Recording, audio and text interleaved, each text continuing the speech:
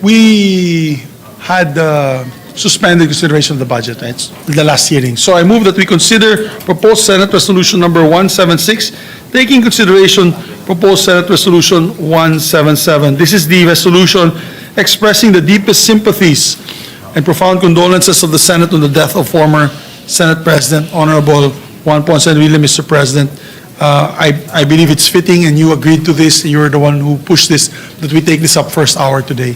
So may we ask the Secretary, Mr. President, to read the title of the measure. So we will accept that as a formal motion, Mr. Majority Leader. Any objection? Hearing none. Consideration of proposed Senate Resolution 176 is now in order. Secretary, will we read the title of the resolution? Resolution expressing the deepest sympathies and profound condolences of the Senate on the death of former Senate President Honorable Juan Ponce Enrile. Thank you, Mr. President. Mr. President, I'm making an appeal to all our colleagues that instead of sponsoring this measure today, because we have the budget deliberations at hand and several secretaries waiting, may we just approve this, of course, subject to style, and all those who wish to propose of course, or give privileged speeches can do it on Wednesday. We have an ecological service for the good Senate President Enrile on Wednesday morning, I think at 9 a.m., Mr. President. Yes, so we will just insert our sponsorship of the said resolution into the records of the Senate, and so Yes. the other members of the Senate. Yes, myself as well, Mr. President. So with that, Yes. Mr. President, there being no member who wishes to sponsor and give any amendments, I move that we close both the sponsorship, period of sponsorship and period of amendments. I so move, Mr. President. Any objection? Hearing none. So closed. Mr. President, I move that we adopt Senate Resolution number 176, taking consideration proposed Senate Resolution number 177. I so move, Mr. President. Any objection? Chair hears none. Proposed Senate Resolution 176, subject to style and in consideration of Senate Resolution 177, is hereby adopted. Thank you, and and may we make all members of the Senate, of course, Mr. President, as a co-sponsor of the measure. All members of the Senate are all co-authors and co-sponsors of the measure. Thank you, Mr. President. And one of the reasons also why we need to approve it today is that so we can print it out and frame the parchment paper para maibigay po natin sa pamilya, Mr. President, itong darating na Wednesday. So with that, I move to resume consideration of House Bill number 4058 under Committee Report number 18. I so move, Mr. President.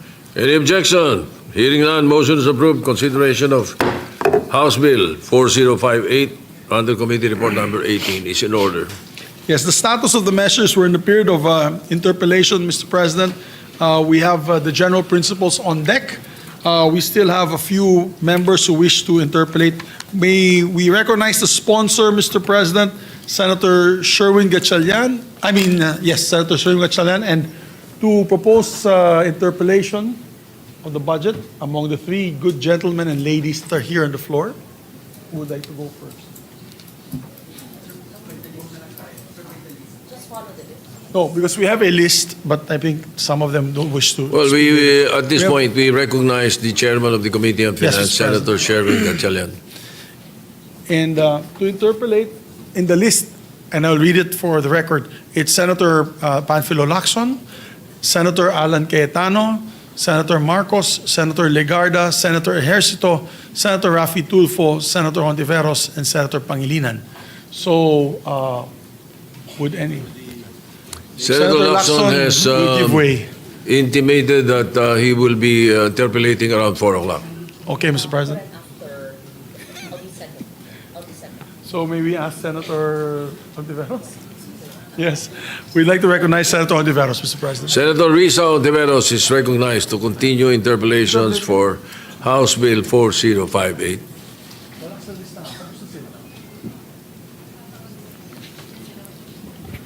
Salamat, Mr. President. So I guess I'm up again sooner than I expected.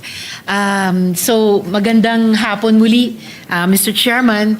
I'd just like to pose a shortened list of my remaining questions from our first round for this afternoon's plenary. So, una na po, Mr. Chair, Mr. President, on the Maharlika investment in the National Grid Corporation of the Philippines. Gusto natin maiwasan na masayang ang 19 billion pesos na investment na ginawa ng MIF sa NGCP para sa renewable energies. So may we get an update from the Department of Finance on how the investment of Maharlika in the NGCP is doing, Mr. Chair?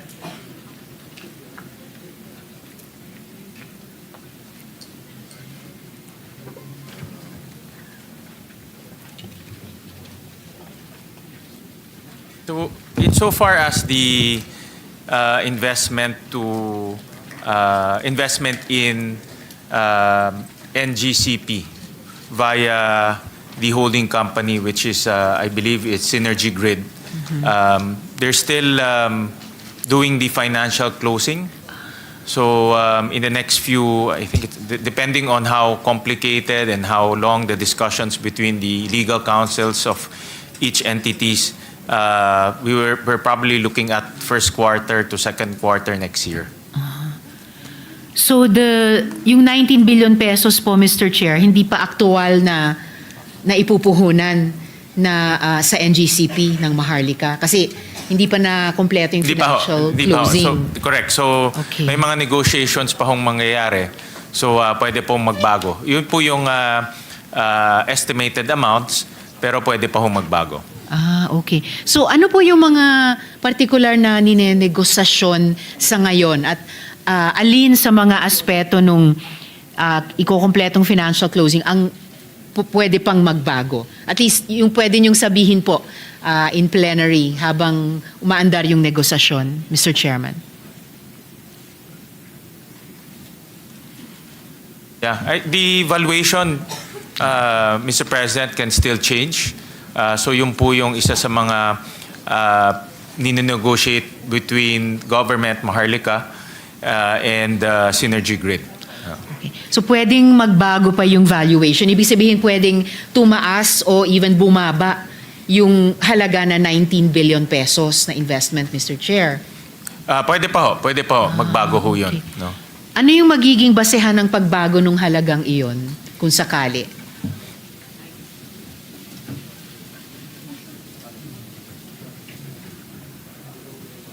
Ang pwede hong maging dahilan ng pagbabago is number one is the market value of the investment. Synergy Grid is a publicly listed company, so titignan rin po yung valuation nitong kumpanya. And then, of course, tinitignan rin po yung risk to the investment. So these are all factors na pwede pong magbago pa doon sa presyo po. Ano po yung kinoconsider na mga risks sa negosasyon sa ngayon, Mr. Chair? Well, typically, since this is a regulated entity, it's a regulatory risk, yung isa sa mga tinitignan. Of course, mga ganitong type of companies, they also rely on loans. So, tinitignan rin po yung interest rate risk as well as currency risk. Kasi sa laki po ng investment, marami ho dito will be loan from the outside. No? So, with the recent weakness in the peso, that's also another factor. No? Okay, salamat Mr. Chair. Ito sana, isa sana sa kinokonsidera ng gobyerno sa pag-finalize ng financial closing dito. Anong ginagawa ng Maharlika Investment Fund in partnerships siyempre sa Department of Energy at sa NGCP mismo? Anong ginagawa ng MIF para sa halip na coal-based electricity, renewable energies na kinontrata niya ang pwedeng i-transmit ng NGCP na in fact delinquent sa ngayon?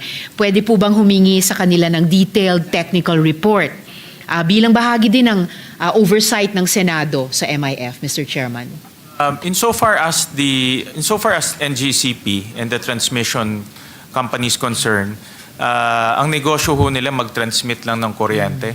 So the contracting of the generation typically ho, ang nagko-contract are the distribution utilities.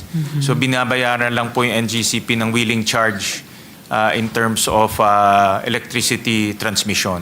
Pero yung kontrata ho is between the distribution companies and also the generation companies. So it's the call of the distribution companies kung bibili ho sila ng mas maraming fossil fuel o mas maraming RE. Pero ngayon ho, meron ng RPS, Renewable Portfolio Standards, ang DOE. So they're mandated to contract 5% of their total electricity outputs from renewable energy. No? At tumataas ho yan over time. No? Opo, Mr. Chair. At kasama naman ang DOE sa pag-finalize nung financial closing, di po ba?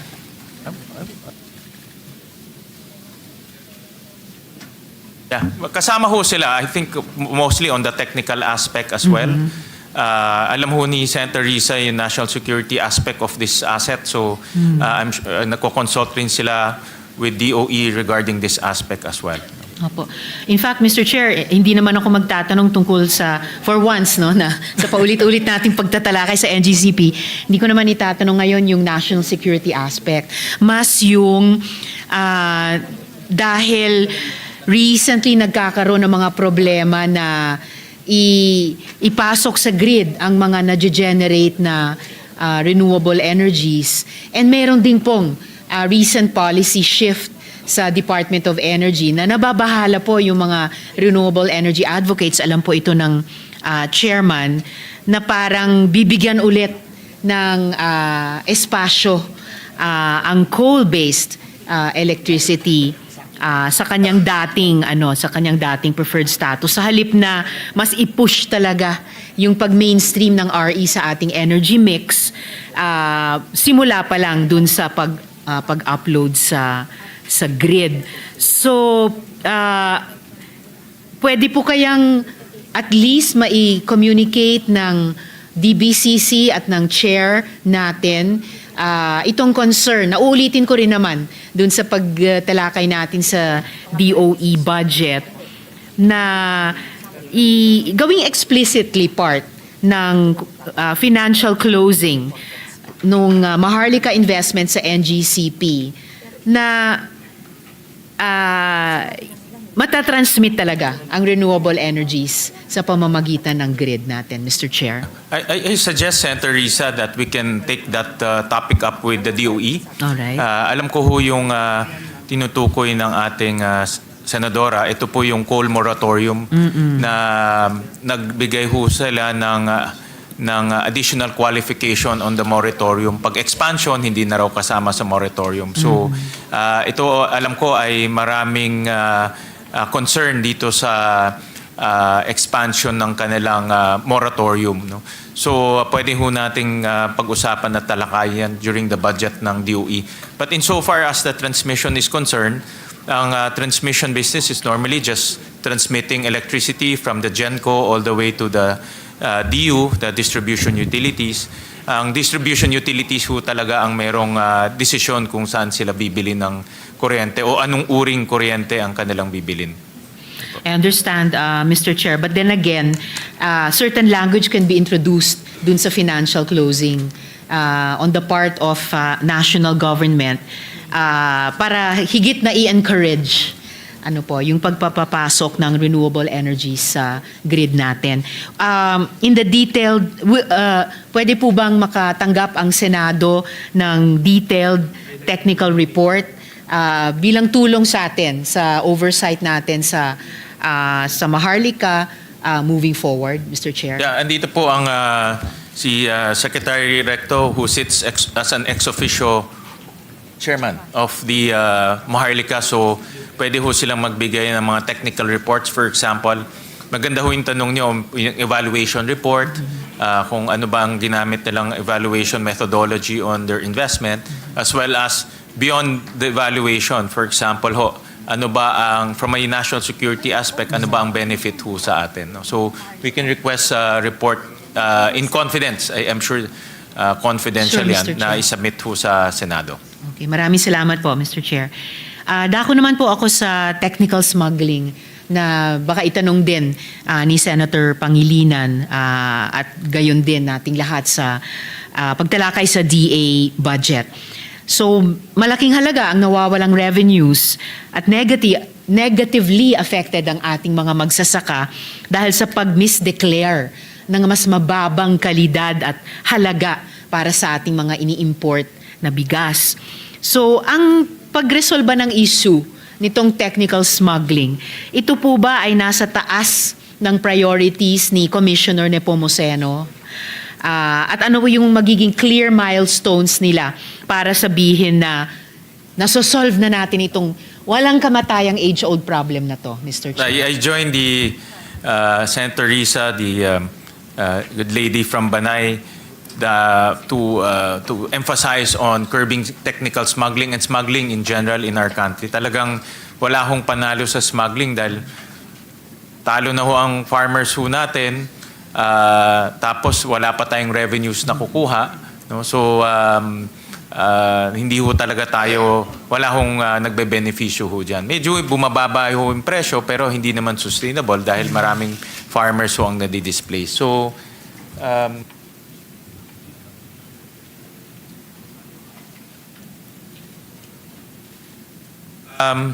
sa BOC naman, in fairness to them ho, talagang tuloy-tuloy po yung kanilang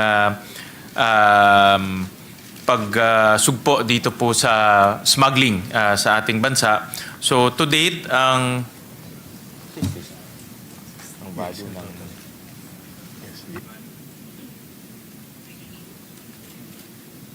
to date po ang value ng na-seize na goods ho nila is about 4.7 billion pesos po. Sari-sari na ho to. May cigarettes, mackerel, onions, vape. So malaki-laki na rin po yung kanilang na-seize na mga smuggled goods. At sa mga priorities po ni Commissioner Nepomuceno, nasa taas ba or top 3 or top 5 yung pag-solve ng technical smuggling, Mr. Chair? Nasa ano ho to, priority, nasa top 1. Sabi ho sa akin ni Commissioner Nepomuceno na may explicit instruction ng ating Pangulo na habulin ho talaga yung mga smugglers. At hindi lang po ma-seizing goods, kung hindi kasuhan at siguraduhin manalo tayo sa kaso. Pero I remember during sa Ways and Means Committee hearing a few days ago, meron ho tayong mga batas na dapat ho rin ayusin. I remember sabi ho ni Commissioner Nepomuceno, marami sa mga nahuhuli nila ang mga consignee, mga driver, mga kasambahay. So hindi ho sinusulat yung mga totoong consignee. So dapat ho talaga i-revisit yung mga batas ho natin para po habulin yung mga totoong smuggler. Hindi lang po yung naglalagay lang ho sila kung sino-sino as consignee para hindi ho sila makasuhan. And I think sinimulan din nating on our end, Mr. Chair, solusyonan yan, lalo na halimbawa nung ipinasa natin yung anti-economic sabotage law na may marami at mahalagang input din mismo ang Bureau of Customs. Correct. So isa rin yung sa mga gagamitin nila o ginagamit na batas para po habulin yung mga smugglers po. And mabuting mabalitaan na number 1 priority itong pagsulba ng issue ng technical smuggling ni na Commissioner Nepomuceno. Ano yung magiging milestones nila sa pag-achieve nung number 1 priority na iyan? Clear milestones para sabihin na achieve nila, Mr. Chair. Aside from doon po sa mga seizures na ginagawa nila, yung prosecution as well as conviction. Admittedly ho, like for example, nung nagkaroon ho kami ng hearing tungkol sa smuggled tobacco at vape, admittedly napakababa po ang conviction. Mataas po ang seizure, mga thousands. Natatandaan ko, thousands po yung seizure. Pero pag lumakad ho tayo doon sa wheels of justice hanggang conviction, less than 1% lang ho nako-convict. No? So maraming nahuhuli pero halos kakaunti lang po yung conviction. So yun po yung challenge natin sa BOC and sa BIR na taasan po yung conviction. Together with the DOJ, of course. Yes. Talagang dapat ho mayroon pong makulong rin sa mga smugglers.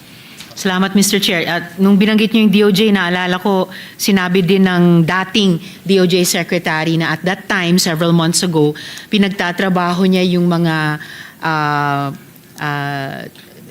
tao ng DOJ, halimbawa sa Philippine National Police, para yung case build-up ay mas mahigpit. And I don't know, perhaps kung ginagawa na rin nila or pinaplanong gawin DOJ with BOC para itaas nga po yung percentage ng convictions, Mr. Chair.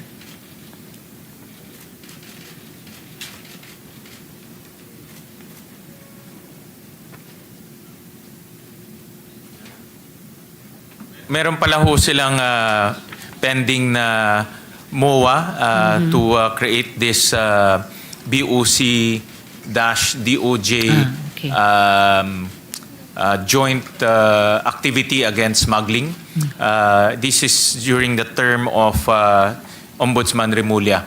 No? So medyo na antala lang ho dahil sa pagkakapalit po ng kalihim doon. Pero pinupersuho nila yan para magkaroon ho sila ng mas matibay pa na joint activity between the entity that seizes the goods and the entity that files the case, and eventually, hopefully, manalo po tayo doon sa kaso. Hopefully, Mr. Chair. And at least yung dating SOJ ay yung ombudsman Yes, ngayon. oo. So even Correct. on the personal level, Yeah. mas may paraan na kumpletuhin itong Yeah. Kanina po nakita ko na nag-oath na po yung bagong Secretary of Justice, si Secretary Vida. So I think pwede na pong i-revive ulit ng BOC yung kanilang plano na magkaroon ng mas maigting na relasyon sa pagitan ng BOC at DOJ. And I wish them the best in that, Mr. Chair, para ma-achieve talaga yung sinasabing number one priority. Correct. Opo. At may makulong. Kasi At may yun ang makulong. problema, maraming nahuhuli, walang nakukulong eh. Opo. At dapat hindi lang po yung mga bodegero, mga Oh, yeah. kung Correct. sinong kunyaring signees Correct. ng mga smugglers, Mr. Chair. Salamat po. Dako naman po ako dun sa GSIS School Buildings Insurance. Maraming mga eskwelahan, alam po nating lahat, ang nasalanta ng mga nakaraang lindol at bagyo. However, as was, I believe, the practice before, our schools should be covered by the National Indemnity Insurance Program, o NIIP, and international reinsurance.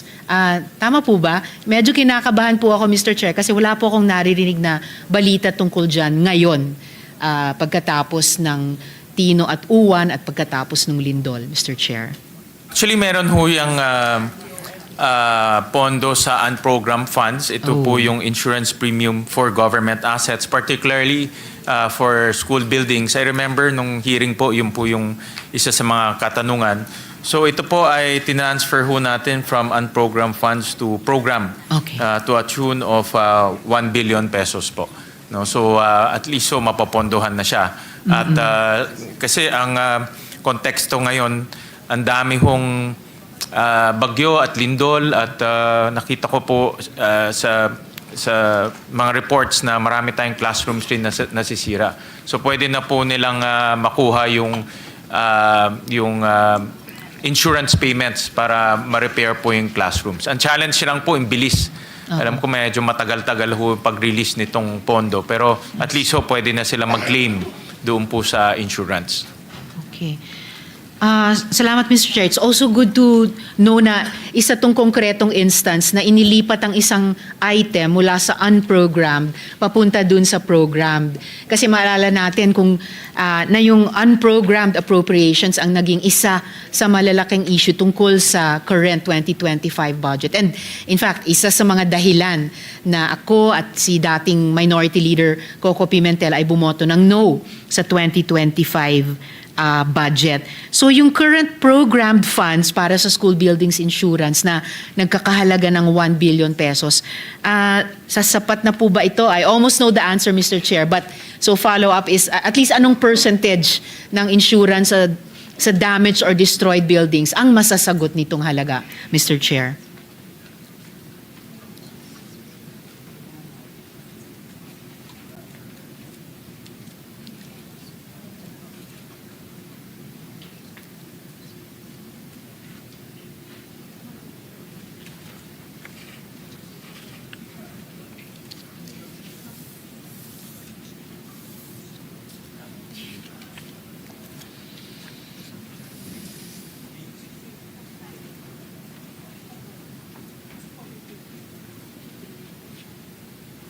doon po sa existing, yung this year, 2025, according to our National Treasurer, kaya naman pong ibayaran ng mga damaged schools. No? Okay.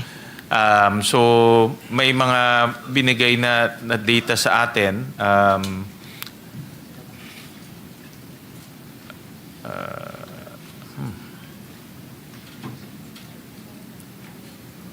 Ang hindi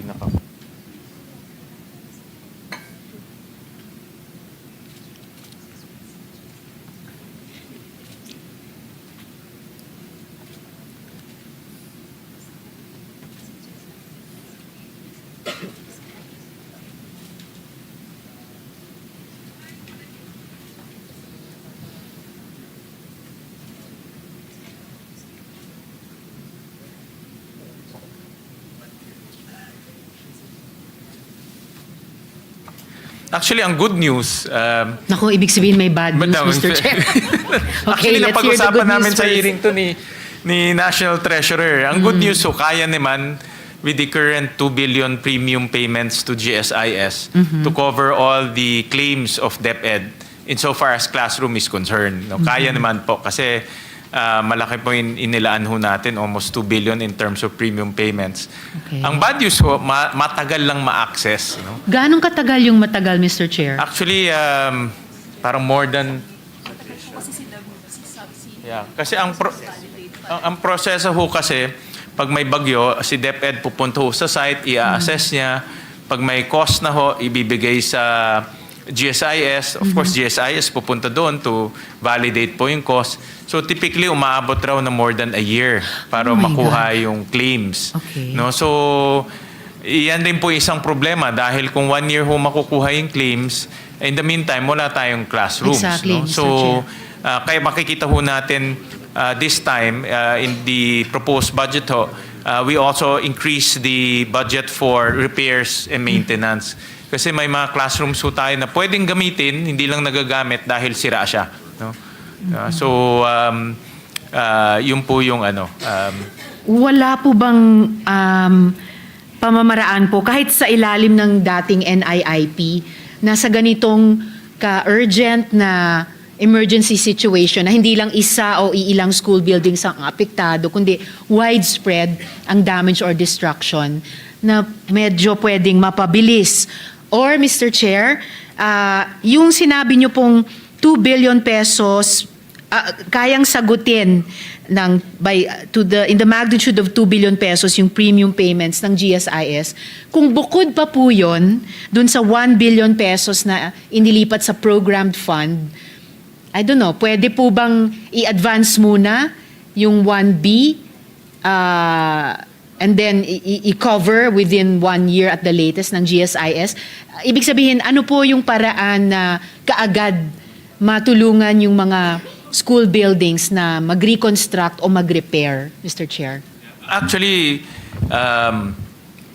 Mr. President, Her Honor, kaya ho namin binawasan rin yung amounts from 2 billion to 1 billion kasi parang mas mabilis pa ho pag naglagay tayo ng 1 billion to repair of classrooms. Kasi kung mag-aantay ho tayo ng 1 year plus para makuha yung reimbursement o yung claims, tapos magre-repair pa lang tayo, napakatagal ho. No? So in the meantime, yung classrooms hindi ho nagagamit. So I think we should request for a report sa ating Bureau of Treasury kung magkaroon ng cost-benefit analysis and also a report whether itong binibigay natin sa GSIS in the form of premiums talagang nakakatulong sa pag-re-repair ng ating mga classrooms. Kasi we need to assess baka kung 1 year plus ho natin makukuha, napakatagal ho. Napakatagal. No? So, ang need po ng mga bata is immediately. Ngayon. Oo, ngayon. So, May kasabihan pa nga, Mr. Chair, di ba? A child cannot wait for tomorrow. Correct. His name is today. correct. Opo. Ako, I absolutely agree. So, we'll request for a separate briefing and report on this National Indemnity Insurance Program. Napag-usapan ho namin to during hearing but Opo. we need to drill down pa kung ano ho dapat gawin. Kung effective ba siya or maybe a different package or a different arrangement with GSIS. All right, Mr. Chair. Magpa-participate din po ako dyan. And Yeah. I hope remedial measures can be undertaken para kung mananatili pa rin itong napaka-importanteng function sa GSIS, ay mapabilis nga yung pag-extend niya ng service na ito sa mga eskwelahan na nasa ilalim din naman ng gobyerno natin, Mr. Chairman.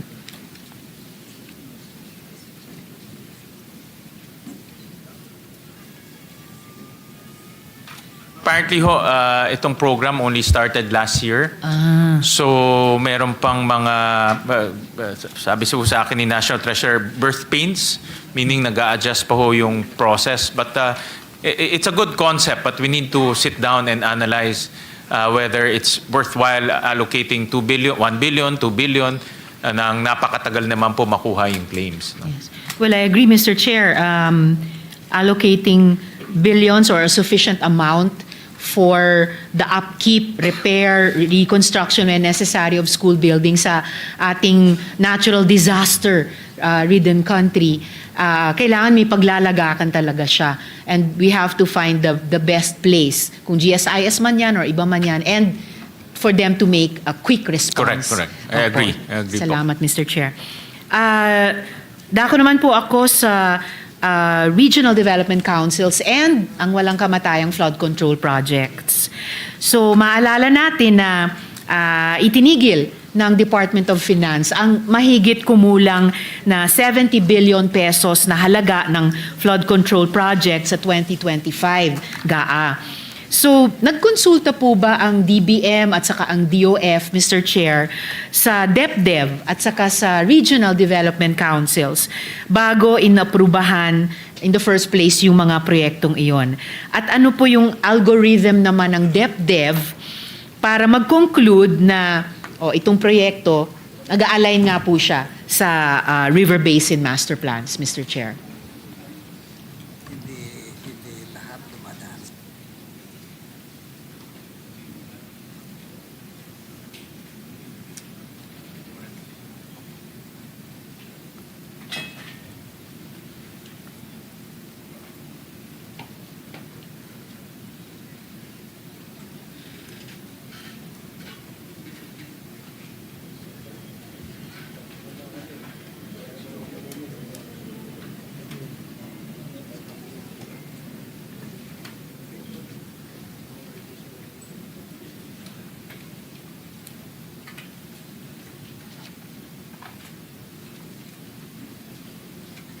Unfortunately po, sabi sa akin ho ni Secretary Balisacan na itong flood control hindi ho dumadaan po sa DepDev. No? Dahil po ang kanilang threshold, pag PPP projects, about 15 billion po. So anything below 15 billion, hindi na ho dadaan sa kanila pag PPP. Pagdating naman po sa GAA projects, 5 billion po ang threshold. So anything below that, hindi na ho dumadaan sa kanila. So hindi ho nila nare-review yung mga plano pag mas maliit po yung mga projects na ina-allocate po ng Department of Public Works. And alam naman po natin, Mr. Chair, yung napagalaman din po natin kahit sa Senate Blue Ribbon Committee investigations, yung notorious practice of so-called splitting projects. Opo, para maging mas mababa, mag-slip under ng threshold na subject na sa vetting ng DepDev or ng ibang Sa national expenditure agencies. makikita na ho natin doon yung ibang mga projects na na-identify ho natin. No? Isang project lang ho siya pero napuputol siya into many phases. No? Yes, Mr. Chair. At sa ganung paraan din, hindi lang DepDev ang nalulusutan, pati ibang mga ahensya, halimbawa tulad ng DENR, dahil spinlit ang isang halimbawa, mahabang daan, halimbawa sa isang mountain range, may nadadaan ng mga ecologically sensitive areas dahil bumababa di umano ang financial threshold nila, bumababa din equally yung eyes on the proposal ng iba't ibang mga ahensya. And ngayon kaya nadadagdagan yung pagtingin natin mismo na nagtatrabaho dito sa Senado, bukod sa ating mga kababayan, kung gaano kahalaga yung eyes, particularly ng DepDev at ng mga regional development councils. So kung kung dadaan na yung ganitong kahit yung ganitong mga proyekto sa DepDev at sa mga RDCs, ano yung meron na bang or ano yung maaring buwing algorithm ng DepDev para sabihin, okay, binet namin itong proposed project against yung, halimbawa, River Basin Master Plan and check, it will qualify, Mr. Chair. Doon po sa mga pagdinig ho natin, nasabi ho ni Secretary Dizon na by 2027 ho, sisiguraduhin niya na maayos na ang proposals ng Department of Agriculture, Department of Public Works. Balita yun, Mr. Chair. No, malayo, ang layo. Oo. So, 2027. kailangan, inaayos ho nila, first of all, yung mga policies nila on local government coordination. Dapat ho, may totoong shovel ready na. Ibig sabihin, may plano, may feasibility study. At inaayos na rin ho nila yung master plan for this project. So makakaasa ho tayo, pagbigay ho nila ng budget for 2027, marami na pong reforma pagdating po sa propose ng project. And alam ko ho, ang DepDev and ano ho rin sila, pinag-aaralan na rin nila ngayon yung mga master plans ng mga river basins ho natin. So kasama ho sila doon ho sa pag-aaral ho nitong mga river basins ho natin. Yung master plan po. And I'm sure, Mr. Chair, and I hope, kasama doon yung DNR kasi sinasabi din nila na hindi lang infrastructure-based solutions ang kailangan natin, dapat kasama at minsan, no, depende sa proyekto, nature-based ang solutions sa pagbabaha dito po sa ating bansa, Mr. Chair. Actually, marami hong revelations nangyari dito sa flood control. Narinig ko, sinabi rin ni Secretary Dizon, marami sa mga flood control, ni plano wala eh. No? So kung plano wala, definitely yung master plan wala rin. No? So marami dito parang patse-patse po yung mga projects pero hindi alam kung talagang makakatulong o hindi. So ito po yung kinokorek ngayon ng DepDev, DNR as well as DPWH. No? Salamat, Mr. Chair. Kasi yung sinabi niyong ganyang mga proyekto, walang engineering plan, may financial plan lang. Kaya po nagbunga ng hindi ng flood control kundi ng corruption at yung mga pagdurusang dinadaanan ng mga kababayan natin ngayon. Mr. President, if I may interject. Yes, with the permission Mr. of, President, Senator Estrada. Rizzo. I think the presiding officer is busy. Senator Estrada is recognized. Thank you. Just only one question, Your Honor. Kung magkakaroon ba ng partisipasyon ang Regional Development Council dito sa mga flood control projects, magkakaroon ba tayo ng mga ghost projects? Kung tinitignan ho namin, yung batting average ng Regional Development Council, less than 30% lang po or around 30% ang projects na na-approve ng Regional Council na napopondohan ng GAA.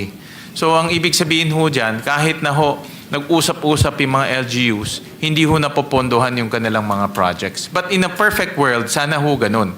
No, dahil ang Regional Development Council, kasama doon ang LGUs, DPWH, DNR, lahat ng mga regional agencies nandoon ho. So doon sila dapat nag-uusap-usap kung ano po yung magandang project sa kanila. Nung umpisa pa lang, nung maraming mga amendments sa mga kongresista, mga senador, mga flood control projects, dapat pala nagkaroon ng partisipasyon ang Regional Development Councils para hindi na tayo nagkakaroon ng ganitong klaseng problema. Dahil sino ba ang mga mastermind ng mga ghost projects? Di ba yung mga engineers dyan sa mga DPWH? Hindi naman mga senador, hindi naman mga congressman eh.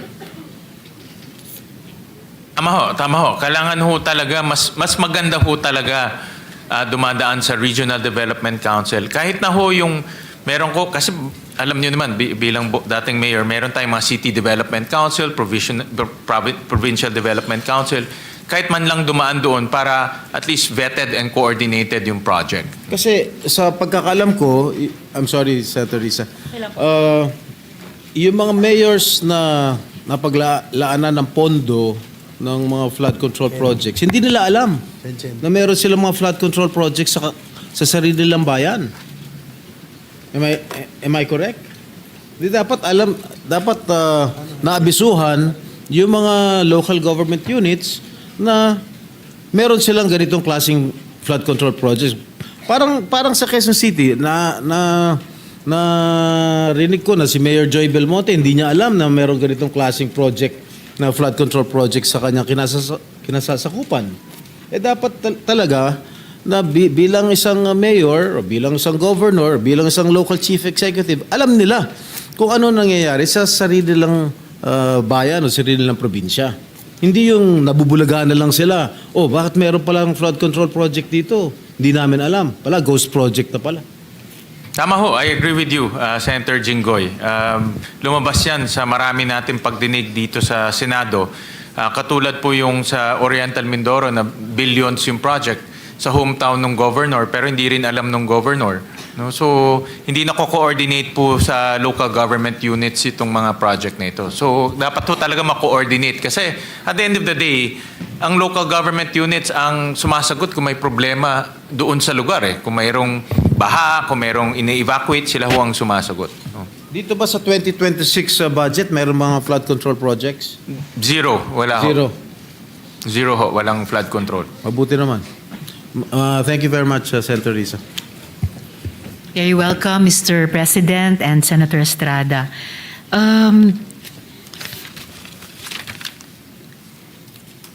Sa DepDev pa rin po, Mr. Chair, tumitingin na po ba sila sa mga alternative ways para i-address yung flood damage? Halimbawa, pagbibigay daan sa ilog na dumaloy, sa halip na labanan ito o i-constrict ito o kaya pagpapalaki ng water retention capacities ng mga upstream swamps.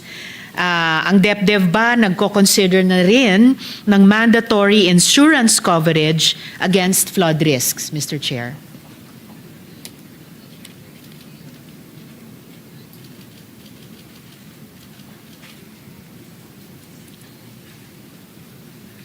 Doon po sa River Basin Master Plan, yan po ang plano ng DepDev this coming New Year na talaga hong maglabas na ng mga master plans.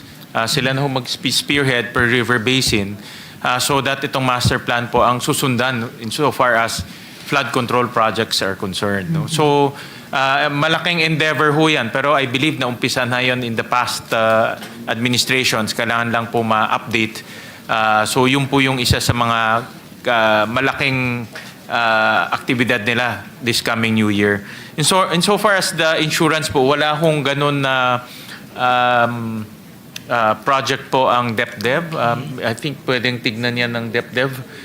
Tignan ho nila kung how we can inject an insurance coverage dun po sa mga flood-prone areas or affected areas by mga ganitong climate change.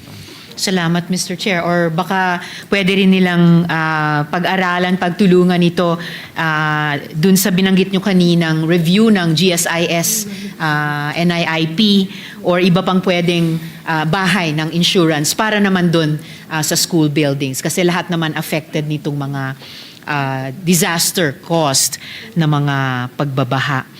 And I hope as far as yung New Year's plan ng DepDev na talagang i-champion yung River Basin Master Plans, I presume and I hope na katrabaho nila doon yung DENR na matagal na rin.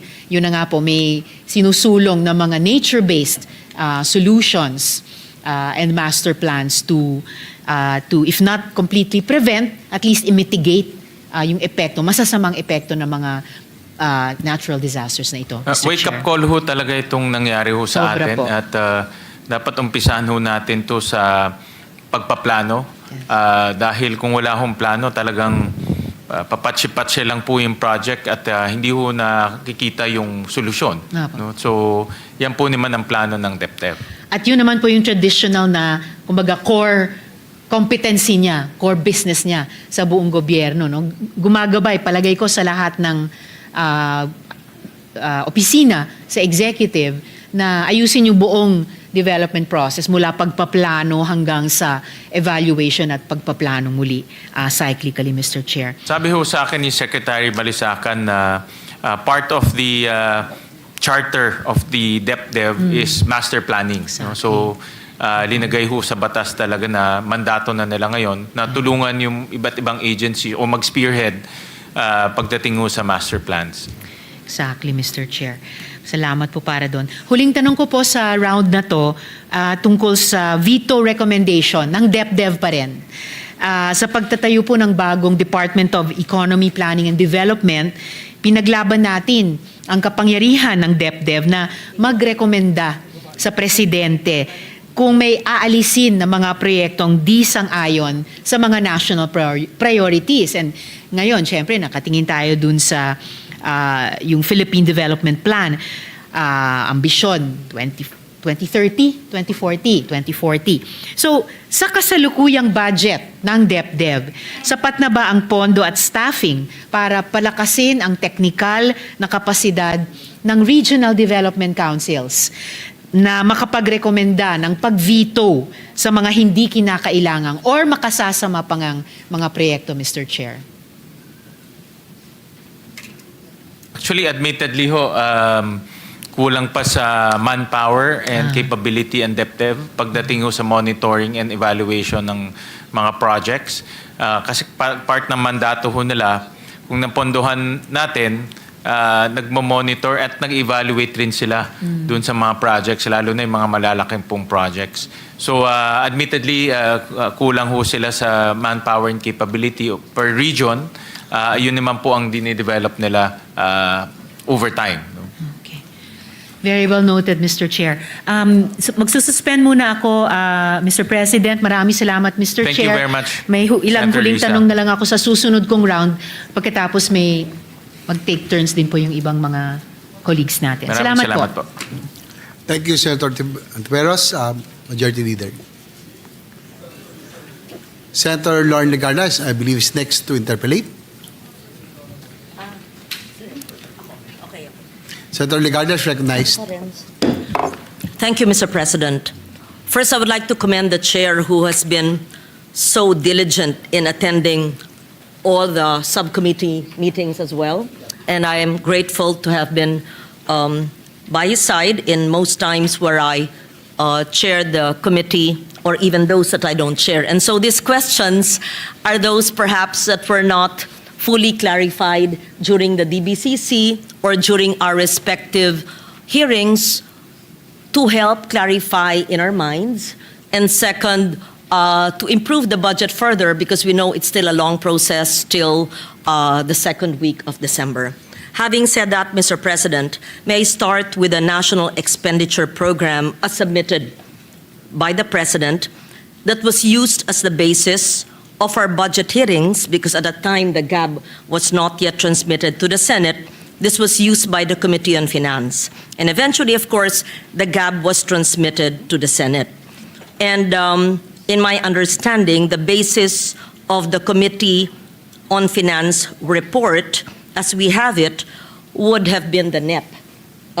Let us clarify that. I mean, at least our hearings, where we ask the questions of the committees and the agencies. So from the DBCC to the individual agencies, the House General Appropriations Bill was not yet transmitted, but then the committee report of the Senate, in my understanding, we used the NEP or did not follow the GAB insofar as the realignments of the DPWH. Let me just clarify what I mean. Because during the budget hearing of the DPWH, we were informed that the budget of that agency, upon its own recommendation, was pruned from 880 billion to 624.48 billion, or a reduction of 255.5 billion. So to have a total picture of the House GAB and for transparency, before we proceed to deliberate on the budget of each agency, may this representation, Mr. President, try to understand. Since the programmed new appropriations under the NEP that was submitted and the GAB that was transmitted to the Senate by the House carries the same amount of 4.4, more or less, trillion, can we say that the cuts in the DPWH budget were realigned to other agencies, programs, activities, departments, and funds. Kindly inform the Senate which agencies, departments, or funds were augmented from the DPWH cut of 255.5 billion and for what purpose? And may we know the recommendations of the Committee on Finance on the said increases? That's so that we understand it, because people ask us, it was cut there, there was a recommendation, a list in the House GAB, the Senate is adopting the House GAB, or do we have another recommendation for the cut of 255? I stop there, but we'll pursue that after I hear the response of the chair. Thank you, Mr. Let me just President. clarify. The question is, what happened to the cut- 255. The 255. We actually talked about this in Yes. private. Mr. Chair, bear with me. I just wanted to be transparent. Correct, Yes, pero pinag-usapan na natin Tama yan, po. and I think I mentioned to you that I will ask this. Thank Yes. you, Mr. Chair. The NEP was cut by 255 billion to be exact, by the House of Representatives, and it was reflected in the General Appropriations Bill.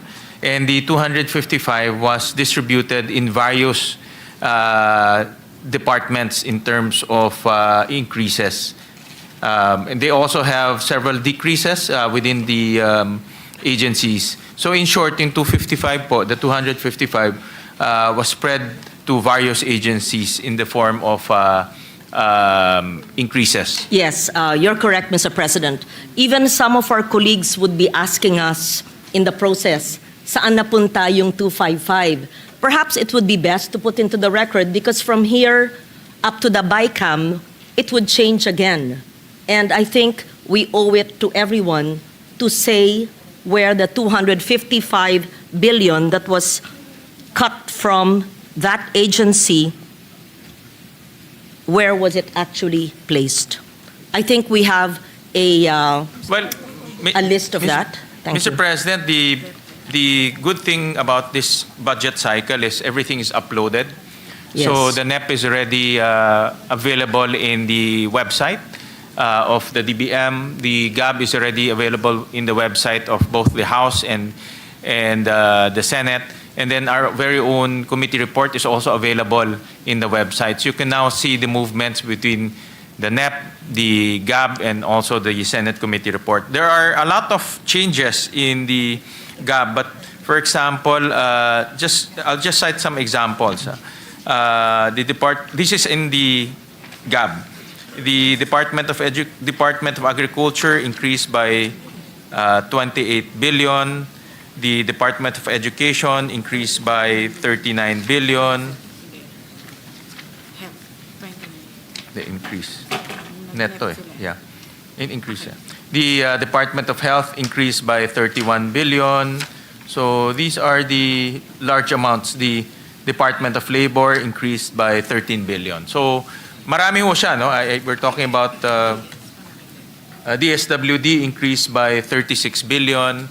These are the bigger changes in the GAB, Mr. President. Yes, Mr. President.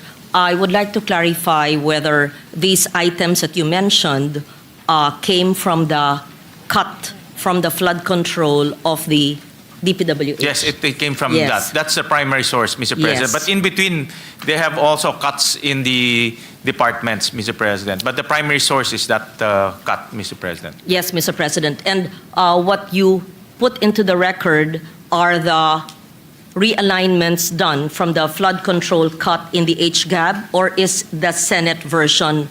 Because did we take into consideration the realignments of the 255 from the DPWH cut, or is this the House list or the Senate list of where we put the 255? Just for clarity. Just to add, another big change from the 255 is the PhilHealth subsidy to a tune about 60 billion, Mr. President. So those are the big, the changes I mentioned are the big ticket items that were taken from the 255, Mr. President. The good chair, Mr. President, is referring to the list in the House GAB. Yes, Mr. Yes. President. Correct. So that it's clear. Yes. The 255 was placed among others, but if you total that, it's not yet 255, but that's some of the items Yeah, mentioned. the big ticket by Your items, Honor. Mr. President. Yes, Mr. President. Okay.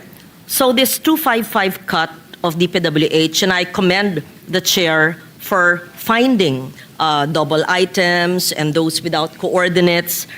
If I'm not mistaken, you found an additional 55 billion cut by the committee, and the realignment to DepEd for school buildings, for state universities and colleges, and for the OTR.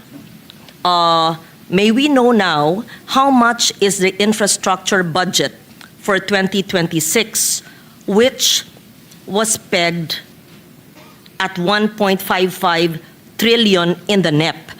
What I'm asking is, if it was 1.55 trillion in the NEP, having realigned some infrastructure to other, perhaps soft, perhaps also infrastructure, is the Senate committee report also aligned with the infrastructure level in the NEP, Mr. President, or is it lower than?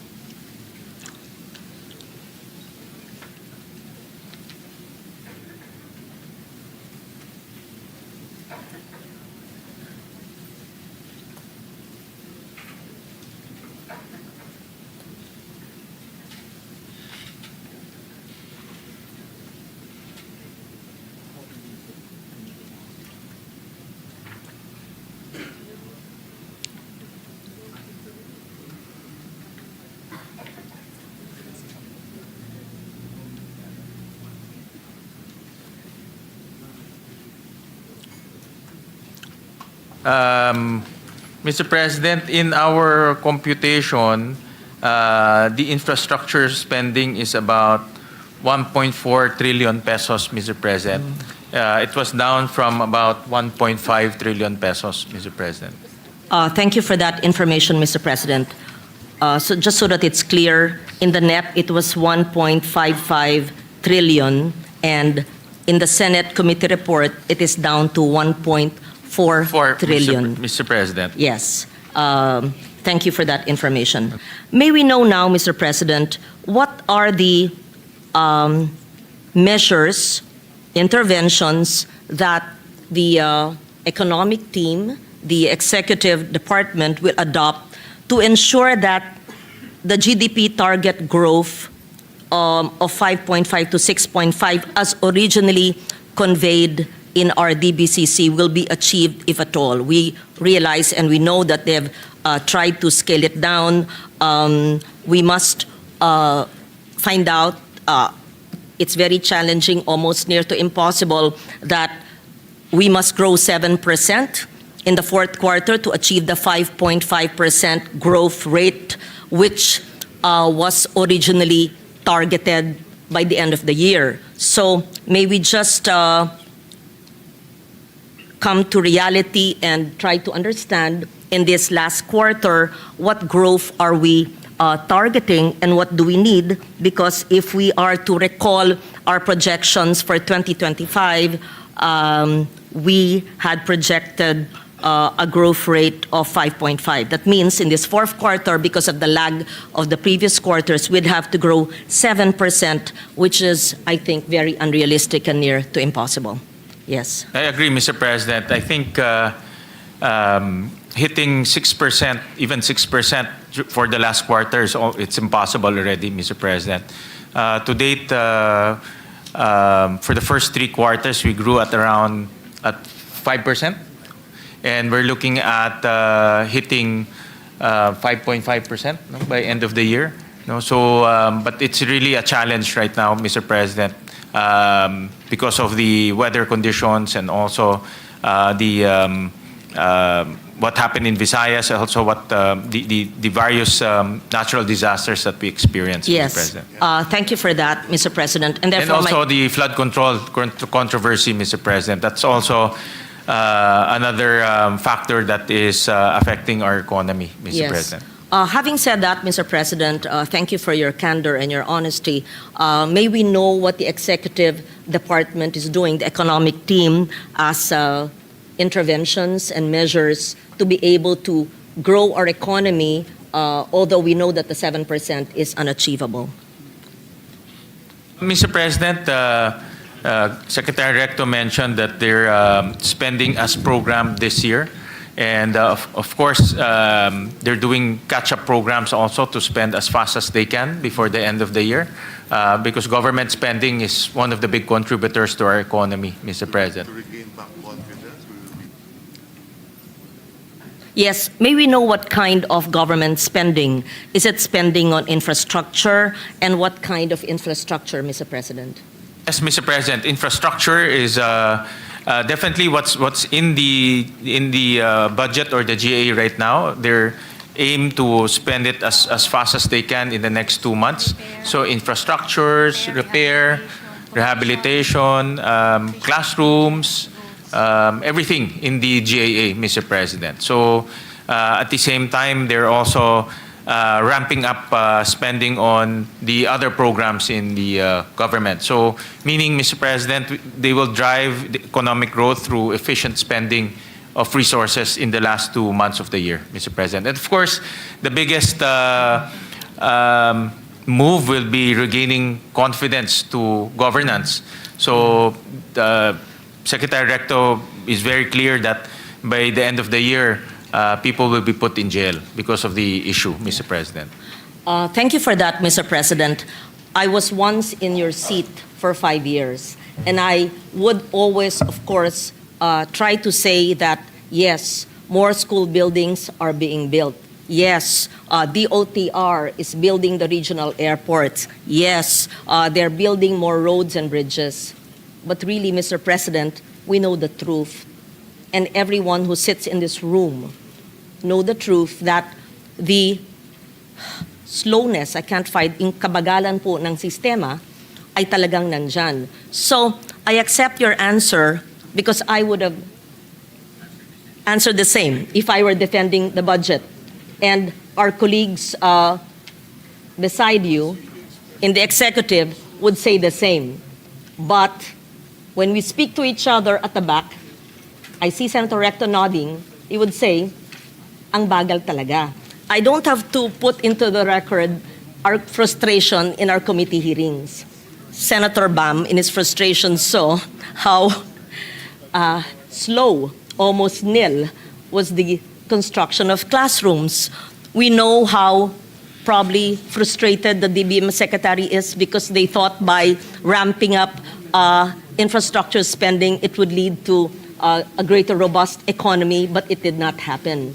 So may we know how are we supposed to believe your answer, Mr. President, which I would have said myself? That's an excellent question, Mr. President. Yes. In fact, when we were consolidating the budget, we were surprised that, for example, HFEP, yung Health Facilities and Enhancement Fund, we were surprised that to date, zero pa ho ang na-allocate doon sa pondo na about 40? Tama po kayo. About Yun po 14 ang ibig billion, kong sabihin na gusto kong Mr. marinig. President. In terms of classroom, 22 pa lang ang nako-construct. In terms of health facilities, zero pa ho ang nako-construct. And end of the year na ho ngayon. No? So it's really, the spending is very dismal. And one of the things that we notice, alam niyo ho to, Mr. President, Senator Lauren, is all the construction are centralized to DPWH. No? Naka-centralize ho yan sa DPWH. So, yung transfer lang ho ng pondo, the transfer from DepEd to DPWH already takes about 6 to 8 months. the transfer of funds from DOH all the way to DPWH also takes 6 to 8 months. So in this budget, we are liberalizing the construction of those facilities. I'll give you an example. In DepEd, we introduced a special provision wherein DepEd can now tap the private sector, the LGUs doing counterpart. They can also do PPPs to construct classrooms. The same with HFEP. The DOH can download funds to the LGU so that the LGUs can also construct. Yung TCAS naman, yung mga construction ng mga kampo ho natin, we gave it back to the Department of the DND, the Department of National Defense, so that they can do the construction on their own. So it's not centralized anymore. We liberalized the construction so that everyone can construct all at the same time. Yes. Thank you for that answer and appreciate the chair's intervention in the implementation of the budget, which will be contained in the GAA of 2026. However, my question earlier was, how are we going to increase spending and reach the highest possible growth rate para makahabol po sa susunod na kulang-kulang na 2 buwan na lang kung ang bagal nga ng pagpatupad ng mga proyekto sa lahat ng ahensya ng gobyerno. And I don't say this just for this year or last year or this administration. It's been like this for decades, Mr. President. Ang bagal-bagal ng whether it's education or health or infrastructure in DPWH, it's dismally low. So what kind of measures, interventions is the executive economic team doing to utilize the resources efficiently and effectively, Mr. Chair? Another intervention, Mr. President, that ano nito, no? Nagawa na? Ito, sir, nasa kanila na yung Yeah. pera. So, kailangan maubos nila. Yeah. So the DBM already downloaded 1.3 trillion pesos to various agencies. So in other words, nasa agencies na ho yung pera, no, for the last quarter. So it's really, in other words, there's no more time lag insofar as documentation is concerned because the money is now in the hands of the agencies. And the agencies' job now for the next 2 months is to spend. No? Spend. Wisely. Yung paggagawin nila. Yes. Wisely, of course. No? Yes. Thank you for that, Mr. President. Perhaps what we could do, which is part of your job as chair, is to not just wait for 1 year, perhaps at the very least a quarterly oversight on the spending and implementation, obligation disbursement, and actual oversight on the agencies lodged with the biggest allocations for infrastructure. So we see how the local economy is benefiting, if at all. It's an excellent suggestion, Yes. Mr. Chairman, that the oversight should not be limited or should not come at the end of the year. No, we can do it on a quarterly basis. So we'll Even practice monthly. that. I will join you with monthly oversight.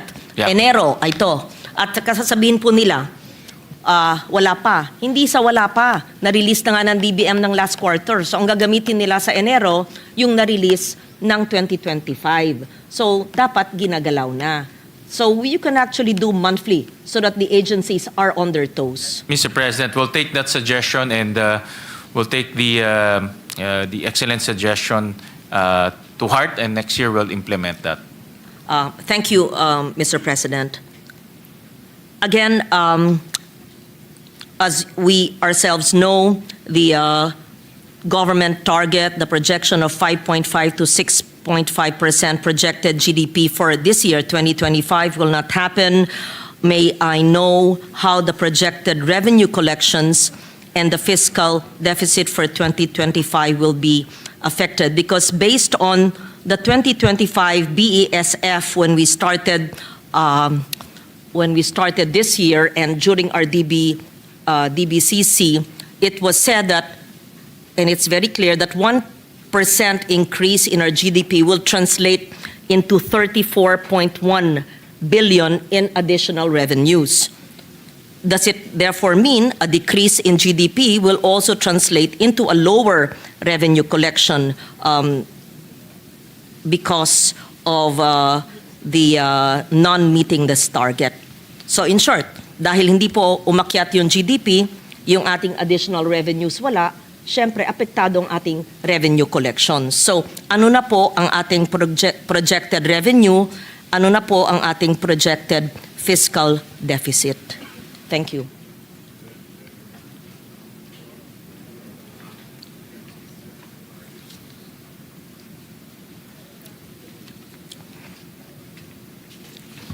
Admittedly, Mr. President, that whenever our growth goes down, our revenue collection also goes down. And admittedly, Secretary Recto mentioned also that revenue will go down because of the slowdown in our economic growth. However, because of their wise fiscal management, deficit will still be maintained at 5.5% of our GDP, Mr. President. So in other words, they'll be doing some really very wise and prudent cash management, Mr. President, in order to maintain our deficit. We thank you for that, Mr. As President. targeted, Mr. President. Thank you. Now, again, this was discussed in the DBCC. I'd like to bring it to plenary as well in light of the targets that we have stated. I'd just like to put into context my question. The government continues to highlight the target of spending. Again, correct me, please. The economic team members are here. They're experts. Correct me if my numbers are inaccurate, but this is what I gathered from our DBCC. The target of spending 5.6% of GDP on infrastructure as a driver of economic growth, in line with international evidence or standards, including World Bank studies, showing that public investment can generate medium-term multipliers of around 1.5 when the projects, of course, are well selected and if they're efficiently implemented. There are growing questions about whether current spending levels truly translate into effective and high-quality infrastructure, given all the issues that we are also aware of, and the leakage, systems loss, corruption, and the slowness, everything put into the picture. Taken together, these raise concerns that the reported 5% of GDP may overstate the real value of infrastructure actually benefiting the public, especially if a portion of the budget does not result in durable, well-built, or efficiently delivered projects.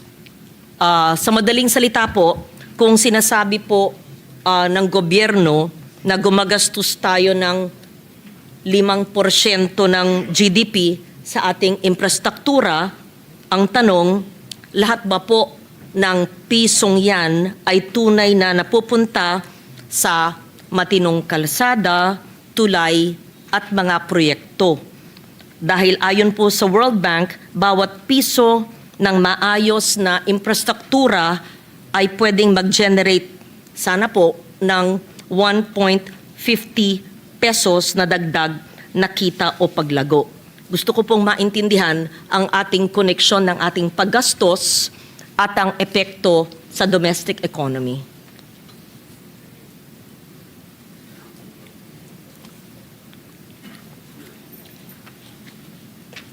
Actually, if the flood control issue did not happen, we were on track to spend at the very least 5% of our GDP to infrastructure, and that has been the plan of government even during the prior administration, to maintain it at 5% at the very least or more.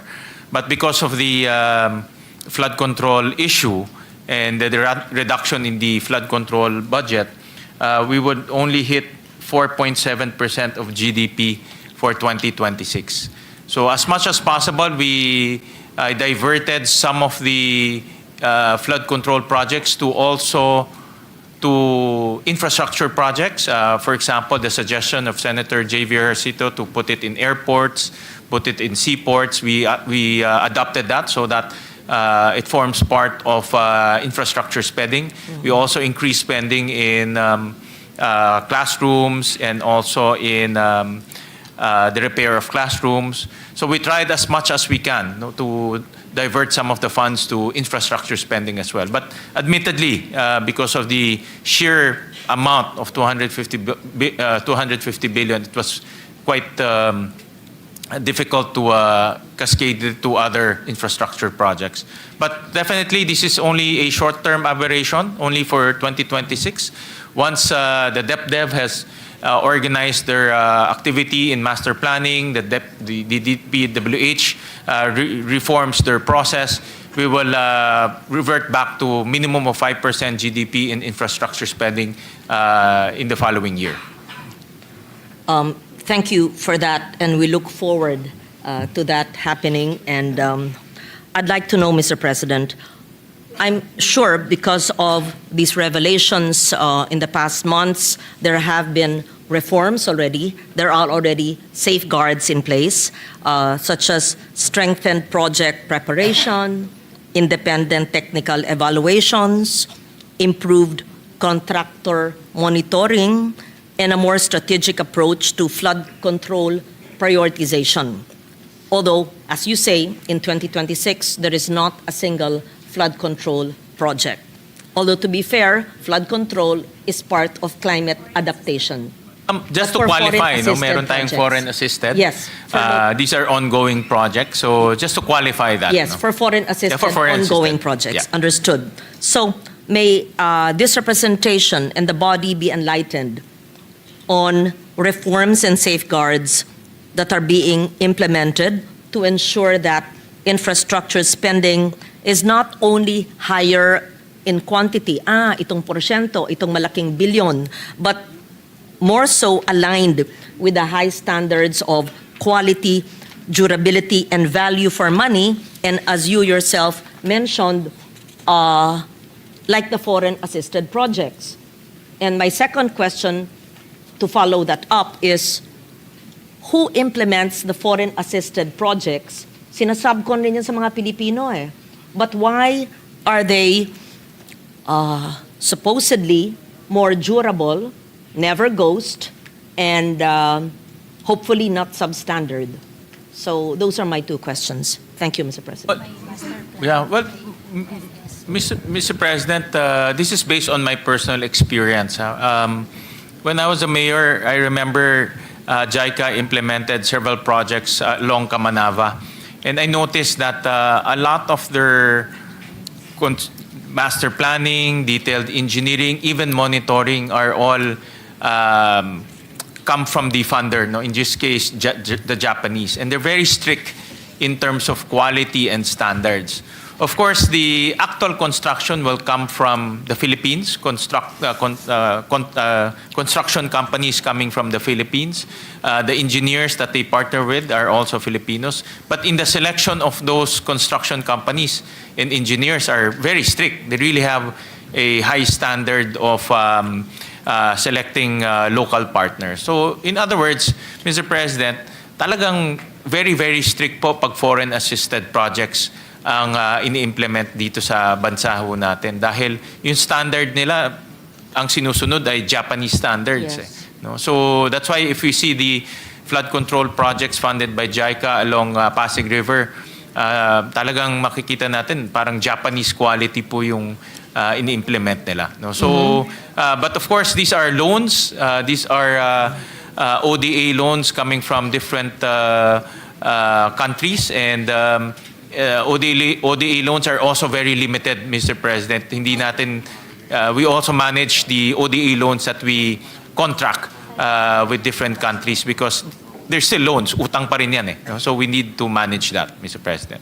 Mr. President, if I may, with the permission of Senator Legarda. And Mr. President, before we recognize Senator Zubiri, let me congratulate our good majority leader for being one of the recognized individuals in strengthening the Japanese and Philippine relationship. He was recently conferred with a recognition that is really a very unique and a big honor to our country. I join you, Mr. President, Mr. Chair, in recognizing, appreciating the contributions of our esteemed former Senate President and Majority Leader, and he was granted and bequeathed the highest honor of the Japan government by the Emperor himself, the Order of the Rising Sun. Yeah, Grand Cordon Order of the Rising Sun, who was previously awarded to only 3 other senators, Senator Edgardo Angara, Senator Frank Dillon, and Senator Manny Villar. So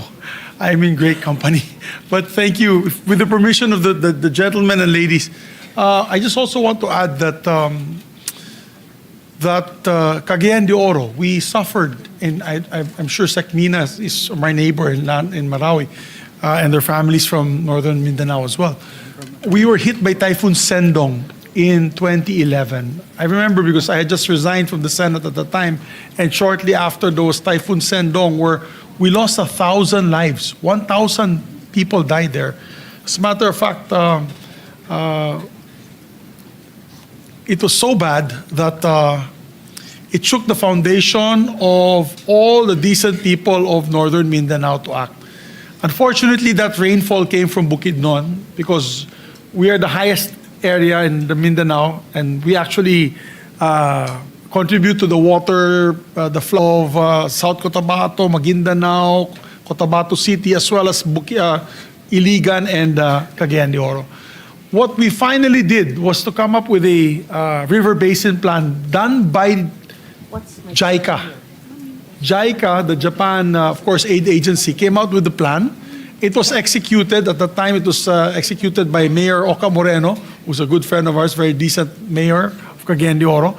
And now it is a model because what they did was it's a mega dike, but with highways on top, parks, well made. It was JICA funded also. And JICA was really on top of everything. And so now, if you look at the area, there's a no-build zone. All the areas within the dike area are no-build. You do not see a single house there. And it's being implemented by the LGUs, subsequent LGUs that followed. And because of that, we've not had knock on wood, we've not had an episode in Cagayan de Oro. So if it's done properly, one time, big time, done properly, coordinated properly, monitored properly, it can be done. And it's actually featured in many vloggers, and they do a lot of drone shots, and they really see the Cagayan de Oro flood control basin. I would suggest that the departments take a look at that because it's really a success story. And it was done through JICA and implemented with JICA's help and monitoring. I'm saying this not because I am pro-Japan. I just got the highest award, but I'm saying this because it works if done properly. Iligan as well. We did that also for Iligan. So that's what we need to do. I think we need to master plan and follow through with the master plan. Thank you, Chairman. Thank you, Madam, Majority Leader, for that Warren. intervention. It's really, most of the funders will follow their own country standards. Yeah. If it's Japanese standard, Korean standard. And part of their activity is to make sure that the quality is of high standard. I think the idea there, Mr. President, with the permission again of the two, is that hindi pacha-pacha.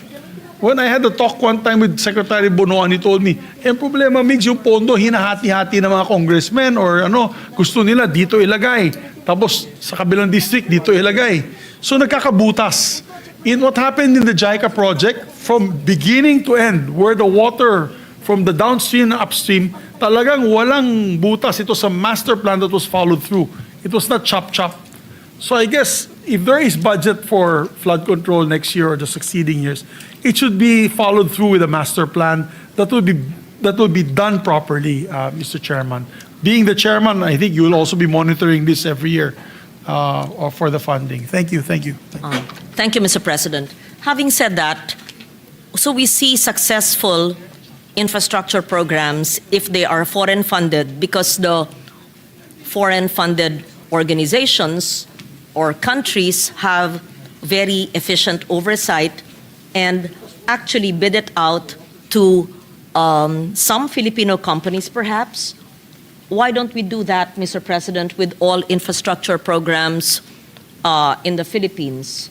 Why don't we use the same procedure, similar use of organizations, contractors, suppliers, procurement processes, the same program management, oversight being done by foreign assisted projects. What kind of interventions can we do for this, for next year's budget, so that each and every peso spent will be spent as if it was from a foreign assisted project?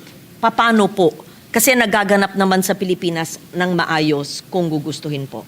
I think that's the plan of Secretary Dizon this coming New Year's, to make sure that the implementation of projects is also almost as similar as foreign assisted projects in terms of planning, doing the detailed engineering, execution, as well as monitoring, all the way to operationalization of the project, Mr. President. So, narinig ko yan po yung kanyang plano. And when the DPWH budget comes in, we can also scrutinize or ask him about his plans on reforming the process. Thank you for your answer, Mr. President. I join you in anticipating the implementation of projects the way others can do it efficiently. May I quote, Mr. President, statements this representation has made way back. Magsimula po tayo nung October 12, 2016, nung International Day for Disaster Risk Reduction. May I quote myself? We must invest in disaster risk reduction. It has been estimated that the economic impact of disaster will be reduced by $7 for every dollar spent for DRR. May I read again the Agos Summit on Disaster Preparedness, where I was keynote on July 8, 2017. For every $1 invested in disaster risk reduction, you can save up to $7 in losses. Those were my statements, not made from my imagination, but from United Nations Global Risk Indices. May I also quote, please?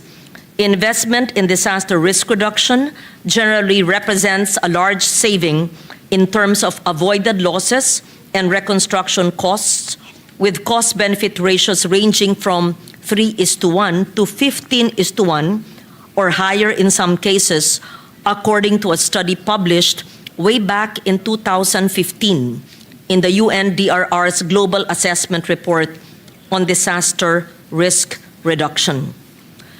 Also, the World Meteorological Organization, or WMO, both the UNDRR and WMO are Geneva-based organizations, believes that $1 invested in prevention could save $7 in recovery.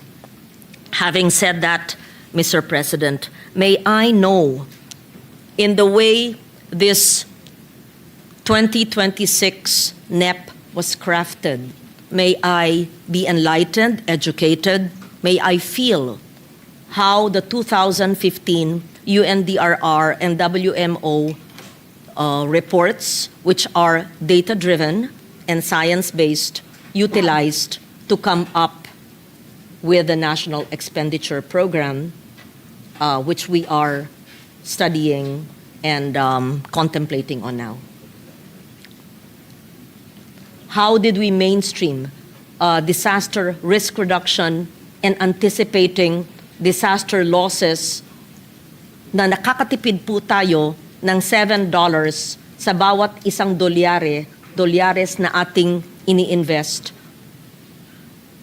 in DRR. If this was not used, I would appreciate an honest answer. If it was used, I want to understand how it was used by the economic team.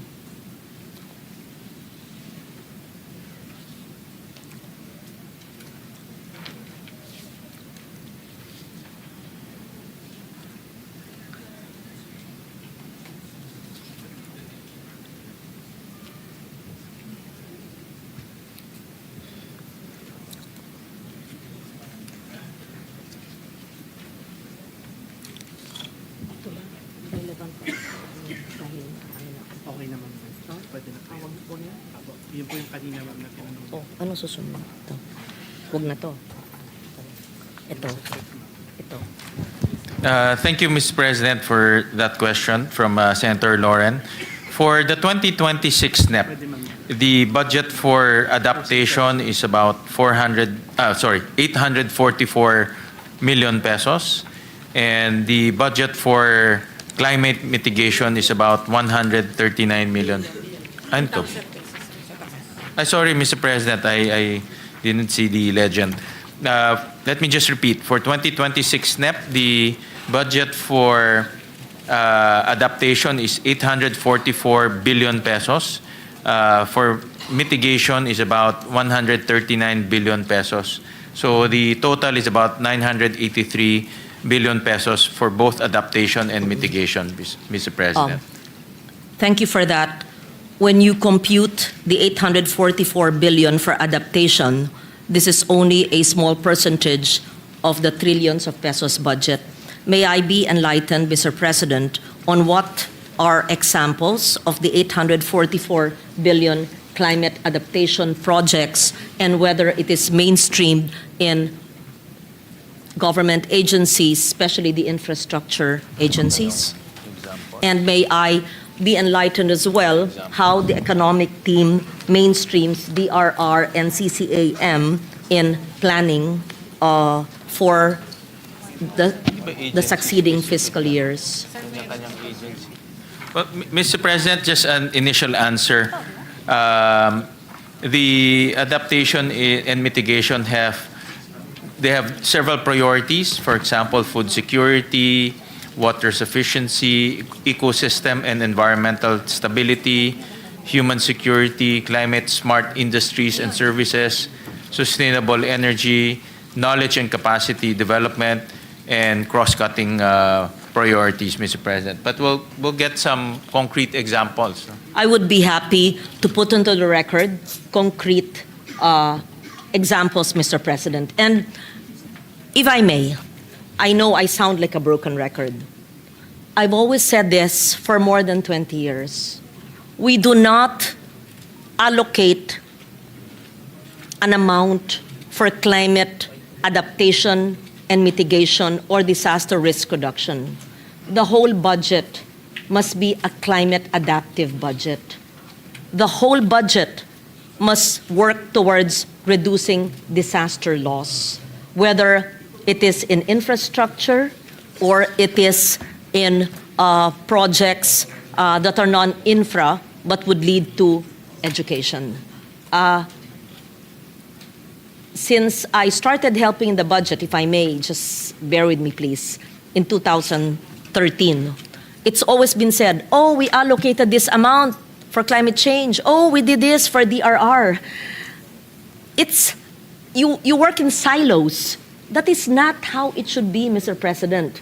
It must be mainstreamed in the way we think, we act, we brief, in the way we build, in the way we educate, in the way we do rainwater collectors, in the way we build infrastructure, in the way we build bridges, in the way we build dams, in the way we release water from dams, from dam release protocols to the use of Doppler radars to constructing flood control, dikes, and revetments and infrastructure. It is my sincere desire that the whole budget would focus into CCAM DRR. And this is nothing new, Mr. President. We've been talking about this for 20 years. And I am just somehow sometimes frustrated that in every administration, we always have to put ceilings on adaptation, mitigation, and DRR when it should already be mainstreamed in every government department. Again, not your fault. Again, not the fault of this admin. I've been speaking this way for more than 20 years in this chamber, and I wish we could have a budget that has the template for CCAM. Because as I said, for every dollar invested in DRR, we have $7 of recovery that we would not have spent because we did it right at first sight. I would be happy to hear a response from the chair. Thank you, Mr. President, for that question. I think I joined Senator Lauren during the budget hearing of the Climate Change Commission, and we can task the Climate Change Commission to spearhead a program or a mechanism wherein climate change adaptation and mitigation should be mainstream and embedded in the activities of the different agencies. Come up with the guidelines, come up with some form of template. So in the formulation of their budget, they will already take into consideration climate change mitigation and adaptation in their different PAPs, program activities and projects, Mr. President. So we can, my suggestion is we can mobilize the CCC to do so, Mr. President. It's a small agency. Perhaps Ano lang, mga template lang, Mr. you're President? correct. Even the DNR can Yes, help. or the DNR, Hopefully, yes. Because the DA also has their climate change offices. All these agencies have their little bureaus or programs relating to CCAM because it's nothing new. We've been doing this for 20 years. Correct. We'll Yes. request from the economic managers concrete examples on climate change mitigation and adaptation, considering that close to about $1 trillion pesos actually have been allocated to climate change adaptation and mitigation projects. Yes.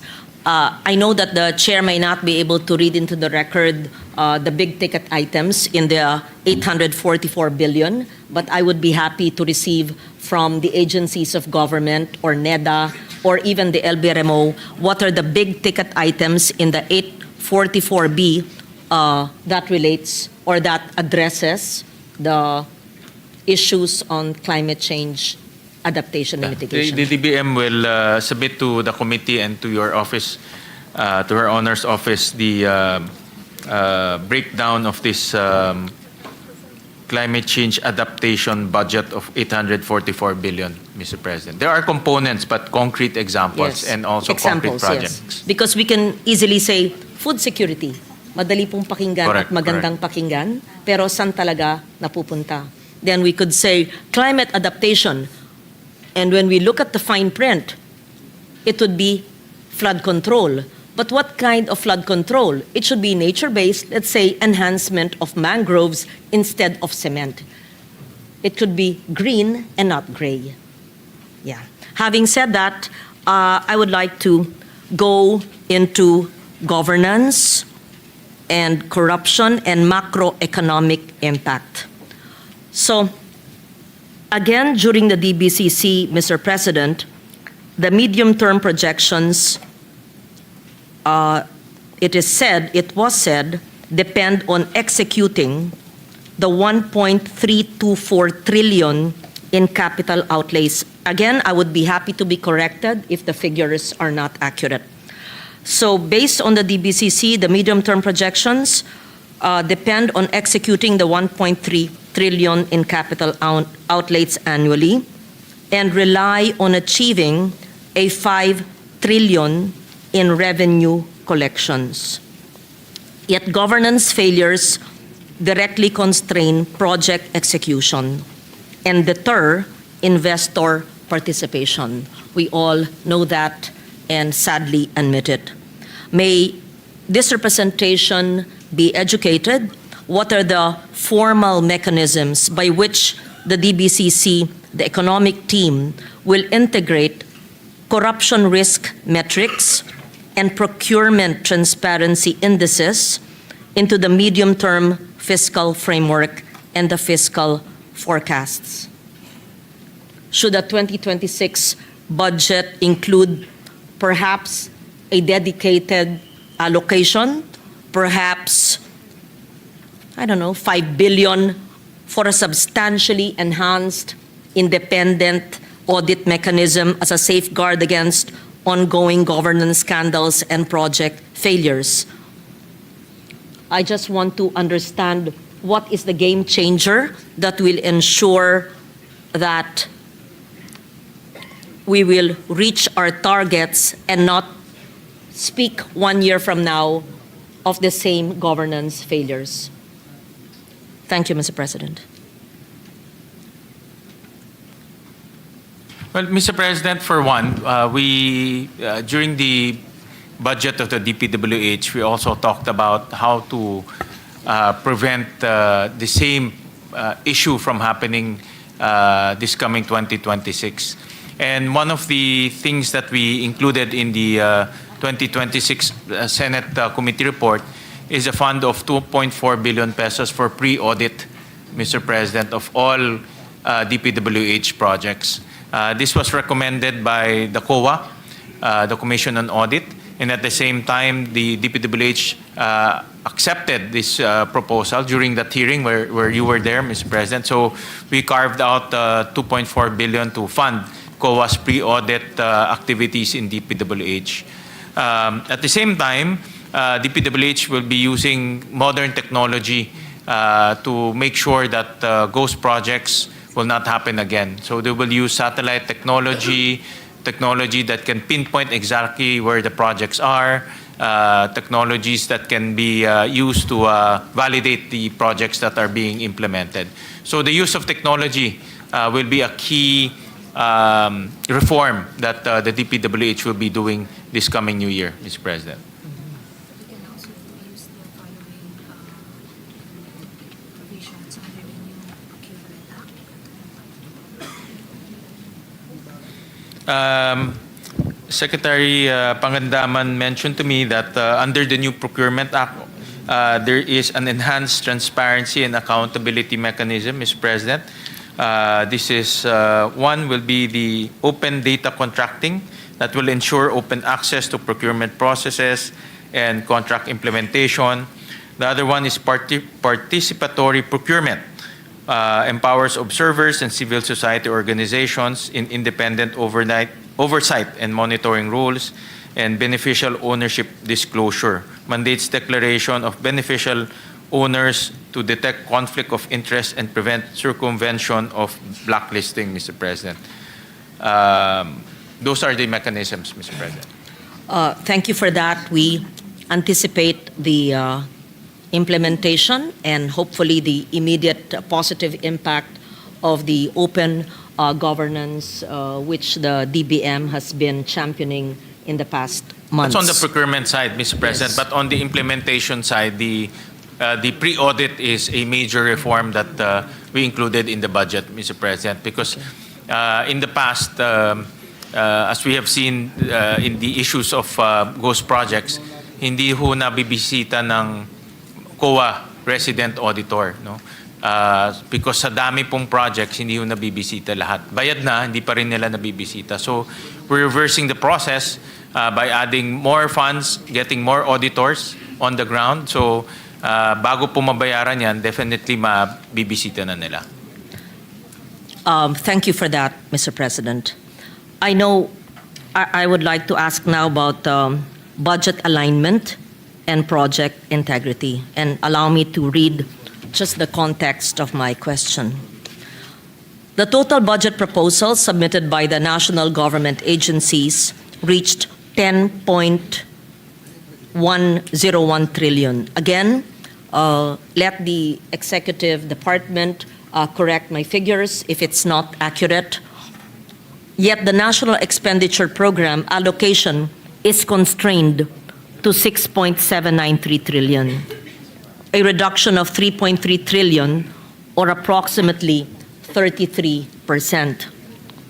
The Department of Budget and Management has cited strict parameters for crafting the NEP, including, and I always hear this term, shovel readiness.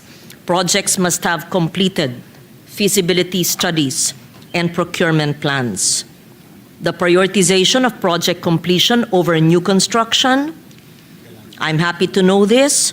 I hope that the unfinished multipurpose and health centers and DepEd school buildings, etc., and bridges will have priority over new construction, and the assessment as well of agency absorptive capacity.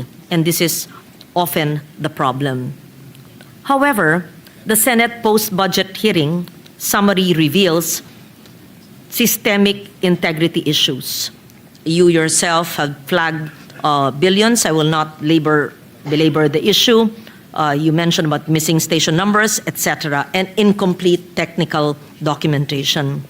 And many locally funded projects bypass the Public Investment Program, the PIP, as well as the 3-year rolling infrastructure program. We spoke about this during one of the subcommittee hearings, the TRIP requirements, and the lack of rigorous technical validation required for development effectiveness. Foreign-assisted projects also face sometimes persistent delays, which are tied to underfunding in terms of the right-of-way acquisition, contributing to 4-year delays on flagship projects. So my question is, having said that, the Department of Planning, Economy and Development, DepDev, is responsible for the PDP. The DBM manages the budget execution and allocation.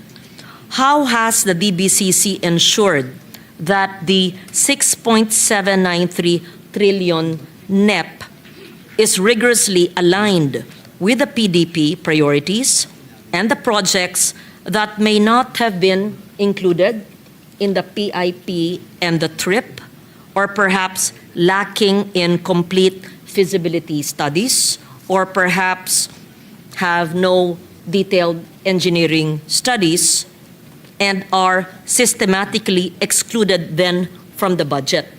Which brings me to the issue of agencies of government always coming to us asking for their priorities that were not included in Tier 1, but they say are priorities, but could not have complied with supposedly the rigorous requirements of the economic team, or of these the two agencies I mentioned.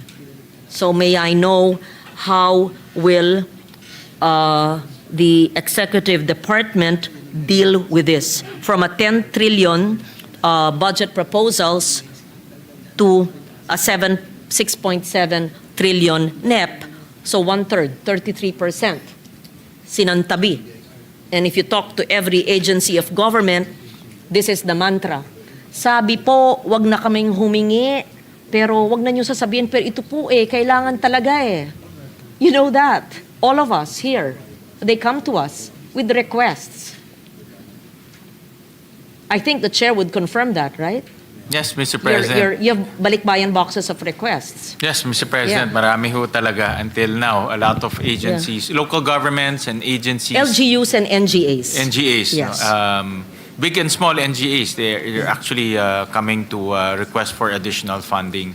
So it's really, Mr. President, as the good gentle lady from Panay knows, it's really about fiscal space, Mr. President. So because of the tight fiscal space, it's very hard to give amounts to agencies that are not in line with the priorities of the President, Mr. President, and also in line with the Philippine Development Plan. So you're absolutely correct that the initial request, actually the initial was 11 trillion, Mr. President. It was trimmed down to 10 trillion. But even at 10 trillion, it cannot be completely allocated. So so the DBM prioritizes making sure that the projects are can be implemented as soon as possible. Although during the hearing, the DBCC hearing, there are still room for improvement in terms of shovel readiness, Mr. President. Nakita natin na maraming mga projects on paper shovel ready pero hindi pa siya talagang shovel ready kasi kulang ng feasibility study or others. So admittedly, the DBM will correct that issue this coming new budget season, Mr. President, to make sure that really projects that are really shovel-ready will only be included in the proposals, Mr. President. Thank you, Mr. President. So considering that 33% were not included, are we then assured that all of those included in the NEP have complete engineering designs, updated cost estimates, procurement plans were done, and the TRIP, the PIP, and the TRIP were complied with? Itong TRIP, minsan, I'll use a naka-bad trip because we were in a committee hearing. And a small agency, wag niyong sisihin. Ang sagot po ng DBM, again, kaibigan ko ng DBM, kasi walang trip. Naawa ko sa maliit na ahensya, o sige na, National Museum, kaya tinanong ko ngayon, sa bawat hearing, may trip ba kayo? Kasi requirement daw yung trip. And these are multi-year projects. And the answer was, the allocation for 2026 was put to 0 because there is no trip. We were all confused and we asked for a memo on the trip. But I'm happy there should Was be there, a Mr. trip. President? There Yeah. should be a trip. But then, pag multi-year project at nabigyan nung nakaraang taon, hindi bibigyan ng next year, nakatiwangwang yung building kasi walang trip, hindi ba iniisip yon na at least multi-year? So, again, back to my question. Huwag magagalit ang DBM, gusto ko lang maliwanag kasi. Oo. Lahat ba ho na nasa NEP ay merong nakapasa sa DepDev na PDP, PIP, merong trip na maganda naman, dapat kasi talagang pumapasa dyan, at may feasibility studies na detailed engineering designs, which are requirements. Because yung 33%, diba, hindi na naisama. 3.3 trillion, hindi na isama. We assume na yung sinama ay compliant po. O baka hindi pa rin naman.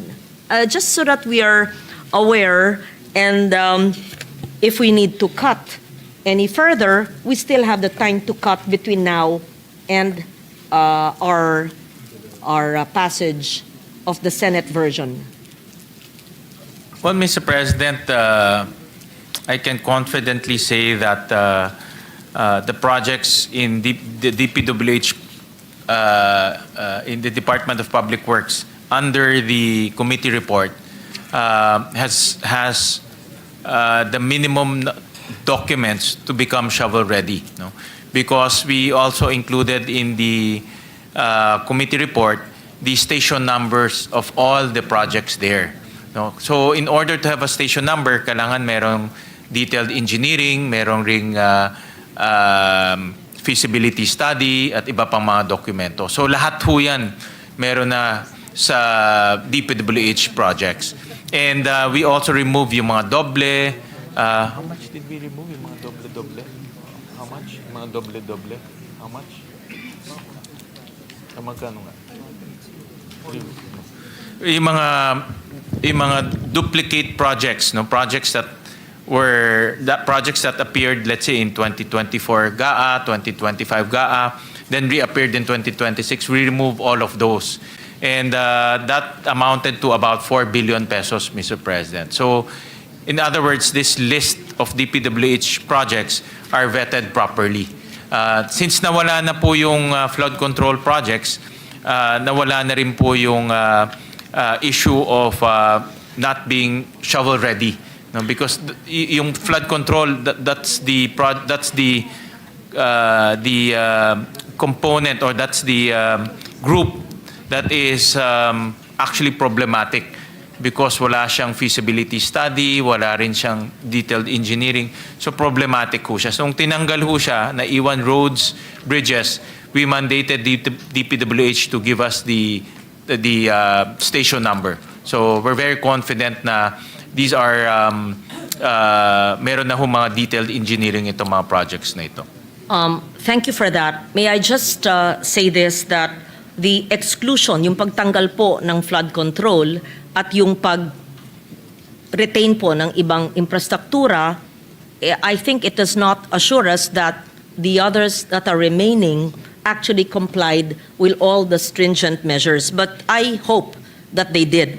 May I therefore be assured if the TRIP has effectively become a gatekeeping mechanism for inclusion in the National Expenditure Program?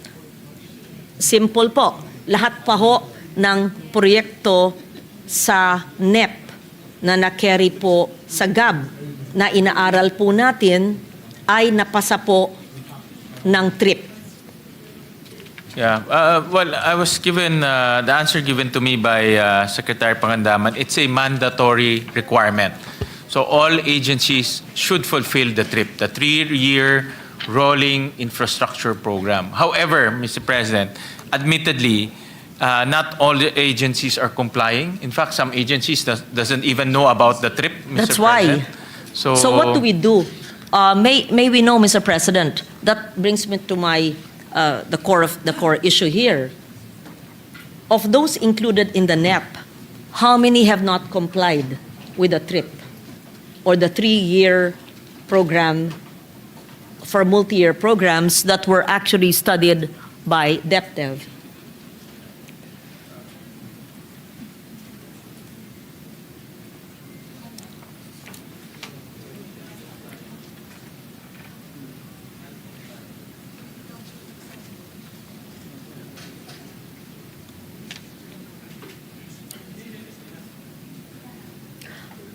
Simple lang po, how many infrastructure projects in the NEP and the present HGAB, which we are studying now, are not TRIP compliant?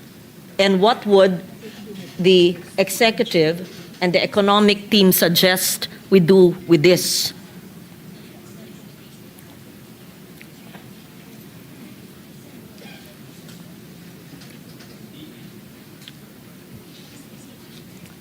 If the agencies are not even aware, then how were their projects included in the NEP if they're not even aware of the existence of a requirement of the DepDev and DBM?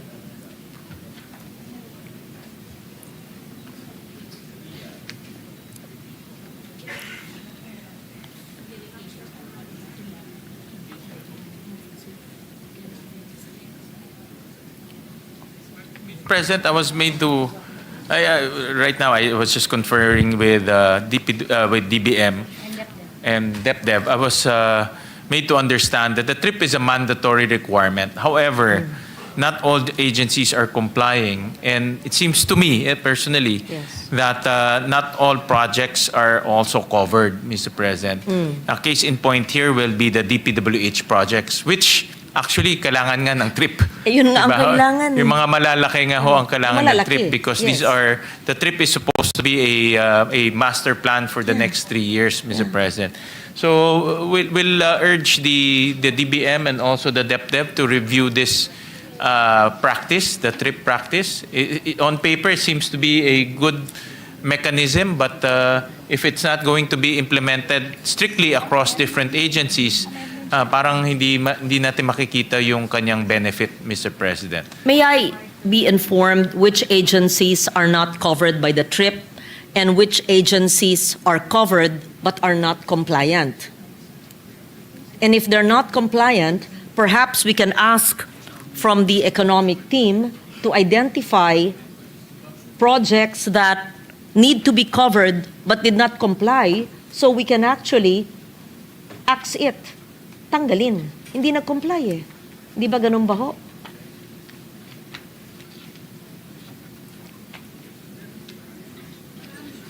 And replace it or realigned further to support other budgetary priorities.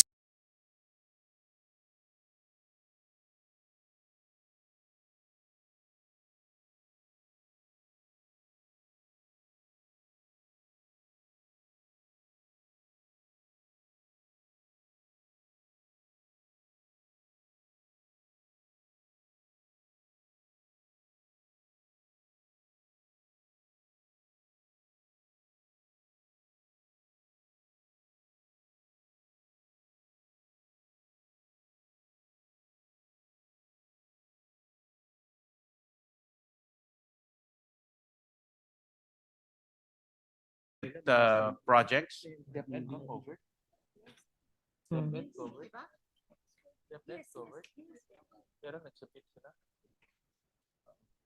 I was made to understand that DepEd is covered and they've submitted. So, parang ang DPWH lang po ang hindi covered na big ticket agencies. How do we accept the budget of DPWH?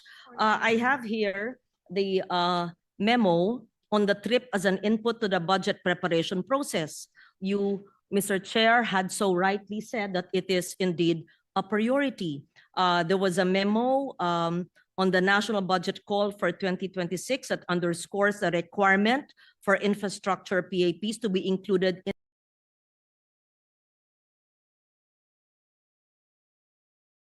ongoing infrastructure projects must be included in the PIP and the TRIP.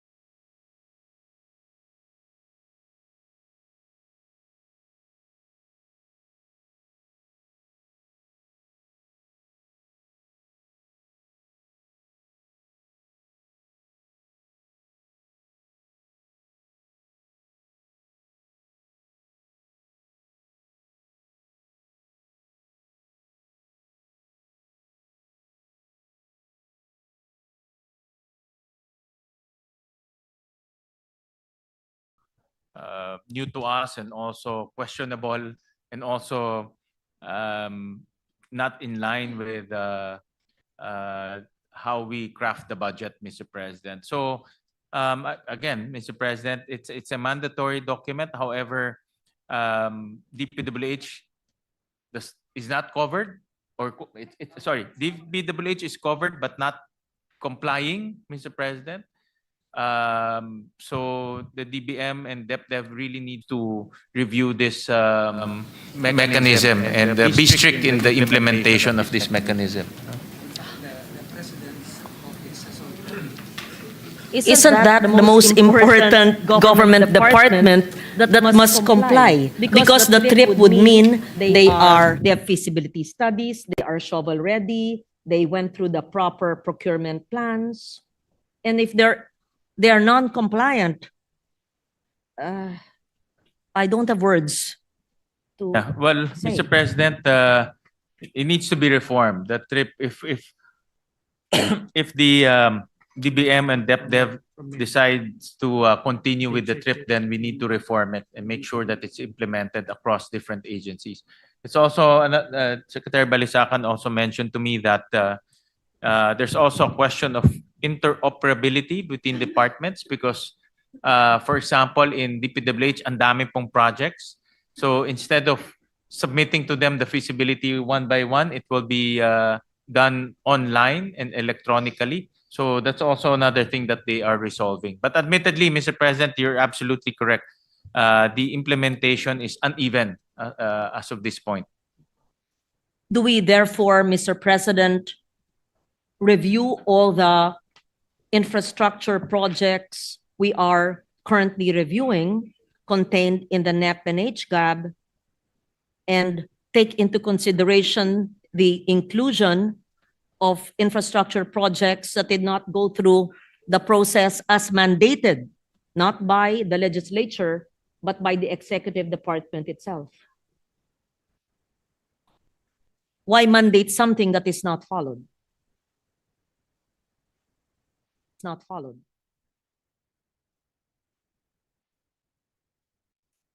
Mr. President, it needs a review, this trip. That intention is the intention is good because it gives you, it's forward-looking. It's the development of a master plan and feasibility study is mandatory. However, the implementation is uneven, Mr. President. So, admittedly, the DepDev and DBM needs to review this. Needs to review the implementation of the trip, Mr. President. But Mr. President, we will request from the agencies to submit to us the implementation and compliance of the trip. So we requested from the both departments to submit to us the compliance per project, per agency, per program of the trip, Mr. President. I am just shocked to learn that a whole department refuses to comply with Yeah. the trip requirement of DepDev Yeah. and DBM. But in fairness to the other departments, I asked Yeah. about the Department of Health, the Department of Agriculture, and they're compliant in terms of the 3-year rolling infrastructure program, Mr. President. I will ask this again in the DPWH hearing and in every agency where the trip is covered. And we would like to understand, because conceptually it is important so that you see the readiness of the agency. And we want to understand the non-compliance and the impact of its non-compliance, because if the others are compliant, why not the others? The difficulties and the challenges it faces, and whether to have such a requirement at all. Eh kung di naman po sinusunod, bakit po natin imamandate?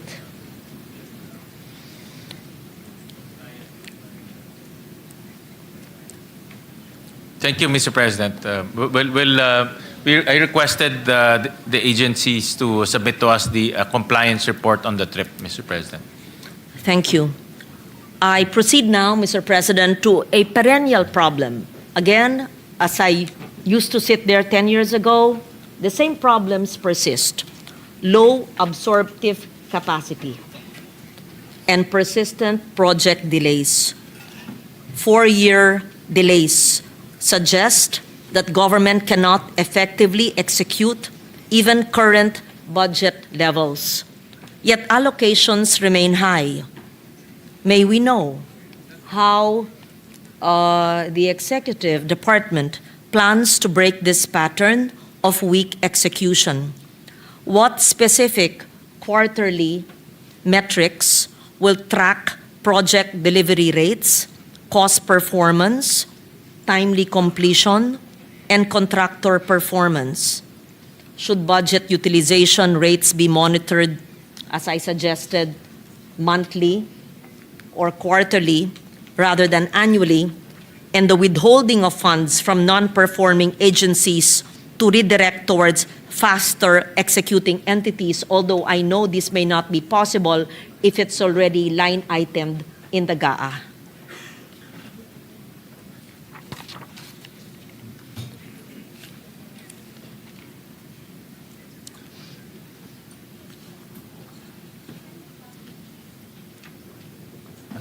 Mr. President, the DBM released the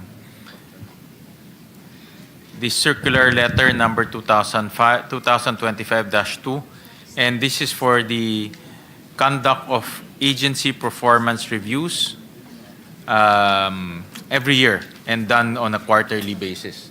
So this agency performance review covers absorptive capacity, the utilization of funds, and also the efficiency in terms of utilization of their budget, Mr. President.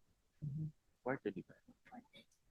So meron silang agency performance review, Mr. President. In fact, I remember getting a summary or a annual summary of that agency performance review, Mr. President. So it's comprehensive. Lahat ng agency meron doon. And they give grades, no? May rating po kung sino mga agencies are efficient, sino mga agencies are not efficient, Mr. President. Ah, that's very good. Yeah, May we rating po sila. request that from DBM? Yes, Mr. And we will President. read it into the record in the next plenary. Yeah, I've seen the report, Ms. In fact, meron ako dito, Mr. Yes. President. And I would assume, Mr. President, that that would be the basis of the next year's budget. Kung mababa ang kanilang utilization, mababa rin ibibigay sa kanila. Hindi nila manguya at malulon ang binibigay sa kanila. Diba? Gawain natin yung doblon. Oo. Diba? Diba naiinis tayo pag binibigyan, hindi ginagamit. Yeah. Yes. So we would be happy to receive the list of the non-performing agencies and perhaps know the reasons why, what are the challenges they face, Mr. President? Mr. President, I'm looking at the budget ng Bayan Monitor, the agency budget review, Mr. President. And in this review, they give scorecards or they grade the agencies according to their utilization and efficiency of the use of funds, Mr. President. So for example, the top performing agencies, nakasulat ho dito, Public Attorney's Office, Philippine Information Agency, National Intelligence and Coordinating Agency. I'm just reading some random agencies, Mr. President. Foreign Service Institute, Cagayan State University, Civil Service Commission. So ito yung mga top performing agencies, Mr. President. Maliliit na ahensya at walang infrastructure. Except for public attorneys, Mr. President, malaki-laki ito. Gusto niyo marinig yung poor performing, Mr. President? The poorest performing, yes, Mr. President. The OTR, sigurado nandyan yan. Meron hong top performing dito sa harap pero OTR palagi naiisip mo.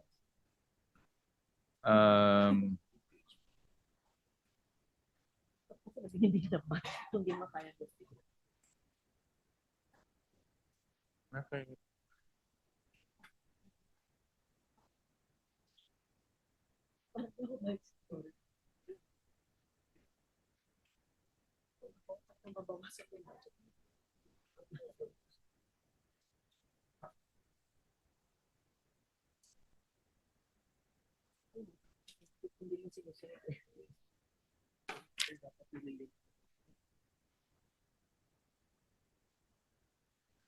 Pala, Mr. President. Okay lang, Mr. President. Okay lang, Yusek. Ito yung mga poor performing, Mr. President. Romblon State University. Wag na yung SUCs, mga government Cotabato agencies. Foundation College of Science and Technology. Government agencies. Government.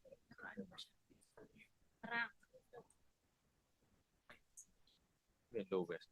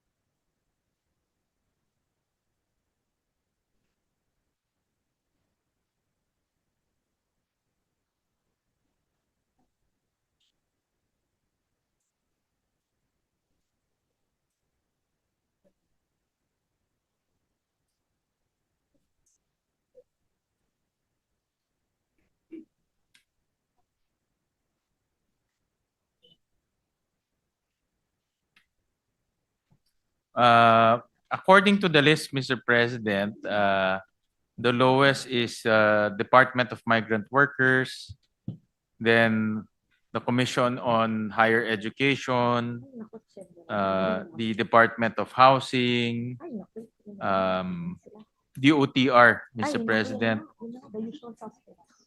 COMELEC is also a low performing. And this is spending. Pag sinabi natin low performing, hindi ibig sabihin hindi sila magaling. Yung paggastos lang ho nila ng budget, Mr. President. So these are we'll submit the list to Her Honor, Mr. Yes. President.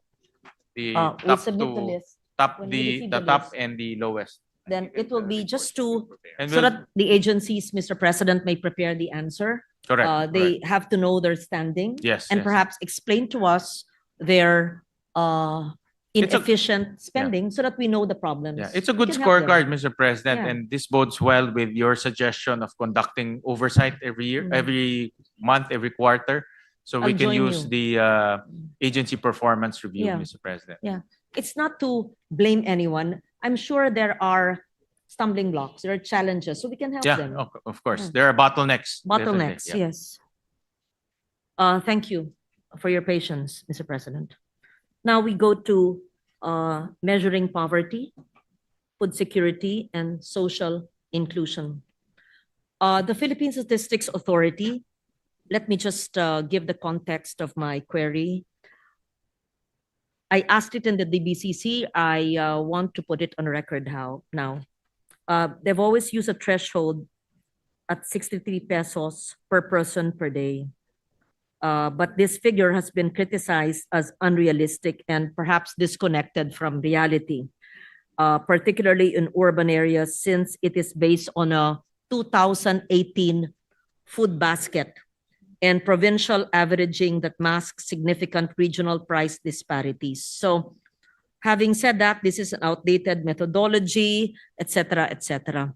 So may we know, Mr. President, the macroeconomic framework highlights poverty reduction and social inclusion as key development outcomes. Yet, the threshold is still using the 63 pesos a day unless it was already changed, computed from a 2018 basket that does not reflect the current market realities or even the regional cost of living variations. So how would this affect the reliability?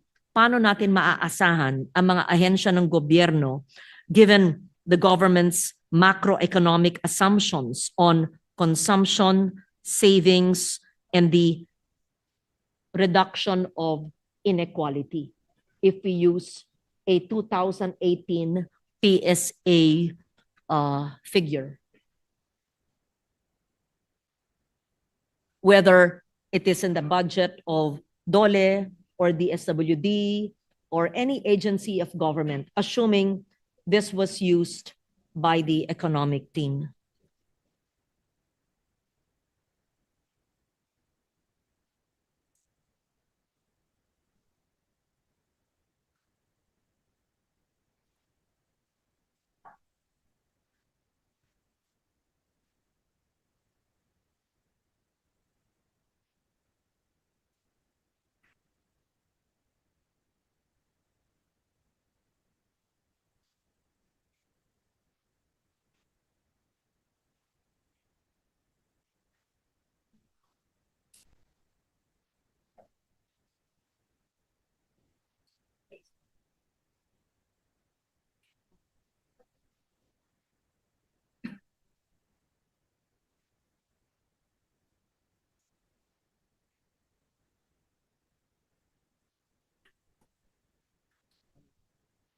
Thank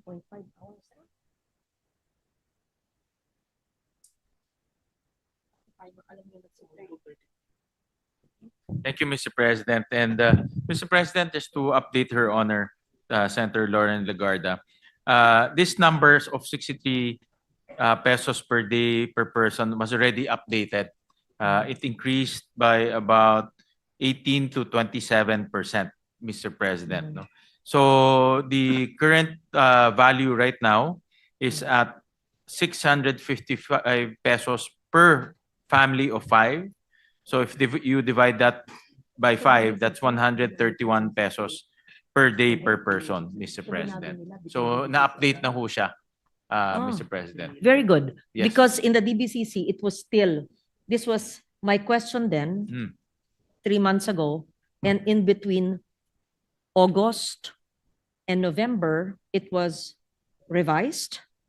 We want to be informed and educated because at that time, it was still 63 pesos a day based on PSA figures. Does that mean, Mr. President, that the PSA had updated?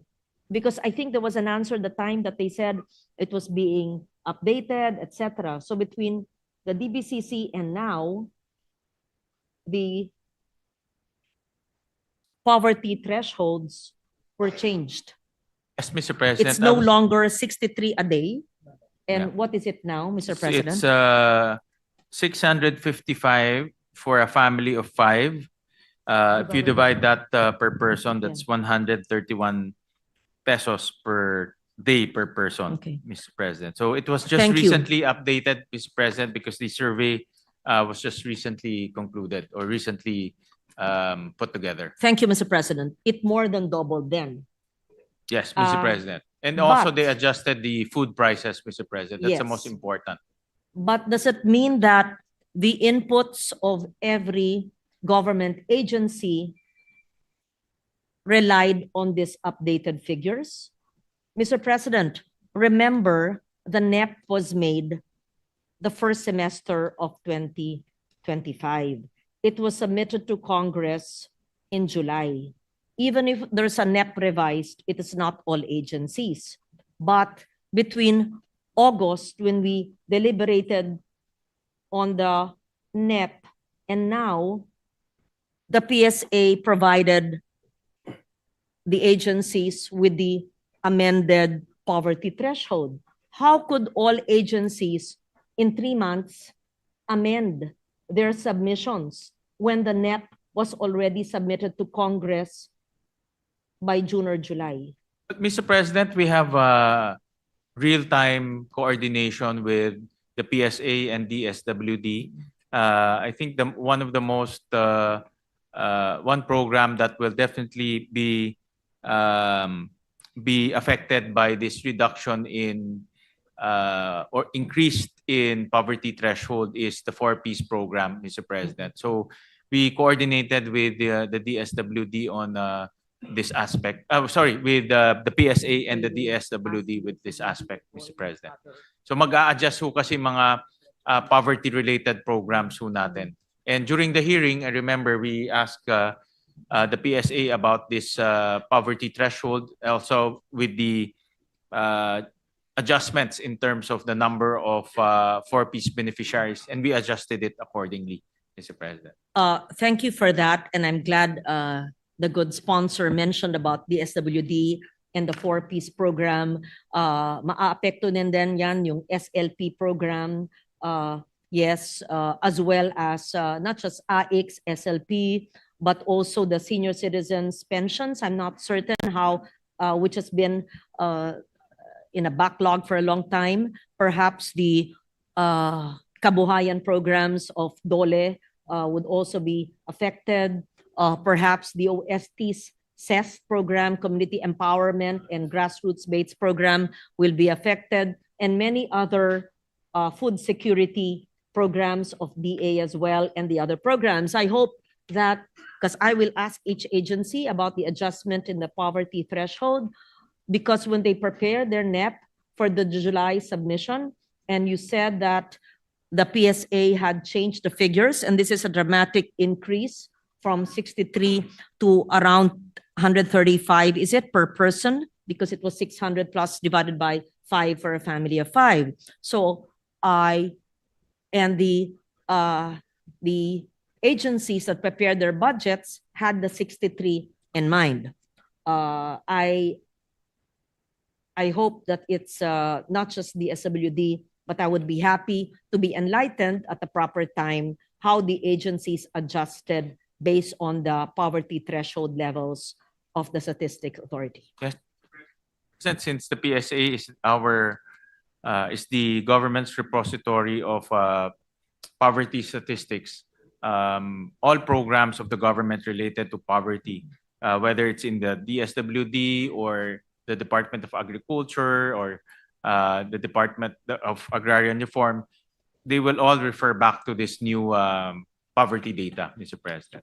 And the good news is poverty is going down in our country, Mr. President. So meaning income is going up, even though the threshold has gone up, but income is also going up because of job opportunities and also a growing economy, Mr. President.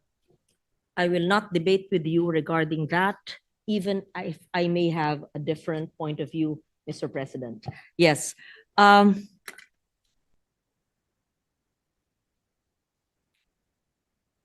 Okay.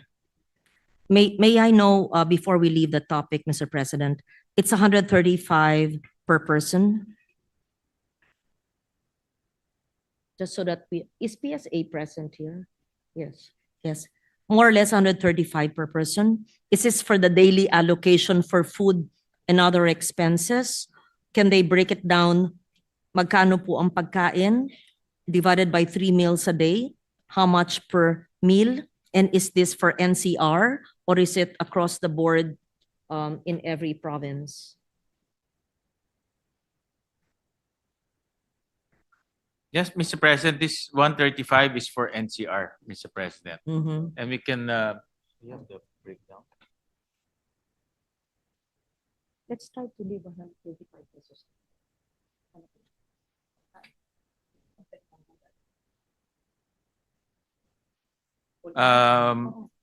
Out of the 35 peso per person per day, Mr. President, 85%, 85 pesos is allocated to food, Mr. President.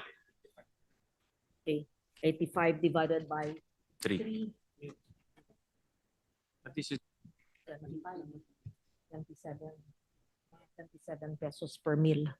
Sige, I will not belabor the point because it's very painful, even if we increased it already.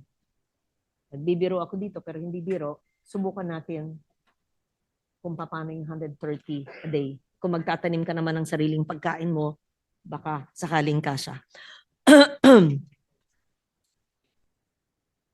And my final question for the moment, Mr. President. Again, these are the figures that I have. Please correct me if the figures are not accurate. For 2026, the government expects to raise revenues in the amount of 4.938.4 billion, while disbursement is projected to reach 6.630 billion, or a deficit of 1.626 billion. Assuming my figures are accurate, we would see that disbursement for the current operating expenditures is expected to reach 5,020 billion, which is 37.3 billion higher than the revenue we will generate, which means, obviously, that our current operating expenses will be partially paid by our borrowings. Our current operating expenses, sweldo, diba? Salaries, bonuses, traveling, domestic and foreign, interest payments, local and foreign, janitorial services, utilities, financial subsidy, etc. Mr. President, how will would you confirm that our borrowings, hihiram po tayo, uutang po tayo para bayaran ang sweldo ng mga tao sa gobyerno? In short, our borrowings, our loans will go to our operating expenses and not to capital outlay that will go to the creation of jobs and that will spur the local economy. And may I know how many years have we been experiencing this, and how do we get out of it progressively? hopefully in the future, in the near future? Please educate me.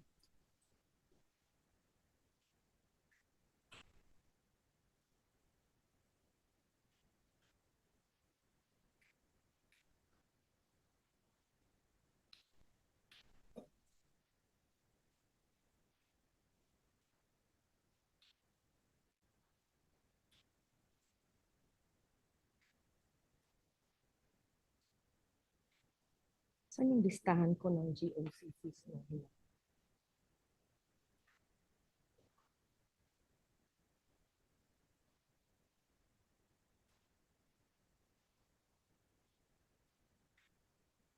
Tama na, pagod na ako, nalilungkot pa naman ako. Kaya nakikita mo natin. But, Mr. President, in an ideal situation, we only need to borrow for capital expenditures, meaning all of our collections should go to current operating expenditures, meaning for salary payments, pangbayad ng kuryente, pangbayad ng tubig, bonuses, all of that should be funded by our own revenues. But there's a small shortfall in terms of our collection versus current operating expenses of about 37 billion, Mr. President. So it's a small shortfall. So two-prong approach, Mr. President. One is to collect efficiently, meaning our revenues, whether tax or non-tax, should be collected efficiently so that we can cover our current operating expenses. Number two is also cut on some of our current operating expenses. Secretary Recto mentioned that in his estimate, they can still reduce MOE by about 160 billion, meaning reduce some of the traveling expenses, some of the MOE expenses. So tingin niya kaya pang bawasan doon so that we can finance our current operating expenses by our own revenue, not to borrow, Mr. President. But maliit lang naman po yung maliit lang naman yung ating shortfall on that effect, Mr. President. So I believe that with the efficient collection, government can cover that, Mr. President. But you're right, Mr. President. In a ideal situation, we should not borrow to cover our current operating expenses. Mr. President, is the 37.3 billion for 2026 that will be brought about by borrowings, is it also because of extracting or borrowing or getting the reserves of GOCCs? Were we able to contract that or limit the utilization of borrowed money because we also used what we have, the reserves of government agencies, GOCCs? Yes, Mr. President, because that was allowed in 2024, Mr. President. There's a special provision that allowed the DOF to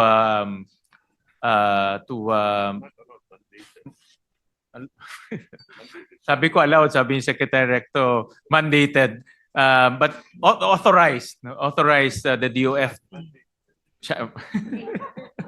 I think malaking debate ito, Mr. President. But because of that fourth special provision, Secretary Recto is saying that the DOF was mandated to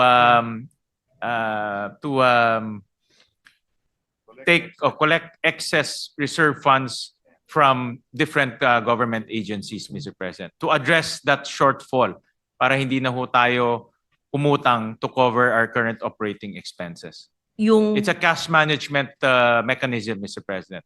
Dahil po tayo may reserves o savings Na hindi naman sa nagagamit. GOCCs na hindi nagagamit at ayon po sa special provision na sana'y basahin nyo para hindi na po nakasaad sa 2026 or if you No more, Mr. President. That special provision is no longer in the there. 2026 Sa budget. 2025 wala rin po. Wala rin, Mr. President. Yes. Can you read into the record the 2024 special provision? And do you, if you say that government was mandated to follow it because there was such special provision, but it will no longer be there in GAA 2026, and it is not in GAA 2025. It's in special provision. Anong number to? Special provision D. Fund balance of the government-owned and controlled corporations from any remainder resulting from the review and reduction of the reserve funds to reasonable levels, take into account the disbursements from prior years, Mr. President. Ito pala, mayroon palang susunod. The Department of Finance shall issue the guidelines to implement this provision within 15 days from effectivity of this act. Yan. Yan pala yung sinasabi ni Secretary Recto, Mr. President. That was only for 1 year, Mr. Only for 1 year, President. Mr. President. Yes. Which GOCC was that? Was this the PhilHealth? PDIC and PhilHealth, Mr. President. What was the total then?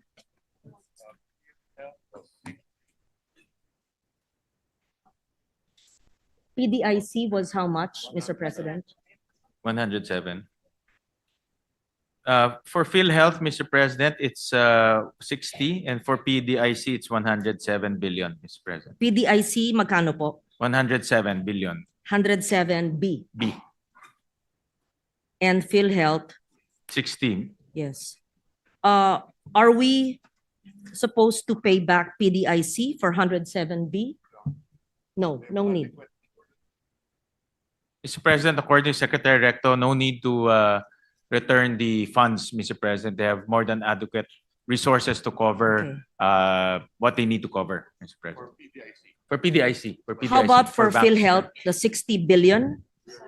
Yes. There's been a clamor and the president has repeatedly committed to return the 60 billion to PhilHealth. Yes, reserves. Mr. President, in the Senate committee report, we're returning the 60 billion. It was also included in the GAP, Mr. President. Just to be clear, Mr. President, the NEP with the 60B, I think Senator Pia will question during her time in DOH, ayokong pangunahan si Senator Pia, that the computation may not have been accurate based on the syntax law, but let her explain that. And clearly, the 60 billion, again, I'm not certain if that's accurate, is not the payment for PhilHealth because that is the allocation based on the implementation of the syntax law. So hindi po yun. Earmark na po yun. Yan, alam ng health advocate expert. So we're not referring to the NEP allocation. You mentioned, Mr. Chair, about the HGAB, which has another 60B. But the 60B from HGAB, Mr. President, came from the flood control, if I'm not mistaken. Please correct me if I'm wrong. It came from an agency, perhaps the DPWH flood control, which was moved pambayad utang sa reserves ng PhilHealth. Is that how it moved? So that it's clear. Because dalawang 60, first is the implementation of the syntax law, which should not be claimed as the return to PhilHealth reserves. And the second, HGAB, yun ang pambayad utang. I just want to know where did it come from in the HGAB, and that's included in our Senate committee report, and we are grateful to your honor that it was included as well. I just want to be certain where did it come from.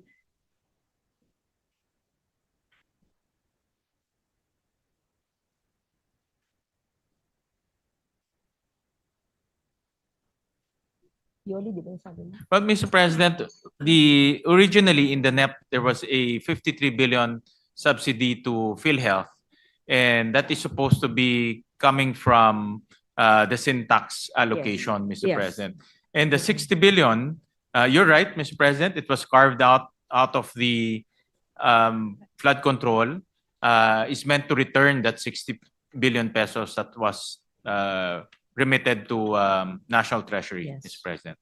Thank you for that answer, Mr. President. So it's very clear we have the earmarked allocation based on an existing law syntax na ayon sa ilan sa ating kasamahan ay kulang, but we'll tackle that in the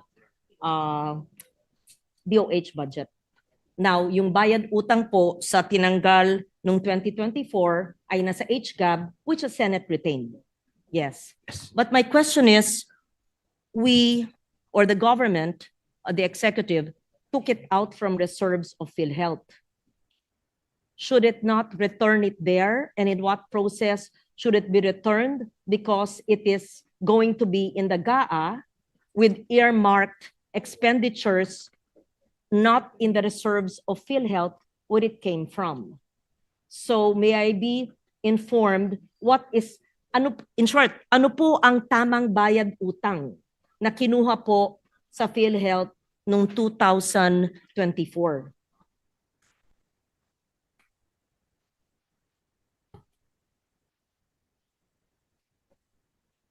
Okay, Mr. President, I was just clarified that the 60 billion that was taken from PhilHealth did not come from the reserves, Mr. President. It was a fund balance, meaning yun talaga yung natitira nila na actively being used for their case rates, Mr. President. So since it was substantial at that point, yun ang renimit sa National Treasury.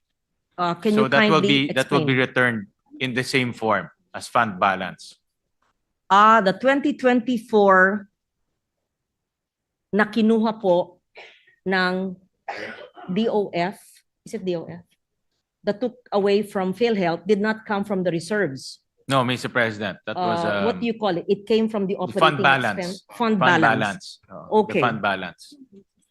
So it's a different fund from the reserve, Mr. President. The fund balance. So you're correct in saying that under the NEP of 2026 na 53.26B, hindi ito yung bayad utang. And then the 60 billion in the 2026 House Bill, GAB, ito yung bayad utang, but it is intended for benefit package improvement under the Universal Healthcare Law. Is it a lump sum? Is it already allocated, earmarked? And would this, saan po nanggaling ito? If it's not from DPWH flood control, but it came from the NEP.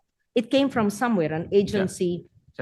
But Mr. President, before I answer that, Secretary Recto clarified that because of PhilHealth's improved operations and improved case rates and improve in the efficiency in dispersing their funds, as well as the implementation of the zero balance billing this coming 2026, we'll see a full implementation of the zero balance billing program. The government decided to give additional or augment the PhilHealth with 60 billion pesos, Mr. President. So, so sabi niya hindi ho to bayad utang. No, kasi walang utang raw, Mr. President. So there's no utang to speak of, Mr. President. So, Pagtatanong tuloy si of course, that is the Okay. so that's one, Mr. President. Number two, what you were mentioning, their next question, your other question, Mr. President, it came from the flood control, Mr. President, because the amount is about 255 billion. So 60 billion was carved out to be the subsidy of to be the subsidy to PhilHealth, Mr. President. Thank you for that, Mr. President.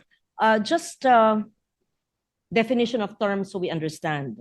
Fund balance of government-owned and controlled corporations from any remainder resulting from the review and reduction of the reserve funds to reasonable levels, taking into account the disbursements from prior years. Can you kindly explain the difference between fund balance and reserve funds?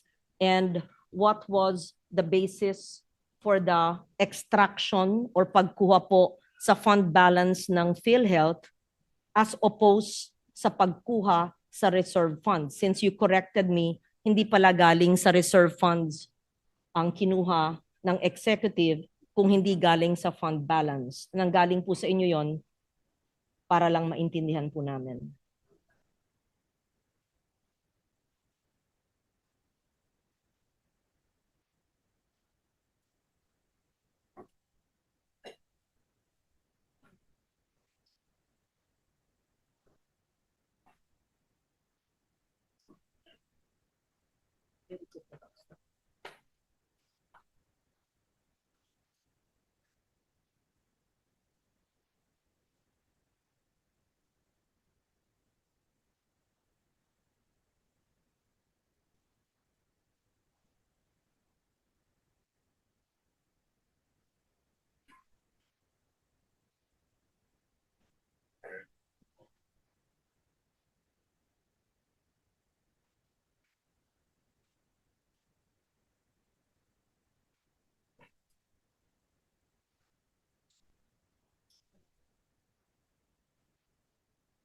May utang ang gobyerno sa PhilHealth kasi walang earmark allocation sa GAA. Wala. Ngayong taon. Wala. Ayun pa. Kailangan bayaran. Kasi galing sa syntax law, wala.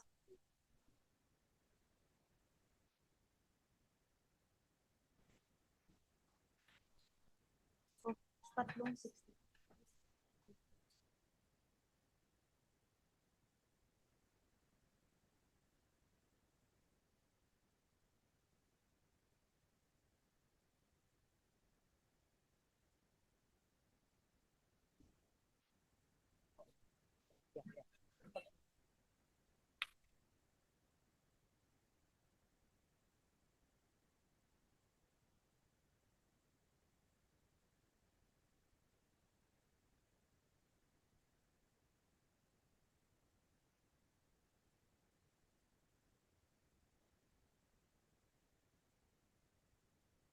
But Mr. President, sorry for the delay. I just want to make sure so that I can explain it as simple as possible.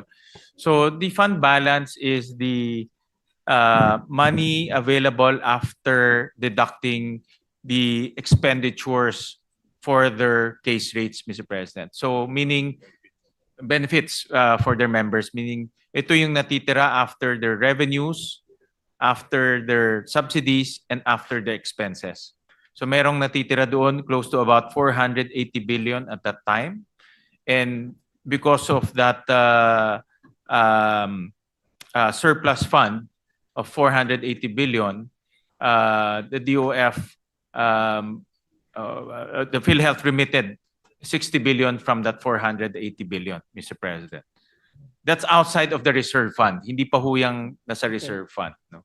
Yeah, thank you for that, Mr. President. Para po maliwanag, yung sa NEP 2026 na 53.26B, hindi po ito yung bayad utang, kung ano man tawagin natin, ito po ay alokasyon ayon sa syntax law. Yes, Mr. Yung President. linagay po sa GAB na 60B na nanggaling din po sa loob ng NEP, galing po sa flood control, as you said. Yes, Mr. Ito President. po yung galing sa fund balance, yung Yes, yun po yung... extra funds po sa PhilHealth na para po palitan yung kinuha ng 2024. Is that correct, Mr. President? Well, Mr. President, it's a difference in nomenclature dahil wala naman po, technically wala pong utang. So wala pong binabayaran na utang. Pero binabalik lang yung 60 billion. Sinole. Siguro that's a right term. I mean, it's, Sinole.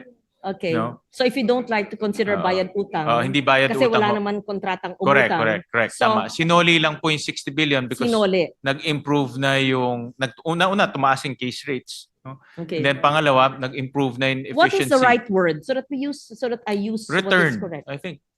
Or Hiniram. Restore or return Restored. the 60 billion. Restored. Oo. So it was borrowed. No, hindi ho utang siya. It was Hindi utang, walang interest. Hindi correct. utang. Tsaka hindi ho Sige. siya dinimit ho because of the excess fund balance. So it was transferred and now it's being returned. Ayun. Yes, it was That's the politically correct term. it is Mr. the Chair. technically correct term, Mr. President. Okay, para lang maliwanag po, may pangatlo pa pong alokasyon na hindi ko pa nakikita. Ay yung earmarking po ng sin tax law na nasa NEP ng 2025 ay wala po sa GAA 2025. I understand there is no subsidy for PhilHealth this year. Ito po yung issue na sinabi din ni Senator Ontiveros. I think she will ask that as well. So, naghahanap po kami ng tatlong 60B. Yung sa NEP 2026, ayon kay Senator Pia, siya na magtatanong kulang.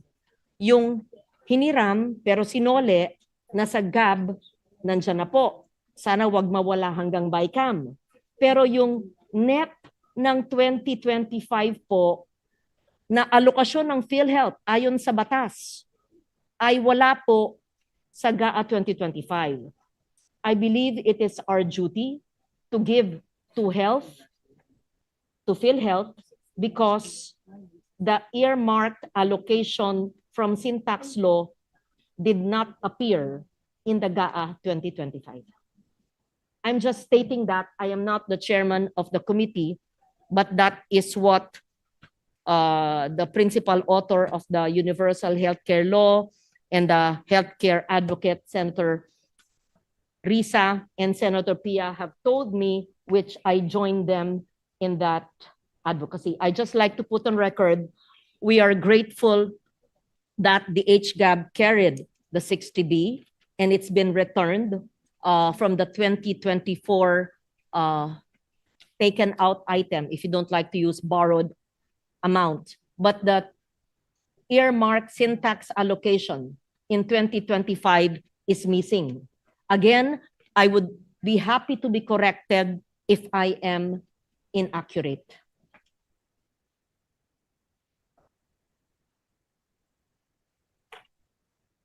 Well, Senator Lauren is absolutely correct that because Congress took out, I'm just checking the amount, about 74 billion pesos in 2015, no? 2025. So in other words, that 2025 allocation for PhilHealth is supposed to be remittances from Syntax, Siguro po, Mr. President. And that is nawala po yun. nawala yun. Tama ho kayo. Ah, Tama ho kayo. Don't we owe it to the people, Oo. Mr. Chair, that we cut more in infrastructure that are not compliant with TRIP or coordinates, as you would say it, etc., and put back what was missing in GAA 2025. Para po naibalik na natin ng gobyerno lahat ng nawala sa PhilHealth. Yan po ay pag-uusapan natin. Admittedly, the amounts are quite substantial, no? 70 billion pesos. Pero I get the point of Her Honor, Senator Lauren, and definitely po na dapat lang ho natin ibigay sa PhilHealth yung dapat ibigay, no? Ayon sa batas. Kung At ayon sa nagkamali batas, po, yeah. yung syntax, meron ho silang share doon. Yes. Kung nagkamali po at nawala sa GAA 2025, kayo po ang natalagang chair ngayon. At kayo po ay sumasang-ayon sa akin na karapat-dapat lang ayon sa batas ay nandun siya sa taong ito. Tingin ko po ating katungkulan na ilagay po doon. At kung hindi, tingin ko, hindi ako nagdidikta, ibalik, ilagay sa NEP 2027 na kasama pa rin yung earmark allocation dodoble dahil nawala noong 2025. Pag-aralan ho natin. This is Thank you my for the suggestion. suggestion. And thank you for pointing that out, Senator Lauren. It's a very good point. Important. Pag tinignan ho natin yung malalaking increases sa Senate version, unang-una sa edukasyon, pangalawa sa health, no? Dahil binibigyan natin ng napakalaking pahalaga po ang kalusugan ng ating mga kababayan. At especially after the pandemic, marami ho tayong mga kababayan talagang gustong makita na ma-improve po yung ating healthcare system. So pag-aaralan ho natin mabuti ho yan.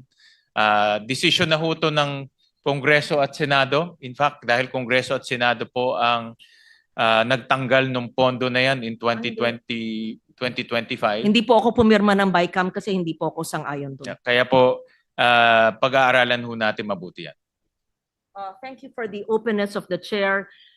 Thank you for agreeing with your colleagues. We just want to be compliant with the law, and we mean well, but we are also understanding of the limited fiscal space. That's why we presented options to the body. Last na po. Warningan ako, 3 oras na po. Last na po. Binanggit po ninyo na uutang tayo para sa mga sweldo. Magtatanong I'm sorry. Yeah. Mr. President, Senator De Veros is seeking the floor for a short manifestation. Senator De Veros, you're recognized. Salamat, Mr. President, at sa gentlelady from Panay at sa ating chair. Nagpapasalamat po ako sa pagtulak ni Senator Lawrence sa isyung ito at sa pagbibigay daan din ng chairman. Gaya ng sinabi nilang dalawa, we are talking of at least 3 important items here na may kinalaman sa PhilHealth. At nagpapasalamat ako sa kanilang dalawa, Mr. Chairman, lumilinaw na mayroong earmark proceeds from sin taxes na dapat na ibigay sa PhilHealth itong kasalukuyang taong 2025. Mayroon pong item na pinopropose para sa appropriation ng Kongreso mula sa executive para sa PhilHealth ngayong susunod na taong 2026, at may pangatlong item na itinanggal noong 2024 sa kasalukuyang 2025 budget. Kung bakit katulad ni Senator Loren, ako hindi po pumirma sa BICAM version nung nakaraang taon para sa kasalukuyang taon, at kalaunan kami po ni dating Minority Leader Senator Coco Pimentel ay bumoto ng no sa kasalukuyang budget. Bukod pa dun sa napag-usapan namin earlier ni Mr. Chair tungkol sa unprogrammed appropriations. Pero yung usapin po ng termino ay napaka-importante. Hindi po ito nomenclature lang at hindi po sasapat ang pagiging technical lamang. We have to call a spade para matuto tayo sa ating mga pagkakamali o pagkukulang at hindi tayo uulit, at ma-institutionalize din po natin ang best practices. At sabi din po kasi ng mga lola natin, cuentas claras. So anuman ang itawag ng DBCC o DOF ngayon na sasabihin nila hindi po ito surplus funds, at I remember nung simula ng debating iyan, tinawag nila itong excess funds, kung kinuha man nila ito o hindi sa surplus talaga ng PhilHealth. Pero naalala ko, hindi lang yung tayo, karamihan nating mga miyembro ng PhilHealth, pero PhilHealth mismo ay hindi magaan sa loob nila. May sama ng loob sa loob ng PhilHealth. Kinuha po yung 60 billion pesos na iyan. At ang anumang bagay na kinuha na sa tingin ng marami ay hindi dapat kinuha, ay dapat itala natin bilang utang. Kaya po may mga health reform advocates na nagkaso laban sa atin sa gobyerno, sa Supreme Court, at iniintay pa natin ang ruling doon. At palagay ko, at gusto kong maniwala, kaya iniutos pa nga ni Presidente na isauli ang 60 billion pesos mula sa national government pabalik sa PhilHealth. So, anong tawag ko sa isang bagay na iniintay nating iutos ng Korte Suprema at una nang iniutos ng Presidente na ibalik? Ang tawag ko po dyan, Mr. President, ay utang. And sana mauna na ang national government magsauli niyang utang bago pa iutos yan, harinawa ng Korte Suprema. So, I will be merely manifesting briefly about this issue this afternoon, pero itatanong ko ng mas detalyado pag-consider natin ang DOH budget, Mr. Chair. At itatanong ko rin sa panahong iyan, sa DBCC o sa DOF, saan po ginamit yung 60 billion pesos na kinuha noon sa PhilHealth at ngayon, sa tingin ko lamang po, at ayon na rin sa utos ni Presidente at sana sa magiging ruling ng Korte Suprema, ay utang na dapat ibalik sa PhilHealth. So maraming salamat po, Mr. Chair, Senator Loren at Mr. President. Thank you, Senator Risa. And likewise, Mr. President, before Senator Lauren resumes, just for the record, the total sin tax collections for 2024 is 295.65 billion. So if we're to follow the law, earmark is 80% of the 50% collection sin tax and sweetened beverage for PhilHealth and universal healthcare. Just for the record, Mr. President. All right, you may continue, Senator Loren. Thank you, Mr. President. Having said that, may we request the DBCC to submit, please, the utilization of the 60B that was borrowed but returned. Yes, or maybe it was not used because it's being returned. If it was used, may we know the utilization? Actually, I have it now, Mr. President. Thank you, Mr. President. 27 billion went to public health emergency benefits and allowances for healthcare and non-healthcare workers during COVID-19 pandemic. 10 billion for medical assistance to indigent and financially incapacitated patients, also known as MAIP. 4.1 billion for procurement of various medical equipment for DOH hospitals, LGU hospitals, and primary care facilities. 3.3 billion for construction of 3 DOH health facilities. 1.6 billion for health facilities enhancement program. And 13 billion for mandatory government counterpart financing for foreign assisted infrastructure and social development programs that will accelerate the delivery of healthcare services to remote areas and enhance the health and well-being of Filipinos by ensuring food security. So, yun po yung pinuntahan po ng pondo. Thank you for that and being ready with that, Mr. Chair. Just a heads up to DOH, I'm sure our colleagues will ask them if they, because of their very low absorptive capacity, especially since you mentioned they created or built health infrastructure for needy populations, etc. I hope they were able to do that. And I hope the funds are not with them still with half-constructed health centers and hospitals. So just so that they will be ready to explain to the body the utilization and implementation of such. Huli na po, dahil binanggit nyo na hihiram pa tayo ng 37.5 billion at sabi nyo ito'y maliit naman na amount para gamitin sa operating expense. Simple thinking, di ba ho, pag uutang pa tayo sa household para lang sa operating expense, di babaan na lang natin ating gastos para wag na tayong umutang. Mr. President, that's why Secretary Recto proposed in his estimate that MOE across different agencies can still be cut by about 160 billion, Mr. President. 160B. Yes, Mr. President. Yes. And So that is that's making expenses more efficient.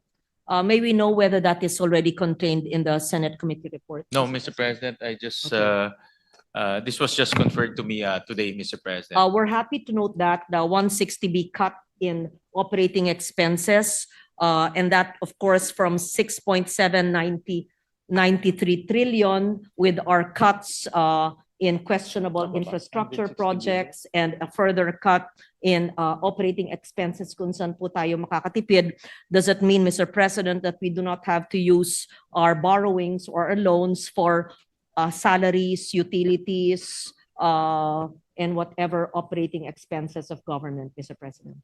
Theoretically, yes, Mr. President, Okay. because as I noted earlier, the balance between revenues and current operating expenses is negative 37 billion, Mr. Yeah. President. So theoretically less. So we don't have to borrow 37 billion to finance our operating expenses, Mr. Yes. President. Thank you for that, Mr. President. We will anticipate or look forward to seeing which of the MOE expenses in which government agencies will be cut. We will see. At the same time, we are also looking forward to reading the agencies which are non-trip compliant and the action which the chair will take in the non-trip compliant government agencies, assuming it is really a strict requirement of the DBCC and the economic team. I will yield now to my other colleagues, Mr. President. I truly appreciate your patience, your honesty and candor, and the economic team as well, so that we better understand the budget and we see how we can further bring down the losses and the system's loss, etc., so to speak. Thank you, Mr. President. Thank you, Mr. President. Mr. President, may I request for a few minutes suspension? All right. Thank you, Senator Legarda. Yes, session is suspended for a few minutes.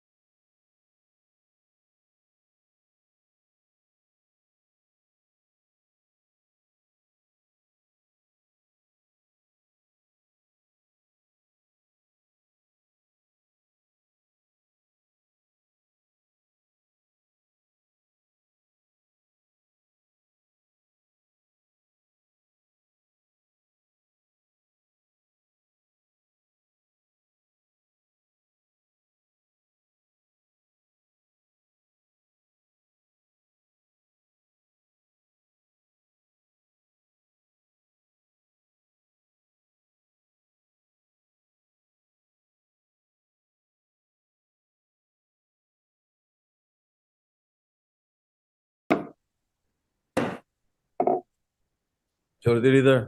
Thank you, Mr. President. Mr. President, next to propound these questions is our distinguished colleague from Palawan and the Republic of the Philippines, no other than Senator Erwin Tulfo. Senator Erwin Tulfo is recognized. Thank you, Mr. President. First of all, I would like to congratulate our guest here, who is the Finance Secretary, soon to be the Executive Secretary. May blowout. Kaya kanina pa siya paikot-ikot po sa lounge. Nag-iisip siguro kung ano yung blowout. And also, of course, the economic advisor of the president, Secretary Frederico, who will replace this handsome finance secretary. Anyway, congratulations to both of you. That's according to the news report, though, Mr. President. Anyway, let me go now to my line of questioning.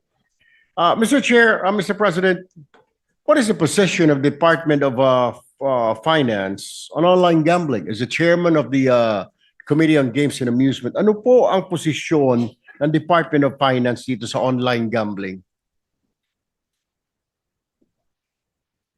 The official position of the Department of Finance is to heavily regulate online gambling, especially regulating it to avoid minors playing online gambling, also making sure that there is proper know your client mechanisms and decouple, Mr. President, from e-wallets.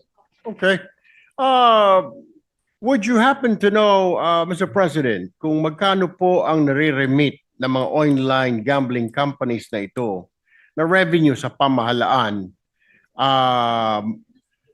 Na ika nga ay sinasabing worth it, na ika nga i-regulate sila despite the fact na may mga reports tayo na may mga adverse effect po ito, negative effect sa buhay ng mga Pilipino.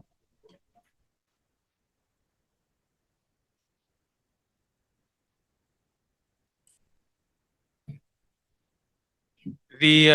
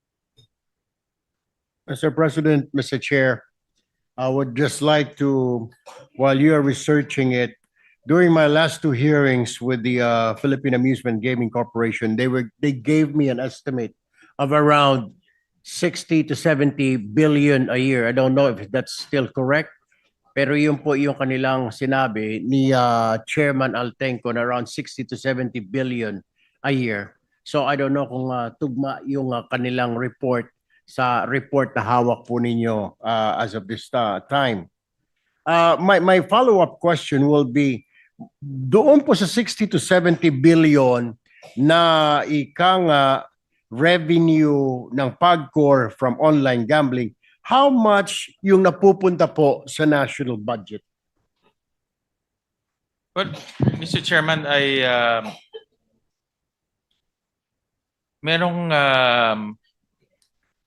kasi marami rin pong revenue na nakukuha ang gobyerno, not only directly from online gaming, but also from, let's say, yung mga income taxes, yung mga withholding taxes. So may mga ganun rin po. So just to put it on record, ang direct benefits from electronic games is about 231 billion pesos, Mr. President. For example ho, ang nakukuha sa franchise tax is about 10 billion. Ang nakukuha sa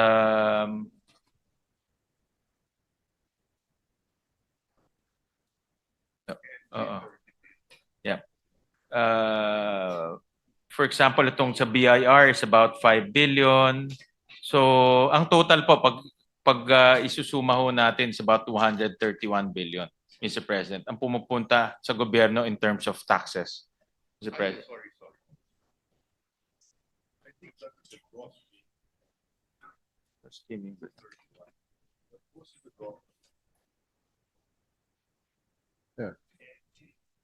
Yeah, exactly. Okay.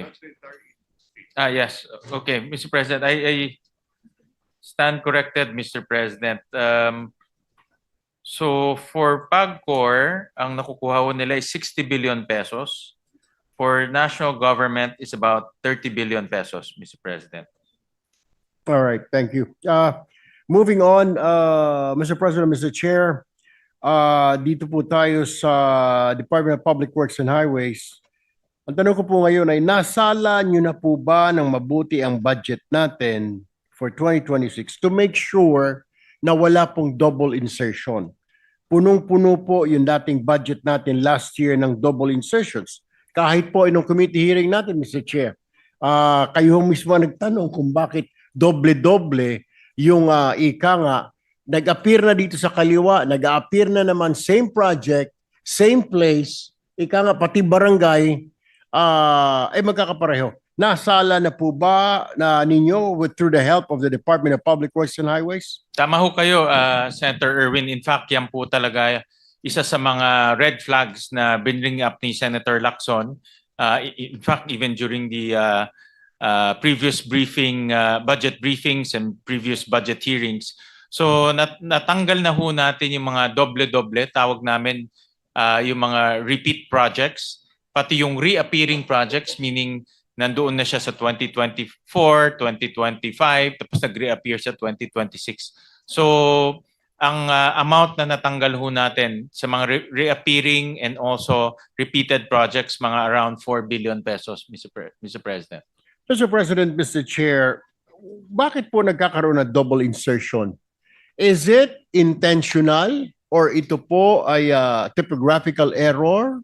Or is it wala lang, nagkaroon lang ng mental lapse yung mga tao natin sa DPWH o talagang sinadya ito to make some money, Mr. Chair, Mr. President? Actually, dalawa ho ang pwedeng dahilan. Una, tamad lang ho yung gumagawa nung DPWH budget kasi hindi niya, pwede naman po ilagay doon yung station number, pwede naman nila himayin isa-isa. Dito nga ho sa atin, ang kinuha ho natin para maghimay mga interns ng pamantasan ng lungsod ng Valenzuela. So kaya naman po gawin. Bakit ho hindi ginagawa ng DPWH? So tingin ko katamaran po yung umiral ho sa kanila kaya hindi ho nila ginawa. Pangalawa, pwede rin po yung maging source of corruption. Tama ho kayo dahil kung nadoble yung project, lalabas yung pondo ng 2 beses at mayroon silang discretion saan nila i-implement yung project na yun. So yun po ang delikado doon. Pwede nilang i-implement yun kahit saan, basta na doon sa lugar na yun. So may discretion sila para i-implement yung project na yun. All right. Thank you, Mr. President, Mr. Chair. Kanina po, while I was sitting on my desk, marami po ako natanggap na mga text messages na mga line of questioning daw baka pwedeng itanong sa ating chair ng finance mula po sa mga OFWs natin. They were asking, on-program appropriations, meron po ba tayong program appropriations for this year, for 2026? Meron po. For 2026, meron ho tayong unprogram, pero binawasan na ho namin yung line items ng unprogram po natin from 11 to 7, Mr. President. Ang tanong po nila, Mr. Chair, Mr. President, ay bakit kailangan pa ng program appropriations? Is it really necessary?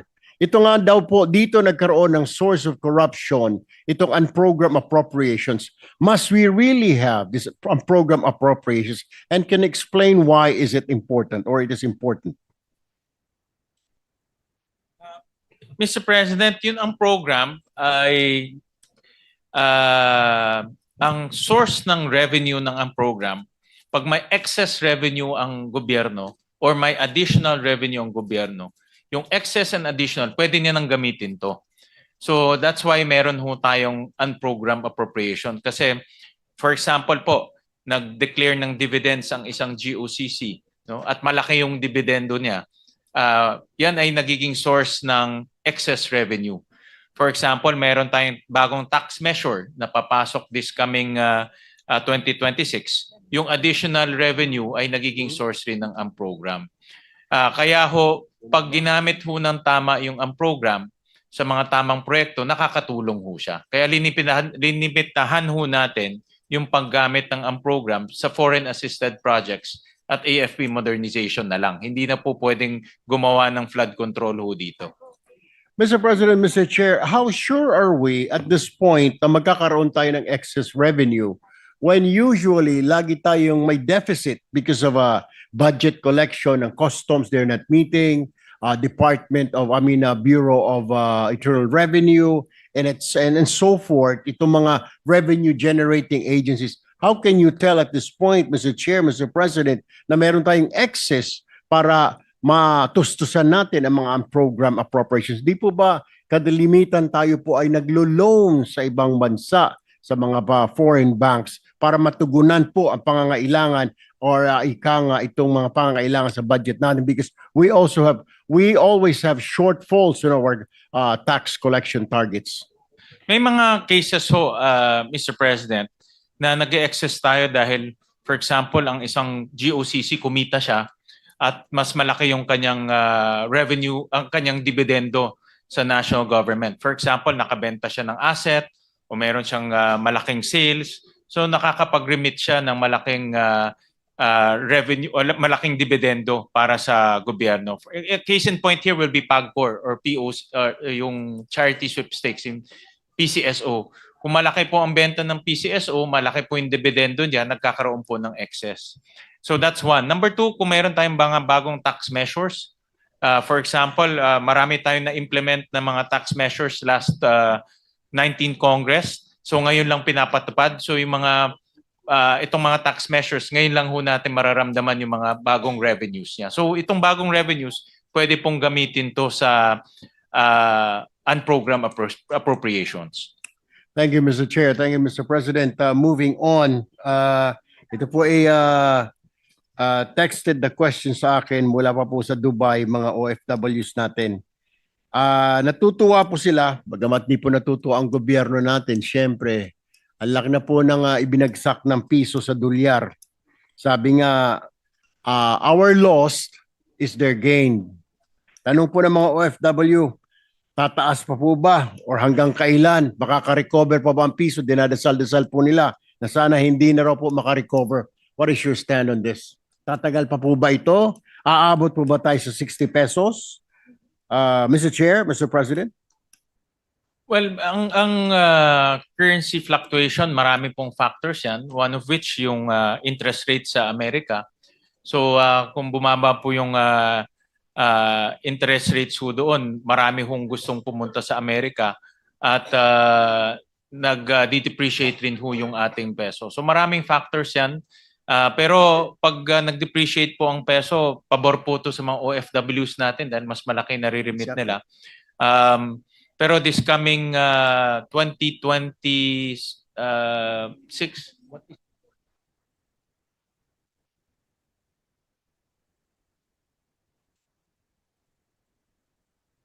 so ang forecast po for 2026 is between 55 to 58 pesos per dollar po ang estimate ng ating DBCC this coming assumptions this coming 2026. Kaso lang maraming caveat ho yan, no? Kasi maraming factors pagdating ng currency. That's one aspect na napakahirap po ma-predict dahil marami pong external factors. So, Mr. Chair, Mr. President, are you saying hindi po inaasahan natin itong sudden drop ng piso? Hindi po natin napag-aralan o nabantayan na ito po ay babagsak at this time, at this point?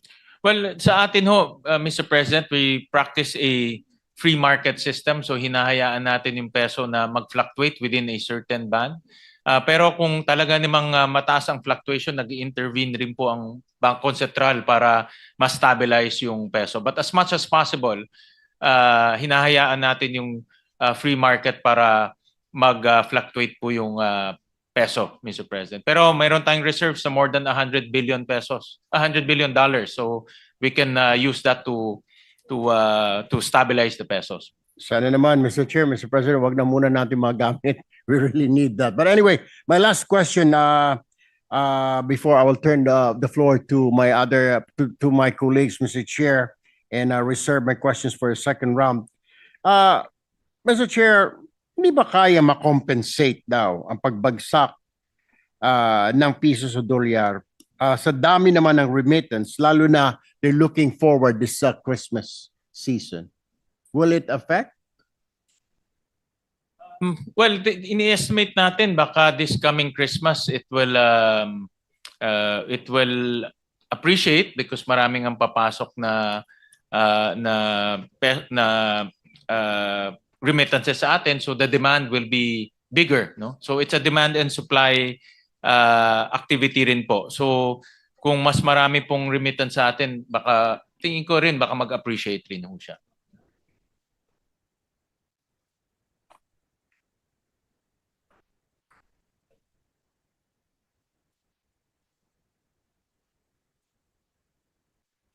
Isa rin po, sabi ni Secretary Recto, isa rin dahilan kaya rin mahina ang ating peso dahil ang tourism natin hindi pa tayo nakaka-recover from pre-pandemic levels. So kung maliit po ang turista, maliit po ang demand for the peso, humihina po yung ating peso. So it's really kulang po ng demand, no, sa ating currency dahil wala pong turista, exports rin ho natin ay medyo mahina. Pero like you said, no, dahil nga papasok na ang Pasko, may demand na ho ngayon ng peso, tingin natin baka mag-appreciate pa siya ng konti. Okay, Mr. Chair, Mr. President, I'm sorry, just may papahabol lang po ako, nakuha ng question. Dito po ba sa budget natin for one last question, 2026, meron po ba tayo nakalaan para sa debt servicing natin, pambayad po sa utang? Meron po, meron tayong nakalaan for debt servicing.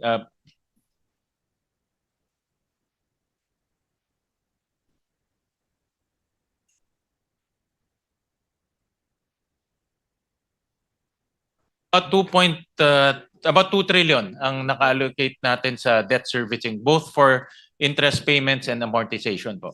Magkano po ang total na debt po natin para po sa kapakanan ng ating mga viewers? How much do we owe, external and internal debt?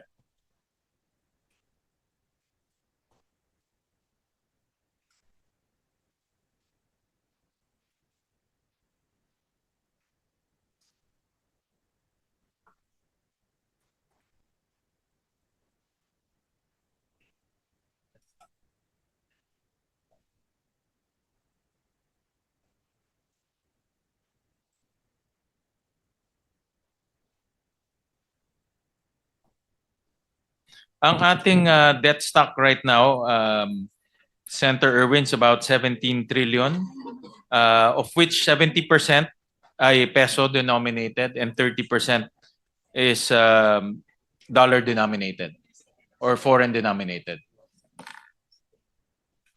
Thank you, Mr. Chair. Thank you, Mr. Senator President. Irwin. Thank you. Maraming salamat po.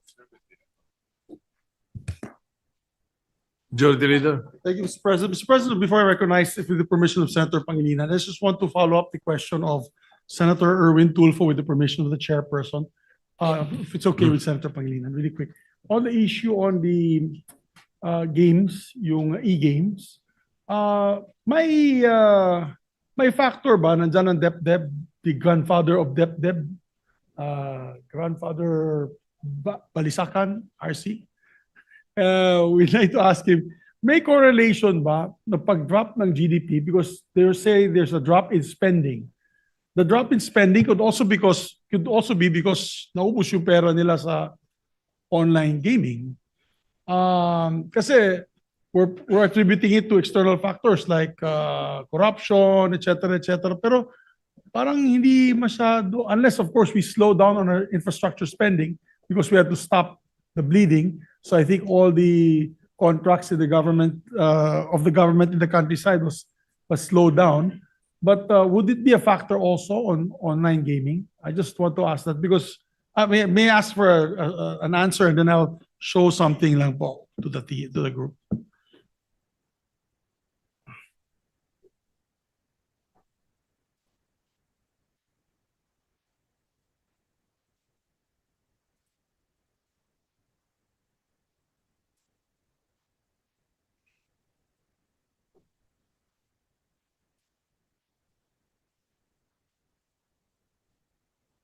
Well, Mr. President, I was conferring with Secretary Balisacan. It's there's no effect to our consumption because it's a very small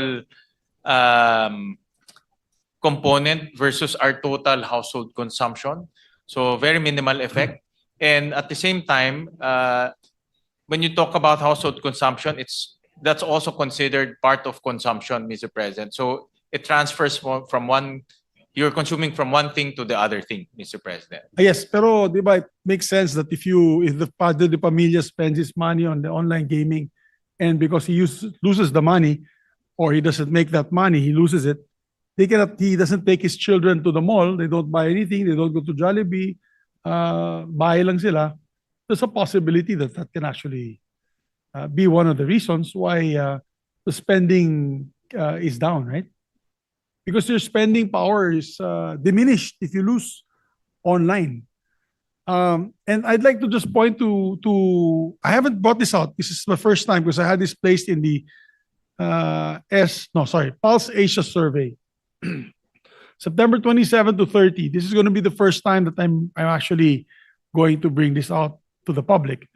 Nung September 27 to 30, napasama po ako ng rider question about banning online gambling. Nakalagay dito, how much do you agree or disagree with completely banning online gambling in the Philippines?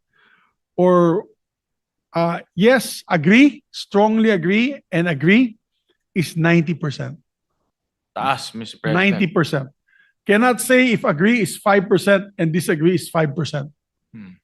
So ito po, all across to NCR, Balance Luzon, Visayas, and Mindanao is agree. Yung NCR agree is 96%. Sa tingin ko mukhang maraming ganito pamilya. Opo. Yeah, Senator, Majority Leader, wala talagang kaduda-duda na nakaka-apekto to sa ordinaryong mamayan ho natin. Marami rin ako nakakausap. I talk to a lot of our ordinary citizens and nakaka-apekto ho talaga ito sa kanila. No? Kaya hindi ho kaduda-duda na marami rin ho sa kanila ay gusto hong mas gusto maband o mas gusto rin ho nilang makitang mabigat ang regulasyon ho dito. O kasi kung yan po ang posisyon ng gobyerno na highly regulated, dapat siguro gawin natin to parang sweepstakes. I think sang-ayon din si Secretary Ralph ito eh. We talked about it one time. Na there are betting stations na lang that they can buy their betting cards, scratch cards in these betting stations rather than the e-wallets. Kasi the e-wallets, pati sa mga barangay sa Bukidnon, of course, napapasama sila dun eh. Alit na nga ng income nila dun sa probinsya, lalo na sa highly rural areas. Pag nawala pa nila yung income na yan, hindi na sila makabawi, hindi na makatayo. They're baon lalo na sa poverty.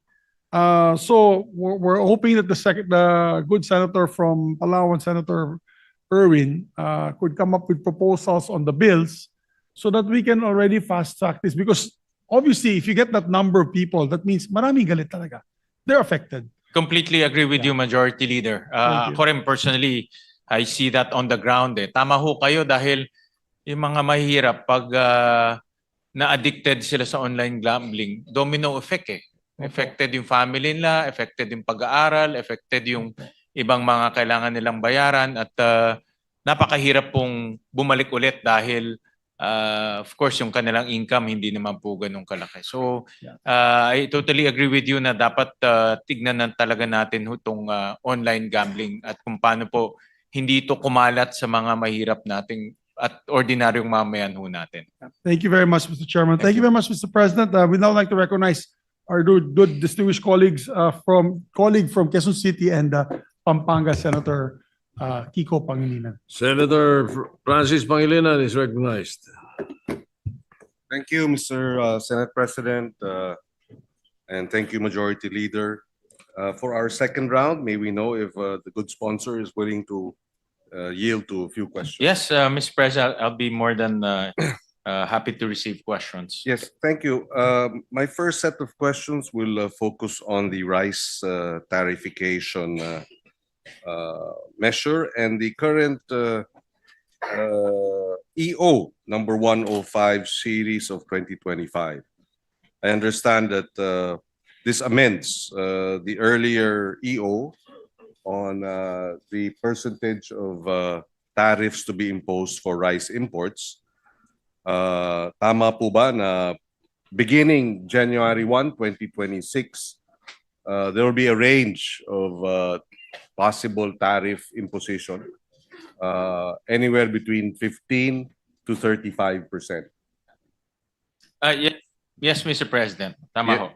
And my understanding also is that there is a formula that the rates will be adjusted by 5% points per 5% decrease in international rice prices. Is that correct? Beginning January 2026.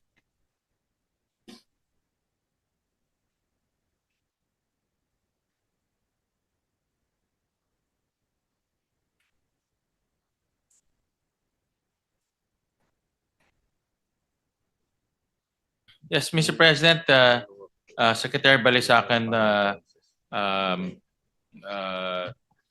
told me that yes, it will be linked to international prices. Yes. But as we speak, they're crafting the guidelines on this mechanism, Mr. President. Yes, and right now, I understand also that until the end of the year, there is this ban. Yes, On Mr. rice President, may ban ho imports. until end of the year. Yes, Correct. and because there is a ban, then and that's why I understand if the ban is lifted by first day of January, then the new tariff rates, depending on how it's computed, will take effect. Tama ba? Yes.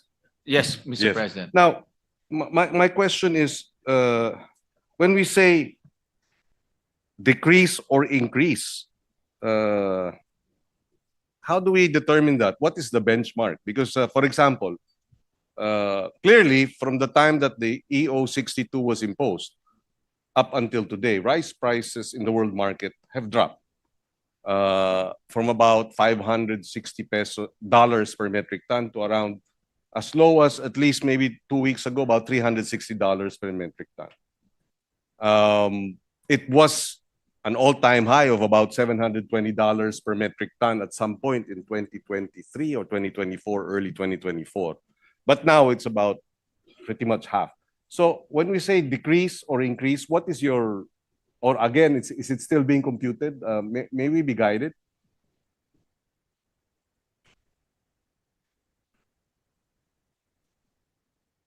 Well, the reason why while they're making the computations, we're asking this is because precisely we brought down the tariffs to increase supply of rice in the local markets by way of enticing or encouraging importers to buy rice with lesser tariffs. Kasi mataas ang presyo ng bigas sa world market. Eh, hindi ba dapat nung bumagsak na sa 360, hindi ba?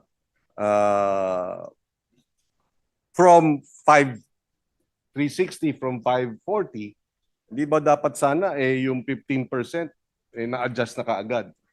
I know we're doing that now. And therefore tapos na yon, but moving forward, how is the computation to be done? We'd like to better understand it. Well, Mr. President, the way I understand it is the objective is to stabilize local rice prices.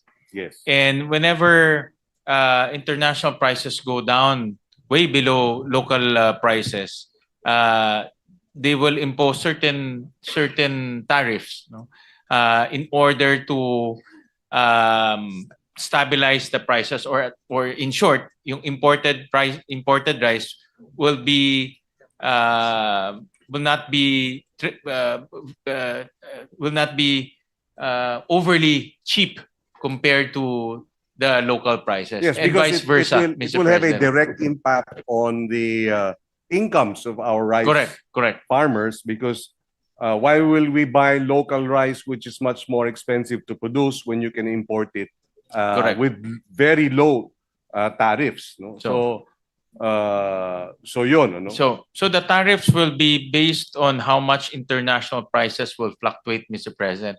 But the objective is to stabilize the local prices so that farmers will still make money out of that stabilized local prices. But at the same time, we will stabilize supply also through importation. Pero Yes. hindi ho ganun kamura, or not sobrang mura, na makakaapekto po sa ating mga farmers. Well, I'd like to, as was earlier mentioned by the good Secretary of DepDev, that they are still formulating the guidelines. Yes. The overall guidelines is still Yes. being formulated. But that has to be formulated in the next 2 weeks, Yes, correct. or month. Yeah. I guess subject na lang to a submission to this representation and maybe the committee, so that we can better understand Yes. Thank you. moving forward and prepare our rice farmers, our rice traders, the sector would be interested to know how this is going to affect the trading of rice and importation of rice by January, by first quarter. So, Mr. President, the Secretary Balcasan mentioned their target is hopefully by first week of December. The guidelines will be out already.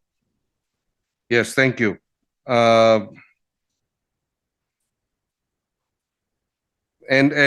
it has a direct impact also on the prices of palay locally.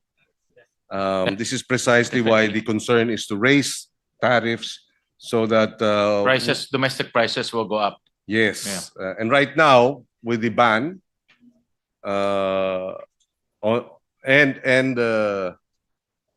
we are monitoring rice palay prices.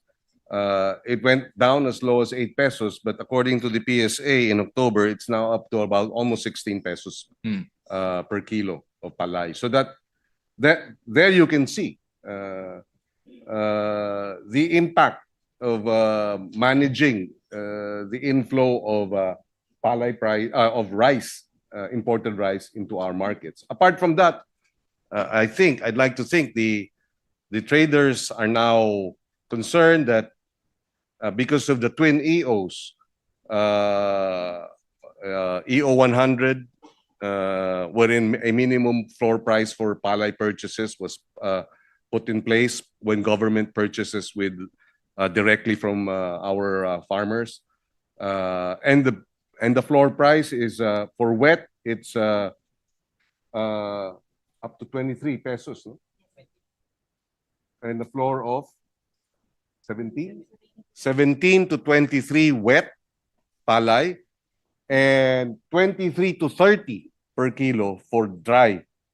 And I think that also, in combination, together with the regulating the inflow of imported rice and then establishing a floor price for government purchases of palay, both help in bringing up our palay prices. And therefore, we'd like to know how, moving forward by January 1, 2026, how the adjustments in the tariffs will play out so that we can anticipate its impact on palay prices.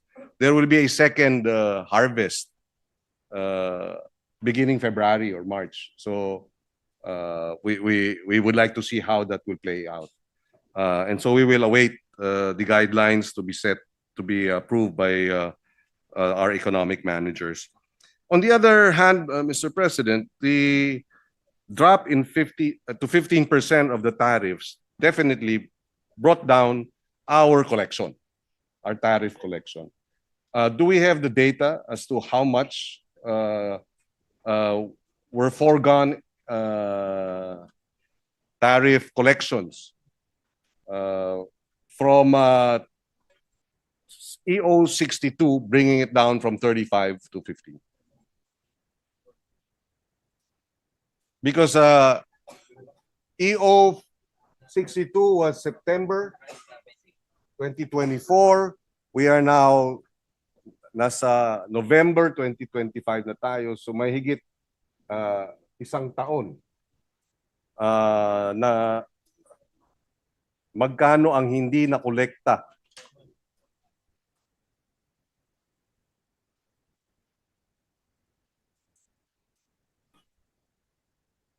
Some computations say about 25 billion. 29 billion.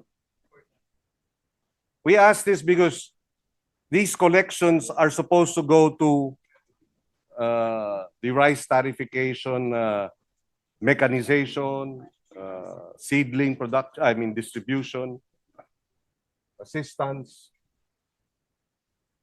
And there is the new law, Republic Act 12078, provides that 30 billion are earmarked. So, kung hindi makolekta dahil nga binaba ang taripa dun sa 30 billion na naka-earmark, saan kukunin yung 30 billion? Well, Mr. President, Secretary Recto mentioned that on the average, the foregone revenue is about 2 billion a month by reducing tariffs from 35 to 15%. And the total foregone revenue has already reached 20 billion pesos, Mr. President. Yes. Yeah. So now the question is, does not this affect the mandate of Republic of 20078? Yes, that Yes. mandates a 30 billion allocation drawn from the tariff collections that will fund the rice program or the RCEF.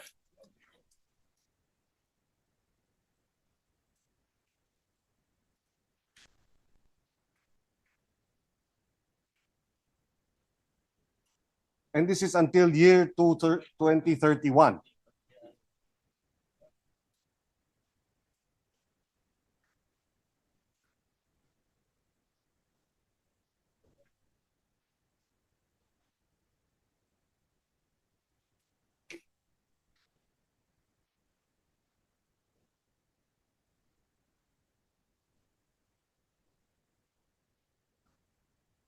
Yeah. But the 20 billion is just foregone revenue, but the agency, the DOF, still managed to collect more than 30 billion pesos. So, in other words, 30 billion can still be allocated to the earmark programs, Mr. President.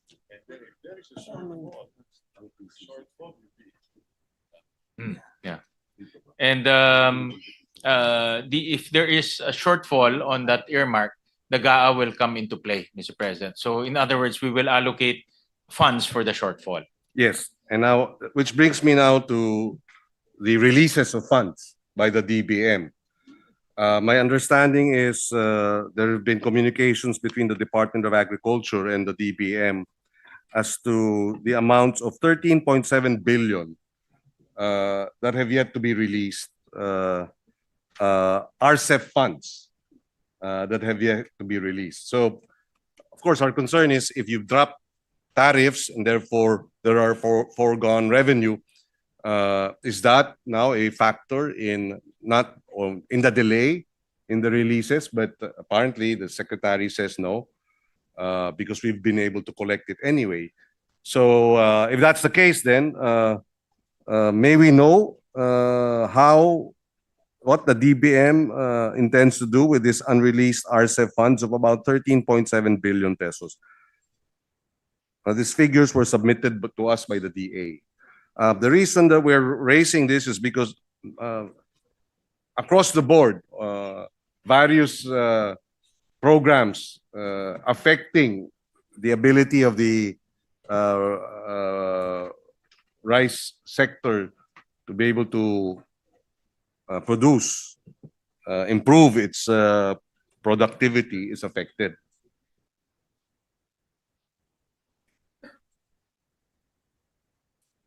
Mechanization, seeds program, RCEF training and extension service, rice farmer financial assistance, expanded rice credit, are all affected.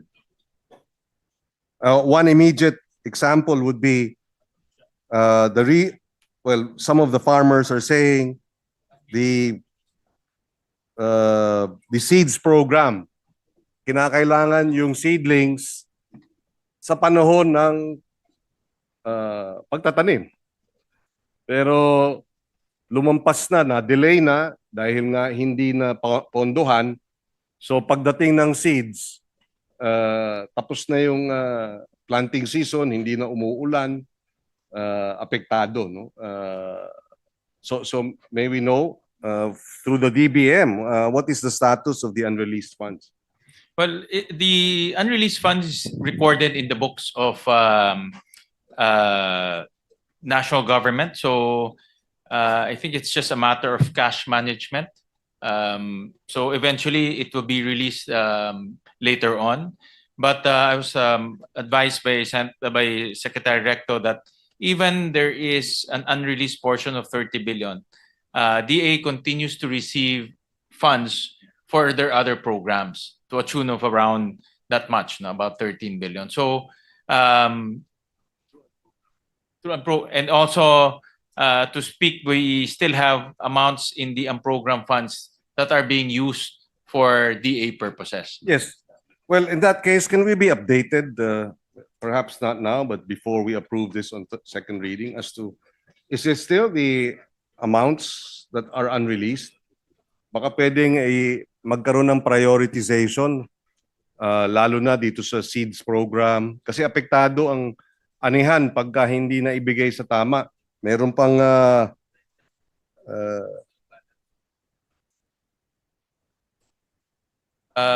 I was advised to date the balance is 9.7 billion. But we'll request from the agency a complete accounting of the RCEF funds. Yes, please. So Yeah. so we're down from 13 billion to 9 billion Yeah. So unreleased. nagre-release naman po. Nagre-release naman siya. Yes, thank you. Thank you for that Mabagal clarification. lang because of cash management. But just to place on record, and we hope moving forward we can address the delays, because Sorry, Mr. President, I stand corrected. The balance is still 13 billion, but the collection is 9.7 billion, Mr. President. No, so we'll just request for an updated balance, Mr. President. We'll furnish your office. yes, but just to place it on record, good sponsor, yung delay has ended up with several key programs being halted, the implementation. Yes. Mechanization support is on hold. The distribution of hundreds of hauling trucks and drying sheds are on hold. Training and extension programs of more than 18,000 beneficiaries are also on hold. And so all these will affect the performance of agriculture, the sector, Mr. President. And we'd like to see updates submitted maybe in the next 2 weeks. Yes, Mr. President, we'll request from DBM Yes. an accounting of the RCEP funds, including the collection and the releases, Mr. Thank you. President. We go on to another area. We raised this during the committee hearing that on the issue of smuggling, the Anti-Agriculture Economic Sabotage Law of 2024, when enacted, the law appropriated 500 million for its operations. And as of last September, during our first budget hearings, the fund had not been released. The DBM said this will be raised with the OP, if I'm not mistaken. But may we know if the funds have been released by the DBM? 500 million, 1 year later, had not been released.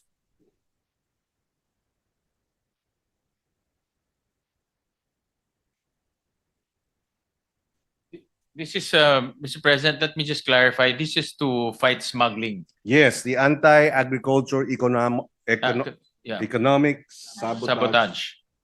What a tongue twister. No? The fact that you can't pronounce it effectively makes you wonder if they are performing effectively. But kidding aside.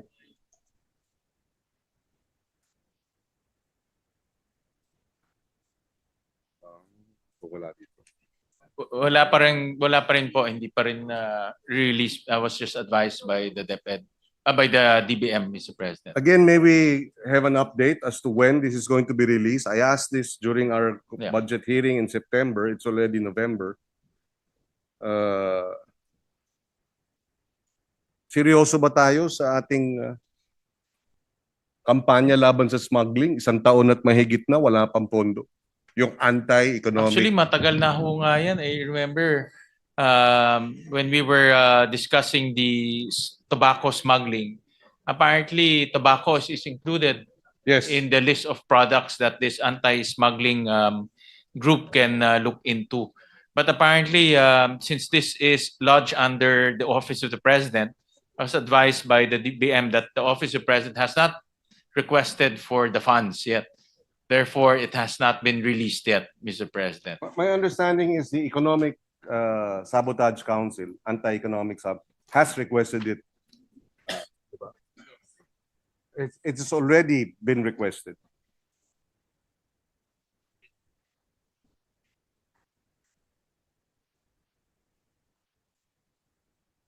Yeah. Mr. President, I was made to understand that it should be the Office of the President who should be making the request.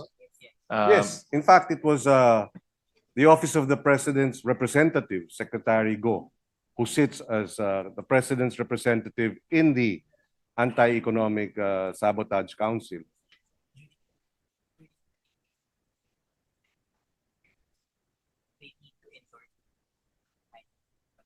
I was made to understand, Mr. President, wala pang request ang OP.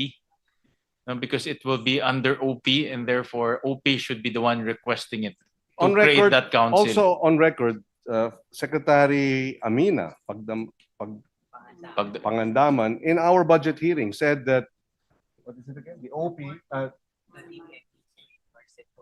and they already did that the DBM had to endorse it to the OP. Has the DBM endorsed it to the OP? Parang it's a chicken or the egg question, Mr. President. Sinasabi nila wala pang request, so hindi nila So again, issue.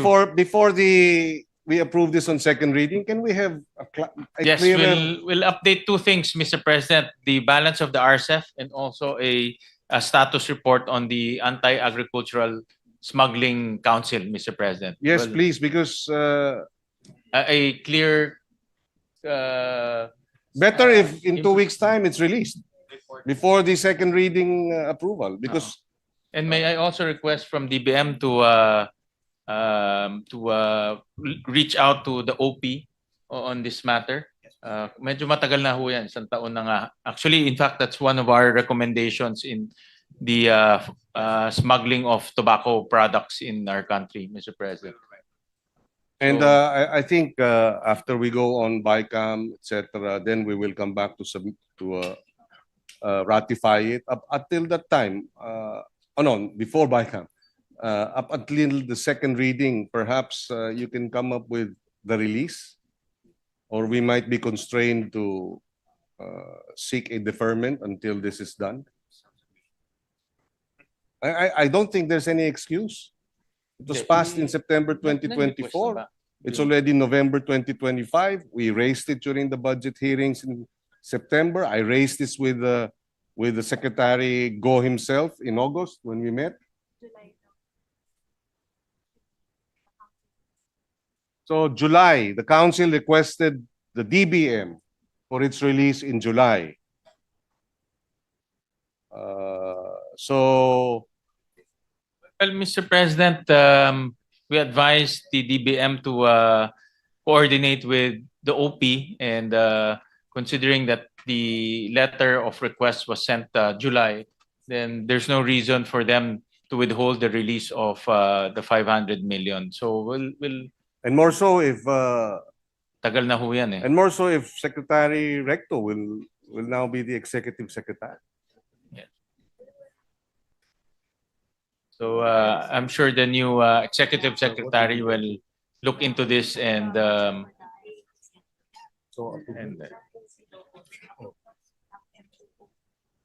Ano bang nire-request nila? Pero MOE is already the amount or kulang pa yan? Yes. So anyway, he cannot officially make any statement considering that the announcement, he has not been personally informed. But we would like to hope at least here in the halls of the Senate, he's still the Secretary of Finance. But hopefully, assuming the reports are true, I'd like to think that we have made it clear that the budget should be released. Yes, I agree with you. Like I said, this is one of the recommendations of when I was chairing the Committee on Ways and Means, one of our recommendations is to activate the Agricultural Smuggling Council so that they can also look into the smuggling of tobacco products, which affects our tobacco farmers. Yes, yes. And which brings me to my last point. Until now, we haven't jailed any Wala pa yata, Mr. smuggler. President. When, again, I will reiterate, the non-bailable offense of economic sabotage is 10 million pesos worth of agri-products. We have been confiscating billions of agri-products that have been smuggled. In the last 10 years, because the original law was 2016, non-bailable na yon. Pinalakas pa natin nitong 2024. Pero hanggang ngayon, wala pang nakukulong. Yung bodegero ang nakulong. Ando na yung produkto, nandun na yung kinumpiska, daang milyon ang halaga, ang suma bilyon-bilyon, pero wala pang nasasampahan ng economic sabotage na 10 million ang threshold. Which is, for me, para tayong tinatawanan ng mga smuggler at mga financier. And this is most unfortunate, especially for our farmers and fisherfolk. Just the other day, I received the report of the Department of Agriculture, BPI, the Bureau of Plant Industry, because we were able to do an ocular on seized frozen chicken declared as chicken poppers. Value is about 12 million, again, above the threshold. And just the other day, the frozen chicken is positive for salmonella. And this is what we're bringing into the country. I had them test it for bird flu.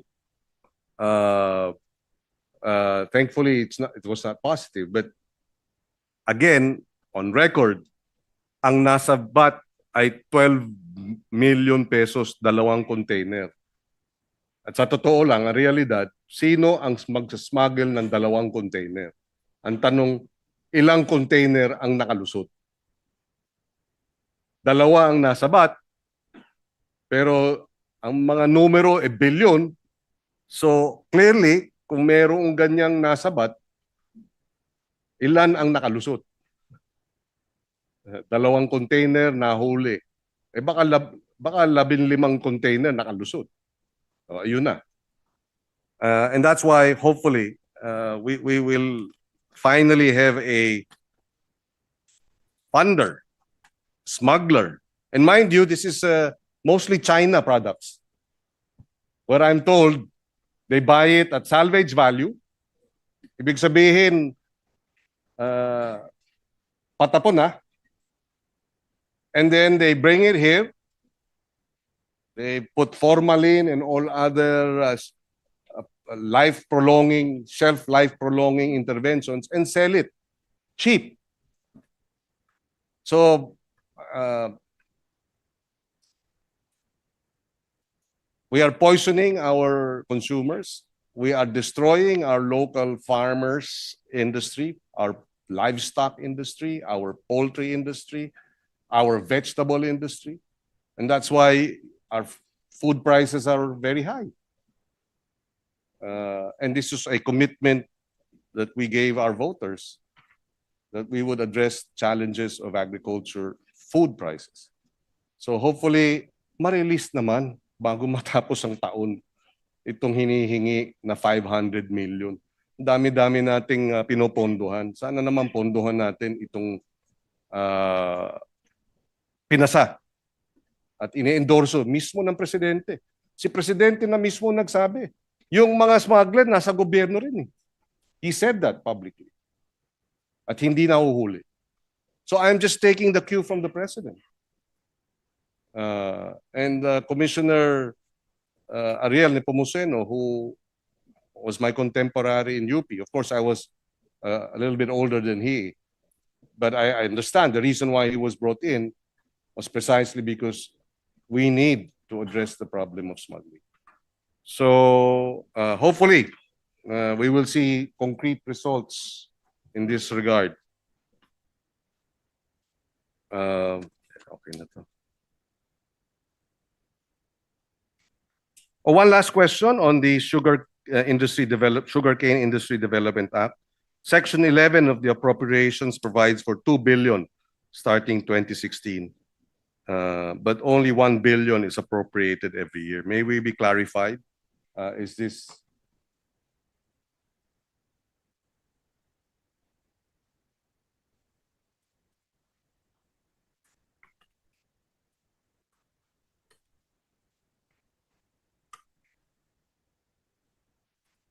under Office of the President by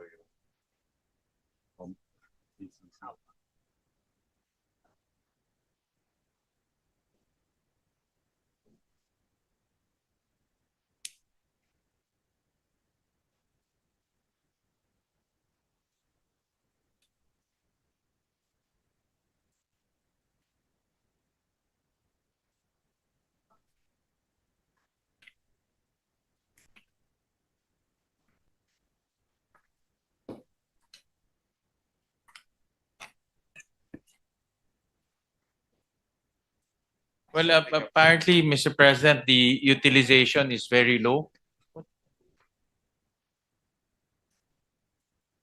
utilization is very low? Yeah, pero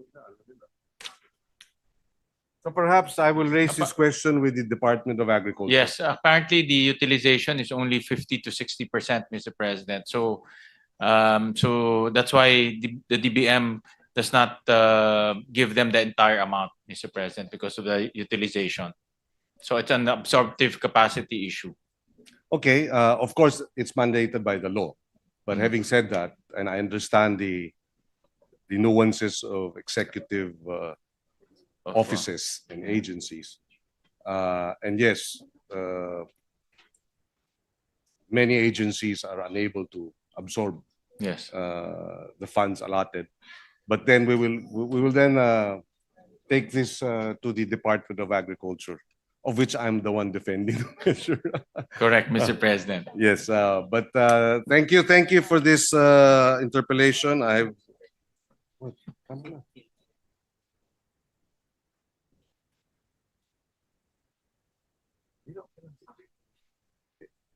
Thank you very much for the opportunity to get the answers from our sponsor, and we wish the Secretary of Finance all the best, the Secretary of DepDev, Secretary of DBM, and all the attached agencies. Maraming salamat, Ginoong Pangulo, distinguished sponsor. I terminate my interpellation subject to the submissions The that we are submissions, Mr. requesting President. before the approval on second reading. Thank you. Thank you very much. Thank you, Senator Thank you, Pangilinan. Senator Kiko, for your interventions. Maraming salamat po. Majority you. Leader, We ask for minute suspension, Mr. President. session is suspended.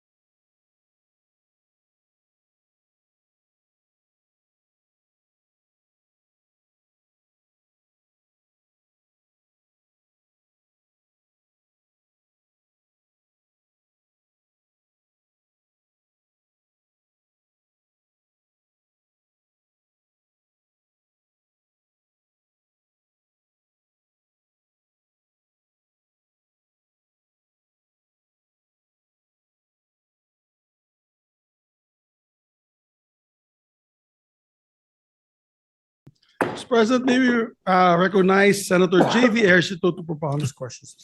To continue the interpellation, That's correct. Senator J.V. Ejercito is recognized.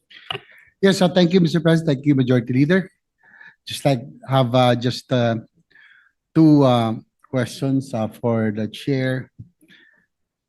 First, for regarding the foreign assisted projects under the program appropriations for next year, the portion of the loan proceeds under some of the foreign assisted projects of the DOTR was decreased under the GAB, specifically for the Metro Manila Subway and the North-South Commuter Rail. We proposed in the subcommittee to restore, but unfortunately, the GAB was adopted. By endorsing the restoration of the loan proceeds to their original amount under the NEP, we recognized the disadvantages of placing foreign assisted projects or the FAPs under the unprogrammed appropriations. Historically, releases under the unprogrammed appropriations occur only by the third quarter of the year.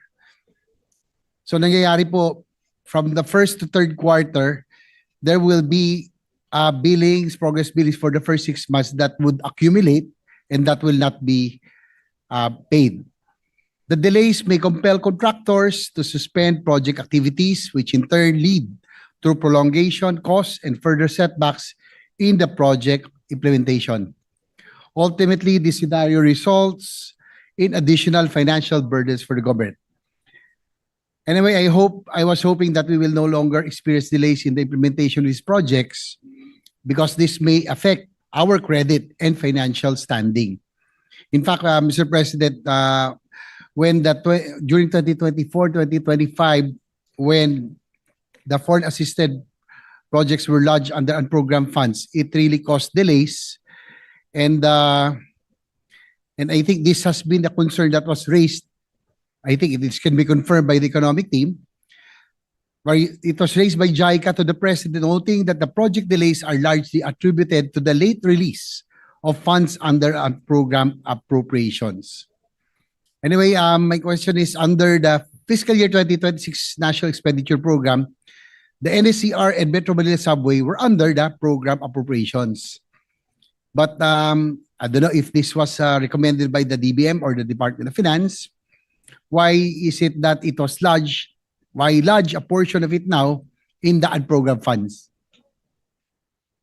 Thank you for that question, Senator JV. And thank you also for making sure that we have enough funds for transportation infrastructure projects.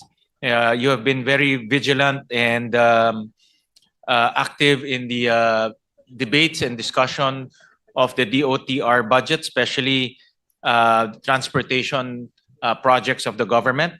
And we do acknowledge that you have proposed to restore the budget of the NSCR, the North-South Commuter Railway System, as well as the Metro Manila subway projects.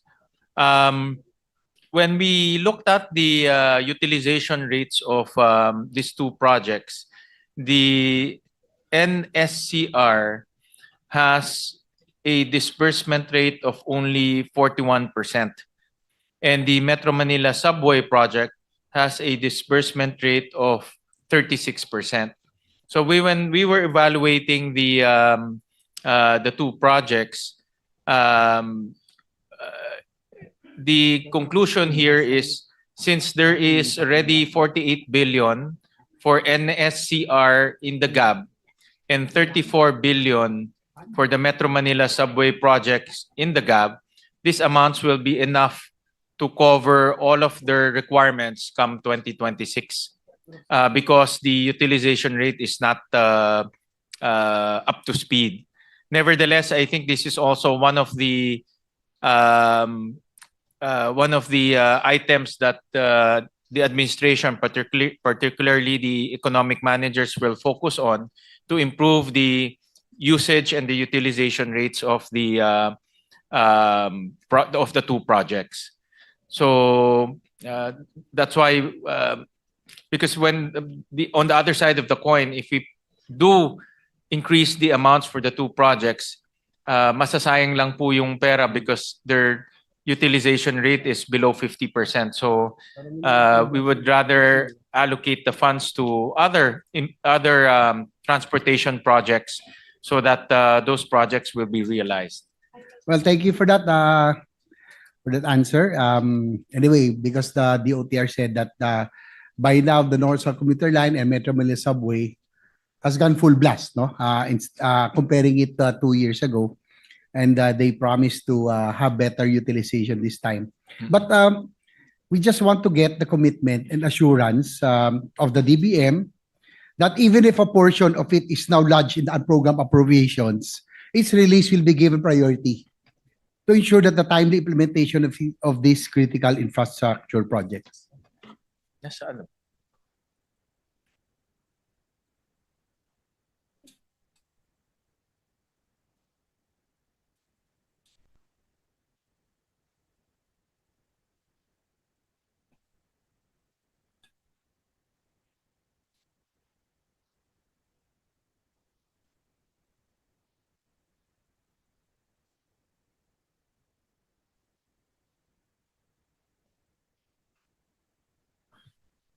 Mr. President, I'm truly honored na yung bagong DBM OIC kino-coach po ako, no? Baptism of fire, Mr. President. Nagulat rin ho siya na pala yung OIC, Mr. President. No, so it's truly an honor. Yusek Toledo, na-promote ka lang in last 10 minutes. No? So Mr. President, the timing of the disbursement for the Metro Manila Subway is in Q1, quarter 1 and quarter 2, as well as the North-South Commuter Railways, Q1 and quarter 1 and quarter 2. The good thing about our setup in the unprogrammed appropriations, Mr. President, is we limited it to only 3 items: foreign assisted, GOP counterpart, and the military. So in other words, wala na siyang kaaway na pondo, Mr. President. Wala na siyang kaaway na sa GIP fund or the other funds. Kaagad, pag may lumabas na new or additional appropriations, it will go straight to the foreign assisted projects. Well, that's good to hear, Mr. President. In fact, last week, the Japanese ambassador came to see me and inquire about this issue, about the FAPs that, and we said that we will do our best to make sure that it will be now lodged under the program appropriation, so that what happened the past 2 years when it was lodged in the unprogrammed funds really had that, I would say, had a bad effect, no? For the JICA and the Japanese embassy to go to the president and complain about this. So I agree, Mr. President. Mr. President, when the NEP was submitted, a portion of the GOP counterpart was already in the unprogrammed appropriations, Mr. President, about to a tune of about 38 billion, Mr. President. So it was already lodged under the unprogrammed appropriations. So it was a significant amount. So it's very difficult for us to move it to the program. What we made sure is the timing of the release. I think that's the most important. So ngayon nawala na siyang kaaway sa pondo, it will be assured that the release will be on a timely manner, and the requirement to come up with the GOP counterpart will be there, Mr. President, as opposed to becoming uncertain, Mr. President. well, that's good to hear. Thank you, Your Honor, Mr. President. No, because right now, probably we are facing one of the darkest hours in our government's history because of this biggest scandal that we are facing right now. Ang problema natin in the international community, there's no good news right now. And I'm hoping that through this, to the infrastructure projects, to these big ticket items, that there is a glimmer of hope for foreign direct investments to look forward to, na hindi pa ni bad news. So I think this is where we can at least show that the country, while there's an ongoing scandal investigation, but we are moving forward. And this is very important. That's why I would like to get the assurance of the economic team, the DBM, Department of Finance, that this will be indeed be prioritized so that, this is already JICA and Japan and our creditors, so that this will not affect also our credit and financial standings in the international community. So at least meron namang glimmer of hope that we are indeed doing something so that foreign investments could still look to invest or consider the country. Kahit na meron tayong kinakaharap na problema, by prioritizing all of this, at least meron tayong hope, no, that we are doing something to improve and stimulate economic growth in the future. Mr. President, again, I thank the good gentleman for really scrutinizing and pushing for transportation projects here in our country. We badly need those transportation projects, and with this setup in the unprogrammed funds, Mr. President, we're very confident that the GOP counterparts related to those projects will be realized, Mr. President. And I'm confident because there's no more Mr. Ko who had the appropriations na nilagay sa unprogram lahat to. Correct, Before, Mr. President. Oo. nilagay yung kanilang projects sa priority program, while the priority projects, the foreign assisted projects were lodged under the unprogrammed appropriations. And I'm glad that with the Senator Gatchalian, with yours heading now the Finance Committee, I'm sure that you will not allow this to happen so that we will be able to improve our credit and financial standing, especially when it comes to ADB, our JICA, and our of course the Japanese government, who have been very supportive of our infrastructure projects. Thank you, Mr. President, and rest assured that we will make sure that these projects will not encounter delay this coming new year, Mr. President. Last point, Mr. President, with regards to the bago lang din yung BIR natin, newly appointed at 2-3 days ago. Is he here? The new BIR? Is here. Okay, anyway, I'm sure it's not yet here, but I'm hoping that you will take note of this because the BIR has intensified its campaign to strengthen tax monitoring and collection. While we recognize the support these heightened efforts, concerns have been raised regarding the excessive issuance of letters of authority or LOAs. It was brought to our attention, particularly in the discussion with the European Union Ambassador, the chambers of American and European chambers of commerce, even our colleagues, Senators Zubiri, that the Lord had the chance to talk to them, and that they complained that the excessive use of LOAs by the BIR has raised serious concerns among foreign investors. Such practice, if not carefully regulated, may create an atmosphere of uncertainty among businesses and discourage foreign investors who may perceive it as a sign of unpredictability or overreach in tax administration. It is therefore important to strike a balance between ensuring compliance and maintaining a stable and investor-friendly business climate. The challenges and uncertainties in the regulatory and tax environment act as a deterrent to potential foreign investors, contributing to the Philippines' lower ranking in the FDI restrictiveness indices compared to other ASEAN countries. My question is, what initiatives are being pursued by the DOF or BIR to ease investor apprehension regarding the perceived overissuance of LOAs, which has been linked to a decline in investor confidence?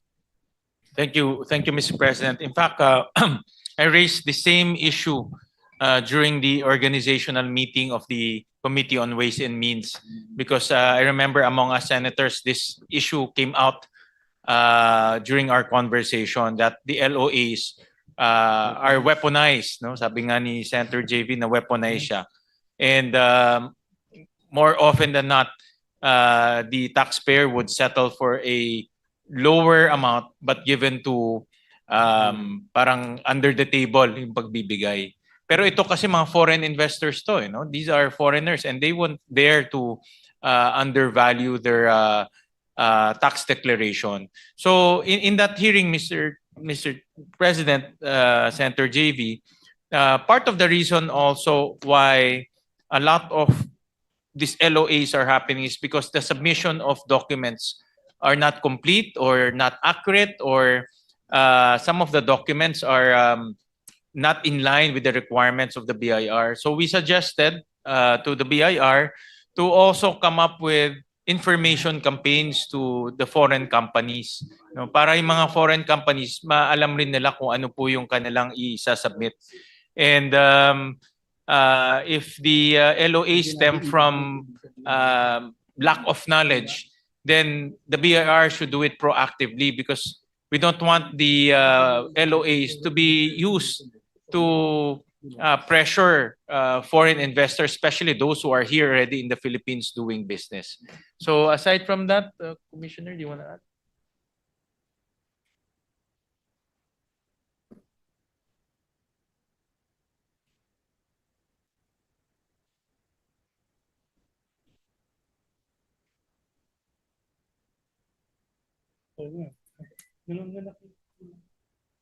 Yeah, the new commissioner mentioned to me, Mr. President, that he will also review the policy on issuance of LOA. So because the LOAs, before all of these documents that are supposed to be submitted by the taxpayer, the LOA should have a basis.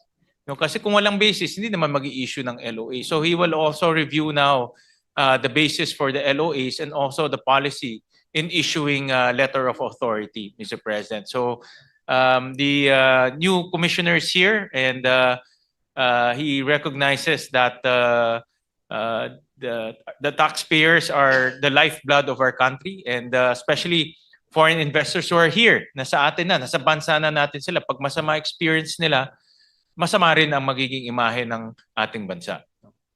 Mr. President, if I may just interject, if with the permission of the two gentlemen, yeah, yung ano lang, that's the frequent complaint, because I met with the Chamber of Commerce, American Chamber of Commerce, European Chamber of Commerce, with about 8 ambassadors. Their real complaint is that na the LOAs. And then ang nangyayari, nagkaka-under the table transactions. And also, my business folks, friends from Cagayan de Oro, sa basic Cagayan de Oro, ano na rin, nagiging ano na, parang sabi nila, it's that time of the year again. Na pupuntahan sila at LOA, negotiate, yung ano, cheque, portion cheque, karamihan cash. Natatakot naman sila magsumbong, boss. Kasi kung magsumbong sila, alam naman nila, patay sila. Maharas sila. Is there a better way is there like a system? Can we study best practices from other countries? Like how do they do it in Indonesia? How do they do it in Malaysia? How do they do it in Vietnam? Because these chambers are not complaining their secretary. They don't complain. There must be a system, right? So I was with your brother yesterday. I will not mention which brother, but your brother was telling me that same problem because of the wife. His wife was also harassed with LOA. And you know who I'm talking about. Kapatid mo yan, sister-in-law mo. And we were just talking about this last night. Kaya sabi ko nga, lahat naman ako, negosyante din ako eh. I'm also a businessman. So we all have that same problem. I don't want to pick a fight with the BIR. Nobody wants to pick a fight with the BIR. With due respect, sir, nobody wants to pick a fight with you. Natatakot kami lahat kasi at the end of the day, kami maiwan doon, di ba? Pero there must be a system in place. Hindi naman pwedeng ganun. I'm the author of the Ease of Doing Business. So kaya nga, dapat walang kakulangan kasi under the Ease of Doing Business, we have a Citizens Charter which enumerates 1 to 20. Let's take 1 to 20 requirements. Yun na yun. Hindi pwedeng manganak yung requirement.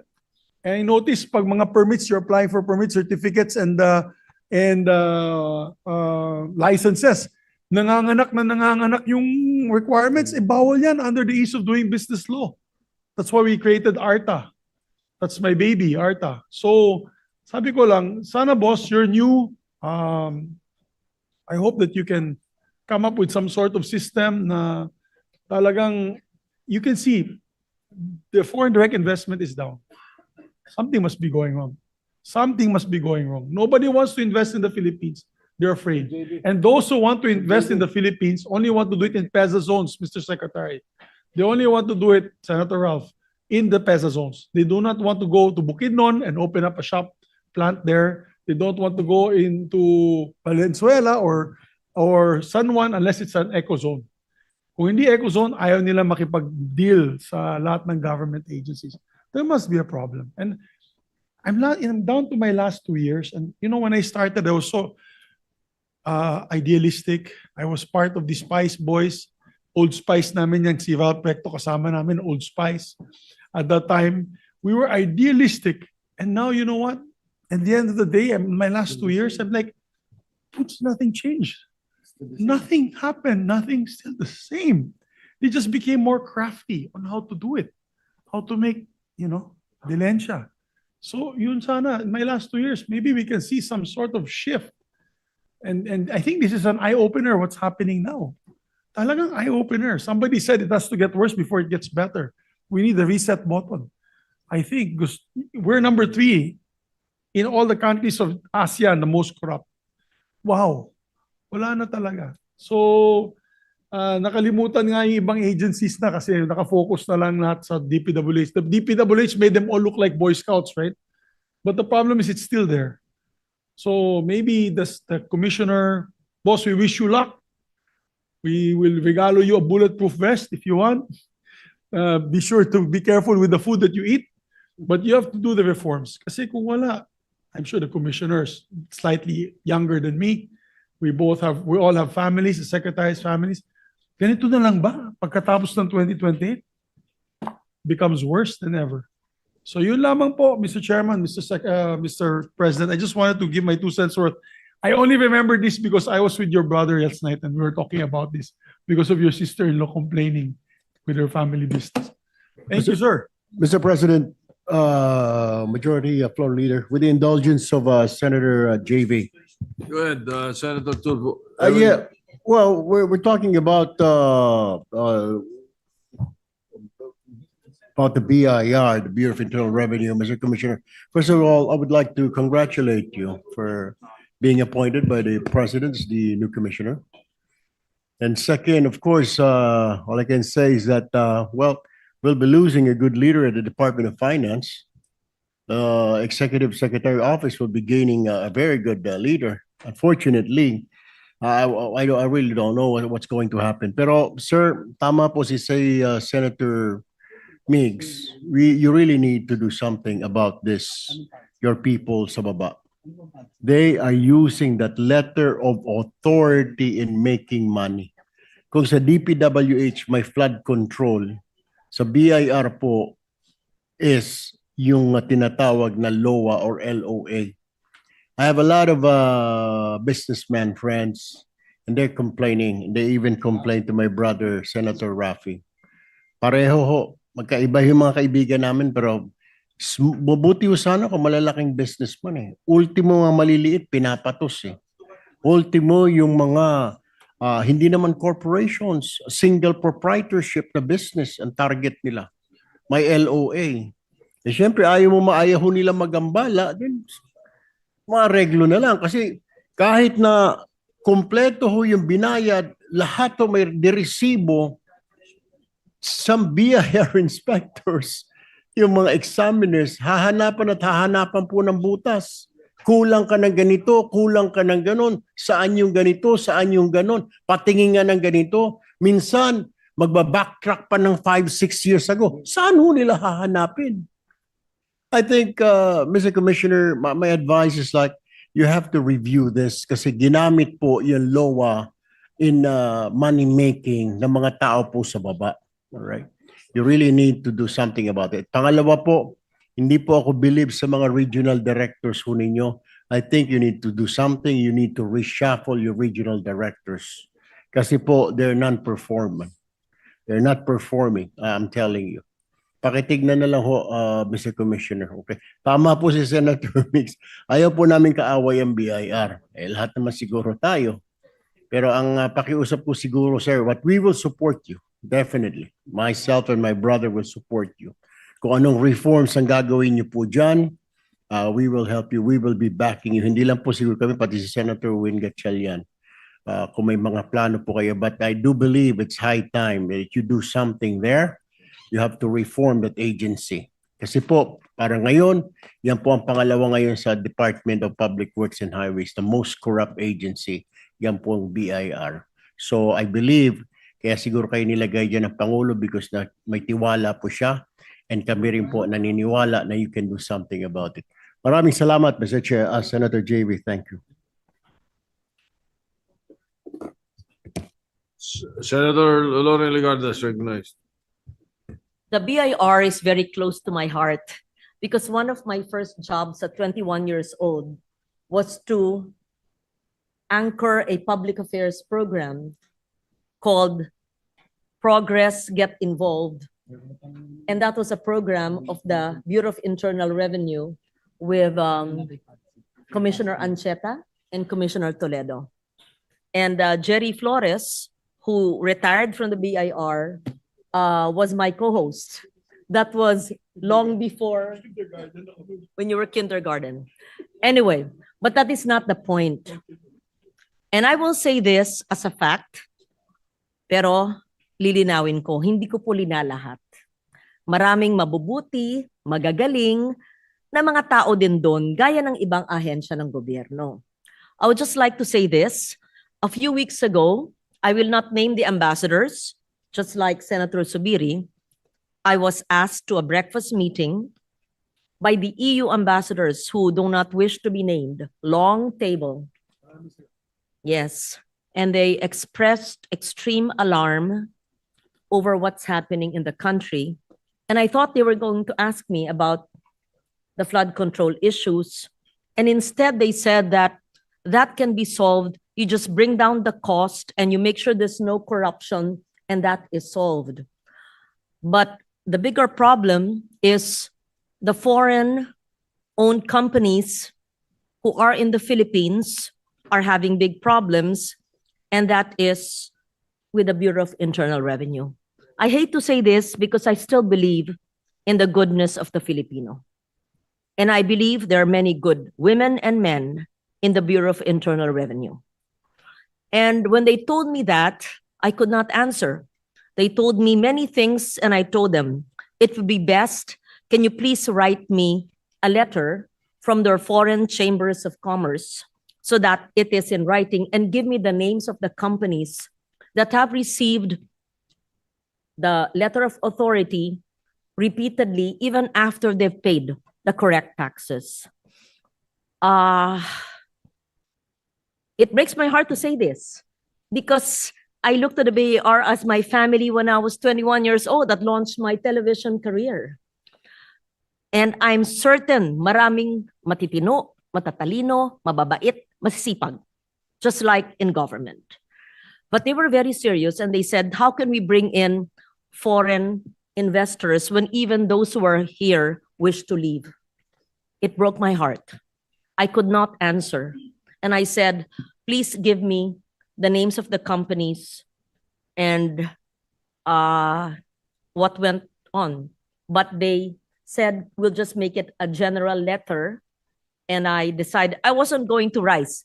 But Senator Subiri said, why don't you say it as well? Because the meeting with you was different from our meeting. And it was more than a dozen EU ambassadors. Yes. So I just put that on record, Mr. President, still believing in the goodness of people in government, and there are, in the goodness of the Filipino, that mauungusan natin lahat ito. And when I faced them and I could not give them the answer on how to reform the so-called LOA system and the subsequent alleged, I always say alleged, informal meetings that brought to probably the exchange of money, I am not certain because I cannot judge. I don't have the details. So I put it on record because my colleagues had also received similar information. Thank you, Mr. President. Thank you, Senator Legarda. Just to continue, of course, we wish our new BIR commissioner the luck and also our support for the reforms. Hopefully that he will be instituting in the Bureau of Internal Revenue. But just to end, siguro susugan ko lang yung sinabi kanina, nabanggit po ni Senator Tulfo. Sa report po sa atin, nag-issue po ng LOA sa isang company, sa isang kumpanya, pero kasama po ang past years na bayad na ang tax sa mga taong yon. Yung isa naman po, isang LOA containing multiple taxable years.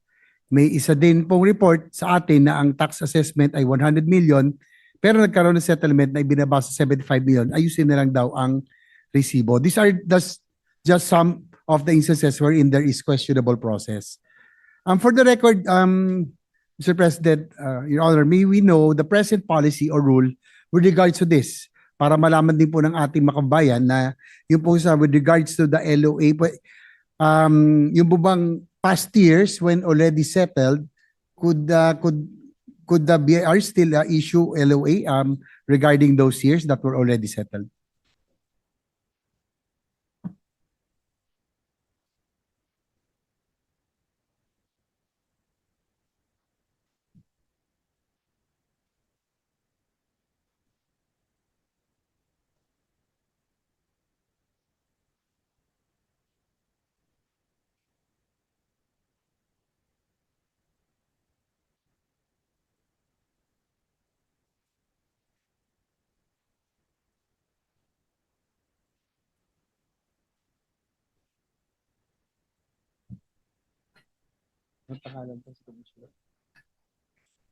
Well, Mr. President, ang rule ay hindi na ho pwedeng balikan, no? But the law is very specific to what type of taxes you are paying or what type of taxes you have paid. So for example, kung nagbayad ka na ng income tax, dapat hindi na ho balikan yung income tax mo. Pero kung hindi ka pa nagbayad ng VAT, pwede nilang mag-issue ng LOA sa VAT, no? So ganun po yung procedures. And the LOAs are typically ini-issue ho yan kung merong deficiency in tax, no? Kung wala naman pong deficiency, dapat wala hong LOA, no? But I join our colleagues in clamoring for reforms. Talagang matagal na ho natin, actually from our private sector days until now, ganun pa rin. Talagang aminado tayo na merong ilan sa mga BIR employees ginagamit talaga ito for money-making activities. So dapat rin po maimbestigahan yung mga gumagawa nito at maparusahan, paalisin sa ahensya. Importante rin na Commissioner yung disiplina, no? Kasi kung merong mga notorious dyan, tanggalin na rin para hindi na paulit-ulit. I'm sure may mga notorious dyan na ginagawa ng money-making activities ho nila, no?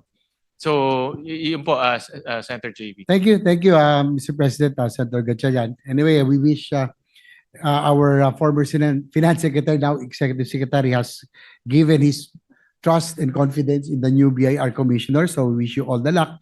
And I'm hoping that the agency can guarantee that adequate safeguards and internal mechanisms would be put in place so that any form of corruption, ito pong pag-weaponize LOAs, would be prevented in the future. Thank you very much, Mr. President. Thank you, Senator JV, for that very important intervention. And now that we have a new commissioner here, I'm very sure that he will take our comments and sentiments very seriously. And hopefully next budget wala na ganitong reklamo, Commissioner. Dahil kailangan ho natin action kaagad. So maraming salamat. Thank you, Senator JV. Thank you, Commissioner. Majority Leader. Thank you very much, Mr. President. I believe Senator Risa still has 3 more questions. Last few questions. May I recognize Senator Risa Ontiveros, Mr. President. Senator Risa Ontiveros, recognized. Salamat po, Mr. Salamat po, Mr. President. With Chairman, huling ilang mga tanong na lamang from this representation. So, unless na itanong na po ito at napag-usapan nyo with Senator Pangilinan on modernizing warehousing for rice. Hindi matapos-tapos ang problema ng NFA na naluluma, nasisira na lamang yung mga bigas sa kanilang warehouses. Dadami pa lalo ang bigas na iimbakin sa susunod na taong 2026. Makakatulong sana dito ang mga polisiya ng GPPB para sa mas maayos na logistics at warehousing para sa ating mga ahensya. pinaglaban ang mandatong iyan ng GPPB sa pagpasa ng bagong Government Procurement Act. So, na-review na po ba, Mr. Chairman, ng GPPB yung kaso ng NFA sa kanyang inefficient at non-transparent warehousing operations? Kasama na po yung disposition ng mga aging o kaya expiring stocks. At kung oo, ano pong mga rekomendasyon meron ang GPPB? At huli kailan kaya tayo makakatanggap ng technical report tungkol dito, Mr. Chairman?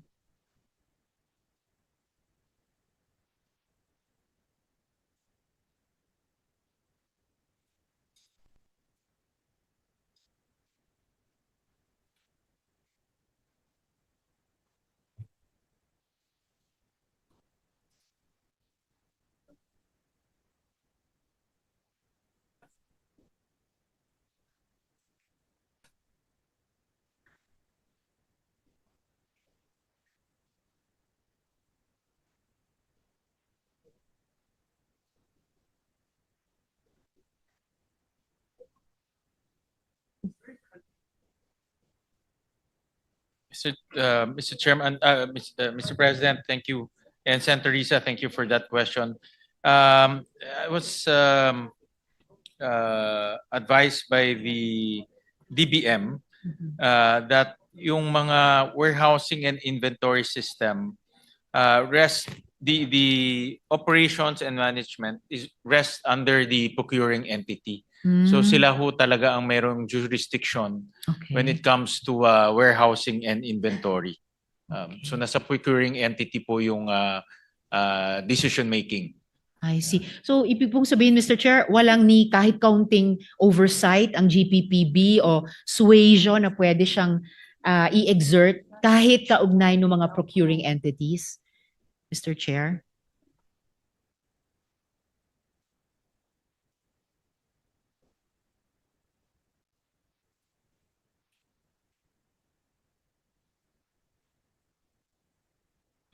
Dito po sa New Procurement Act under Section 19, the procuring entities may adopt a general system of warehousing and cloud-based inventory of procured goods. So, nasa procuring entity ho talaga yung jurisdiction. But I think the GPBB can probably give advice, give suggestions to the procuring entity since sila po talagang in charge sa mga procurement aspects of our government. So Yes. I think in that sense, pwede silang magbigay ng mga advice. Salamat po para doon, Mr. Chair, para at least magkaroon ng kahit dotted line Yes, between correct. GPPB at saka mga procuring entities para pwede nilang mapagtulungang i-review yung ganitong mga kaso and i-improve yung management nung mga warehouses ng lalo na ng NFA.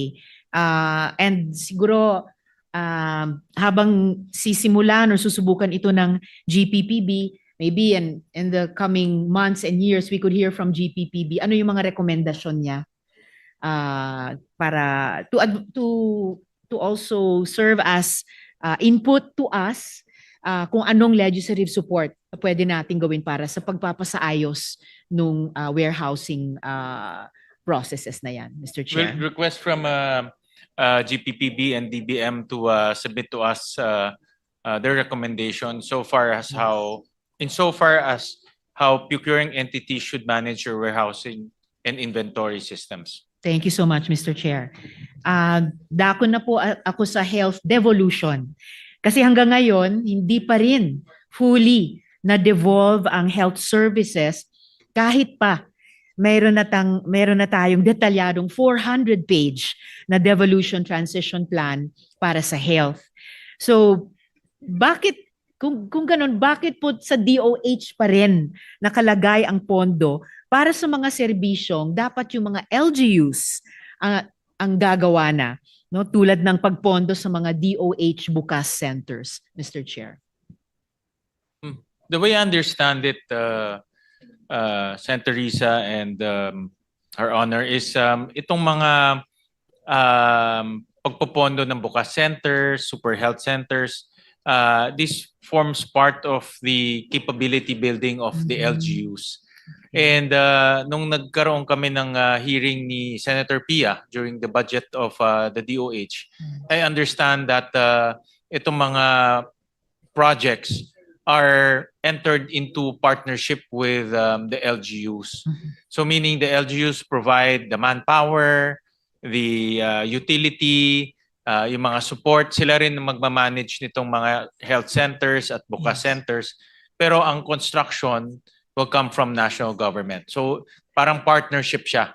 No? And admittedly, not all LGUs have the capability of putting up these facilities. And the concept that they are also applying, especially sa bukas centers, naintindihan ko sa hearing, is primary care to. So instead of going, halimbawa, may sipon ka lang o meron kang sakit, hindi ka diretso sa hospital because the hospitals, napupuno sila kaagad. So kung mga simple illnesses, they can go to the bukas centers or they can go to the health centers and thereby declogging the hospitals from simple or ordinary illnesses. Oh, salamat, Mr. Chair. That is the importance of precisely a primary healthcare Yes, oriented universal healthcare system. And kahit sa loob ng ganyang sistema, when there are these partnerships between DOH and LGUs, well, ini-imagine ko na habang nakakapacitate yung mga LGUs, there should probably come a time dun sa devolution transition plan na yon, which is 400 pages long, na eventually yung LGU na talaga fully capacitated nagpapatakbo. So eventually, a few years up the road, na yung budget para dun sa pagpapatakbo ng, halimbawa nga, bukas centers, naka-lodge na sa LGUs. Kumbaga, maha-hand over na ng DOH after training the LGUs, Mr. Chair. I think eventually ganun po magiging setup natin. Okay. The capability and capacity of the LGUs are uneven. True. Like here in Metro Manila, alam ko all 17 LGUs kaya na nila pondohan yung kanilang primary care all the way to tertiary. In fact, some of the LGUs may tertiary hospital. But in some places, mga municipalities, they still need the support of national government to help them with their primary care facilities. No? Kasi pag natulungan sila, madideclog rin natin yung mga hospitals natin, especially the DOH hospitals. No? So the concept there is you help the LGUs so that we can declog the national hospitals. And if I remember correctly, Mr. Chair, nung unang iniro-roll out yung implementation ng UHC Act, there were like 30 plus, please correct me if I'm wrong, 30 plus areas around the country na unang iro-roll out yon. So I imagine yung ganitong devolution transition plan, posibleng dun din unang magka-come to fruition in terms of the LGUs, the capacitated LGUs actually running facilities like the bukas centers. I think Mr. Chair. that the tricky part with devolution is how do you address the uneven capacity of LGUs? Yes. What's the right formula or the equitable formula to capacitate the less, I guess, the smaller LGUs para they can also give services equally to their constituents. They can give services to their constituents equally as good as those who have the capacity. Yung po yung tricky part doon. Yeah. And which should be at the heart of a good devolution transition Yes, plan. correct. And So eventually, over time, in phases, magagabayan din tayo I sa agree. Kongreso how to budget, yeah, not overnight, but Yeah. in phases. correct. To So reflect it's that. you have to look at Mr. this Chair. as a long-term Yes.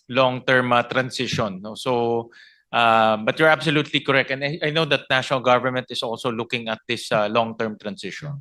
Salamat, Mr. Chair. And maybe therefore, so suportahan kaya ng DOF at ng DBM ang pag-develop halimbawa ng co-financing o counterparting sa pagitan ng national government at mga LGUs para suportahan ang devolution. Again, in batches or in phases, gaya ng DOH devolution transition. Yes, Plan, Mr. Chair. a resounding yes from Okay. the Executive Secretary, Senator Secretary Ralph Recto. And I think this coming 2026 mag-uumpisa na ho yan.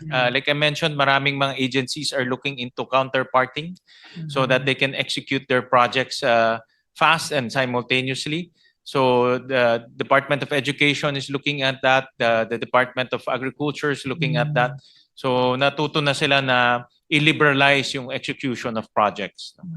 Salamat, Mr. Chair. Exciting to look forward to that sa ating annual budget-making exercises in the next several years. Salamat po. So huling tanong na lang po from this representation sa ating general principles on create incentives for calamity-affected businesses. Maraming mga negosyo nga ang nahihirapan bumangon matapos ng nakaraang mga kalamidad. So tinitignan po ba ng DOF na bigyan ng tax incentives na nakapaloob sa bagong create law yung mga negosyong nasalanta ng mga nakaraang lindol at bagyo para yung mga yon ay makabangon muli, Mr. Chair?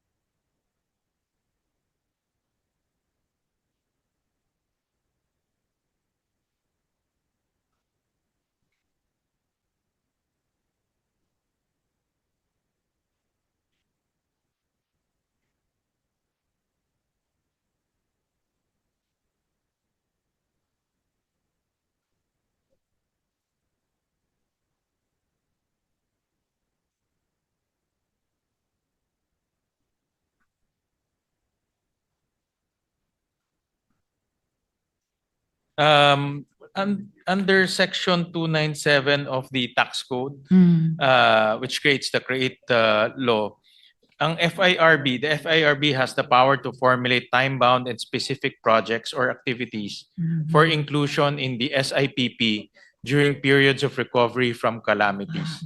So, in other words, ngayon na marami tayong tinamaan na areas like Cebu, no? Ito highly industrialized province. Pwedeng gumawang FIRB ng incentive package for those type of areas, no? And it's a very good point that you raised, Senator Risa. So nakikinig po yung mga kasamahan natin sa FIRB. So I'm sure they're listening and they'll come up with mechanisms to help industries in that area. Salamat, Mr. Chair, and I'm sure the Chair can lead the Chamber also in partnering FIRB in this exercise, and of course, yung mga business communities mismo, yung private sectors dun sa mga apektadong mga probinsya, lalo na nitong nakaraang mga natural disasters, Mr. Chair.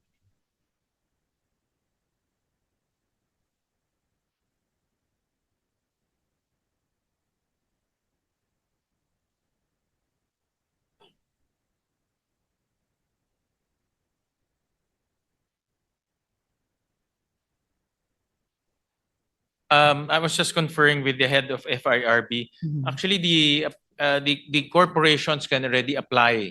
Okay. For example, you are a registered business enterprise, so and your operations were disrupted because of the earthquake, diba? May mga earthquake at typhoon. They can already apply to access this additional support from the FIRB. But this is on a case-to-case basis right now.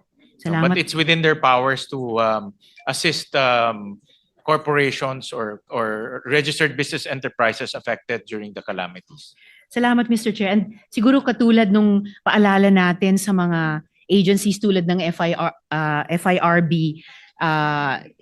which were existing at the time, say, of the pandemic, baka FIRB can also proactively inform yung mga korporasyon dun sa mga calamity-affected areas na baka hindi nila alam na may maganyang window sa loob ng CREATE, and para ma-draw in sila kaagad na i-partner na yung gobyerno sa pag-rehabilitate at pag-start up muli nung domestic economies natin sa iba't ibang probinsya. Yes, but I'm sure the FIRB is listening tonight, so they'll take the suggestion of Her Honor.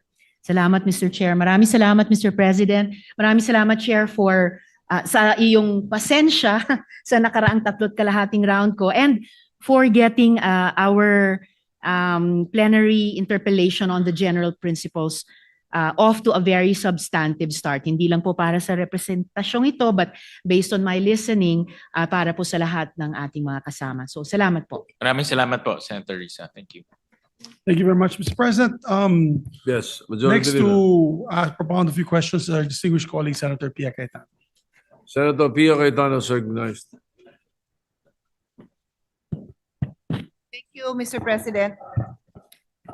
Because I have colleagues who will be asking me these questions when I defend the budget of DOH, and the answer cannot come from DOH, I have to propound this question now, Mr. President, to our chairperson of the Committee on Finance and to our outgoing Secretary of Finance. Congratulations, sir, to our friend and former colleague. Okay, Mr. President, I've asked that it be shown on the screen, but in the meantime, this is about the syntax, which our colleague Senator Lauren has already raised.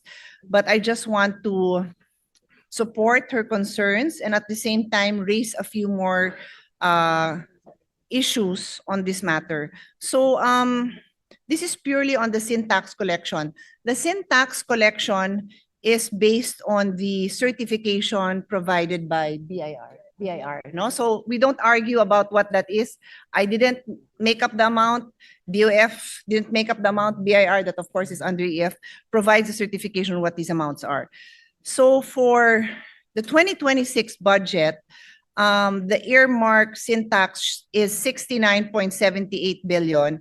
And what is provided in the National Expenditure Program, the NEP, is 53.26 billion. So the deficit is 16.52 billion. Are you trying to load it? Okay. Anyway, I'll go on as we try to load. And then I'll go backwards until 2023. So 4 na taon lang naman to.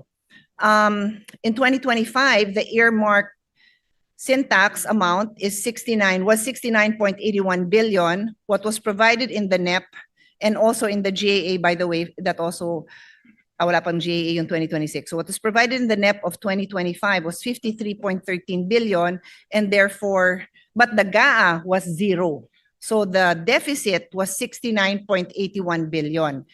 And for that reason, I objected to this outcome when I signed the GAA. And then in 2024, the syntax earmarked was 79.01 billion. Provided in the NEP was 80.28 billion. Provided in the GAA was 40.28 billion. So the deficit was 38.73 billion. And finally, in 2023, the earmarked amount was 83.90 billion pesos. The NEP provided for 79 billion pesos. The GAA provided for 79 billion pesos, same as the NEP. And the deficit is 4.90 billion. So the total of these 4 years, the deficit is 129.96 billion. Dear colleagues, sa dami pa ng sinabi natin, sa dami ng argument natin na maglalagay pa ba tayo ng dagdag na maipip, yung zero balance budget ba, zero balance billing sa mga ospital, mababayaran ba? Yung mga specialty hospitals na dinikit natin sa regional hospitals, may pangbayad ba dun sa mga procedures sa mga pasyente? Ito na yung sagot. Kasi by law, this is supposed to go to PhilHealth, 129.96 billion. Sandali lang, administrative matter, bakit natatagalan? Para we don't have to memorize the figures. Okay, loading. O sige, so I will keep on talking while we are loading.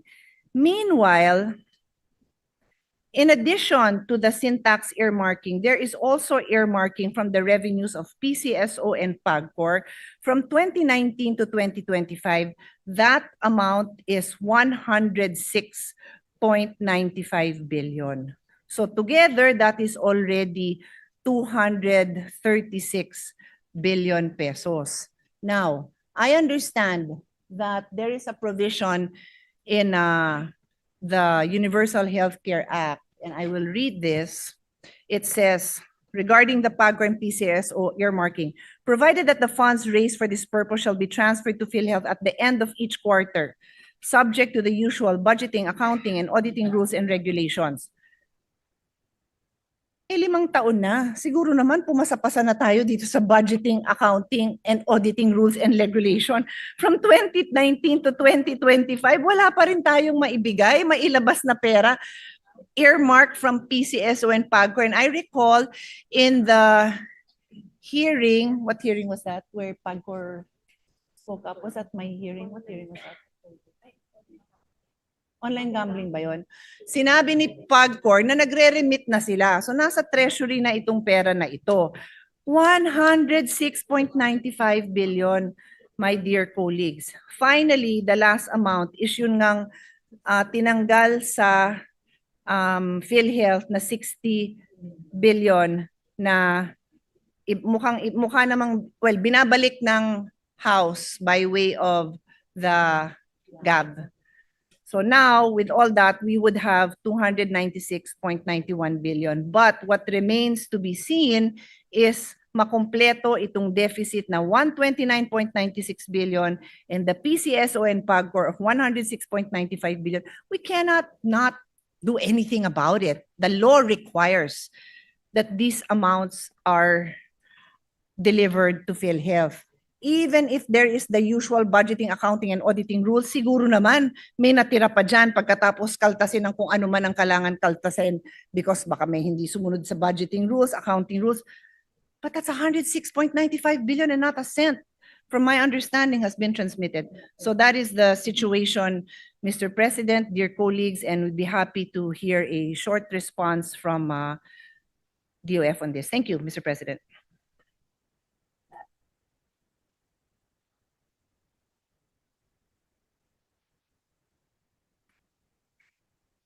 So for the information of the body, the numbers are on the screen. This is just with regards to syntax. And then just add the 106 from PCSO and PAGCOR and the 60 billion that was removed from PhilHealth. Thank you, Senator Pia, for those very important questions. And thank you also for being very vigilant with the amounts necessary to support the PhilHealth. From the way I understand it from the explanation of the DBM, is the amounts are earmarked. However, the power to appropriate still lies with Congress. So apparently, there's an amount that is supposed to be earmarked, but the reason why not the entire amount is not allocated, not appropriated, is because that power rests with Congress. So during the submission of budget to the DBM, it's a DBM that recommends the amount, typically lower than the earmark value. And that earmark value then becomes appropriated by Congress. But Congress also has the power to increase it if it, or decrease it actually. Decrease it. We saw that in 2025 where Congress actually eliminated everything. So in short, meron naman pong kapangyarihan ang Kongreso na taasan kung tingin nila kailangan taasan. Mr. President, does the DOF in their explanation to His Honor differentiate between the handling of the syntax earmarking and the PCSO and PAGCOR, or did the answer His Honor give apply to both?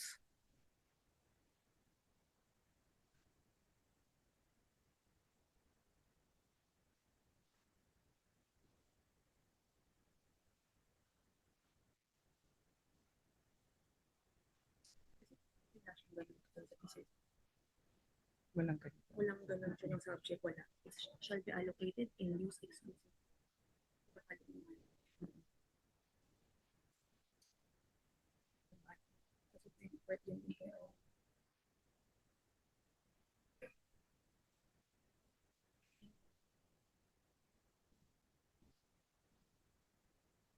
Yes, that applies to the other sources, Mr. President. Sorry, what other sources? The sources from PCSO, Okay, sige. sources from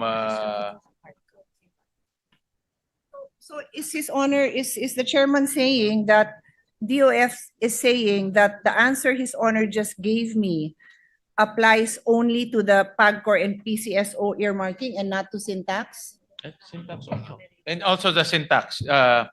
Here, the sources are from syntax, from PAGCOR, from PCSO, premium contributions of members, annual appropriations of DOH, and national government subsidy to PhilHealth. So it applies to all of those sources.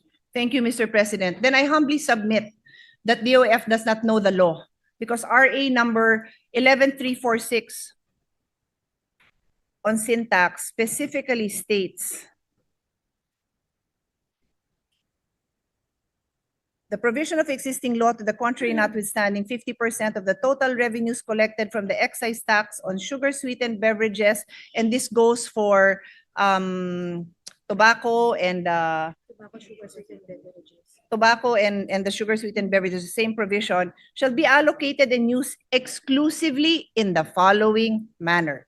That is what the law says, 80% to PhilHealth for the implementation of RA number 11223, otherwise known as the Universal Healthcare Act. This is what it says, to be used, allocated and used exclusively in the following manner. What else is there to say as lawmakers? Ano pang language ang kailangan gamitin para siguraduhin na ganito ang paggamit ng pondong ito? There is nothing here that is subject, as a law student, it says, we are taught, if it's clear, you don't have to give another meaning. It is very clear. It shall be allocated and used exclusively in the following manner. Now, for DOF to tell the chairman that they are using their explanation that the power to appropriate still has to go through DBM. There is a different provision for PAGCOR and PCSO, which I already read into the record. It says, subject to the usual budgeting, accounting, and auditing rules and regulations. Walang ganon ang syntax. Pero pare-parehong hindi rin nakakarating. Kahit naman merong phrase na subject to the usual budgeting, auditing, and accounting and auditing rules and regulations, siguro naman, meron naman mere-remit, hindi naman lahat hindi na-remit. That is like catastrophic. Like that means somebody is not doing their job because 106 billion has not been remitted in 5 years. So what is wrong with the way that these funds were set aside if it will never go to the purpose it was intended? Not even 5%, Mr. Chairman, not 10%, not 20%, not 1%. So I rest my case because kailangan malumig pa ang ulo ko pag defend ko ng DOH. That is why, Senator Lauren, do not ask me that question because I cannot answer it. I cannot find logic in the explanation given to me. If you will, no, you can ask it. I'm just kidding. But I'm saying I cannot invent an answer when I cannot find logic in the answer that I am receiving. Yun lang, Mr. President. Kasi paulit-ulit tayo, and right now, in the people right in front of me here, syempre sama natin si Senate President, we're all looking for funds for health. The Senate President is the author of the Doktor para sa Bayan. In the 3 years, Mr. President, that wala ka, alam mo yon dahil mismo yung beloved hospital in your hometown of your father and grandfather, hiningan ka pa ng personally na tumulong kasi kulang yung pondo. May pondo nga, Mr. President. So yun lang, I rest my case. Thank you. Oh, wag ko daw i-rest yung case ko. Tinabi ko na paulit-ulit. Summarize ko daw ulit. Oo, hindi. The total amount due is 296.91 billion, almost 300 billion, almost 1/3 of a trillion for healthcare. Okay? So, yun. Nando naman, I can give you all, well, from the 129.96 of syntax, you add the 106.95 from PCSO and PAGCOR from 2019 to 2025, and then the 60 billion that was removed from PhilHealth that should be returned. That's almost 300 billion. Thank you, Mr. President. Well, Mr. President, just a short response, but I told the DBM to, this is actually a DBM um, uh, interpretation as well as the DBM who's appropriating or recommending the appropriation. So apparently, there are two laws governing the appropriation of amounts to the PhilHealth. And apparently, the law that is being invoked by the DBM is Republic Act number 11223, which says in section 37, the amount necessary to implement the provisions of this act shall be included in the GAA and shall be appropriated under the DOH and national government subsidy to PhilHealth. So nevertheless, Mr. President, we'll just request from the DBM a position paper on this issue.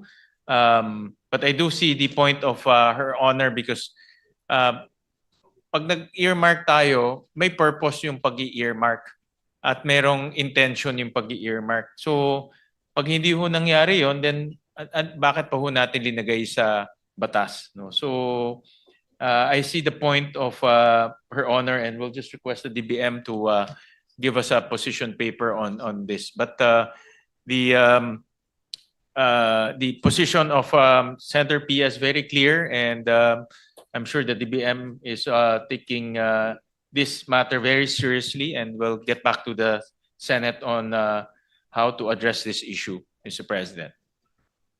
Thank you. And I redirect my frustration to DBM pala. DBM. Not to DOF. I Oo. apologize for that. But hindi ka na secretary, so okay lang. Thank you. Thank you, Senator Pia, for that intervention. And talagang dapat tignan ho to dahil hindi ho na fulfill yung intention ng batas. So maraming salamat po.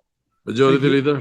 Thank you very much, Mr. President. Mr. President, as agreed upon earlier at the lounge, that Senator Lacson would still like to interpolate the DBCC and is requesting, and Senator Allen as well, our minority floor leader, and requesting for them to come back tomorrow at 1. And that'll be the first item on the agenda tomorrow at 1. All right. Yeah, so I move to suspend the budgets of the three departments, Department of Finance, Department of Budget and Management, and Department of Department of the New Economic Planning. Ako yung tatay, nakalimutan ko yung pangalan. Naalala ko yung grandfather ko. DepDev. All right. Any objection? Hearing none, the budgets of the enumerated departments are suspended until tomorrow at 1 o'clock. Thank you very much, Mr. President. Mr. President, I move to ask for a minute suspension. We ask the DOH to come into the premises and allow the rest to All right. exit, Mr. President. So All right. The session is suspended.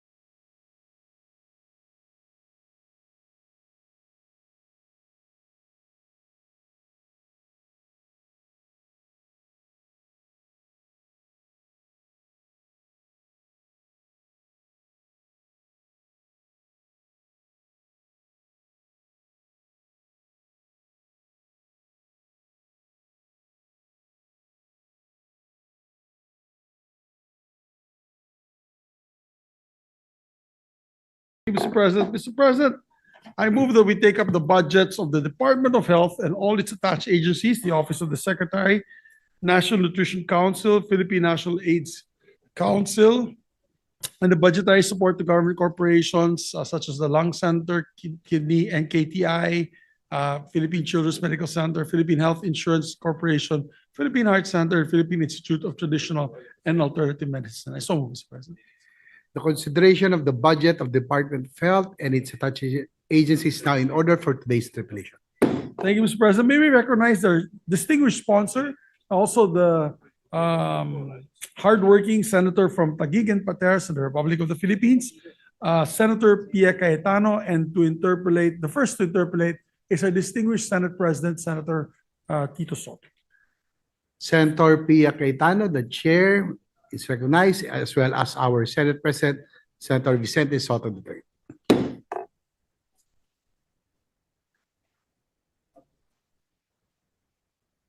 Thank you, Mr. President. Mr. President, the total new appropriations of the Department of Health and its attached agencies and corporations under the Senate Committee report is 391,034,632,000 pesos. The breakdown is as follows. The Department of Health, Office of Secretary, with total new appropriations of 262,848,105,000 pesos. For the National Nutrition Council, with a total new appropriation of 304,546,000 pesos. For the Philippine National AIDS Council, with a total new appropriation of 63,204,000 pesos. The Lung Center of the Philippines, with total new appropriations of 2,948,790,000 pesos.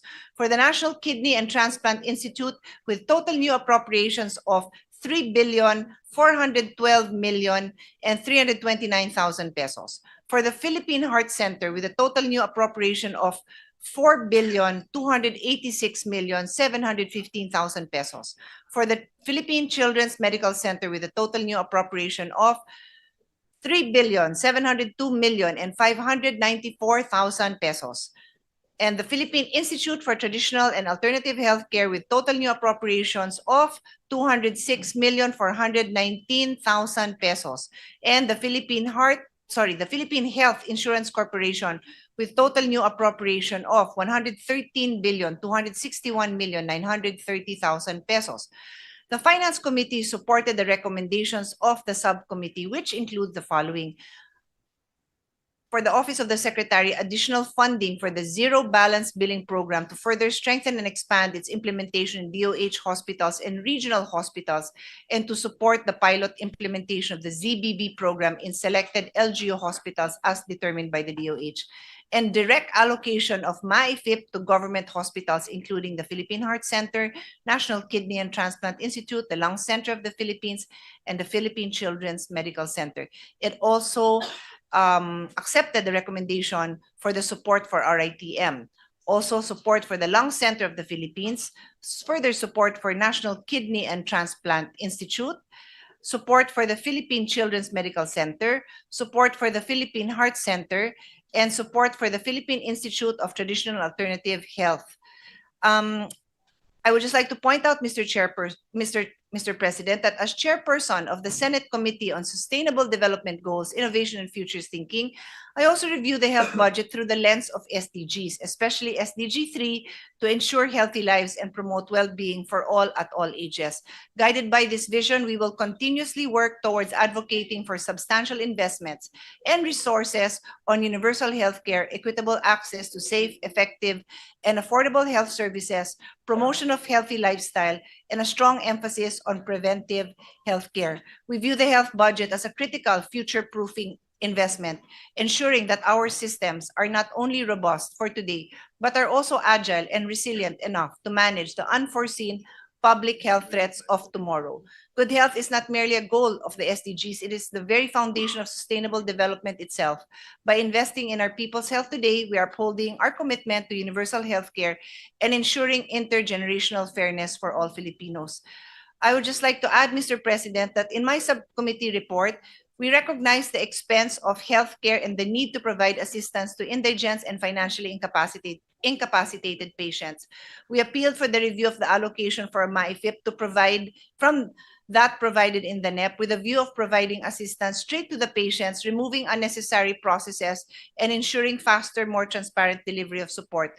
This representation recommended allocating additional MyFIP budget to strengthen the healthcare system and advance universal healthcare for all, providing additional budget to the DOH hospitals in Metro Manila and in regional hospitals for the zero balance billing. Also providing for support for zero balance billing to LGU hospitals. We need to judiciously utilize our health funding as there are still many Filipinos who lack access to quality healthcare. I will no longer include my long interjection on syntax, but suffice it to say that there is almost 300 billion if you include 129 billion from syntax, another 106 from PAGCOR and PCSO, and another 60 billion that should return from 60 billion that was taken from PhilHealth and should be returned.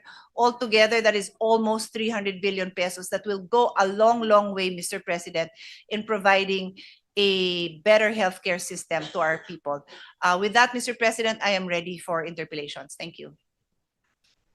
Our Senate President, Vicente Soto III, is recognized. Thank you, Mr. President. Will the distinguished lady from Taguig favor me with some enlightenment on certain issues in the Department of Health, which of course includes their budget? Of course, Mr. President, we are happy to try to explain or even just have a discussion with His Honor, the Senate President. Thank you very much, Your Honor. Mr. President, I must admit I missed our debates in the 15th Congress. So we're now in the We are 20th. ready, Mr. President. We're now in the 20th Congress. Wow. Can you imagine that? So let me start with my issue on vaccine delivery and procurement of the Department of Health. No? May I know how much we are allocating for the DOH budget for vaccine procurement, specifically for flu vaccines and vaccines for pregnant women this year for 2026?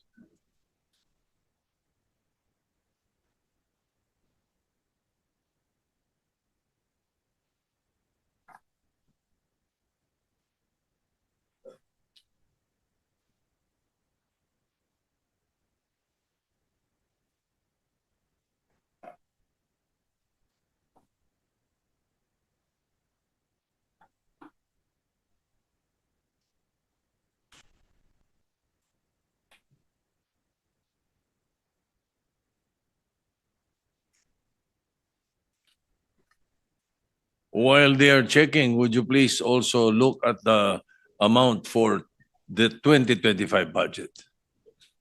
Because that would be the next question anyway.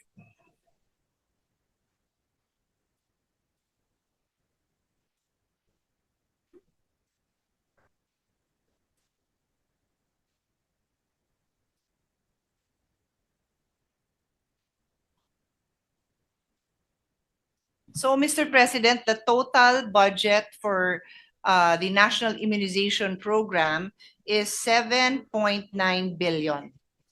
That's the total. I need the 20. The total. Total. And that includes the flu vaccines and the Yes, vaccines for pregnant women. I would His Honor like the breakdown? We have it. For the If possible. yeah, And we have it, Mr. President. Go ahead. For flu, it's influenza vaccine, or otherwise known for the flu. It's 542.6 million. Mhm. And then for pregnant women, this is tetanus and diphtheria vaccine. It's 117.9 million. But when it says for grade 1, grade 7, sama ko yan? Not just pregnant? All right. For the 2025 budget, what was the amount? So for 2025, it was 7.956. So almost the same, a little bit higher. Billion for the total. No, the total is 7.9 billion. 7.956. B. Yeah. Yeah, for the total. It was higher. Pero for flu vaccines and the vaccines for pregnant women, Flu and ano. tetanus and so forth. For the previous year. Is it the same, higher, lower? We're checking, Mr. President. All right.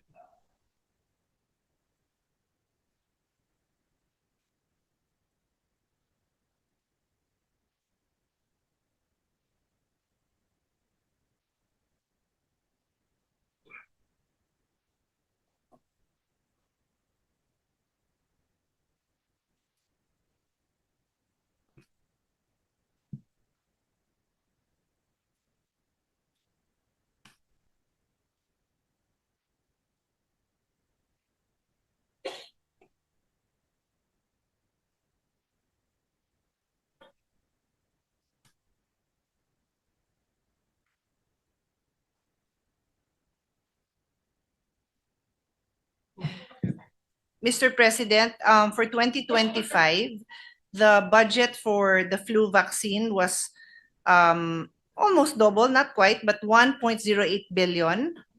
And then for tetanus and diphtheria, 107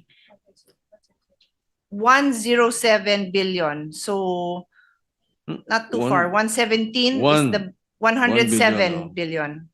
Tama ba? So it's a big drop, This year. almost 50% drop from last year to this year. So you Huh? didn't need as much. So you didn't need as much. Oh. So the reason for that, Mr. President, for flu, it was at 1 billion versus 542 million this year Yeah. is because the delivery last year was delayed. So the delivery this year is delayed. Ayun. Therefore, they still have stock, and so they don't need as much for the upcoming year. Baka din mag-expire, Mr. Alright. President. All right. That answers my next question, which is the utilization rate of the budget of the DOH on these vaccines. Apparently, they were procured. 1 billion was spent. Let's say for flu vaccines alone, 1.08 billion was So, spent. according to the Secretary, Mr. President, when the amounts are this big, the bidders literally become very competitive and they keep questioning, protesting, and so it is delayed. So that is the response, and I will pose my own question that, well, how do they handle it in other countries? No, because pare-pareho namang ganun siguro yung issue. Yes, but as I said, were they able to spend that 1 billion? Did you procure Yeah. all?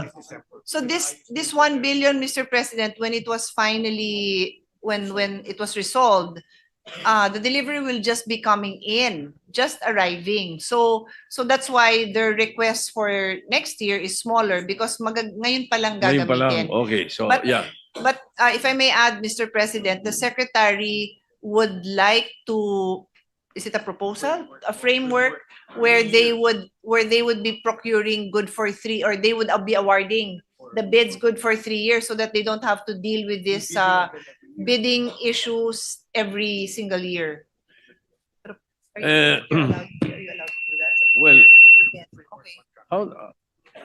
how do we monitor the utilization for these procurements? Is it the procurement and delivery to them or to the end users? How do we ensure that deliveries are timely made if delayed din yung pag-procure ninyo? Because, you see, let me just place it on record. No? Mga LGU kausap ko rito eh. It has come to our attention that delivery of vaccines to the LGUs, the end users, according to them, are delayed.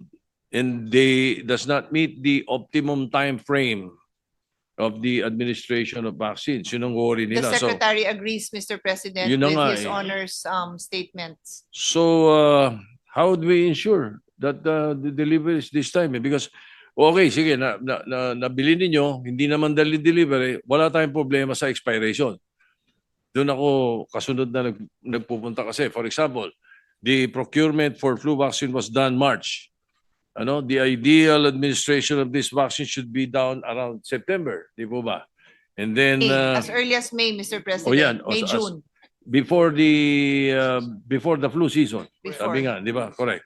Now, the LGUs are reporting that the vaccines expected delivery sa kanila around December. Baka the flu season is already it's already after the flu season. So some batches of these vaccines are expiring in say a month or two. So how can we address this issue? May we know from the DOH what do they plan to do for 2026 so that this possibility that it happened in 2025 will not happen again in 2026?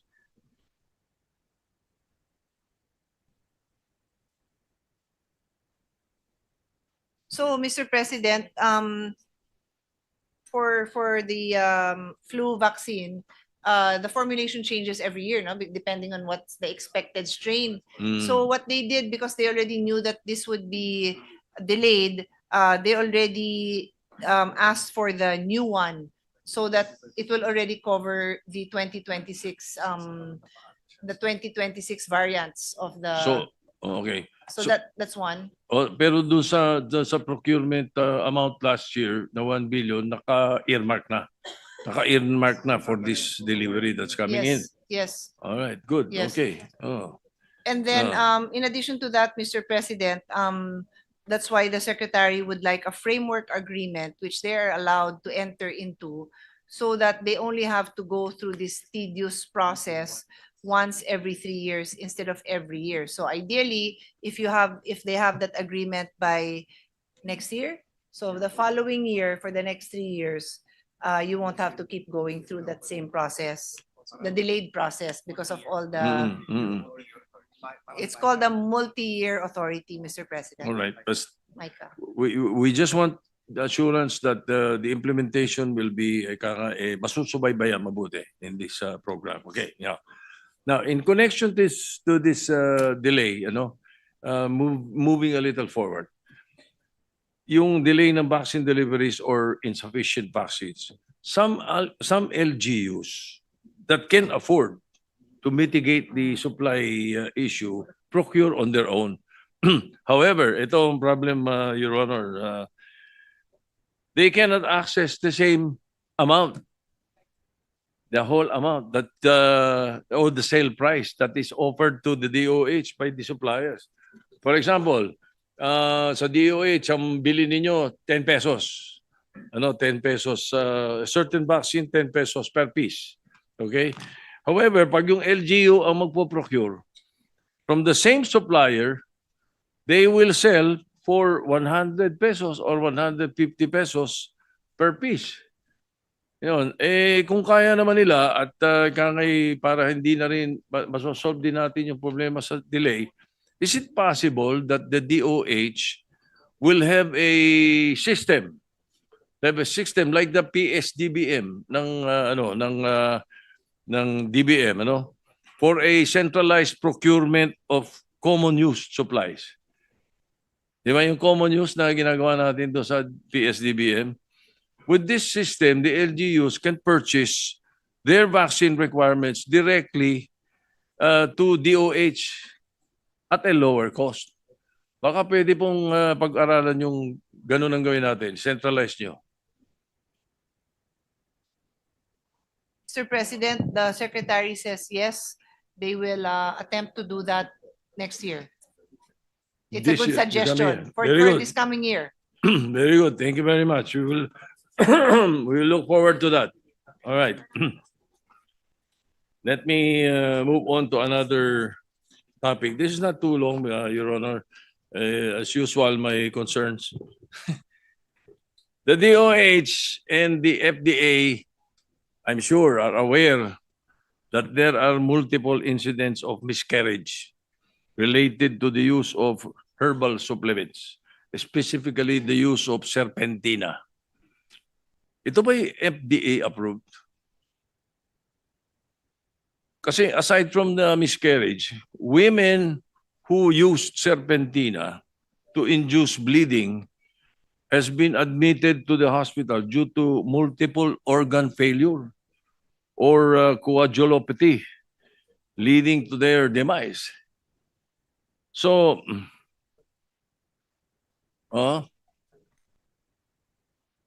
is it FDA approved?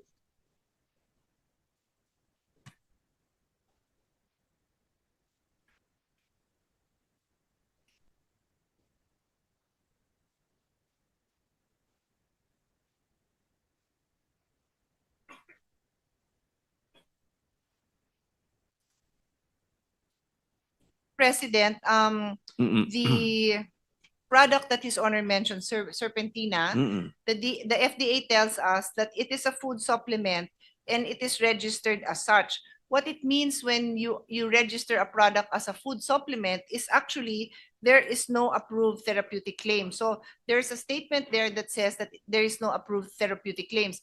Apparently, this product, their claim is it will help you with hypertension, headaches, and the like.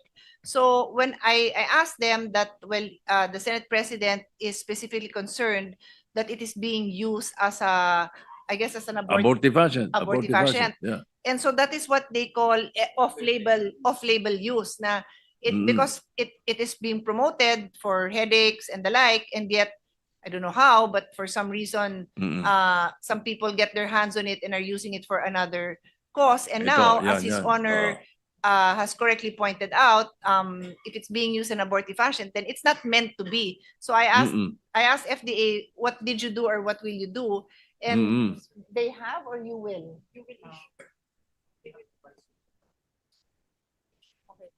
So they have a generic advisory for unregistered products. However, I think you will take this as a very important, urgent, and priority advice from the Senate that there should be a specific advisory that it cannot and should not be used for that purpose because it would be harmful. No? I mean, yung main use nga niya, technically there is no approved therapeutic claim. Eh, lalo naman yung use that is not meant for it.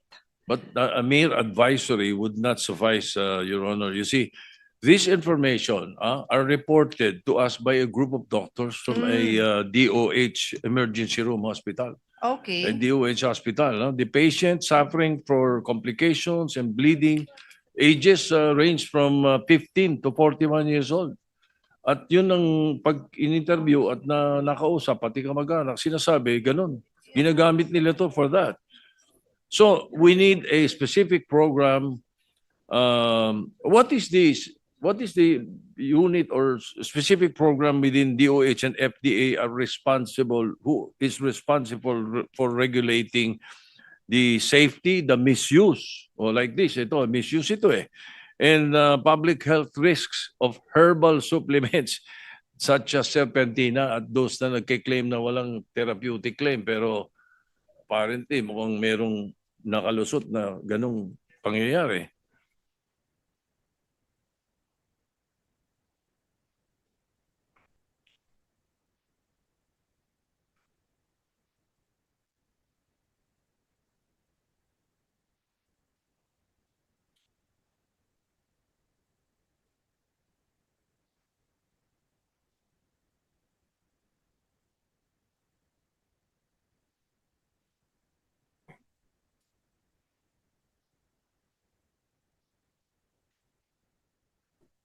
Matindi to ha. Buy one, get one free pa to ha. According to FDA, they have a unit within the FDA called the Field Regulatory Operations Office, and it is their job to take down these to monitor and to take down this kind of material.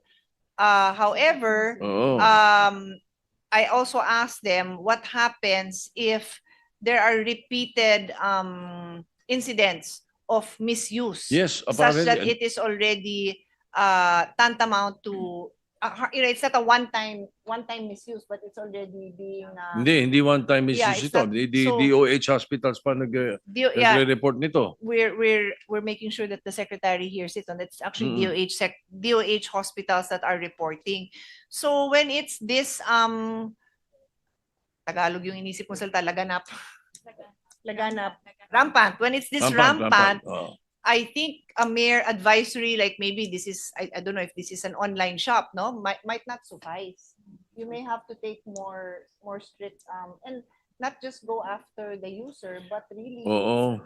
really, yeah, and find out who's pushing for the use, because sino nag-invento na gamitin yun? There must be somebody providing some. You must monitor. Yeah. The FDA, through the DDOH, through the FDA, must monitor these adverse effects of these herbal medicines or supplements. Ano ha? Now, before they approve this, did they conduct a research? Clinical, toxicological, or pharmacological on serpentina's possible abortive acid effects? Ni-research niyo ba ito?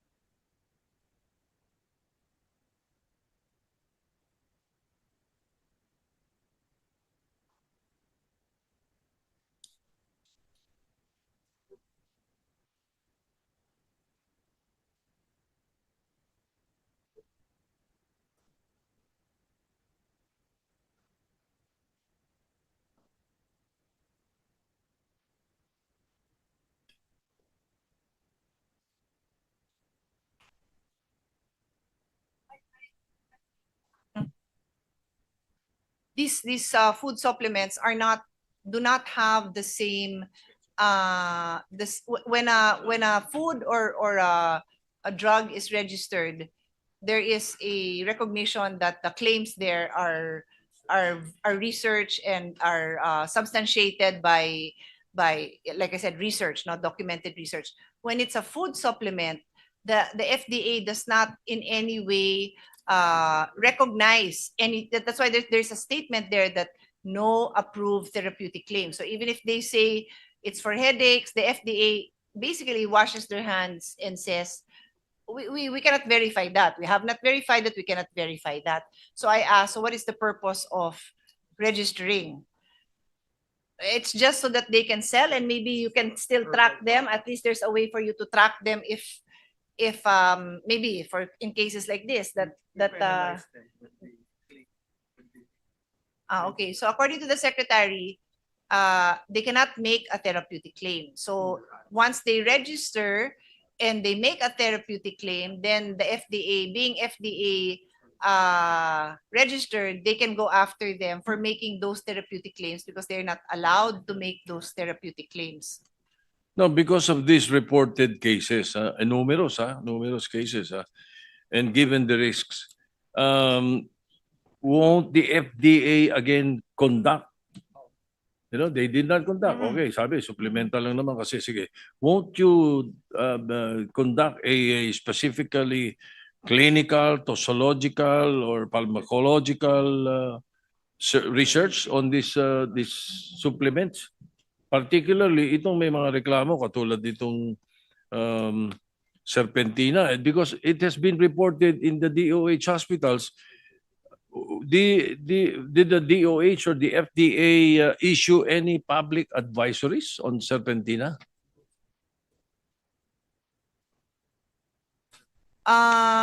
Just to broaden the discussion, Mr. President, there's actually another product called Dr. Serpentina, and that one has already been banned. And the reason it was banned is because they never even registered as a food supplement. So this other product that His Honor is pointing out, we're assuming this one is registered, right?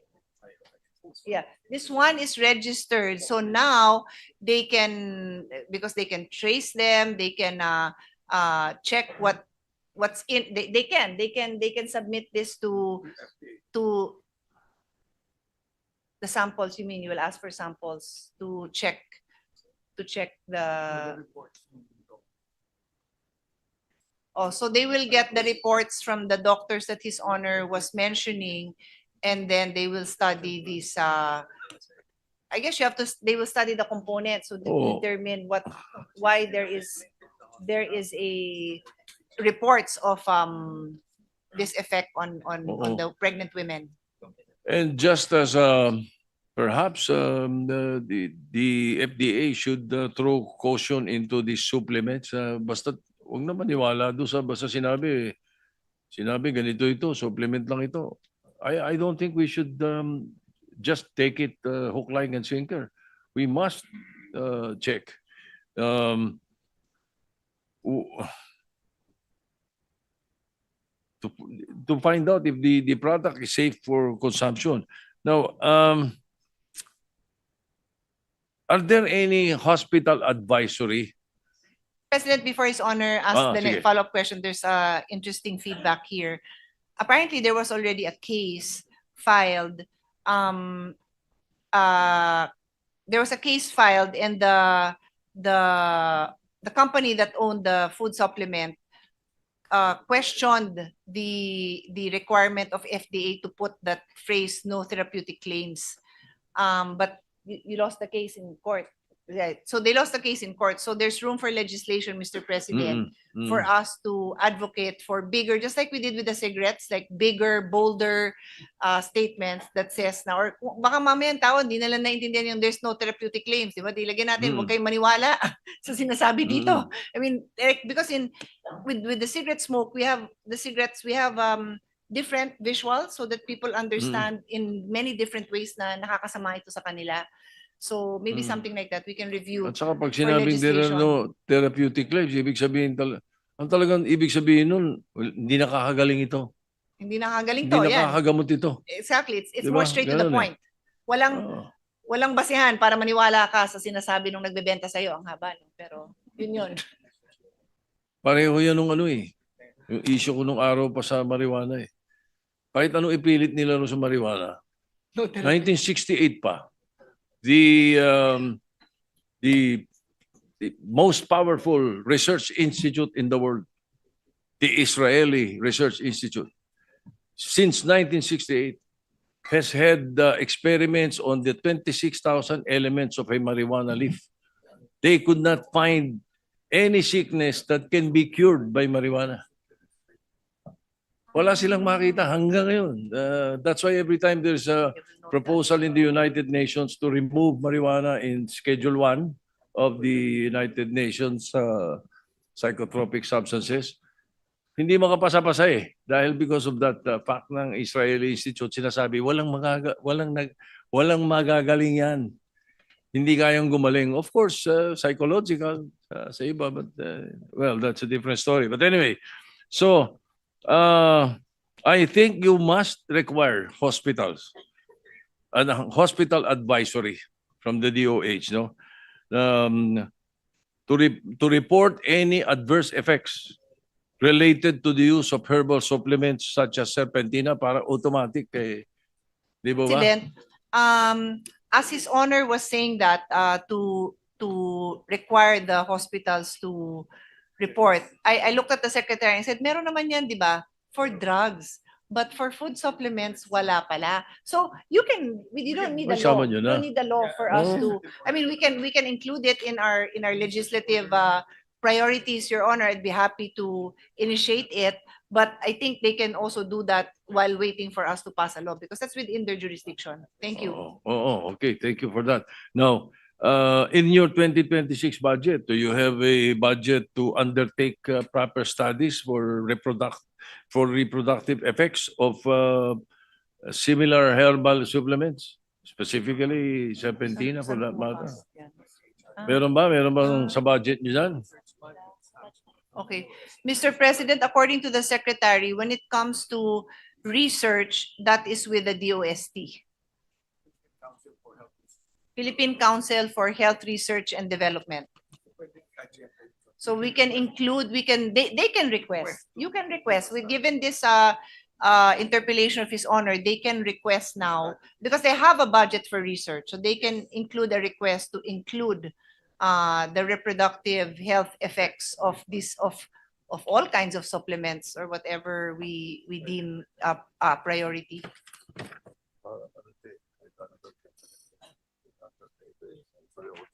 Okay. But you're aware that these products are rampantly being sold online. Ano? Okay. Shopee, Lazada, and TikTok shops. Online, ayan. So,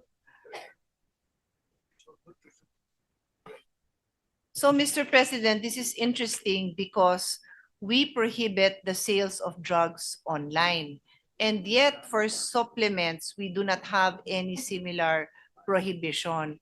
So, given that the FDA does not even test these supplements, and then it is available online, perhaps we can ask DOH and FDA to make their recommendations for us if legislation is needed to prevent the sales online. But if it's urgent, due to public health, you can move without.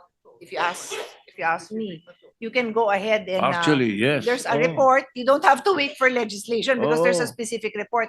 But I mean, in the interest of reviewing all other supplements, I don't know, but I have to leave that to DOH to give their recommendations. But definitely for those with the report, you must act on it. All right. Okay, we will look forward to that. Ano? Hopefully, something can be done by the DOH in this through the 2026 budget or through your programs. Ano? And as much as possible, come up with the FDA, come up with more research and regulation and surveillance of these herbal products. Now, moving on, just so I don't take too much of your time. Taong-taon na lang tinatanong ko ito eh. Your Honor, Mr. President, naglipa na yung abortion facilities, services, products, medicine at kung ano-ano. Ngayon, naging mas agresibo pa sila. Nasa Facebook na. Facebook, lantarang inquiry at pag-aalok ng abortion. We're projecting what we see online. So DOH and FDA, hindi nyo ba ito monitor? Lantarang krimen to because abortion is illegal in the Philippines. Taon-taon na lang, nandiyan pa rin yan eh.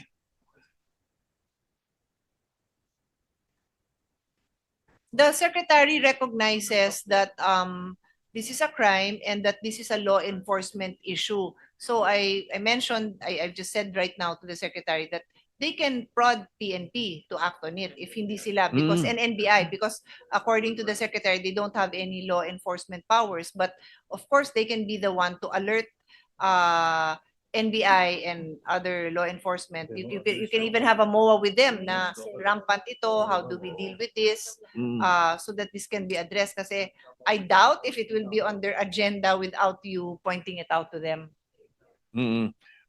Baka sabihin ng iba, hindi, ano yan, online yan, nasa abroad galing. Hindi ang mga phone numbers, local. Mga local numbers natin, yung mga cellphone. At yung mga address, local din. Oo, okay. Kaya dito yun. So, may we ask the DOH to please try to monitor and implement any move that is possible for you to do to eliminate this illegal acts. Tama yung sabi ni Senator Pia Cayetano that you can seek the help of the NBI, the PNP. Yes, they affirm, Mr. President, that they will do that. All right. Thank you. Thank you for that. Thank you. Thank you, Your Honor. Mr. Thank you. President. Thank you, our Senate President. Next to interpellate is Senator Risa Ontiveros.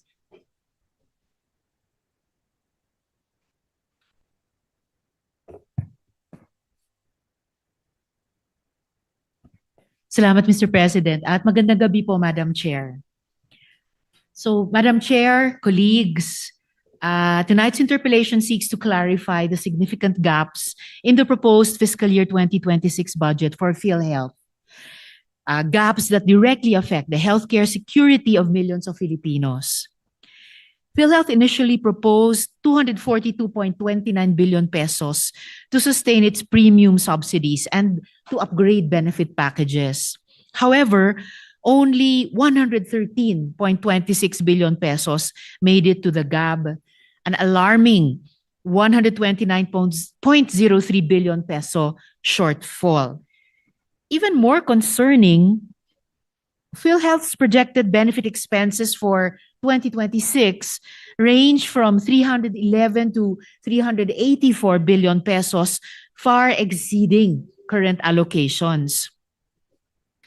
Compounding this problem is government's zero subsidy this fiscal year 2025, which PhilHealth must still recover. So the bottom line is clear. PhilHealth is expected to deliver expanded UHC commitments with diminished support and delayed reimbursements at the expense of indigent families, persons with disabilities, solo parents, senior citizens, and our basic sectors. So, unang mga tanong, Madam Chair, tungkol sa zero subsidy na ito sa fiscal year 2025 and benefit payments. So, Madam Chair, I voted no to the Bicameral Conference Committee report for the 2025 budget, largely because it provided zero subsidy to the state health insurer. For 2026, PhilHealth's projected expenses for benefits, as I mentioned earlier, range from 311 to 384 billion pesos, yet PhilHealth receives only 113 billion pesos in the GAB. So unang tanong po, Madam Chair, paano po mamimit ng PhilHealth ang obligations niya ng may projected 198 to 271 billion peso funding gap? Pinipilit na ba ang PhilHealth ngayon na mag-operate gamit ang reserve funds, Madam Chair?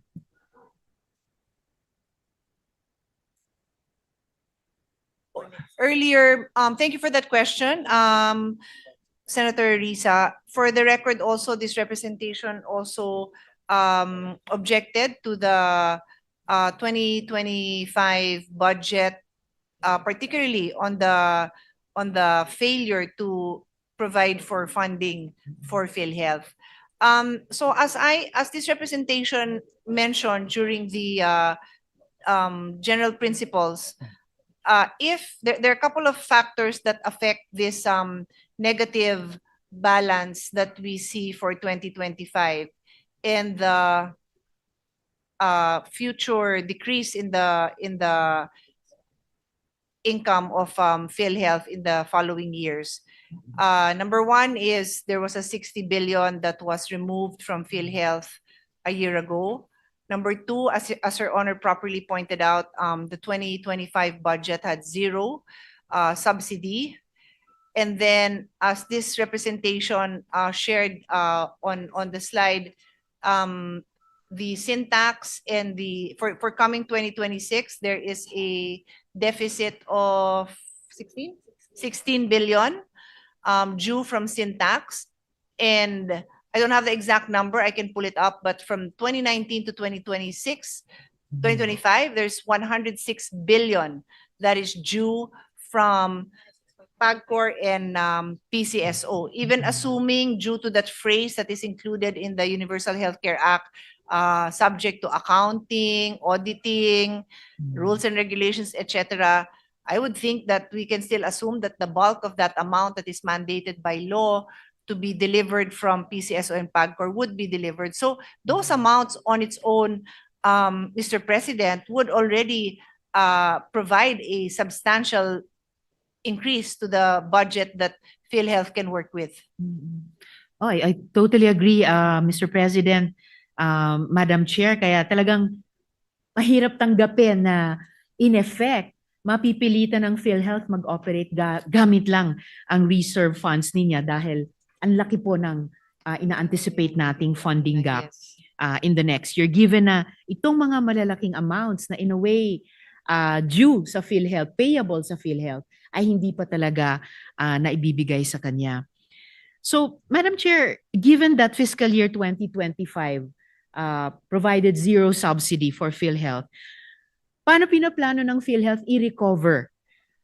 Simulan natin, yung 53 billion pesos na dapat na-release. And if, I'm hoping it won't be the case, but if Congress does not augment PhilHealth's funds, aling mga benefits ang at risk ng delayed reimbursements o outright reduction bandang kalagitnaan ng susunod na taong 2026, Madam Chair? Health to respond. But for the record, Mr. President, this representation takes the position that it's not just 53 billion that is due to PhilHealth, it's 69 because of because 69 billion is the certified amount provided by BIR for the syntax earmarking. So hindi nga lang 53, 69 billion. So what is our Salamat, response? Madam Chair. How do we-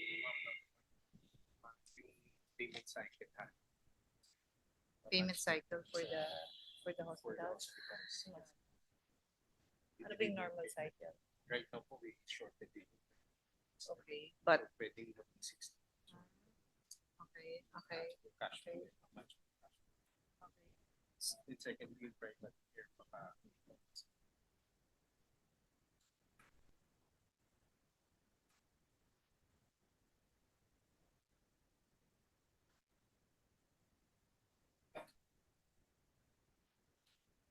Okay, so Mr. President, I will enumerate some packages, benefit packages that were increased from 2025 to 2026. So this is the good news.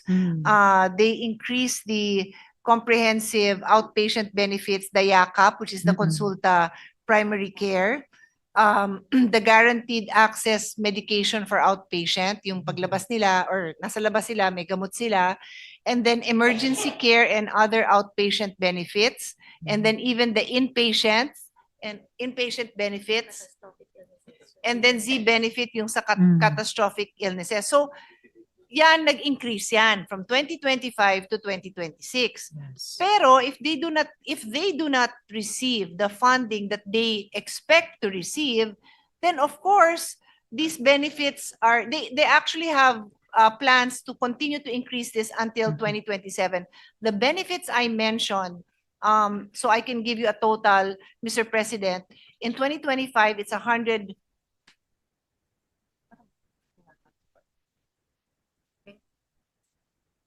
Ang enhancement is 39? No. Okay. So the total projected benefit expense is 351 billion for 2026, and then it's supposed to go up in 2027 to 419. But as Her Honor pointed out, if they do not have the support they need, ito yung mga maapektuhan. And of course, it goes without saying, yung mga ospital na nagpo-provide ng services, ayaw naman natin na ma-delay. Kasi right now, PhilHealth is proud to say that they've reduced the time, the cycle from billing to release of payment to 22 days, which is the Way under fastest the I've 60 heard in years. turnaround time, yes. Sayang naman kung babalik pa doon sa matagal, di ba? Because I think Right. I think we'll all agree that it's healthy for the economy. It's healthy for the industry, for the private sectors to be paid in a reasonable amount of time. At salamat, Madam Chair. Klaro yung danger na hinaharap, di lang ng PhilHealth mismo, pero lahat tayo na PhilHealth members, kung yung trajectory ngayon ng PhilHealth na dinadagdagan at tinataasan yung value ng mga benefit packages, yung plano nilang patuloy na gawin ito until 2027 and beyond, 2026, 2027 and beyond. At yung trend na rin nila ngayon na pinaiiksian yung turnaround time to reimburse the medical facilities ay mabitin dahil kung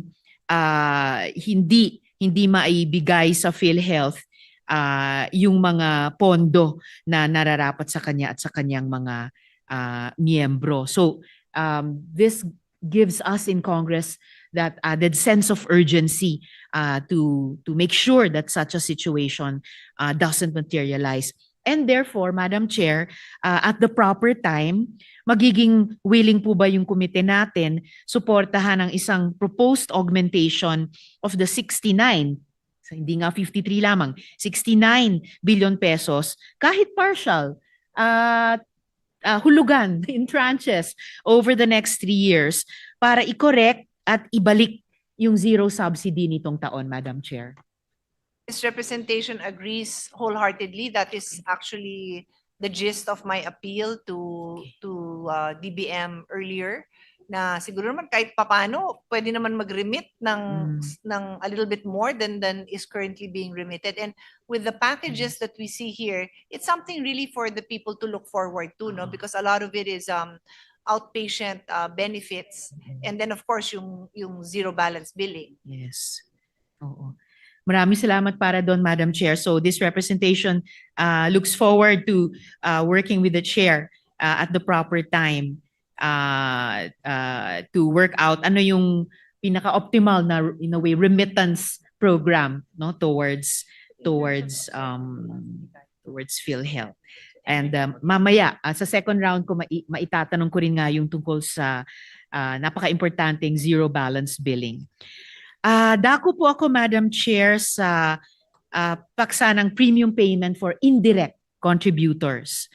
So, Mr. President, Madam Chair, UHC promises coverage for all Filipinos. Pero mula sa 198.91 billion pesos na sinisingil ng PhilHealth para sa indirect contributors, 53.26 billion pesos lang ang napondohan or mapopondohan as of tonight para sa 2026. So, paano natin maipaliliwanag sa publiko na less than 27% lamang? So, a little over 1/4 lamang ang inilaan ng gobyerno para sa premium subsidy ng indirect contributors. Kahit malinaw na obligasyon nitong bayaran nito ng buo sa ilalim ng UHC, Madam Chair. Well, actually, Mr. President, PhilHealth will not turn away any patient. So any of the sectors that are supposed to be covered by the indirect contributions will still in a way be deemed covered. But the problem is the same as I explained earlier, that in time, obviously, yung benefits na binibigay, paano mapapondohan lahat yon kung kulang, di ba? So wala ngang ito-turn away, pero if lahat yan magkasakit, then there may come, and then right now may reserve fund pa naman, but kaya nga po tinatawag na reserve fund, it should only be touched in times of calamity, emergency, hindi yung taon-taon na lang gagalawin, baka wala ng reserve fund na maiwan, and then ayaw natin mangyari yung dadating tayo sa puntos na wala nang masuportahan na benefits ang PhilHealth, no? Yes, I agree, Madam Chair. At talagang hindi naman dapat obligahin ng PhilHealth na yun na nga, umasa lamang, mag-operate lamang sa reserve funds niya precisely because by the principle of the Constitution, by the laws themselves, merong at least 3 malinaw na pagkukuhanan dapat. At yun ay hindi dapat sinasakal or hinahadlangan anumang taon. And Madam Chair, dahil sa laki ng shortfall na ito dito sa mga indirect contributors, ano pong mangyayari sa benepisyo ng 14.5 million na indirect contributors na iyon na hindi nabayaran ang premium? Parang kanina yung tanong ko po na what are at stake, what are at risk. And so at ano yung chances na kung meron man, wag sana, pero ano yung chances na mabawasan ang benepisyo ng persons with disability, solo parents, senior citizens, pati po SK officials, Madam Chair, athletes, at iba pang sektor na may garantisadong coverage sa UHC law, Madam Chair? Wala naman pong kahit anong sektor, whether it's those with disabilities, senior citizens, ito po kasi yung mga indirect contributors, no? Solo parents, wala naman sa kanilang matatanggalan ng benepisyo as this this representation has mentioned. But over time, yung magagandang mga new packages na niro-roll out, yung zero balance billing pa nga lang na pinupondohan pa lang, baka uuwi yung mga tao na malaki pa rin yung balance nila, hindi zero, di ba? But not targeted sa isang sector. Lahat ng members ng PhilHealth, parang mag-share din sila ng burden ng lack of funding if ganun, if tuloy-tuloy ito. Kaya nga pareho tayong panawagan, Your Honor, na sana kahit quarterly, dagdagan yung talagang supposed to be pondo ng PhilHealth. Yes, Madam Chair. And that's why nabanggit ko nga po kanina na I look forward to working with Madam Chair para dun sa pinaka-optimal na remittance program from national government towards PhilHealth and back to PhilHealth. Kasama na po kasi yung utang na dapat ibalik. Dahil how long na pwedeng mag-operate ang PhilHealth not with those optimal fund flows, and perhaps at a certain point might be theoretically forced na mag-dip into sa surplus funds niya. So hindi po talaga dapat. And that's precisely, I believe, Madam Chair, the strongest argument we can make towards government. Bagamat kanina, dun sa general principle, sa pamamagitan ni Chair Sherwin, meron na po tayong commitment in principle, no, from the DBCC.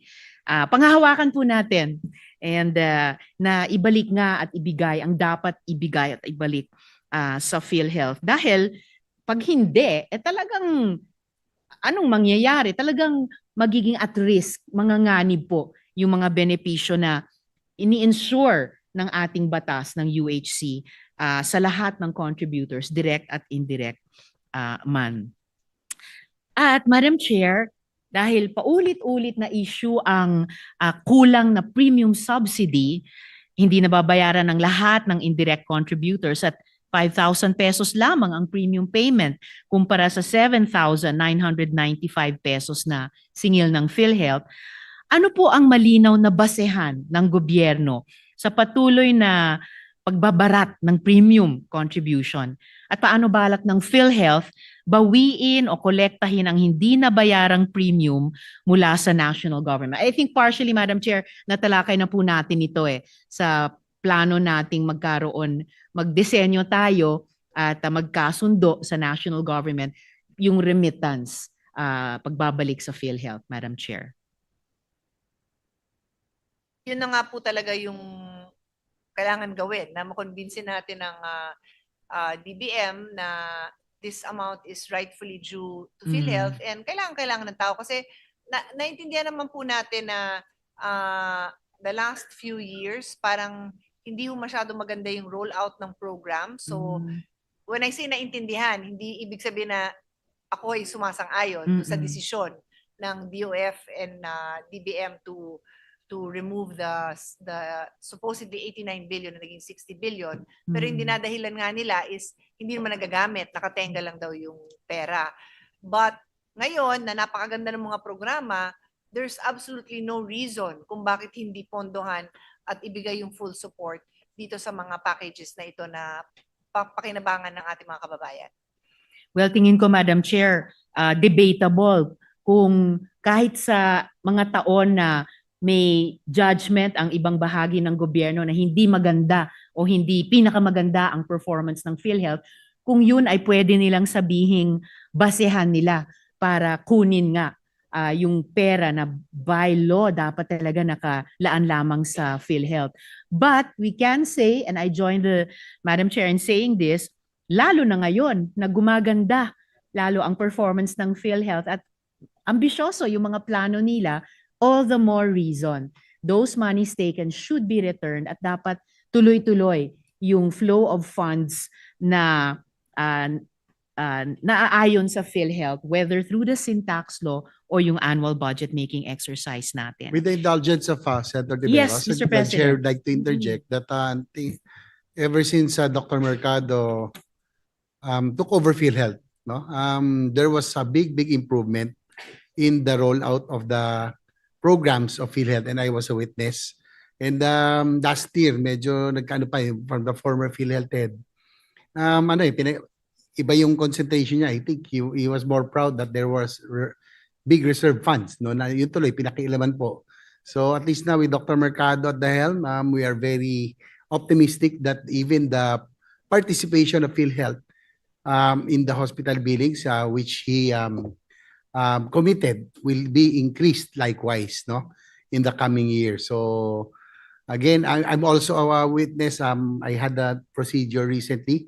Sabi po no sa ano pa to, private hospital, that a lot are getting their procedure, yung cataract operation, and PhilHealth is already covering cataract operation, even the lenses, no? So congratulations to Dr. Mercado. At least maganda na at they are working harmoniously with the DOH secretary. Hindi na sila magsusuntukan ng tulad dati. I'm sure that this will benefit most of the members, no? So, yun. We wish you all the luck, and we will definitely with you, Secretary, Chairman of the Committee on Health, Sen. Pia, and myself as the principal sponsor of UHC, lahat tayo dito, we will really try to support the PhilHealth now that it has really improved immensely under Dr. Mercado. Thank you. Thank you. Mr. President, before Her Honor continues her interpellation, Yes, I Madam just Chair. want to emphasize that when DOF removed the funds from PhilHealth, this representation's position was that if, in fact, funding in PhilHealth is not being used, the solution is to ensure that the executives in charge of running PhilHealth use it and not to remove that funding. So I agree wholeheartedly with Her Honor. Ang ibig ko lang naman sabihin doon sa sinabi kong naintindihan ko, it wasn't like I understand, it's okay. I meant like, pinilit kong intindihin yung logic nila. Nakita ko yung logic nila, pero hindi ako nagsumasang-ayon dun sa conclusion na what conclusion they came up with. Anyway, Your Honor has the floor. Salamat, Madam Chair. And gusto ko ring makiisa dun sa sentiment na inexpress ni Mr. President. And I join with him and Madam Chair in also sharing the excitement I feel, a renewed excitement working with the new PhilHealth leadership in partnership with the DOH leadership. Dahil nararamdaman ko rin, Mr. President, Madam Chair, yung hindi lang yung kaalaman pero yung care, no, sa PhilHealth leadership, which makes it all the more worthwhile to work as kami sa Kongreso as a partner sa fulfillment ng pangarap ng universal healthcare sa ating state health insurance and health financing pillar ng UHC system. And lastly, Madam Chair, dito sa paksa nung premium payment for indirect contributors, bukas din po ba ang komite sa amendments para masiguro ang full payment ng 14.5 million indirect contributors, or at least, again, kahit additional support for the most vulnerable among them. Halimbawa, persons with disabilities, seniors, youth or SK, solo parents, at athletes para siguradong walang maiiwan sa UHC, Madam Chair. Full support naman tayo, Yes. Mr. President, kung may mga amendments na ganon. Believe me, we have tried. Pinipiga natin ang ating chairman, nangangayayat na nga sa kakapiga natin. But hope flows eternal for PhilHealth, di ba? So pagtulungan po natin yan. Okay. Yes, Madam Chair. Let's do that. Okay po. And lastly, para sa mga tanong ko sa PhilHealth, yung paborito nating 60 billion peso augmentation for benefit improvement. So finally, let me address the 60 billion peso item for benefit improvements. Congress, as more and more of us, Madam Chair, have stated, Congress must assert that these are PhilHealth's own funds, not appropriated funds from the national government. Kasi po, Madam Chair, bakit ang sariling pera ng PhilHealth ay pinipresenta sa national budget na parang bagong suporta ito? Hindi ba ito misleading sa Kongreso at sa publiko? And lastly, Madam Chair, pwede po ba tayong kumuha ng confirmation kung yung pondong ito ay restricted at tied ba ito sa isang special provision, Madam Chair?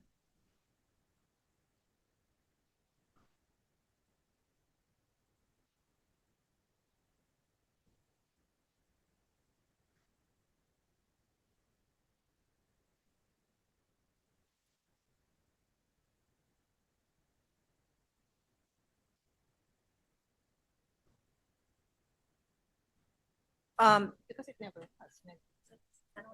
But it was never. Thank you for that question. Maganda hong ipaliwanag sa tao yan, ano.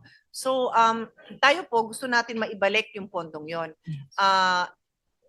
If and when Senator Lauren takes the floor, but I think she does intend to take the floor on the same issue, ang paniniwala niya is ibang source dapat yung panggalingan yan. Pero sabi ko naman sa kanya, kung ganon, kunyari supplemental budget, baka lalong hindi makarating. Yes. So mabuti nang ibalik na natin ngayon, no? So that is this representation's position. Having said that, yun ding house, naglagay din sila ng 60 billion sa kanilang version sa GAB, pero medyo may mga restrictions ang sa kanila.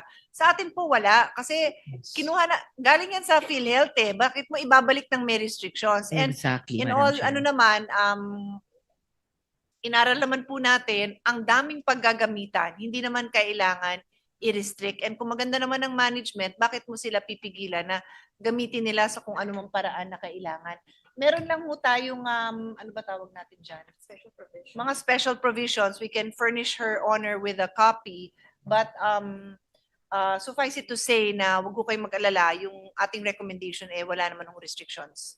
Maraming salamat para doon, Madam Chair. Kahit yung konting kabang nararamdaman ko sa posibilidad ng special provision, kahit papano naiibsa ng kahit konti nung sinabi ni Madam Chair na walang kondisyon na ipapataw sa PhilHealth para ibalik sa kanya ang pondong kanya naman talaga sa simula, kinuha sa kanya, kaya gaya ng sinabi ko kanina sa interpellation natin sa general provisions, dapat ituring na utang. At ang utang ay dapat ibalik. At kung kinuha yung perang yon in the first place na dapat hindi kinuha, lalong dobleng hindi dapat isa sa uli na may provision, baliktad, may condition, baliktad po yon. So I'm glad and I'm proud na sa ating Senate version so far, walang kondisyon tayong ipinapataw. And I hope ito yung isa sa pinaka-strongly felt ko na dapat ito yung manaig na formulation sa budget item na to hanggang pagdating sa bicameral conference committee To be meeting. clear, Mr. President, Yes, Madam Chair. meron tayong, kasi sabi ko nga, may special provision yan, no? Pero ibang-iba dun sa provision ng House. Ang sa atin po, na magamit ito, including but not limited to. So, kumbaga, in-emphasize lang, we only emphasize those items na priority naman talaga ng PhilHealth. Di natin in-embedded, for example, zero balance billing. So again, I say, including but not limited to. Di gusto nilang maglagay ng 10 million dyan, pwede. Gusto nilang 1 billion, pwede. Choice naman po nila yon. So nag-emphasize lang tayo ng mga programs that they themselves are supporting. I would rephrase it by saying, this is to show support that we in the Senate also believe in those programs. So this is zero balance billing, the benefit packages for catastrophic and high cost. Ito yung tinatawag na Z benefits. And then yung expansion of outpatient, yung yakap. Tapos yung DRG. Yung DRG po, it's the payment system that will be that we are going to move towards coming from the case rates. So these are all the priorities of PhilHealth. Sinusuportahan lang natin. Salamat, Madam Chair. And I look forward na, gaya ng sinabi nila kanina, matanggap yung kopya ng proposed special provision para mapag-aralan ko rin completely. Salamat, Madam Chair. So, Mr. President, Madam Chair, for the record, before I suspend in order to give colleagues a chance, and then I can come back with my last questions for DOH. So at this moment, for the record, the 60 billion pesos reflected in the budget should not be considered an augmentation to PhilHealth's funds, as it represents existing funds that already belong to PhilHealth but were taken by the national government. PhilHealth must recover its fiscal year 2025 subsidy, which was previously denied. Malinaw sa bawat Pilipino na obligasyon ng gobyerno na bayaran ang kabuoang premium subsidy para sa indirect contributors sa tama at takdang halaga at ibalik ang premium subsidy na pinagkait ng national government upang mabigyang pagkakataon ang PhilHealth na maabot ang target nitong benefit expenses para sa bawat Pilipino. At huli po, Madam Chair, Malinaw ang listahan ng utang at kulang ng gobyerno sa ating National Health Insurance Program. Gaya ng in-enumerate din ni Madam Chair kanina, 69 billion pesos para sa taong 2025, 72.6 billion pesos para sa premium subsidy ng 14.53 milyong indirect contributors para sa taong 2026. Hindi pa kasama ang sinabi ni Madam Chair kanina na remittances mula sa PAGCOR at PCSO mula pa taong 2019. Bagaman sinisigurado nating may sapat na pondo ang PhilHealth, huwag din nating kalimutan ang obligasyon ng korporasyon na tiyaking hindi mauuwi sa korupsyon ang bawat pisong nilalagak ng karaniwang Pilipino para sa kanilang gastusing pangkalusugan. So at this point, Mr. President, Madam Chair, maraming salamat po. I'll suspend and then just come back second round. Salamat po. Thank you, Thank you, to Senator Risa Ontiveros for your timely and very, very clear and strong recommendations and observations about the need of PhilHealth for funding. Thank you. Thank you, Senator Tiberos. The next to interpolate is Senator Erwin Tulfo. He is now recognized. Thank you, Mr. President. Mr. President, Madam Chair, let me begin by saying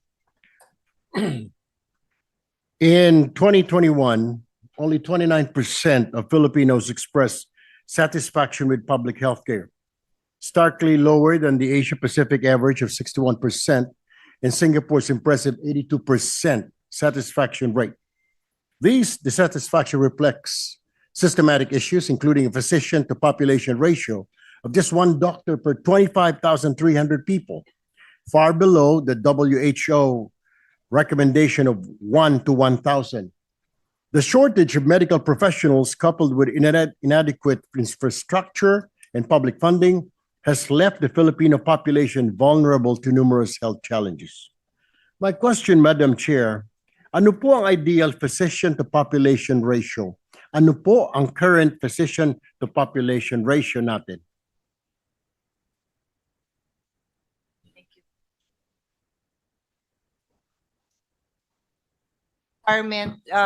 Requirement ratio, these are based on the SDG indicators, is 14.3 doctors to 10,000 population.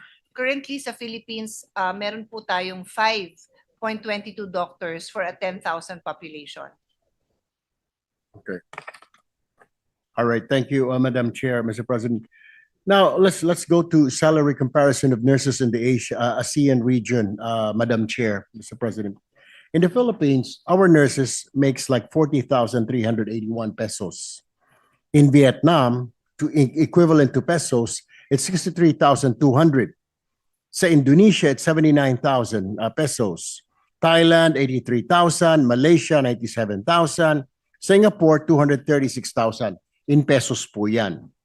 And ang tanong ko po, Madam Chair, Mr. President, madalas na po itong naitatanong sa previous Congress, pero ano pong ginagawa ngayon natin para mahikayat yung mga nurses natin na manatili po dito sa ating bayan?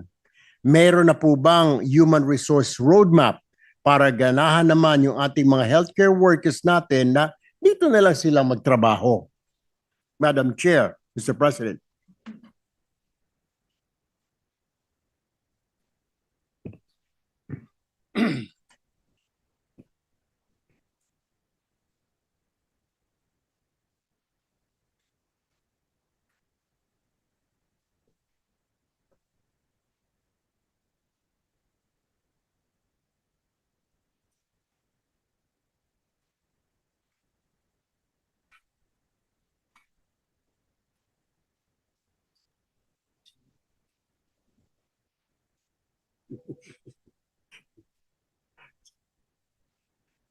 Let me see.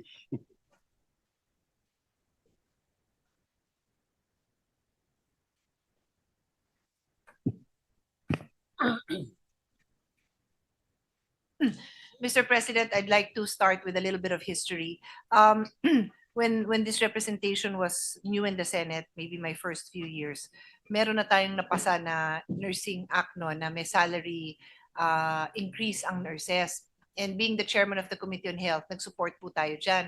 Yung pala, one of the reasons why DOH couldn't implemented. I don't know if Secretary Ted would, what were you, were you still, what, you were a surgeon in the early 2000, you ka na ba on mga 2006, ganon? Yes, I was already. Okay. So, at that time, kaya pala hindi rin ma-implement kasi yung salary ng nurses, natuwang-tuwa naman ako na mabigay ng magandang sweldo, mas mataas na pala sa doktor. Sure. So damay-damay yung problema natin. So parang hindi yata yan gumalaw for 10 years. So finally, we passed a new law which was lower, which of course, you know, it's painful. Hindi na ho akong chairman noon, so I'm not responsible for that. But they had to make adjustments kasi nga, you have to address these salaries of nurses you know, in the bigger picture, the global picture, because they're not the only healthcare workers we have. In fact, His Honor started with a question about the doctor ratio. Then the nurses are a big component, but so are all the other allied health professionals.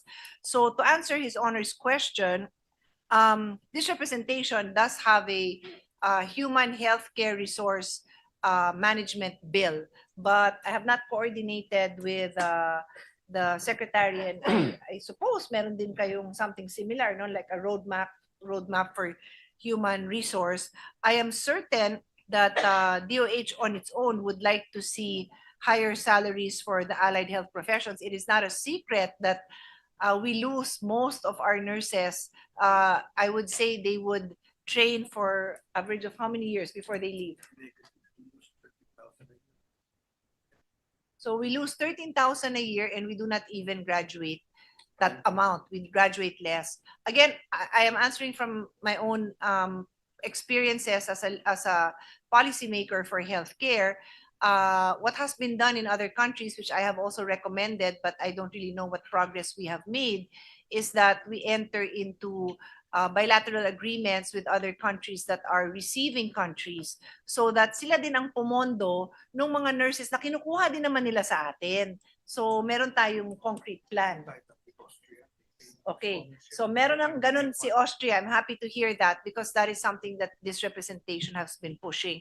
And included doon yung kinikwento ni Secretary, yung career path, no? Kasi that's what's important to many of them, na how do you upgrade your skills, how do you reach that higher level. So ang nurse 3 natin from 40,000 magiging 75,000 na, which just brings us maybe one tier higher than His Honor's comparison to other countries. But that's what we have for now. I think the long-term plan would really be to recognize that we are a producing country and that our nurses are very, very good, and we maximize that potential by working with the receiving countries, either directly with the countries. I actually have a classmate, so I'm a lawyer, he's a lawyer. Pumunta pa siya dito para ewan ko sino yung kinausap, diretso sa isang ospital.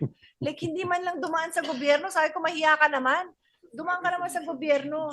So, G2G ang gustong gawin ni Secretary. So, anyway, I'll end there, Mr. President. I hope it's not a great answer, but that is what we have right now. Well, I agree with you, Madam Chair. Alam ko naman ho na magagaling pong ating mga healthcare professionals pagdating dyan. Talaga pong hinahanap ng mga hospitals, lalo na po sa overseas, lalo na po sa Middle East.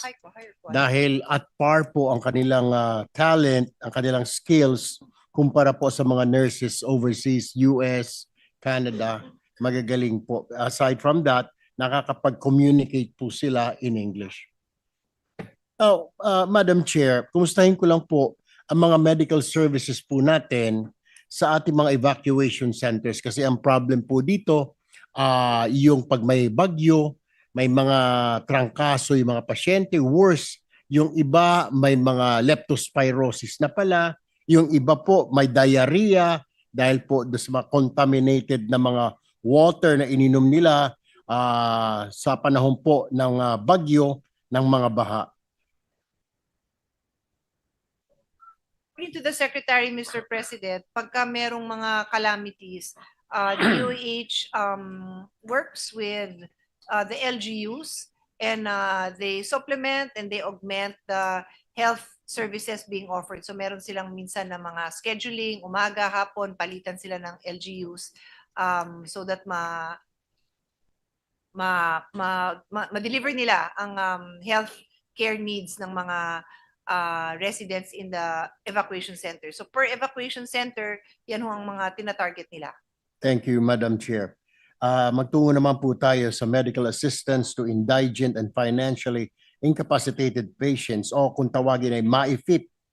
The 24.238 billion pesos lodged under OSEC will be used for hospitalization and medical assistance to approximately 1.616 million indigent and financially incapacitated patients. My question is, for 2024, ilang indigent and financially incapacitated patients po ang nakinabang o natulungan ng MAIFIP program na ito?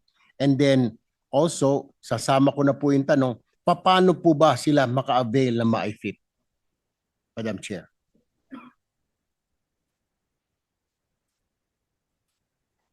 In 2024, Mr. President, 4.48 million patients were served using the budget of MyFIP.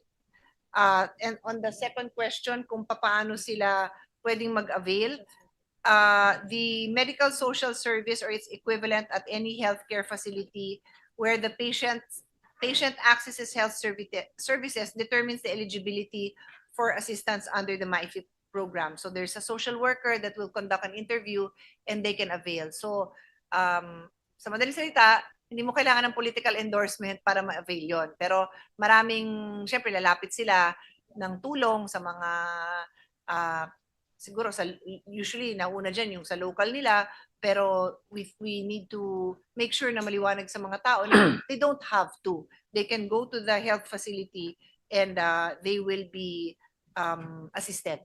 Thank you.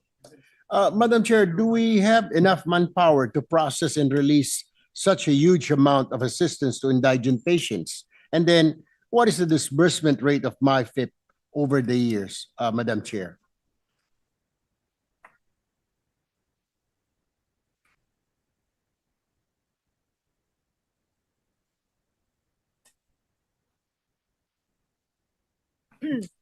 So, in 2021, 76% was the utilization. In 2022, 93%, same as 2023, 93%. In 2024, it was 86%. And in 2025, this is only as of September 30, it's 69%. So I don't have the actual, I cannot project, but it would appear naman na aakyat din to, on track sila po for the 90 plus utilization. My next question, Madam Chair, bakit kaya? Ano ang parang napapansin po natin, tumataas po siya? Well, is there something wrong? I mean, lalo bang dumadami ang mga hirap natin or maraming hospitals na ang private hospitals ang tumatanggap po ng MAIFIP?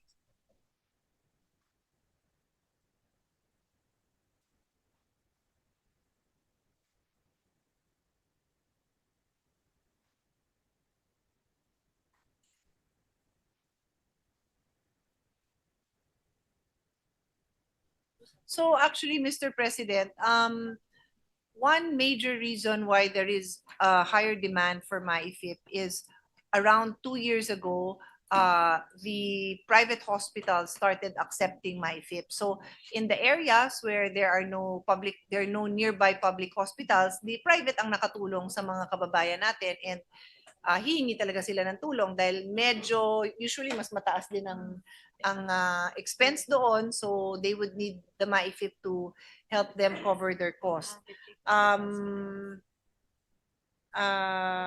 That's the main reason. And of course, yung benefit packages, dumadami rin. So, mas marami din ang pwedeng makinabang, mas malaki din ang gastos nila. Is it safe to say, Madam Chair, na maraming mga patients natin, yung mga mahihirap, ang tumatakbo sa private hospitals dahil kulang na kulang po ang mga kama sa mga public hospitals natin, DOH-run hospitals. Could that be also one of the factors why mataas po ang tumataas po yung request para sa MAIP, we call it MAIP, Madam Chair? That would be accurate. Definitely, yun nga, there are now 803 private hospitals that accept MyFIP. So definitely the demand for MyFIP would be higher because there's now services that they can avail of from those private hospitals. Madam Chair, Private Hospitals Association of the Philippines, Incorporated, or PAPI, Batangas chapter released a statement in July that 43 private hospitals in Batangas will no longer accept guarantee letters due to some 480 million debt from the government. Ano na po ang update dito, Madam Chair? Nabayaran na po ba ito? Bayad na po yan, so okay na.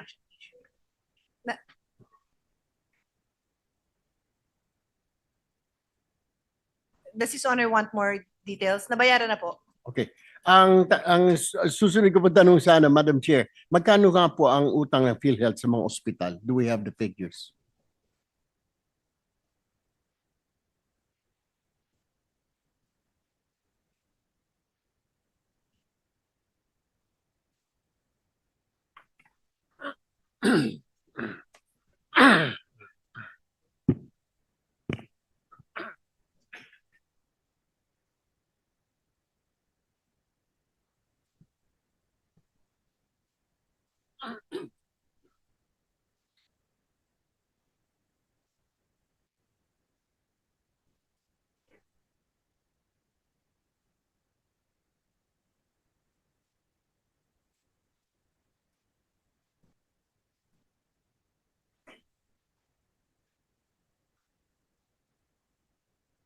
So yung pong kasi naka-divide po ito by what do you call this, the time month, the time frame. So within 90 days na payable, 25 billion ang due.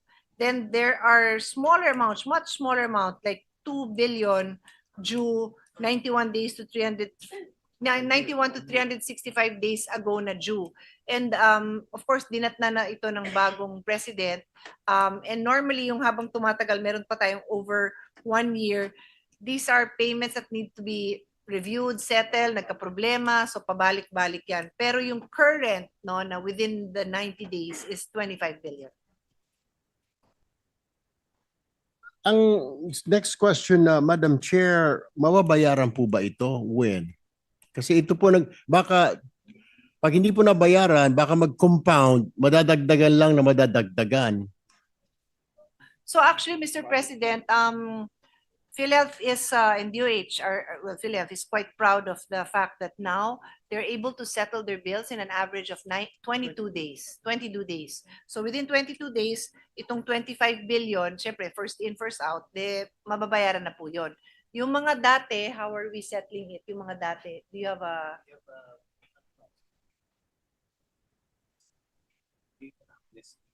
Okay. Okay. Yeah. One of the issues is that if you file beyond the 60 days, the rule has been, wala na yon. Pero ngayon, nagbigay sila ng amnesty na kahit kung yun lang naman ang problema, yung beyond 60 days nag-file, then babayaran nila. So they're addressing this backlog of payments. But the important news here is that yung within 90 days, on track tayo, and the payment time frame is 22 days. All right, thank you, Madam Chair. Let's move on to the Philippine Children's Medical Center budget proposal. For 2026, the center originally proposed to the DBM 2.762 billion pesos, but only 1.658 billion or 60.02% has been included in the NEP, which still posts a higher subsidy compared to this year's 1.399 billion, an increase of 258.128 million or 18.44. My question is, PCMC proposed a budget amounting to 2.76 billion, but only 1.65 billion has been included in the NEP. May we know the reasons behind the decrease?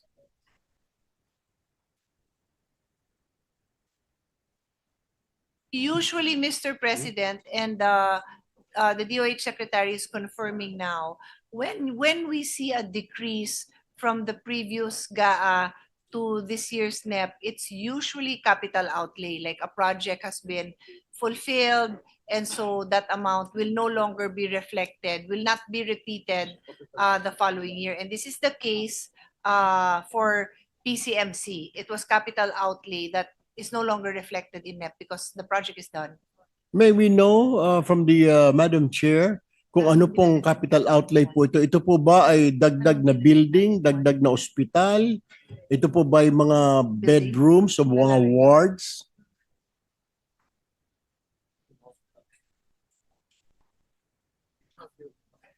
So the short answer is the whole hospital is under construction, but we will check now specifically what is that amount that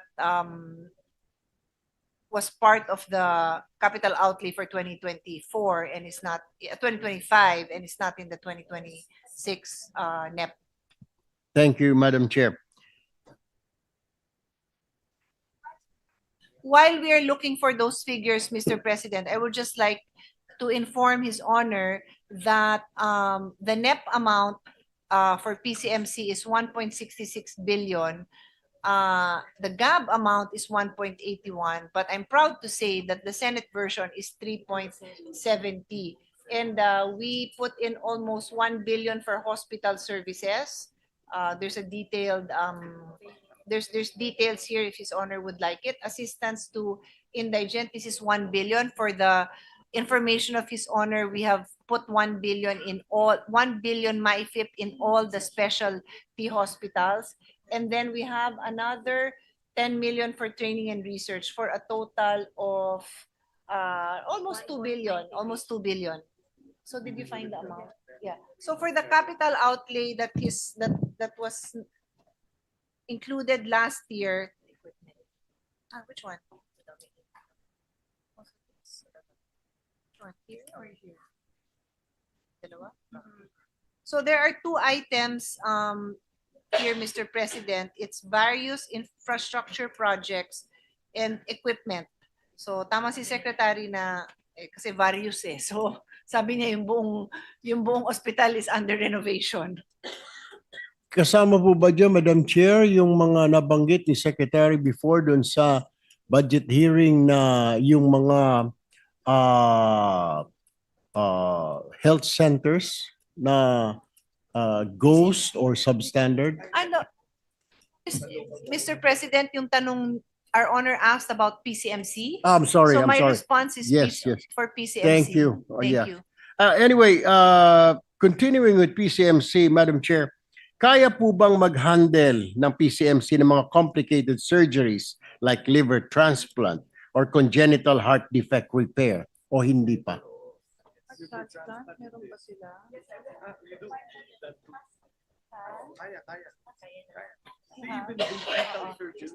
The answer is yes, Mr. President.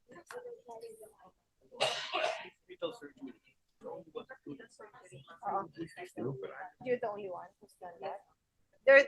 I'm told, Mr. President, that PCMC is the only hospital that has done, how do you say it? Intrafetal surgery, yung nasa loob pa ang baby, na operahan ng baby sa buntis na nanay. Pero what about liver transplant, Madam Chair? Meron na bang capability? Yes, they've done it, Mr. President. They've done surgery on 2 patients, Mr. President. Kasi doon po sa office namin, Madam Chair, yung tinatawag na litro babies, ito po yung problema. They always come to my office every month po. We try to send these babies, 1 or 2 babies sa India para po sa liver transplant. Kaya ako po natanong, baka with the kindness of the Madam Chair, recommend to the Secretary of the Department of Health na magkaroon ng liver transplant kasi medyo mahal po, Madam Chair. $29,000 ang transplant po. Hindi pa po kasama ang pamasahe at saka accommodation.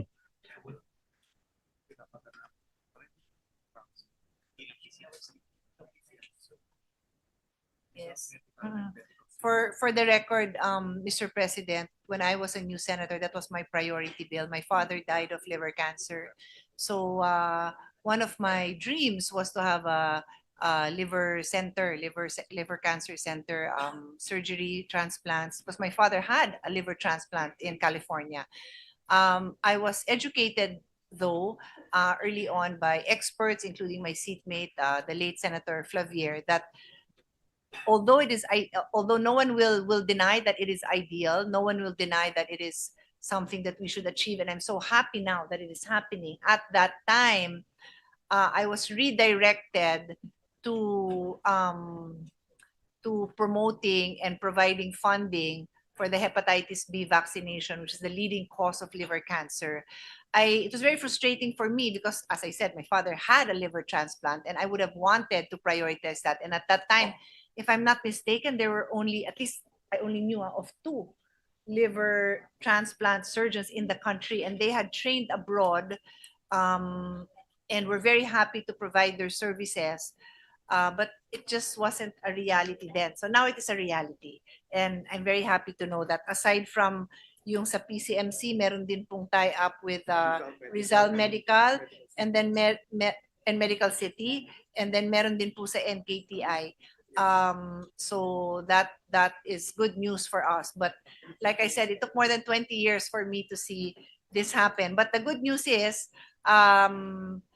hepatitis B vaccination is now part of our what's the name of the program? Expanded National Immunization Program, which hopefully we're supposed to see results in a generation, because despite the Philippines having the best liver doctors, and napag-iwanan tayo dahil hindi tayo naging porsigido sa hepatitis B vaccination. And if His Honor wants to ask about vaccination, naghahabol din tayo sa ibang vaccination. But just to complete the story. Thank you for that answer, Madam Chair. Moving on po, under the 2024 COA Annual Audit Report, COA mentioned that the current practice for requiring PWDs in the formal sector to pay premium contributions is inconsistent with Republic Act number 11228, and the lack of comprehensive guidelines may have deprived a portion of this vulnerable sector of the healthcare services and financial protection intended for them under the said law. Republic Act 11228 po, an act providing for mandatory PhilHealth coverage for all persons with disabilities, amending the purpose of Republic Act number 7277, as amended, otherwise known as Magna Carta for persons with disability. Under Section 20-A, all persons with disabilities shall be automatically covered under the National Health Insurance Program of the Philippine Health Insurance Corporation. Premium contributions for all PWDs shall be paid by the national government, provided that the premium contributions of PWD members in the formal economy shall be shared equally by their employers and the national government. My question, Madam Chair, nagagamit po ba ng ating mga PWDs ang kanilang PhilHealth? At ano po ang covered benefits para sa ating mga PWDs? Kasama po ba yung kanilang disability, Madam Chair? So, Mr. President, tama po kayo na covered talaga ang PWD sa contributions ng gobyerno. Covered sila. In fact, yung katanungan po ng kasamahan natin si Senator Risa Hontiveros kanina na yung beneficiaries nito, hindi kompleto ang pondo to cover all the different sectors. But I reassured Her Honor that no one will be turned away. Lahat po yan mako-cover. So in addition to all the benefits that any PhilHealth member can avail of, there are benefit packages for persons with disabilities. Physical medicine, rehabilitation services, and assistive mobility devices. So what you're saying, 40,000. so what you're saying, Madam Chair, may ilang grupo ng PWDs na deprived doon sa portion sa vulnerable sector ng healthcare services and financial protection. Meron po. Sorry? Meron na deprive? Na-deprive Wala ho. na portion. Wala naman. All right. Syempre sabihin ho natin kasi lahat sila covered. Ang pinapaliwanag ko ay hindi man sapat yung premium na contribution ng gobyerno, no one will be turned away. Ang effect nung kulang na contribution ng gobyerno over time, magkakaroon ng deficit. May deficit na kasi nga kulang ang contribution. Right. Kukuha sila dun sa reserve fund. Pag yan nagalaw ng masyado, baka pati ho yung benefit ng pangkalahatan, not just for a particular sector, baka maapektuhan. Ayaw natin mangyari yun kasi may magandang mga benefits na nilalabas for 2026, tapos pinaganda pa lalo for 2027. Sana tuloy-tuloy ang program, sana mapondohan lahat. All right, thank you, Madam Chair. Noong 2019, nag-umpisa po ang Universal Healthcare Law. Bakit po pataas ng pataas pa rin ang iniluluwal na pera ng Pilipino para sa pagpapagamot? Sa aking panukalang batas po, Madam Chair, kaya po ba na i-cover ng PhilHealth ang 30% ng kabuang bayarin sa ospital? I have been batting for this since I was still in Congress, Madam Chair.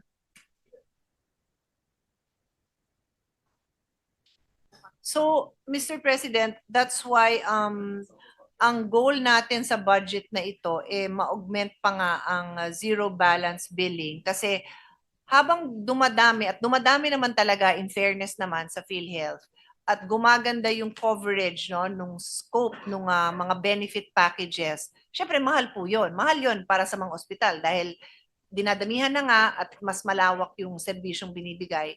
Mas mahal 'yon. So tayo naman because we want the people, especially those that have less financially to be covered, meron tayong zero balance billing at yun yung dinadagdagan natin ng pondo para masigurado natin na yun nga, uuwi sana sila na zero. Hindi ko ma-promise yun kasi hindi ko talaga alam kung sufficient dahil yung earlier interpellation ko mismo sa DBM, almost 300 billion yung utang ng gobyerno sa PhilHealth. Sana kung nandun yon, siguro talagang mapapatupad natin tong zero balance billing para wala nang babayaran yung mga kababayan natin. But I mean, what I'm excited about is that pati sa mga LGU hospitals, nakarating po dyan ang subsidies natin para kasi dati, ang unang sinabi is sa DOH hospitals lang. So kawawa naman din po yung mga mayor natin dahil sila ho ang sinisingil ng mga constituents nila sa mga LGU hospitals. Siyempre, the people do not differentiate, DOH hospital ba to? LGU hospital ba ito? So tayo, nilagyan na natin ng pondo para kahit sang hospital pumunta, DOH or LGU, may dagdag na pondo. And kulang pa, but we're getting there. Thank you, Madam Chair. Madam Chair, I'm not sure kung natanong na po ito ni Senator Ontiveros, pero tatanong ko po yung mahabang pila sa mga public hospitals. Ito lang po, malapit po sa amin, ito pong East Avenue Medical Center sa gabi. Sabi nila, mga nag-aantay daw yon para makapasok. May sabi naman iba, mga bantay daw yon. Ganon din po doon sa National Children's Hospital, dito po sa May Rodriguez. Paggabi, dyan sa paligid po, sa lampak po sa sidewalk. Parang nagiging normal na sa Pilipinas kapag may sakit ka at kailangan mong paggamot sa mga public hospitals, pipila ka o magka-camp out ka para lang masiguro na magagamot ka. Paano ba natin po mapuputol itong ganitong klaseng kalakaran? Kasi nga may sakit na nga, Madam Chair, ang sama na ng pakiramdam mo, yung iba buntis pa o matanda na. Bakit parang kailangan pang mas mahirapan sila bago sila makapagpagamot? Sa totoo lang po, nakakababa po ng moral ito. Paano po kaya labanan yung karamdaman mo kung ganito yung trato sa'yo? At and I'm saying, siguro talagang, so what do we plan to do with this, Madam Chair? So, this is our situation, Mr. President. As our hospitals get better, and I have to say, I've seen them get better because I was chairman of the Committee on Health for 9 years since 2004. And I'm now handling the budget of health for the last 6 years. So nakita ko yung changes over the last 20 years. In fairness, significant naman po, no? So of course, people want to avail of that. Dati, honestly, yung survey, the poorest don't even bother to go because wala naman silang pambayad. So there was a survey in the early years na ang binabayaran ng PhilHealth puro private hospitals kasi hindi na nag-aabala yung mahirap pumunta sa ospital dahil wala namang zero balance, walang ganon. So now we're in a situation where hindi pa naman perfect ang zero balance but the goal is na mabawasan kung pwede nga umuwi sila ng walang binabayaran. So hindi na masyado takot yung tao pumunta pero may takot pa rin. Pero we're encouraging them to go. And then syempre, ang gusto nilang puntahan, yung regional hospital, DOH hospital. Kasi dun ho nabubuhos yung pondo sa mga equipment, pati sa specialista. Kasi was it 2 to 3 years ago when we passed the law where we now have specialty hospitals, specialty centers na nakadikit sa regional hospital. So, pupunta talaga sila doon. But so what we have to do is also educate people that we not everybody has to go there. In fact, it's a issue close to my heart kasi as a woman, as a mother, nakita ko na syempre kung gusto mo dun ka manganganak dun sa ospital. So yung maliliit na ang tawag doon na laying in, birthing center, lying in, not necessarily gusto lang pumunta. So nangyari, may mga ospital na dinikit na lang nila. Nagtayo na lang ng lying in para the confidence then of the mothers na katabi lang nila yung ospital, nandyan lang. So on that note, itong DOH now has bukas centers. These are urgent care facilities to decongest the hospitals, but they can provide the services needed by most of the people. So if kailangan, pwede naman mag-overnight to, di ba? Pwedeng inpatient. Hindi kailangan, pero pwede. Pwedeng inpatient, pwedeng out. Of course, i-refer naman yun sa tamang ospital kung kasi si urgent care nga lang urgent lang, hindi yung pangmatagalan. So the bukas centers, there are 58 of them, community-based, but hospitals like East Avenue has opened its own in-house bukas kasi nga sa dami talaga ng pumupunta doon. Madadagdagan pa ba itong urgent care, Madam Chair? Kasi sa abroad, sa US, marami ka na makikita ng mga urgent care. So doon na lang pupunta ba, pa-check up or something, di po ba? Hindi na, then nadidiklag po yung hospital. Nababawasan po yung pila dahil nasa urgent care na lamang yung mga pasyente. Madadagdagan po ba ito, Madam Chair? Yes, sir. 31 ang naka-schedule for next year at naka-budget na po yun. Moving on, Madam Chair, thank you. Sa PWD naman po, based on a 5-page legal opinion issued by the DOJ in January, establishments cannot deny PWDs their 20% discount and 12% VAT exemption on the ground that the authenticity of PWD ID cards presented to agencies, restaurants, shops, or stores are doubtful because this cannot be ascertained at the time of their presentation.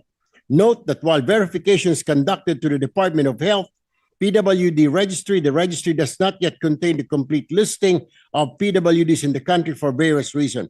Question 1 po, can an establishment deny PWDs the 20% discount on the basis of fake ID even if the disability is apparent?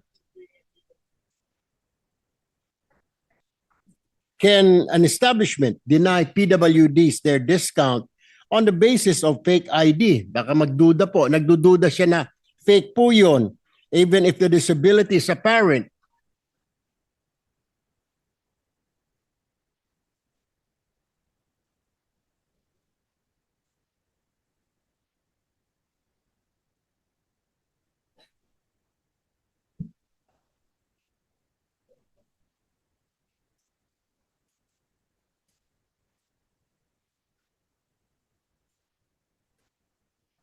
Sorry, nalito lang po ako kasi sabi ko, tayo napunta sa tindahan, DOH to, sorry. So the secretary is explaining that DOH is the one that registers the PWDs. How the master list is, so kayo nag-update yan. However, ang LGU ang nag-i-issue ng ID. So may lag of time yan na minsan may ID na tapos hindi pa yan encoded. So paano niyo isosolve yun? So of course, the first thing is we are requesting the LGUs na pag-issue mo ng ID, pa-encode na kaagad, agad-agad, no? So, pero ano ba kayo, parang, what do you call that, like real time? Real time naman. So, may lag din sa LGU. So, well, maybe you can issue more, some more advisory sa LGU kasi kawawa nga yung pasyente. Kaya yun yung tinatanong ko na paano nangyari yun. Dahil nga, hindi na re-register pero mag-i-issue ka agad ng card. All right. My question, Madam Chair, my follow-up question will be, paano kung talagang, physically handicapped ka, talagang pilay ka, you only have one leg, pero you have fake PWD ID. Is it okay or i-deny niya kasi fake yung ID or expired yung ID? Ano ho ang prinsipyo rito? Ano ho ang susundin na rule? Meron ng opinion ng DOJ. Sabi ng DOJ, denial and withholding PWD benefits privileges solely because the authenticity of the PWD ID card cannot be verified at the time of presentation does not comply with the existing laws and implementing rules and regulations. So katulad nung binigay niyong example, nakitang-kita naman na PWD, hindi po sila dapat i-turn away at kailangan ibigay yung kanilang discount. My other question, Madam Chair, ang PWD IDs po ba ay subject to renewal? Kahit po yung kanyang disability ay inborn or kitang-kita naman na one leg na lang po or isang mata na lang or talagang mayroon po siyang disability sa paningin, bulag po. Bakit po kailangang i-renew ang PWIDs for PWD with permanent disability? Why is that?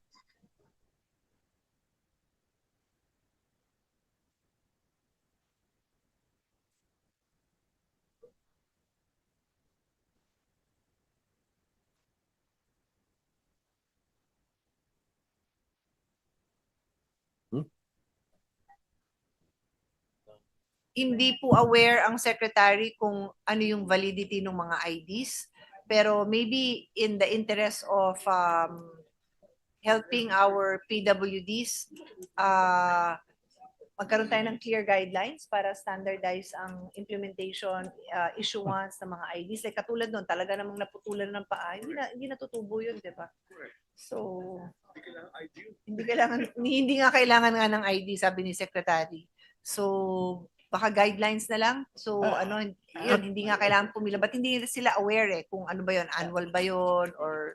Kasi, tinanong ko rin paano kung temporary lang yung sakit? Wala naman daw ganun. Kasi kung temporary yun, hindi daw yung PWD. Ang PWD is medyo lifetime na... Kasi, Madam Chair, meron po mga PWDs, kailangan diabetic,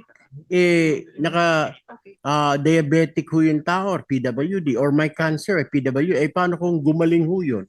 So, I mean, kailangan siguro na renewal, pero yung mga kitang-kita naman, I mean talagang meron siya disability sa paningin, putol ho yung isang paa niya. I believe, hindi na kailangan niya mag-renew siguro ng PWD ID. May maiksing sagot lang, huwag mo na akong kwentuhan ng mahaba. Hindi.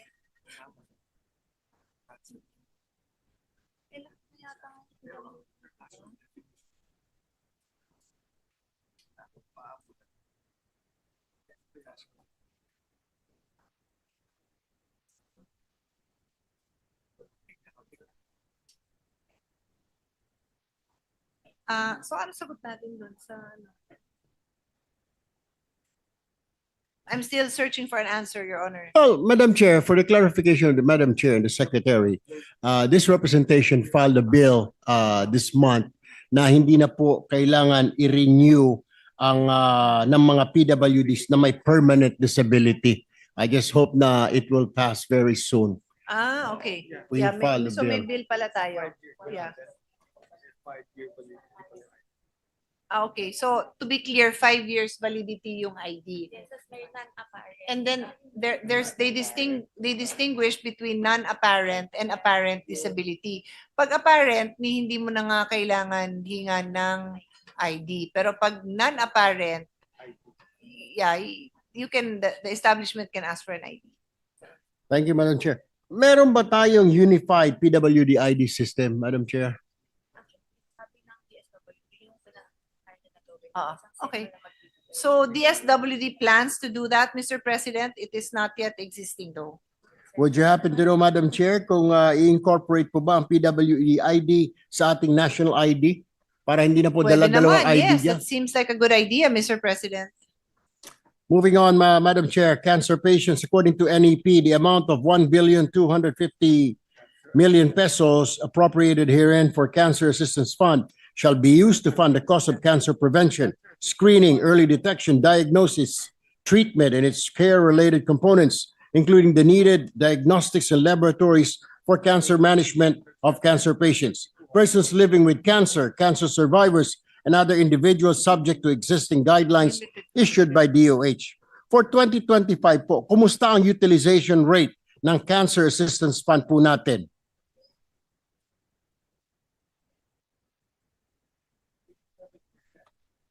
%87%, Mr. President. 87% dispersed. All right. Sa last budget hearing po, ang fund po ay limited only to cancers of the breast, childhood, gynecologic, liver, colorectal, adult blood, head and neck, lung, prostate, urinary, bladder, and kidney. May we know if na-expand na po ang coverage nito? If not, why? Nadagdagan po ba? It's expanded, Mr. President. It now includes what are the last two: lung and prostate and urinary bladder cancer. Those are the two new additions, Mr. President. Mr.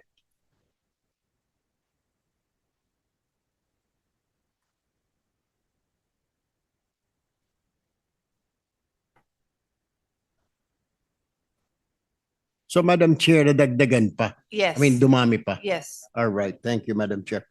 Ito po yung tanong ko kanina na naguluhan po ako na tanong ko doon sa PCMC.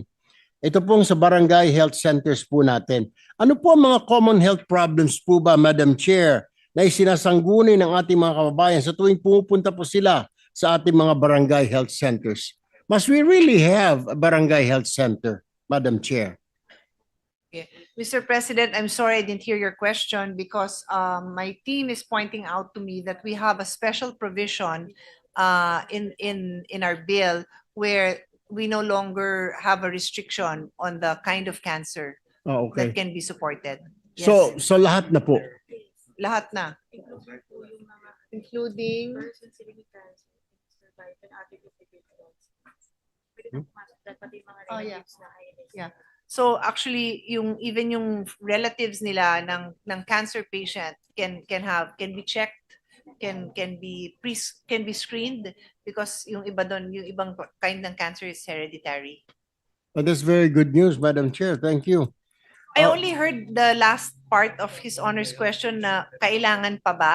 Yes, Madam Chair. Ito pong barangay health centers po natin, common health problem. Ano po ba ang sinasangguni ng mga kababayan natin na nagtutungo po sa barangay health centers? Do we really need this pa ba? Itong mga barangay health centers? Yes, ito? Mr. President, kasi ito yung natin mga frontliners. So a lot of the especially in geographically isolated areas, this is the most effective, no? Sila yung first contact. And I would say, like for example po sa Taguig, no, I speak from our experience, meron kaming super health centers na meron na yan mga diagnostic, di ba, may labs pa sila dyan, and some, what do you call it, Secretary, yung urgent, yung mga procedure, yung mga simple procedures, they can do that. And yet, very effective yung barangay health centers kasi yun yung unang takbuhan ng mga, let's say, for example, you're a breastfeeding mother o biglang di lumalabas yung gatas mo or yung baby mo nagkalagnat. These health centers can assist, Mr. President. Madam Chair, meron po kasi mga barangay health centers po na wala pong gamot. I mean, may tao po, may parang barangay health worker po roon, pero pag humingi na po ng gamot, wala po na ibibigay. Ang sasabihin lang, bumili ka dyan sa sari-sari store, dahil may paracetamol lang naman yan, sakit sa ngipin lang yan, or sipon, kailangan mong bumili sa tindahan.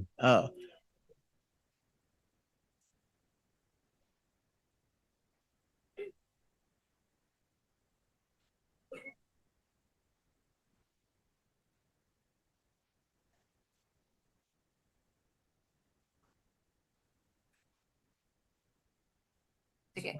So, Mr. President, the problem is healthcare is devolved. So, there are LGUs that are very proactive in supporting the funding the needs of their barangay health centers, and there are those that are not. For those that cannot, because they are, what is the term? They are geographically isolated and disadvantaged, then the national government steps in, both with the human resource aspect and medicines. But for those who should be able to afford, because it's devolved, the easiest example I can give, which is not not a happy example, is 'di ba sa states federal din, may states na maganda, may states na pangit. So ganun din talaga, lumipat ka na lang sa mas maganda kung talagang bulok yung serbisyo doon. I mean, sadly, but that's the problem with devolution, Mr. President. All right. During the House plenary debates on DOH's proposed 253 billion budget for 2026, Akbayan Representative Chel Jokno questioned why only 200 out of the 600 health centers built under the HFEP were functional as of 2025. May we know how many health centers do we have right now? How much is the budget allotted for health centers? Madam Chair?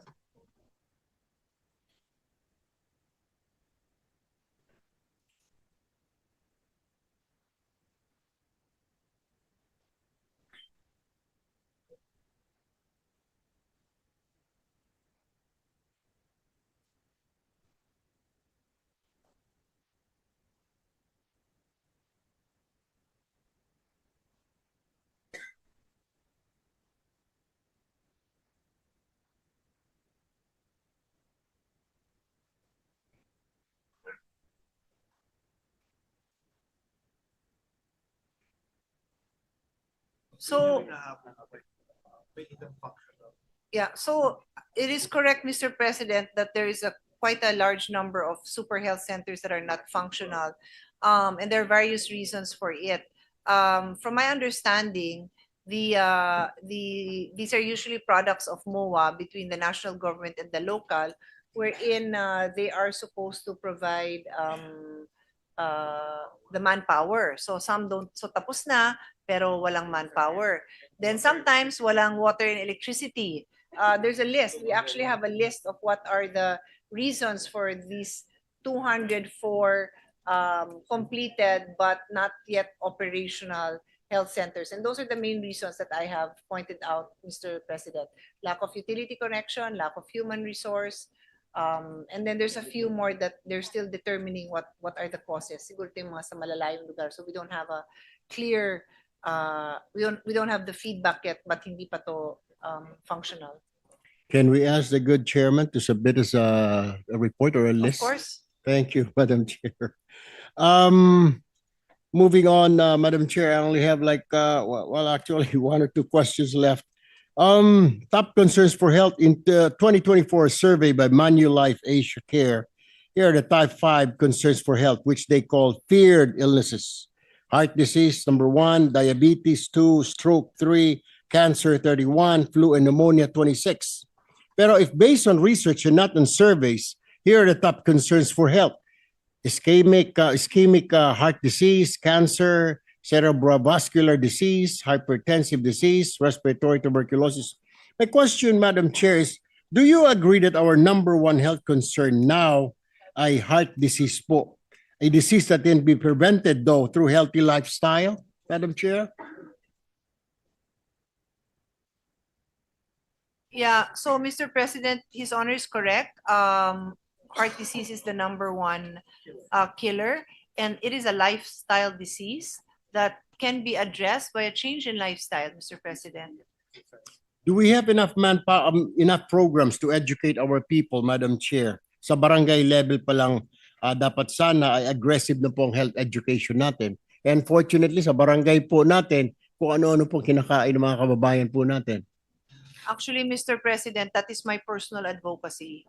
I want people to exercise. I want people to walk, to run, to bike, to eat well, to get some sunshine in the morning, to know what kind of food is good for them, what is not good for them.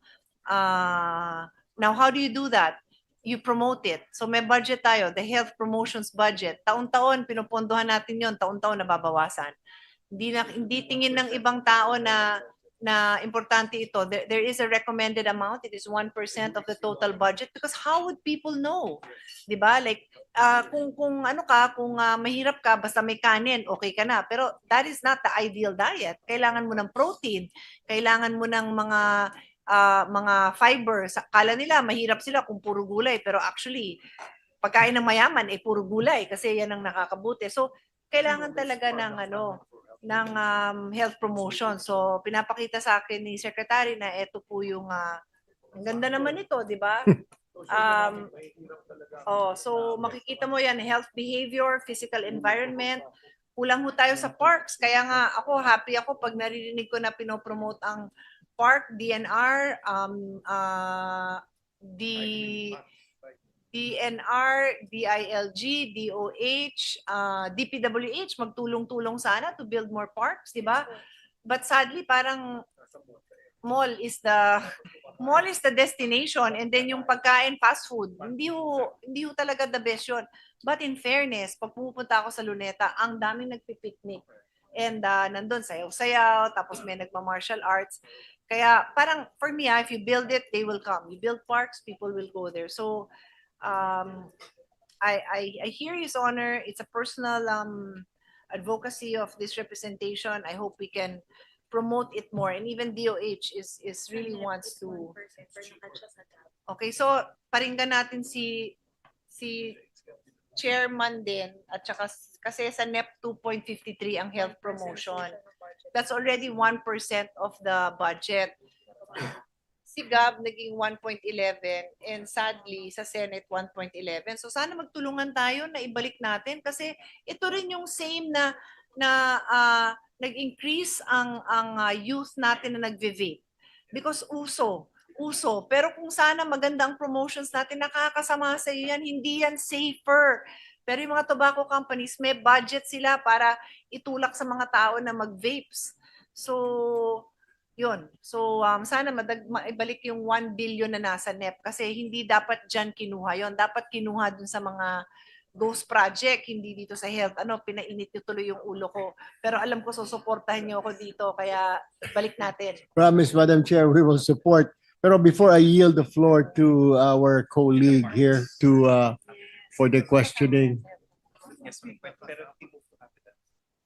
So, Mr. President, I will make a recommendation as the chairman of the budget of health. Maybe His Honor will join me na pagbalik natin yan, lagay din natin sa capital outlay, kasi that can be used to build parks. Simple lang naman yun eh. We can even enter into MOOEs na hindi mo naman kailangan i-build yung park dahil lupa lang naman yun. Pero you have to put a restroom, di ba? You have to make it conducive to people to go there and to visit. Yun lang, Mr. President. One last question, Madam Chair, and I really do thank you for your patience. May ginagawa na po ba ang Department of Health, Madam Chair? Ito pong problema na medyo dumarami po lumalaki. Suicide. Hindi lang po mga kabataan, we thought na nasa Gen Z ang problema, pero kanina po mayroon sa newspaper, isa pa nga pong pare yata who took his own life in Visayas region. Meron din po report, middle-aged person. Meron na po bang study ginagawa ang Department of Health on how to prevent this? Alam ko po, parang kasi uso po sa ibang bansa, uso po sa Asian neighbors natin, parang pumunta na rin dito sa atin. What must we do? Is there already a program by the DOH para masawata po ito, mapigilan na? Not totally pigilan, kundi yung number ay bumaba. Kasi parang every week po merong taking their own life. Bata, matanda, middle age. Walang pinipili po, babae, lalaki, tatalon sa ganito. Meron na po ba study ang Department of Health on how to prevent this? Yes, Mr. President. Marami naman hong package. Marami hong programs. 1, 2, 3, 4, 5, 6, 7, 8. There's around 10 programs. There's community-based mental health. There are suicide prevention initiatives. There is the mental health crisis hotline. Medyo marami to, 10. And there's a tie-up with DepEd, Lusog Isip, including peer counseling. Where the senior high school student would counsel the younger ones. And I think it's very important for people to know there is also a mental health package under PhilHealth. So it includes yung initial screening, follow-up consultation, 12 at most, not bad ha? That's not bad at all. 12 at most, and then assessment and diagnostics. So what is your advice, Madam Chair, kung nakaka-experience po yung bata, yung tao ng ika nga loneliness or Hotline. usually po may ang nararamdaman po nila is parang they think they're all alone, they cannot solve the problems, kailangan po nila ng guidance. What must one person do or a parent do or a relative do? Kailangan po bang kontakin ng PhilHealth dyan or yung Department of Health? Saan po sila pupunta So may para hotline po tayo. It's the National Center for Mental Health hotline, 1553 or 0919-057-1553 or 0917-899-8727.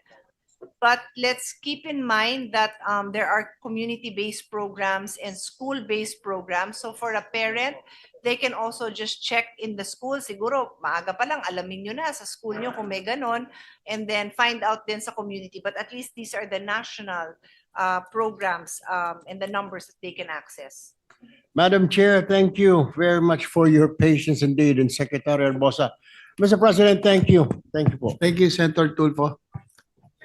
Before Senator Legarda, the chair just like to, because of me, suspend the session for a while. Session suspended.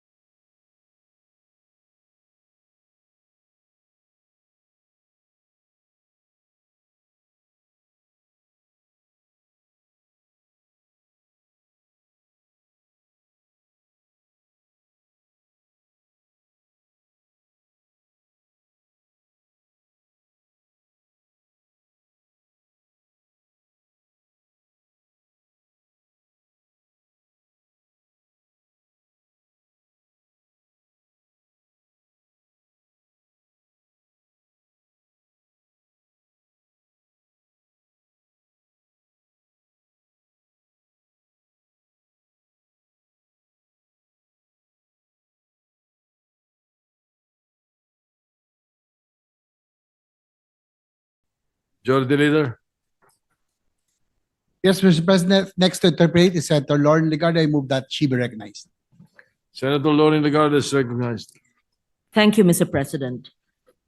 Will the distinguished lady sponsor, an advocate of health, which I support, yield to questions that will lead to clarity on the DOH budget and perhaps even to increase some of its pertinent provisions?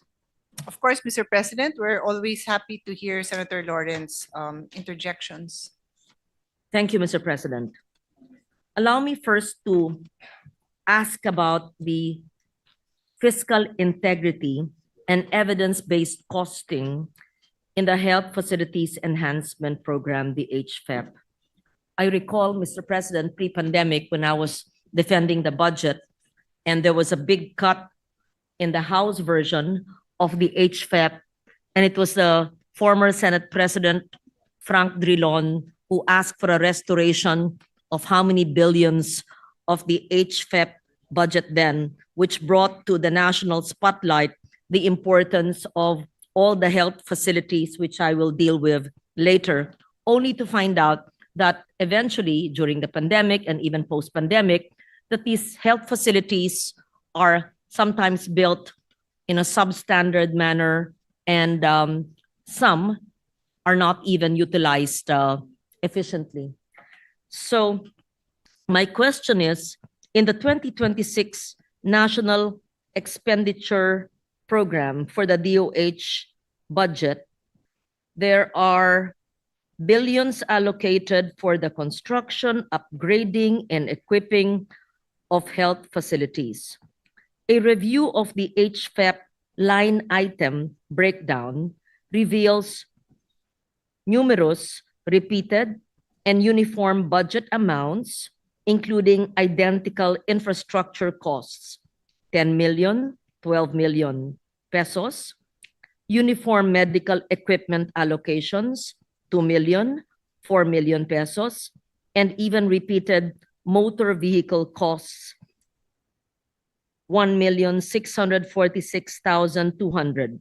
Just some samples across dozens of projects, regardless of regional variations, facility type, or service capability. These patterns suggest the use of template-based costing rather than needs-based and engineered estimates. This raises potential issues of lump sum style budgeting, perhaps weak project planning, and risks of underutilization, especially given HFEP's history of uncompleted and idle facilities, contractor failures, and absorptive capacity challenges. So my question is, why do all these HFEP line items across multiple regions reflect possibly identical or uniform cost allocations? If that is how the DOH allocates its programs, kindly give us clarity on how it's done. What methodology or cost estimation process did the DOH use to arrive at these repeated amounts? Mr. President, the answer there is quite simple. There is a menu provided for the different types of health facilities, and there are standard costings indicated for each. So I suppose the LGUs would just base on these costings when they make their request. So for a polyclinic, it's 20 million pesos. That's infra plus equipment. For a super health center, it's 15 million. That's 10 infra and 5 equipment. For a barangay health station, it's 2.5 million.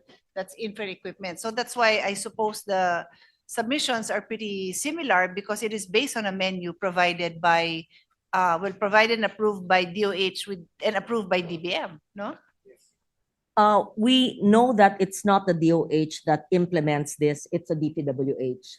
And in the DPWH hearing, they said that the costing per region varies. In fact, the reduction of the DUPA, or the detailed unit price analysis, differs, and even the CMPD reduction varies per region. So I am confused then if the DOH does that for their own structures, why are the barangay health stations, the urban health centers, rural health units, district hospitals, and so on, the different kinds of health facilities have uniform cost allocations? When DPWH themselves say that the costs vary depending on whether it's urban or rural, mountain barangay, or city barangay, or coastal barangay. And so that's my confusion. If it's a DPWH structure, but DPWH implements this as well. Mr. President, to be clear, when the budgeted amount is less than 5 million, that is DOH that implements it. And then when it is over 5 million, that is when it goes to DPWH. However, in both cases, DPWH follows the detailed architectural and engineering plan design approved by DOH. So if, let's say, a particular LGU has maybe, I've just example, different terrain or special needs, then they will most likely make that a phase 2 because the standard is what they will follow, and they can just augment that later on, Mr. President, the following year usually.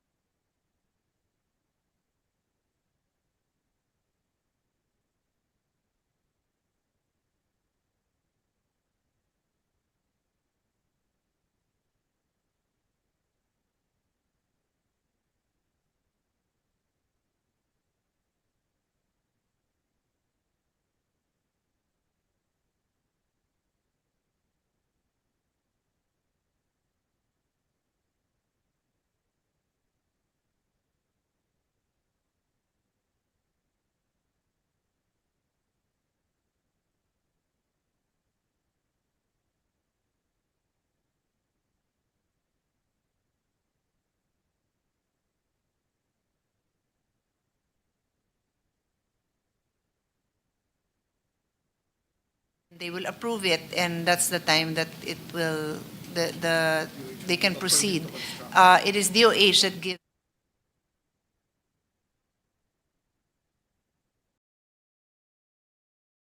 HFEP actually went to this process with the DPWH.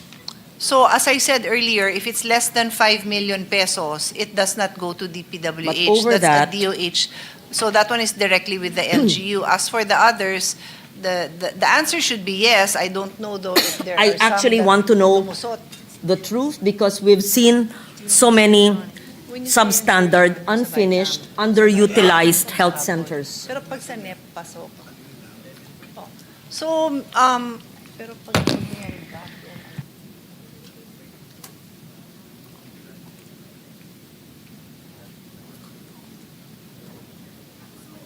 So, when it's in the NEP, it really goes through the process. But when it is an amendment that happens anytime after the NEP, there are times in the NEP that it is, like they said, tier 2, so okay na yan, na-budgetan lang ng proponent, the legislator, wala naman ding, it's easy because it's part of the plan already. But if it's a last-minute amendment, let's say in the BICAM, then, and again, sometimes it could have possibly been part, but there are times that it's not. So then they would have no opportunity to, they will still review it, but it will come after the fact that there was already a budget allocated.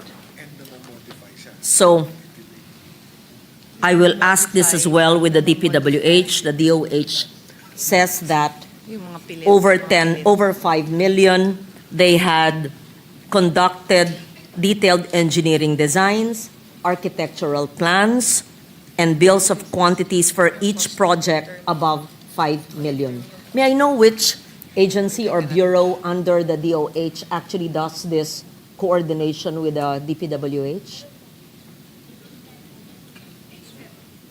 HFEP, The head of HFEP, yes. do they actually Management have Office. the HFEP capability Management Office. for engineering, for architecture, They have and engineers costing, there, Mr. President. costing all this? Having said that, may we know whether the trip that was discussed earlier under the DBCC, the 3-year requirement of DBM and DepDev, was this complied with by the Department of Health? Is the Department of Health one of the agencies under the TRIP program of both DepDev and DBM? And are all your projects compliant with the TRIP? The answer is yes. Yes, they are part of DepDev, and yes, they are compliant.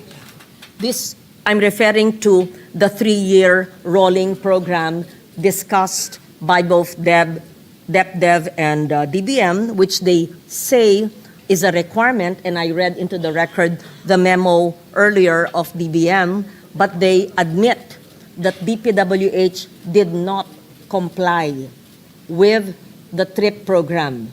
And so if DOH HFEP programs above 5 million are being implemented by the Public Works Department, who according to the economic team earlier claimed that they are not compliant, how can we say that the health centers that will be built by DPWH are compliant with the 3-year rolling program of the executive department?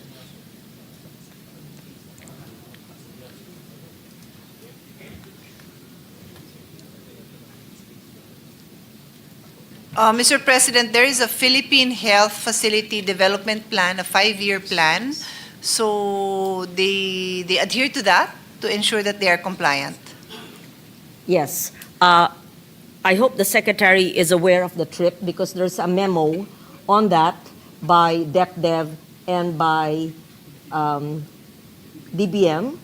And they admitted that some agencies of government totally ignored them, and DPWH is one agency that did not submit TRIP. And so I am at a quandary to understand if DOH says that they are TRIP compliant with DepDev, but then your implementing agency is DPWH, which is non-compliant according to DepDev and DBM. The Secretary is explaining to me that DPWH just constructs, but they don't make the plan. So the DOH is the one that makes the plan. So as long as they construct according to plan, then it will be compliant. Okay. We hope to confirm that. We believe you. We'd like to believe that the DOH is compliant with the memorandum order of the economic team. And yes, we will find out from DepDev and DBM if indeed the DOH is compliant. And yes, because you make your own plans and it's simply DPWH that implements it. So may we know whether DOH maintains a central geotagged and engineering validated inventory of all HFEP facilities, including the detailed cost components? Or is it the DPWH that does this because they're the ones who construct it? Or do you do it jointly?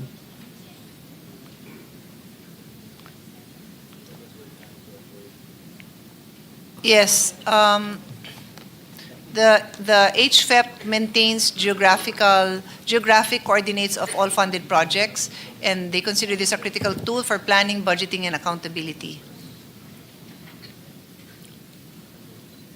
Given the HFEP's history, and I hate to say this, but this is what we hear on the ground, of uncompleted and abandoned projects in some jurisdictions, what safeguards has the DOH implemented to prevent the repetition of template costing that contributed to prior implementation failures?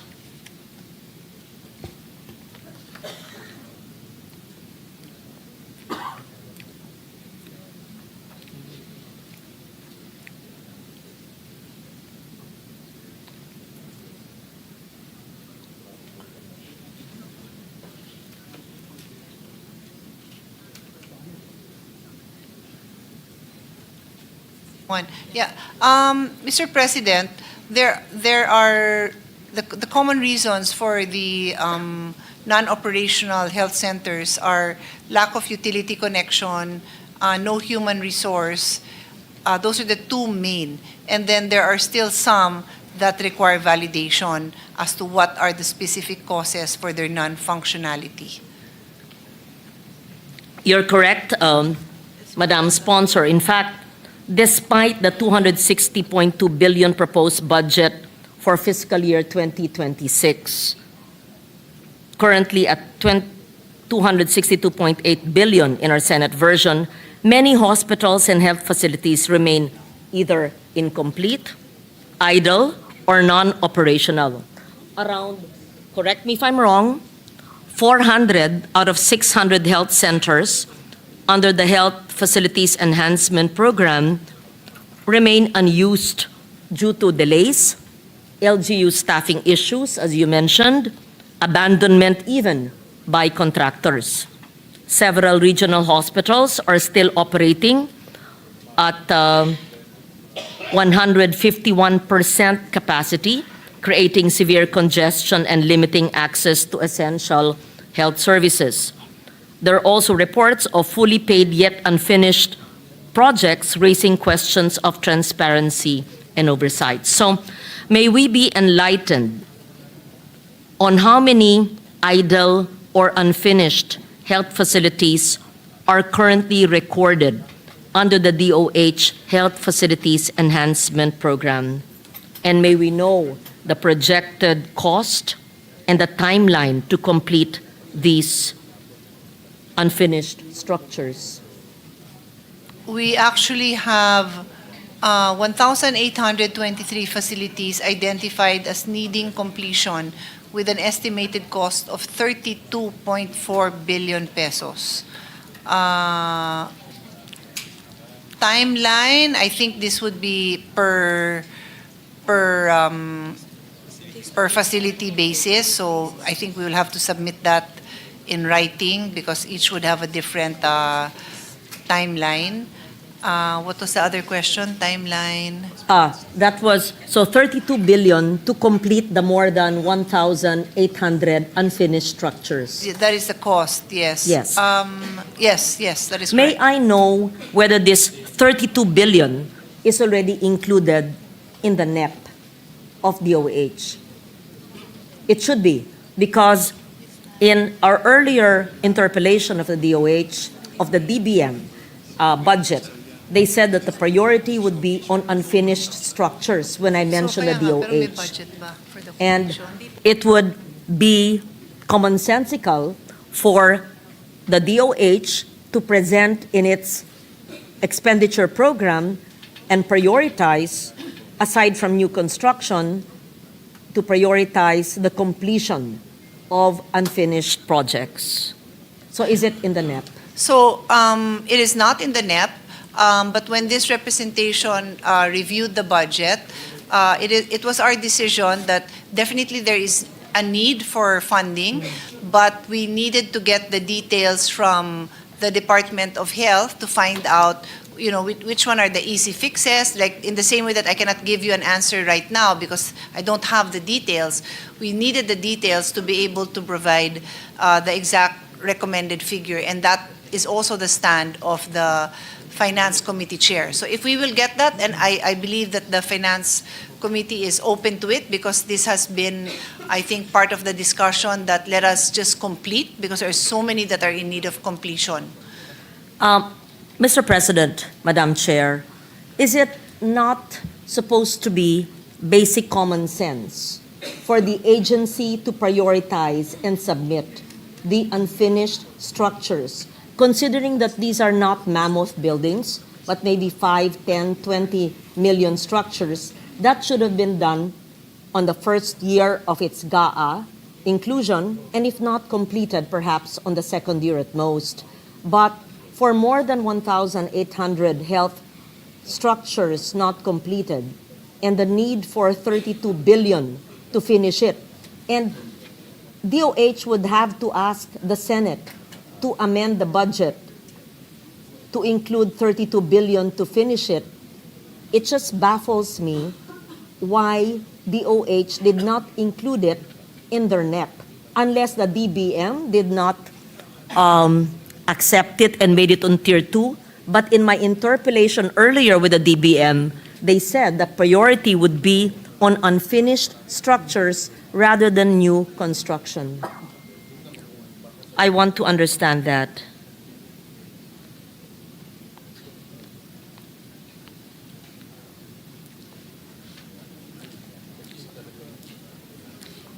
So actually, Mr. President, when I look at this, 32.4 billion, no, is the cost of estimated cost to complete, and the bulk of that is with the hospitals, and there's 218 of them. So I asked the secretary, do you have the details? Meron naman, and that is actually in their tier 2 request.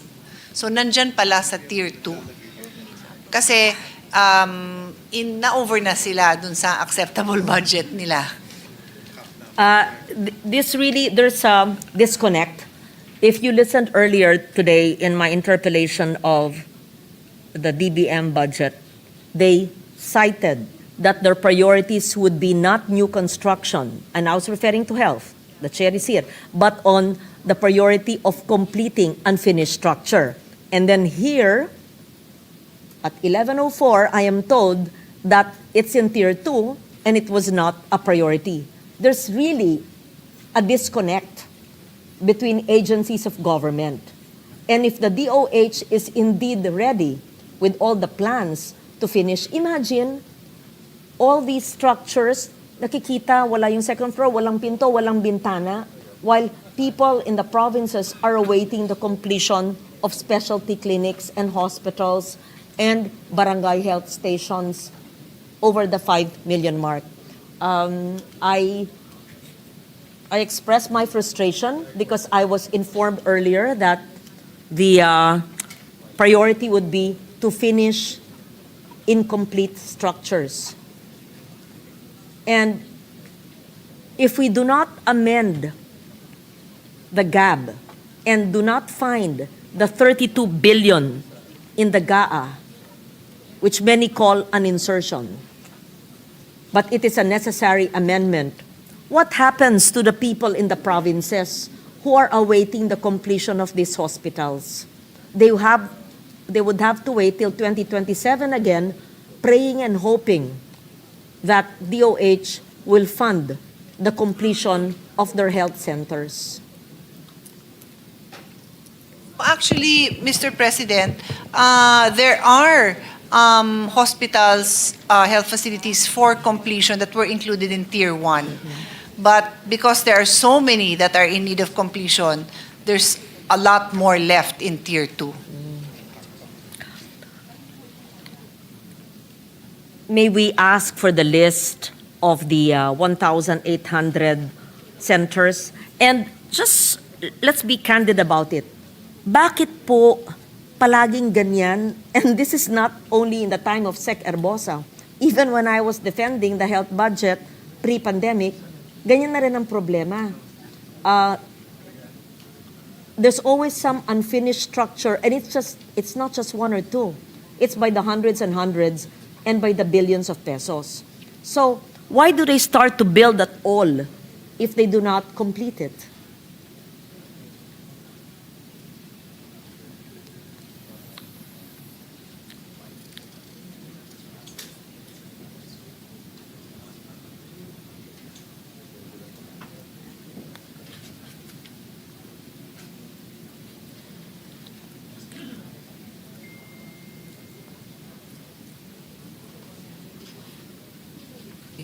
Yeah.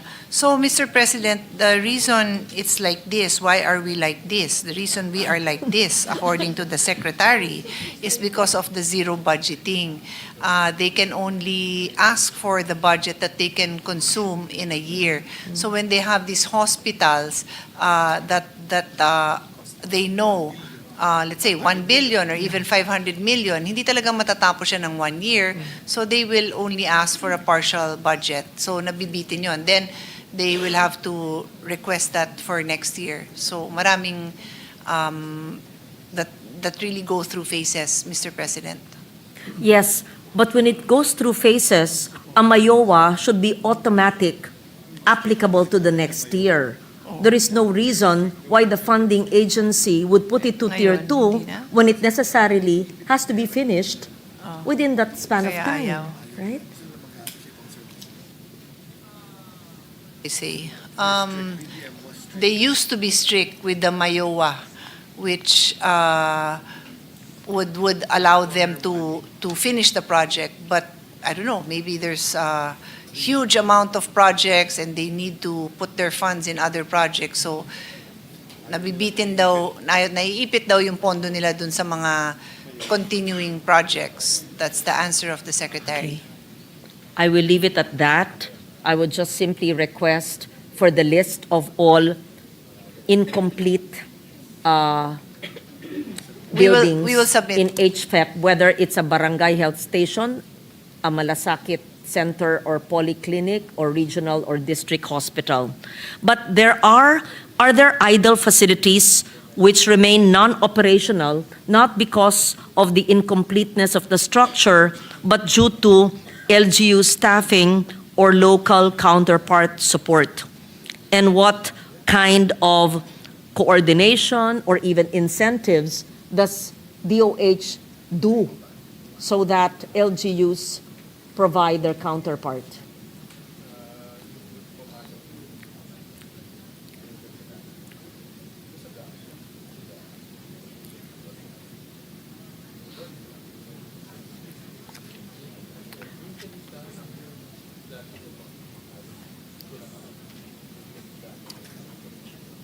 So, Mr. President, the DOH provides support for geographically isolated and disadvantaged areas, whether it's human resource or just augmenting for the equipment, they really provide. But because, again, I'll repeat, because healthcare is devolved, then the others who don't fall under this classification, and one more classification, yung just those in the 5th or 6th class municipalities, they also receive support. So the others, because of the principle of devolution, are supposed to take care of these other requirements to ensure completion, and that is usually lack of utility connection, that is on them, and then lack of human resources, that is also on them, Mr. President. So would DOH actually yield to a request of an LGU that is not capable of all these challenges on the ground? There must be some level of coordination, because why would DOH put a budget and build a health facility if the LGU would say that they are not capable of their local counterpart support, or would not have, let's say, a medical practitioner? So, Mr. President, they actually enter into a MOA with these LGUs, and so they have to trust that the LGU would also comply with their obligation. If they don't, there is nothing they can do.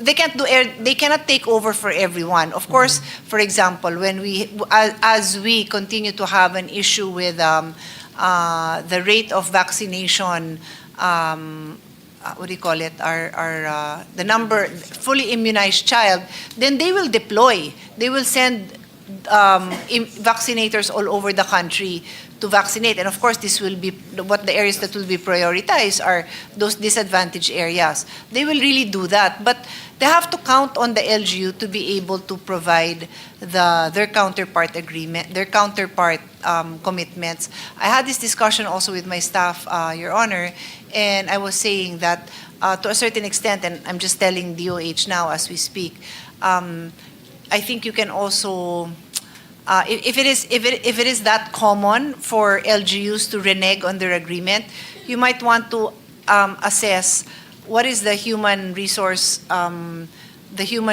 capability in that region and in that area. Because if you know it's already on the low end, that goes back to our basic law on the Doktor para sa Bayan. We don't have an allied health professional law yet, but that is my bill, where we want to ensure that there is access to these health professionals all over the country. Kasi kung talagang ano lang sila sa Metro Manila, it's gonna be really hard to assume that they can they can get the human resource for these areas. Parang you're just creating a system that is going to fail because hindi talaga sila maka-attract ng mga tao doon. But, for example, kung doktor lang, and in the area, you know that there's already a local medical school there, then you know that the chances that they will be able to attract a doctor is quite high. So things like that, Mr. President, but that will not be resolved overnight. Okay. In my experience, when there's a polyclinic, and I'm referring to my province of Antique, it took them quite a while, and they had to request through me for a qualified medical practitioner to handle the polyclinic. Yun So talaga. I'm Yeah. wondering whether assessment was made because tinayo yung polyclinic pero wala naman tao, wala mang papatakbo, walang nurse, walang doktor. In fact, it took some years before a nurse or a doctor could be deployed to that area. Having said that, I hope that the DOH would do closer coordination with LGUs so that structures are not built where local capability support is not given or where there's no possibility of medical practitioners in that area. Sayang ang ibang structures. I proceed now to LGU hospital readiness, yes, at what we're talking about, and the accountability for effective zero balance billing implementation.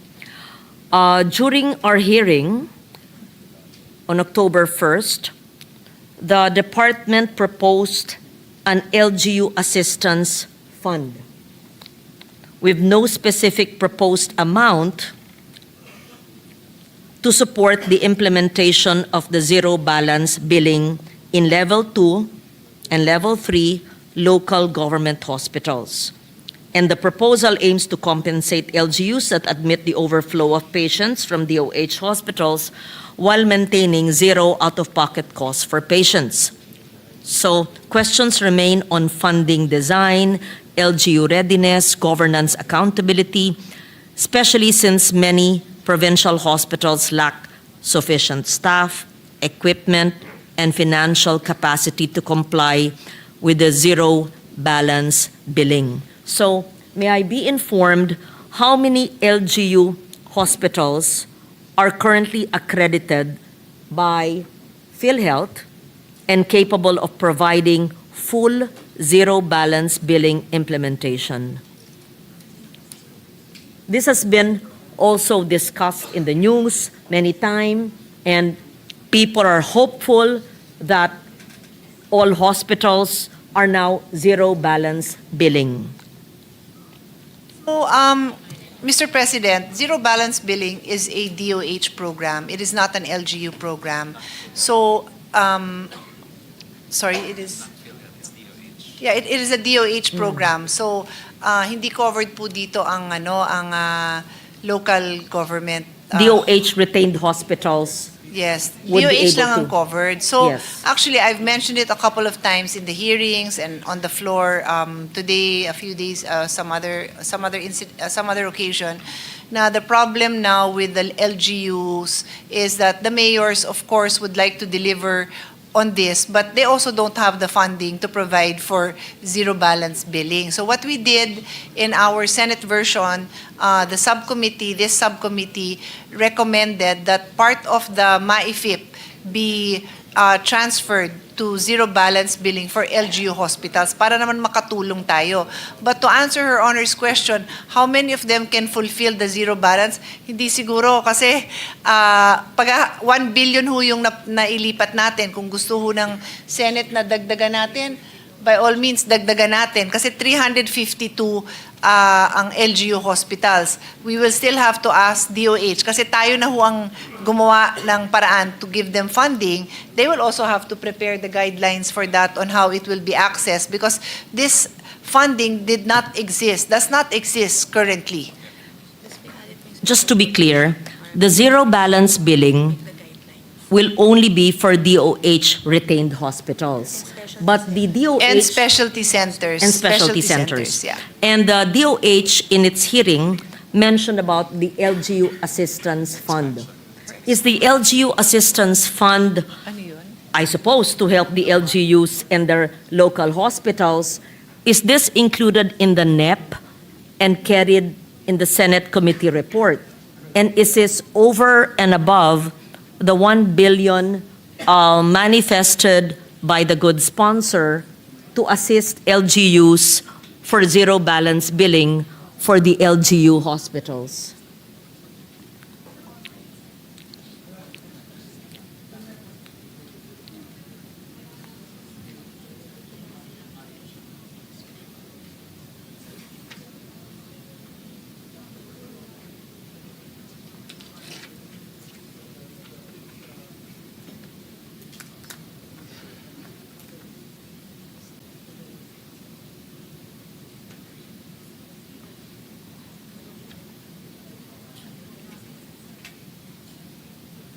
So, Mr. President, as I was saying, what is approved by the Finance Committee is this subcommittee's recommendation to provide for zero balance billing in LGU hospitals in the amount of 1 billion. Yung gusto ng DOH does not exist yet. Oh, It does not okay. exist. Kaya hindi ko alam kung ano yun. Kasi nga it does not exist. It was Wala siya sa mentioned NEP in because October 1. after the NEP lang yan na pag-usapan and yeah, we don't have that. Okay. So, It does not exist. Okay, it's clear now. Because it was mentioned as and I know maliit yung 1 billion. Kulang talaga yon, but it's all I had. Okay, that's very clear. So, the LGU Assistance Fund mentioned in the hearing is something new that can be utilized prospectively but does not exist in the NEP, para maliwanag. And all the NEP has is support for DOH retained hospitals. And the Senate, through the Specialty. subcommittee report, yes, and specialty, would only have 1 billion to be divided among the 350. I don't know yet how they'll divide it. We just provided a special provision that requires that they provide the guidelines. The guidelines. Okay, Because for I the, guess they I don't know what the requirement is. I leave it up to DOH. how many hospitals or health facilities then would not be covered by the zero balance billing? Those which are not either specialty hospitals or those which are not DOH retained? More or less. You mentioned 350. Is that the correct number?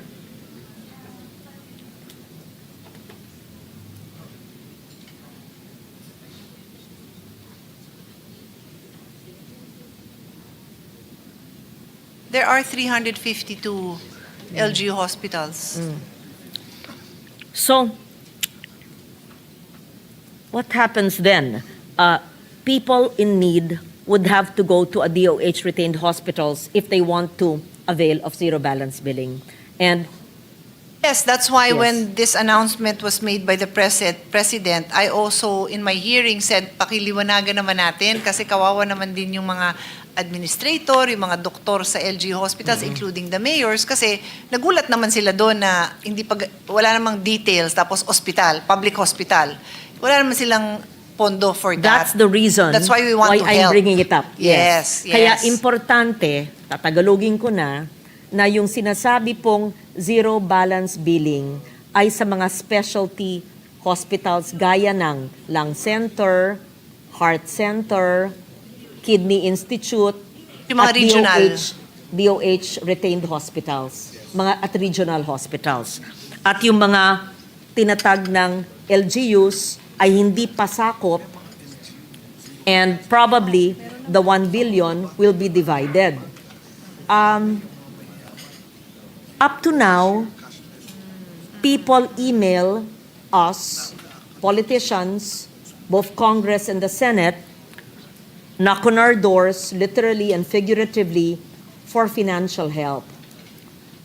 Because of the understanding of zero balance billing, in a caucus, it was mentioned that we do not need to amend for MAIP. And nobody should ask us anymore because lahat ay zero balance billing. However, it is clarified now that it's not zero balance billing pala.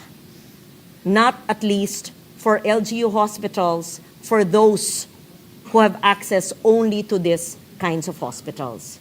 para maliwanag. So there is still a need to some extent for district representatives or even senators to have to at least refer to DOH for them to use their MAIP, which is in their NEP. I hope you have a lot for hospitals not covered by the zero balance billing. So would the sponsor increase the, I'd call it LGU Assistance Fund, which is non-existent in the NEP, or to increase, assuming there's fiscal space, the support for LGU hospitals, considering the situation where even nationally elected officials are sought for assistance by constituents who are in need of medical help?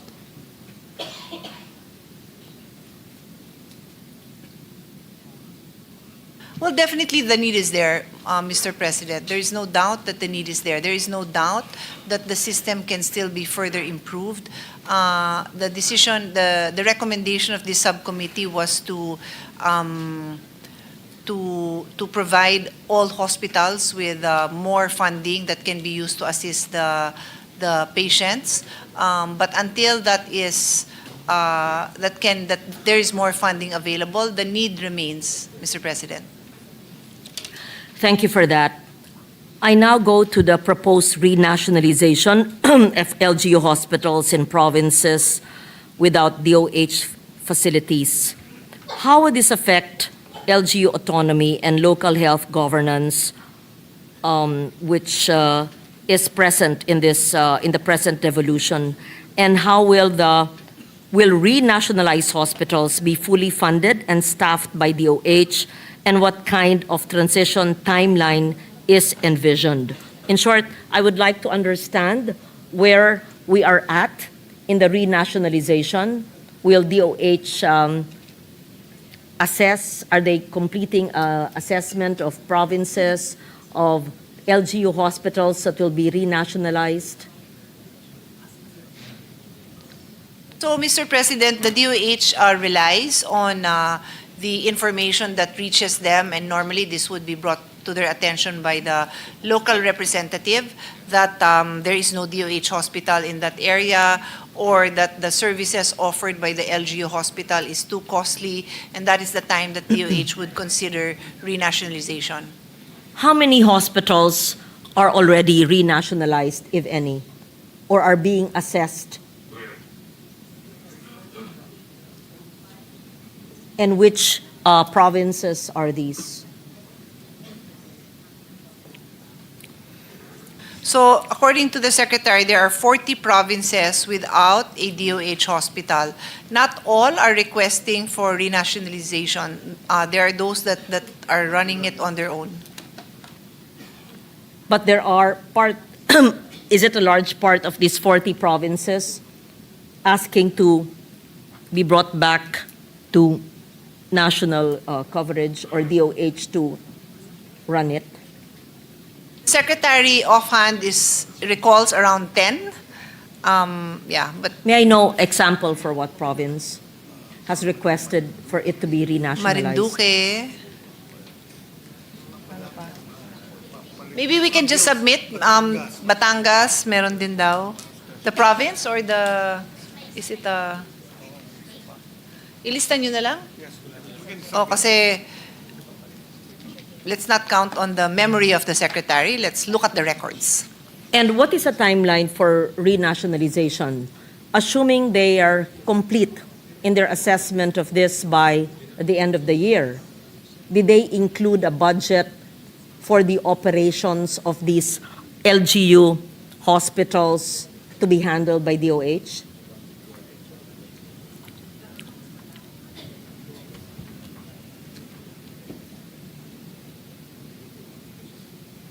Her Honor's question is, how long does it take? Well, it's a law.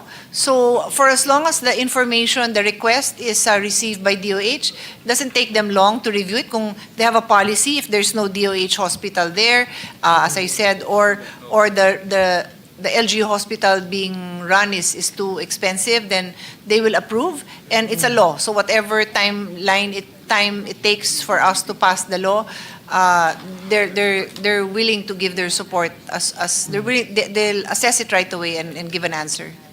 Is there a source of funding in the current NEP or even in the HGAB for these renationalized hospitals?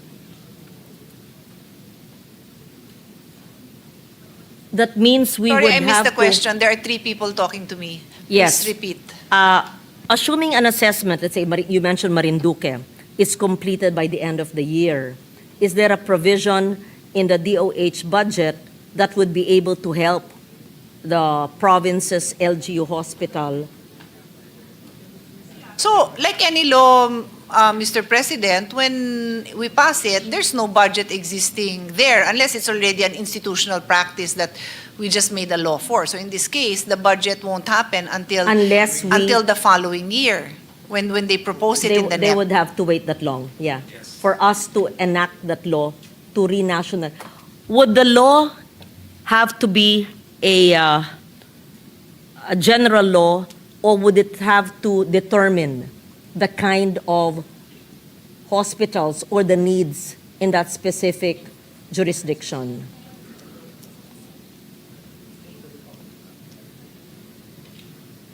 So every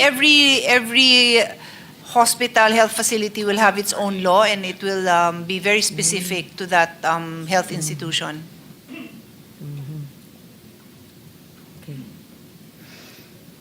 Okay, we'll leave it at that, and I would be happy to receive information on provinces that are requesting for reversal to national government operations. Let me now proceed to PhilHealth and strengthening fiscal discipline and revenue integrity in PhilHealth.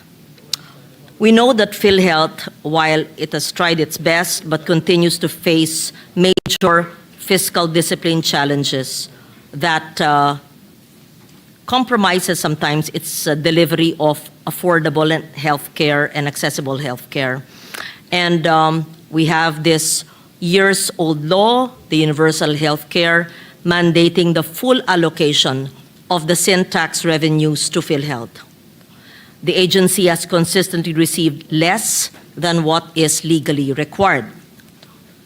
69.78 billion for 2026, but only 53.26 billion reflected in the NEP. This was discussed in an earlier discussion. 106.95 billion in mandatory remittances from PAGCOR and PCSO since 2018 remains largely unreleased, while the agency's collection efficiency has dropped from 53 to 12%. These funding shortfalls reduce PhilHealth's ability to expand outpatient care, settle hospital claims on time, strengthen primary care packages, etc. So, may we be enlightened why, although this has been discussed earlier in my interpellation of the DOF and DBM, but I'd like to put it on record once again in the DOH budget. Why has PhilHealth consistently received less than the legally mandated share of sin tax revenues, despite certification from the Bureau of Internal Revenue? And what measures can be institutionalized to prevent future under-allocations and ensure the full and timely release of its mandated funds? Mr. President, I forewarned the proponent that I cannot answer that question because I share the same concern as Her Honor, and I do not have the answer for the life of me. There is no legal basis for not releasing those funds. The law cannot be any clearer that it already is. It is crystal clear that this money is for sin tax. There is nothing else I could do as a legislator to improve that, unless I will say there that do not allow the Secretary of the Department of Finance and the Secretary of DBM to make a decision that will be contrary to this law. because that is what they did. I So- heard the good lady sponsor forewarning me not to ask the question. Then I said you can ask, but I will And do of not course- expect an answer Yes. other than what I'm just saying. And of course, I said, I still intend to ask it in the DOH budget, and I want want to put it on record, right? So, in short, may utang po ang PAGCOR at PCSO mula 2018. Liwanagin po Sa natin yan, PhilHealth. kasi yun din ang akala ko. Hindi si PAGCOR at si PCSO ang may utang. Kasi si PAGCOR has said it in our hearing, and I believe PCSO also, yung na-earmark sa kanila, they have delivered it to the National Treasury. So It's a matter of that funding transferring. is there. Again, I also said during my own interpellation earlier today sa DOF na there is a different provision of law that governs the release of the PCSO and the PAGCOR earmarked funds. But it simply says that the release of those funds would be subject to the usual budget, walang sinabi doon na extraordinary, wag niyong ibigay yung funding. Kasi ganun ang nangyari. Ni piso, ni 50%, ni 10%, 1%, wala namang binigay since 2019 when the law was passed. So there are two different laws governing the sin tax and another provision that governs PAGCOR. But the point is, in both cases, and they should be treated differently, it has not been released. Again, to be clear, si sin tax nire-release pero kulang-kulang. Kulang-kulang, taon-taon. What is the basis for that? There is no basis na kulang-kulang ang i-release doon. To answer her Honor's questions, what can be done? The only thing that can be done, because the justification given by the Secretary of Finance for the non-release, well, the Secretary was speaking for DBM as well, was because the funding wasn't being used. So I said, okay, but clearly if it wasn't used, then it is the executives of PhilHealth that must use it well. But it doesn't mean you shouldn't give it to them. You push them to use it well. You insist that they deliver because we all know that kulang nga yung tanong nyo, dear colleague, na is there enough funding for the poor who need Wala nga, kulang nga. So dapat nagamit man lang doon, di ba? I cannot imagine why PhilHealth would not use it when there are so many hospitals in need, so many vulnerable populations and people in need. Kaya hindi po dahilan yung hindi magagamit na pondo. In short, kailangan ibigay ang pondo dahil may batas dyan. So, I cannot imagine also that we, with our power and influence in lawmaking and in the budgetary process, cannot actually demand that the national government remit to PhilHealth what is due them for this year. May we just put on record what is the total amount needed? So the total amount, if you add the sin tax earmarking, is 129.96 billion pesos. Earmarking from PCSO and PAGCOR is 106.95 billion pesos. And then if the total of that is around 236 billion. And then if you add the funds that were removed by DOF from PhilHealth, that is 60 billion. So the total is 296.91. That's why I just say it's almost 300 billion. 300 billion. Yes. And it is a matter of the national government remitting it to PhilHealth. It's as simple as that. Yes. That is correct. I think at least the Senate, as a body, collectively, we could all communicate it in a letter, aside from having this as part of the Senate records in our interpellations. In fact, the body of the interpellations can be attached to that letter addressed to the Department of Finance, the DBM. That's my suggestion, and we should not just let it be part of the archives of the Senate that we discussed it today. That is my suggestion. We should not let it pass just like that. I'm sure the lady sponsor would agree, and Senator Go and the chairman Does this include the 60 billion that was earmarked in the NEP of 2025 but deleted in the BICAM? Is a 300 billion, does a 300 billion include the 60 billion already? I've included that because that Already. should be delivered also. Okay. Okay. Okay, we take note of that and we've given our suggestions on that. May I also know what are the root causes of the drastic decline in premium collection efficiency? If this is accurate, from 53 to 12%, and how does this affect PhilHealth's actuarial sustainability? How does the immediate eligibility provision of the Universal Healthcare Law affect the collection discipline, and what policy adjustments can be made without undermining universal access? Is there really a premium collection decline from 53% to 12%?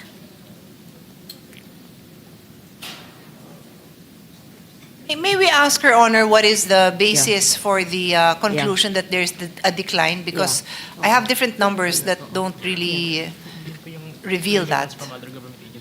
Yeah. It is said that these are remittances from government agencies. In short, government agencies have not remitted to PhilHealth. And yung collections din Yes, yes. That's why I wanted to clarify, government agencies, it is said, are not remitting completely to PhilHealth. Yes. And nag-decline din yung collections from employees. and collections from employees also declined. In our records, that's, I hope PhilHealth is here, it declined from 53 to 12%. Is this accurate? This was mentioned in the budget hearing, no? Yes. Yeah. From PhilHealth. PhilHealth admitted a decline in collections.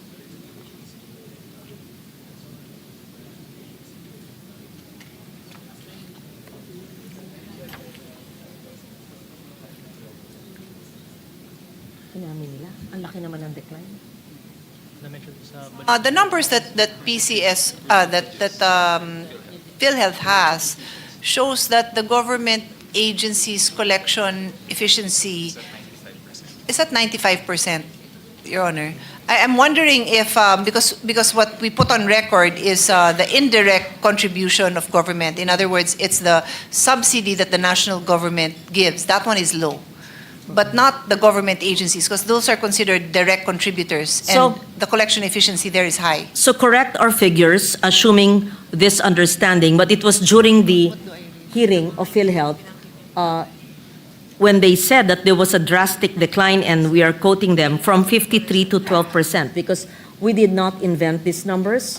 This came from PhilHealth, and so I was wondering, how does this affect, and if the good sponsors... Where did Your Honor get it? Did you say it was in the hearing? During the PhilHealth, during the DOH hearing, PhilHealth mentioned a 53 to 12% decline.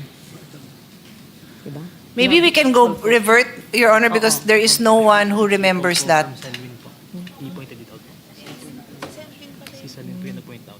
And it was refuted naman po by Okay, the culprit is our chairman, Senator Sherwin. At aalamin ko pa kung ano yun. Give me a second. It was a quote from the chair na, Yes po. huh?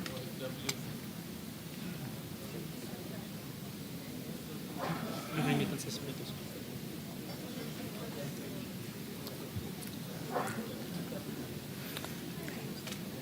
If it is not accurate, then we correct what was discussed in the hearing then, and there is no such decline in collections. Not from the government agencies that No. Your Honor mentioned, no. There is no such decline. It is 95% efficiency. The quote from Senator Sherwin is something else. I don't know if you want me to get into it. It's a little bit different. I don't know. Maybe there was Then lost in translation. we delete that. Yes, let's just Then- delete. It is simpler. Yes.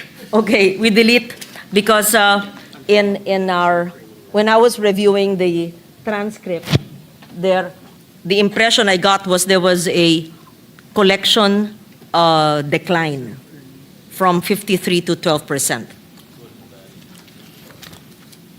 We now proceed to the FDA enforcement and market compliance for consumer safety. This was discussed earlier by the Senate President on certain products, but I would like to know what mechanisms does the FDA currently use to ensure that products subject to advisories are fully removed from online and physical markets?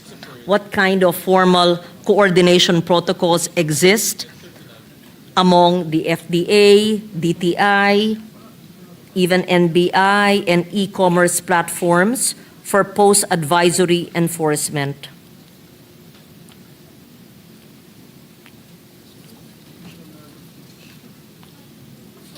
Mr. President, as I explained to the Senate President earlier in a similar inquiry, when there is already an advisory and there's a continued violation, the FDA can do a takedown, so they can order the takedown of the actual sites. I'm asking about for physical stores, then they work with law enforcement to follow due process procedures to conduct a raid and to eventually seize the products, but they have to follow the protocols, Mr. President. Let me just clarify the statement on 53 to 12%. Self-earning members. I see the decline in collection. Yes, not government agencies. Okay. Yeah, self-earning members.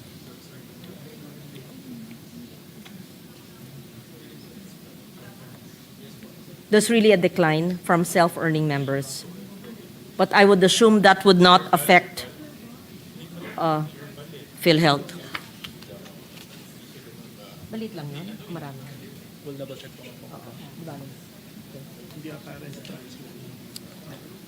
We leave it at that because we are now with, I just wanted to correct that it was not the government agencies, but it was self-earning members. They are working on it, Mr. President. They are putting up offices overseas to be able to address this. Okay. Thank you for that. And regarding the FDA, you mentioned that yes, this was discussed with the Senate President. And how do we take them down from e-commerce platforms to delist flagged products? And what is the FDA doing about it? So they write the platforms, Mr. President. So, for example, if it's known, Shopee, Lazada, they will write to them and explain the violation, and it is taken down. Okay. Yeah.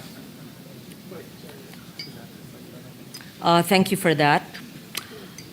Recently, the Senate passed the Regional Specialty Centers Act. I think it was Senator Bongo who was a principal sponsor. And I am told that between 2022 and 2024, we had actually given a budget of 26.3 billion. I wanted to verify this for a total of 126. I'm not sure of this. Can we actually confirm if this new law is actually funded? And what is the status of the regional specialty centers? How many are actually up and functional, considering it's a very new past measure?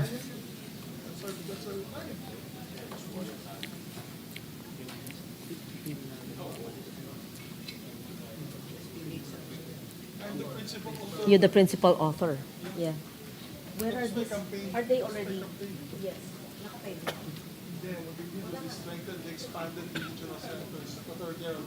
Existing. That's why. Yes.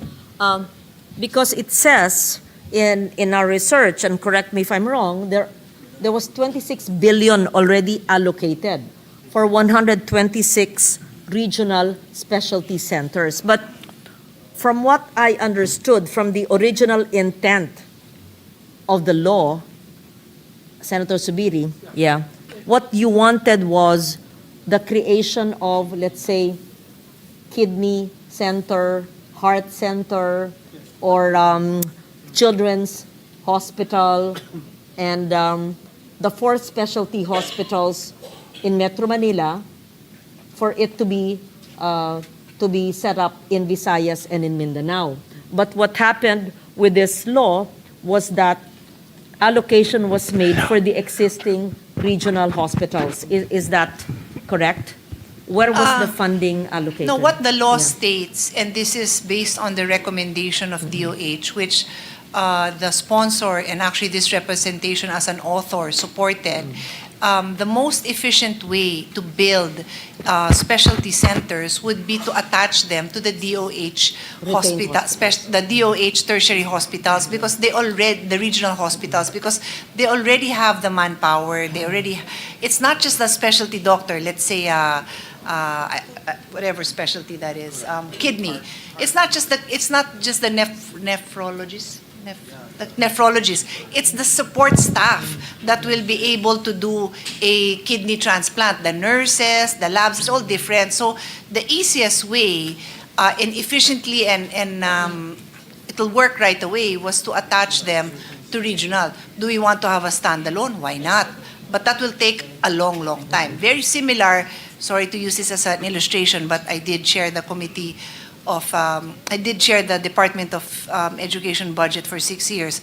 It is actually also cheaper to provide funding to private schools to take in public school students than to build new schools. So it's a similar, so that is what the law provides. So actually the implementation is just consistent with what the law provides. Yes. May I interject with Of course. a sponsor and with Madam Senator from Antique? I was the principal author of that as Senate President. That was my campaign actually. In the 2022 campaign, yan ang bukang bibig ko, yung specialty centers. As a matter of fact, that's all I said. And that helped propel me to my second term, because people really were in need of these specialty centers. Instead of traveling from all over the Philippines to Quezon City Circle. And after several discussions also with the President, as a matter of fact, the President used that in one of his sonas. If I'm mistaken, his first sona, his first State of the Nation address. But when we discussed it further, tama po kayo, Madam Sponsor and the department, it's going to be expensive to do a standalone per region. So if you're Region 10, you build a standalone building. So it will be attached na lang, Madam Senator Legarda, it will be attached to the, for example, kami, Northern Mindanao Medical Center, NMC. And I think they're doing that now. But I just also, like you, I want to find out the status for, let's say, Region 6, NIR, Region 10. Do we now, for example, in Region 10, Northern Mindanao, do we have a heart specialty center in NMMC? Or meron na? Meron na? Actually, I have 4 heart centers in Mindanao now. Wonderful. By virtue of our law. Fantastic. Well, that's great Yeah. then. And that would not happen if Yeah. it was a standalone. Yun lang Yes. naman yung kailangan natin. Of course, It'll it's take nice time. to Yeah, have I a agree. standalone, but I agree. we want action agad, di ba? So, Yes. diretso sa tao. Totally agree, because you can always put a wing in the Yeah, hospital. There's a exactly. wing for Exactly. heart specialty. And so pati kidney, Secretary, Madam Sponsor, meron na. Oh, great. Fantastic. That's good to hear. Fantastic. Thank you. Congratulations then. So this year, just to add to the information, and I think it's the question of Her Honor, there is 2 billion, 2.4 billion under the item of specialty hospitals, but that can be allocated to wherever the need is. So like in this year's budget, there's a long list of beneficiaries. I believe they will request from DOH, and DOH will support wherever and as many of the specialty centers that they can. Yes, thank you for that. I believe from 2022 to 2024, 26 billion has been allocated for that new law. And you're telling us now that another 2 billion is being allocated. And this covers nephrology, NKTI, cardio, heart center, lungs, and children. Okay. There was a plan long ago, and I think the secretary knows this, to put up the blood center. Yes. May I know what happened to that blood center? In fact, I filed a bill creating the Philippine Blood Disease and Transfusion Center. It is mandated to lead research, diagnosis, management, and treatment of blood diseases. I think there was a plan way back, I don't know which administration, that was supposed to be housed. Is it in the lung center or one of those specialty hospitals in Quezon City? May I know what happened to that plan in the previous administrations? And is there any plan, not necessarily to create an infrastructure, but to have a blood center, a blood services center?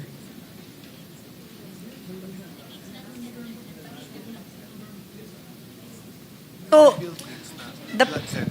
the plan is, Mr. President, the blood center will be incorporated in the Philippine Cancer Center, which is in Quezon City.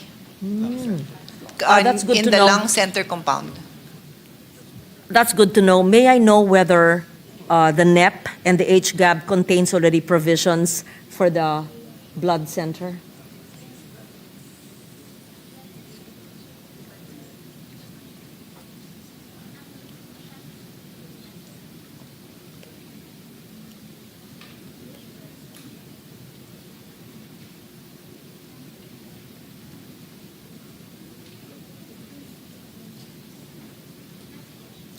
Where's the list of the 60B na inutang mo? Ano?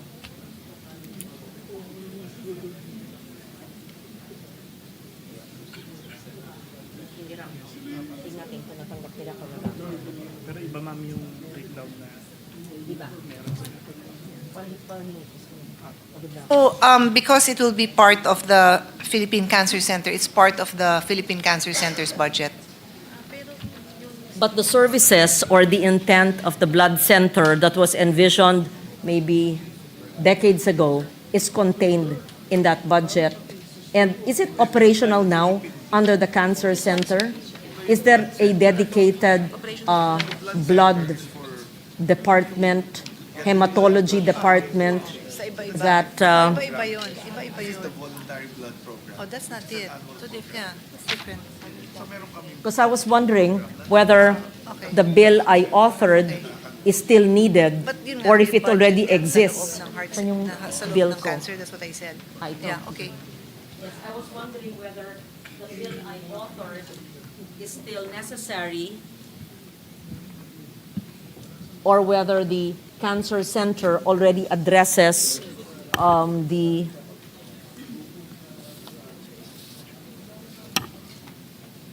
what is contained in the Blood Service Act. Perhaps Her Honor can give us a copy so we can The have secretary DOH look at actually it. knows because early on, a few years ago or maybe a year ago, we spoke about this in my office, and I told you my advocacy for blood, and you were familiar with the plan in the previous administration to put up a blood center. So I was wondering what's the status of it, or whether the enactment of a measure is needed for it to be actually funded.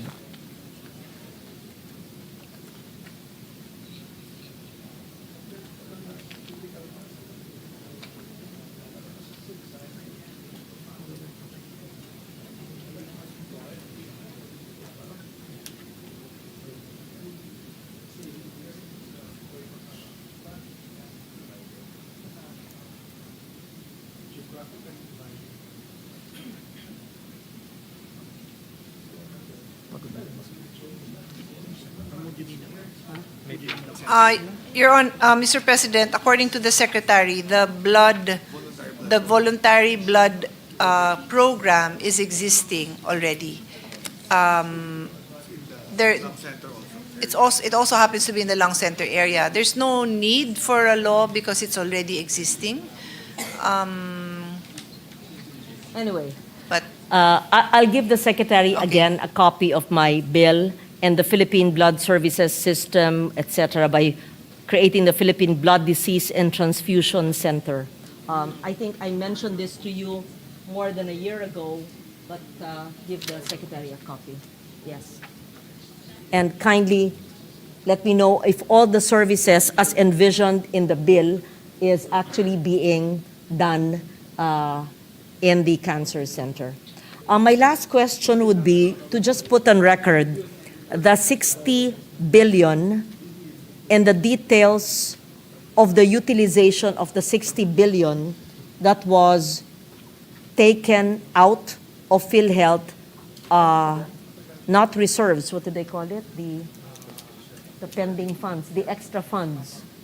It was stated earlier in the DOF budget that in 2024, the portion or the 60 billion taken away from the PhilHealth extra funds was given actually to DOH and the needs. And I informed the good sponsor that I wanted to know the information on the breakdown of the utilization of the 60 billion. And the DOF earlier gave us a breakdown. And most, if not all of it, allegedly or supposedly went to health. So that was a year ago. Has the DOH utilized it? It went to MAIP and Yes. to etc. So, Yes. Mr. President, Fund we balance. were told that the bulk went to the health emergency allowance of the health workers, and then the others were other health related. So here, the secretary just gave me 27.45 billion for the health emergency and benefit allowances of health care workers, 10 billion for MAIFIP, 4.10 billion for procurement of various medical equipment of DOH, hospitals, LGUs, and facilities, 3.37 billion for construction of 3 DOH health facilities, 1.69 billion for HFEP, 13 billion for mandatory government counterpart financing for foreign-assisted projects.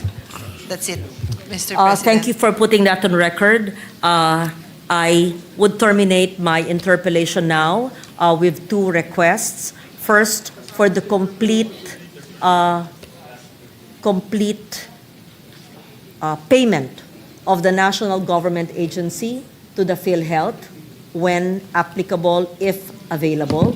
And second, for the Sorry, what's that? Sorry, can I clarify that first one? The payment of the national government agencies, is this the of the national government to PhilHealth that has been pending. the 129 billion? What is it, Her Honor wants? I summarized my position Okay. on the need for For the this to national be government paid. to return to the PhilHealth reserves what it did not provide either through the earmarking Yes, or okay. allocation of a syntax. Yeah, I just wanted to put that on record.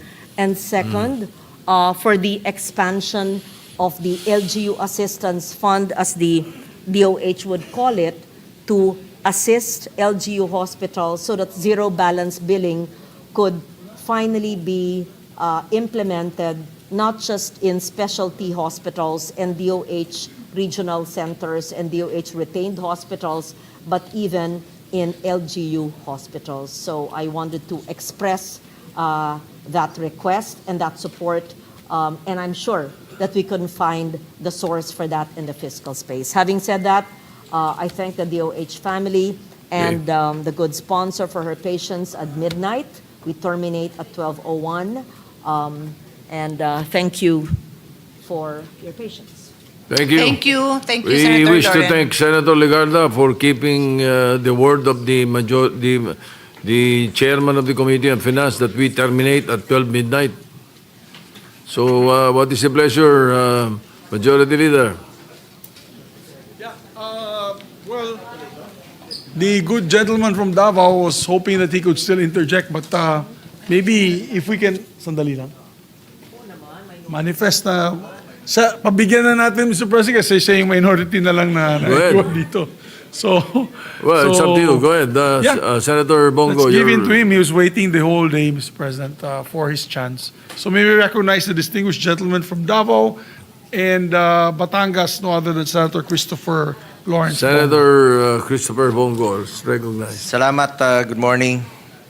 Would like to place on record that I fully support the proposed budget of the Department of Health and its attached agencies as reflected in the Senate committee report. We thank the sponsor, Senator Pia Cayetano, and our chairperson, Senator Win Gatchalian, for the reforms made in our version of the health budget.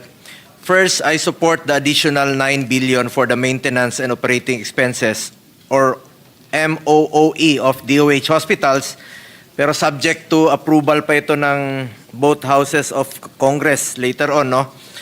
At on top of this, specialty hospitals will also be provided with additional 1 billion each for the provision of medical assistance to indigent patients.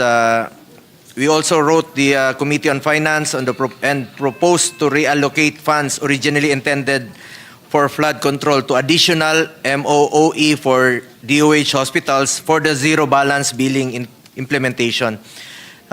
Sinusuportahan po natin itong zero balance billing implementation that has been my dream ever since na sana po'y wala nang babayaran ng ating mga pasyente. Mithiin natin at panaginip natin yan noon pa. Sana tuloy-tuloy po ito na hindi lang po sa charity ward. Sana hindi na nila kailangan pumila ng matagal.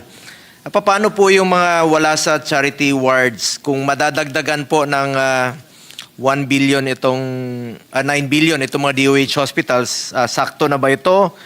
At kailangan pa ba nilang how about yung sa mga pay ward,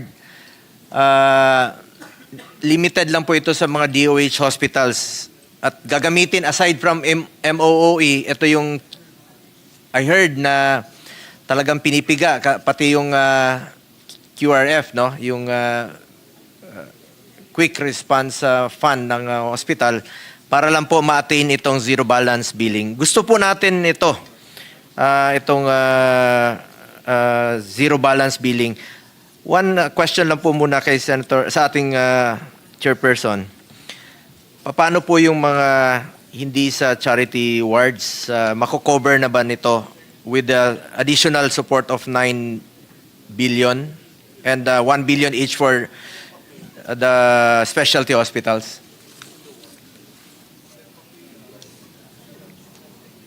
Mr. President, for those who are not in the charity ward, they are covered by PhilHealth. Yung zero balance for now, sa first stage ng implementation, nandun pa muna sa charity ward lang. So, kulang talaga pa rin. So may co-pay pa ang sa pay patients, private patients. Kung matuloy itong dagdagan, still kulang pa rin. Kulang talaga. Medyo kulang siguro, pero siguro kung i-remit talaga ng DOF lahat ng utang nga niya na halos 1/3 of a trillion, baka magkatotoo na yung pangarap natin. Sana po, no? Kaya nga isinabatas natin nung 18 Congress itong Malasakit Centers Act para makatulong sa mga bayarin ng mga pasyente sa mga hospital at wala pong dapat piliin. Basta Pilipino ka, qualified ka po dito sa Malasakit Center. I support the sponsor and our chairperson that medical assistance programs should not be politicized. Hindi dapat magmamakaawa ang mga pasyente sa mga politiko para humingi po ng tulong. Dapat ang asikasuhin na lang nila ay makalabas po sila sa hospital, yung mga watchers. Hindi na kailangang magmakaawa at haba ng pila para lang po makalabas ng hospital. Yan lang po ang pinapakomit natin noon sa ating Secretary of Health, Secretary Ted, during the Commission on Appointments hearing. And in line with this, I requested the DOH to sign a commitment letter stating that the DOH shall ensure that sufficient funding and assistance shall be provided to guarantee the continuous and uninterrupted operation of all malasakit centers nationwide, and that the MAIFI program of the DOH shall continue to be made available in all malasakit centers in accordance with the law. A department memorandum was also issued to this effect. May kopya ho ba kayo ng commitment letter, Madam Chairperson? I have, Mr. President. Nakalagay naman po dyan na wala pong matatanggihang mga pasyente. Yes, nakalagay po dito. The MyFit program of DOH shall continue to be made available in all malasakit centers in accordance with Section 9 of the RA 11463 to ensure uninterrupted and unhampered provision of medical assistance. Salamat, Mr. President. Second, Madam Sponsor, we laud the return of the 60 billion back to PhilHealth. Pero parang nagkaroon po ng double whammy dito.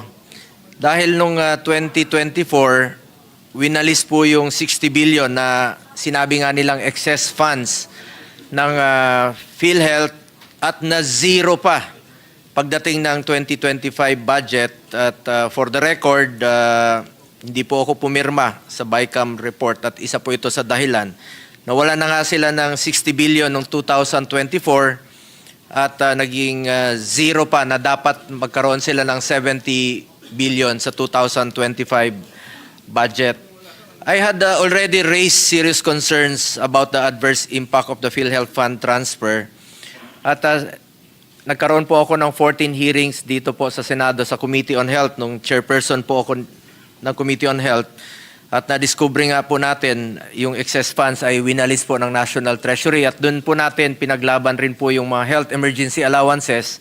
Finally, nabayaran po yung 27 billion noong 2024 at ngayong taon naman po 6.7 billion. At in fact, may kulang pa, marami pang nagsasabi na marami pang mga claims.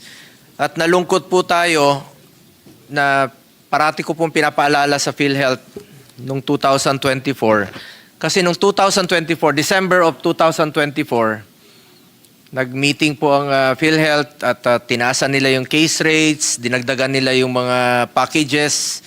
Nagmadali po silang nagpasa ng mga services, no? Katulad ng dental services, optometric services, emergency outpatient benefit, yung sa heart, kinover na nila, inaprubahan nila noong December of 2024. Pero kung pinasa nyo po ito noong January pa lang of 2024, wala sana kayong excess funds dahil nagamit nyo po yung pondo at wala pong wawalisin ng Department of Finance na excess funds. At hindi nga natin alam kung saan napunta. Nabanggit kanina, napunta po sa iba't ibang programa ng gobyerno, including infrastructure project.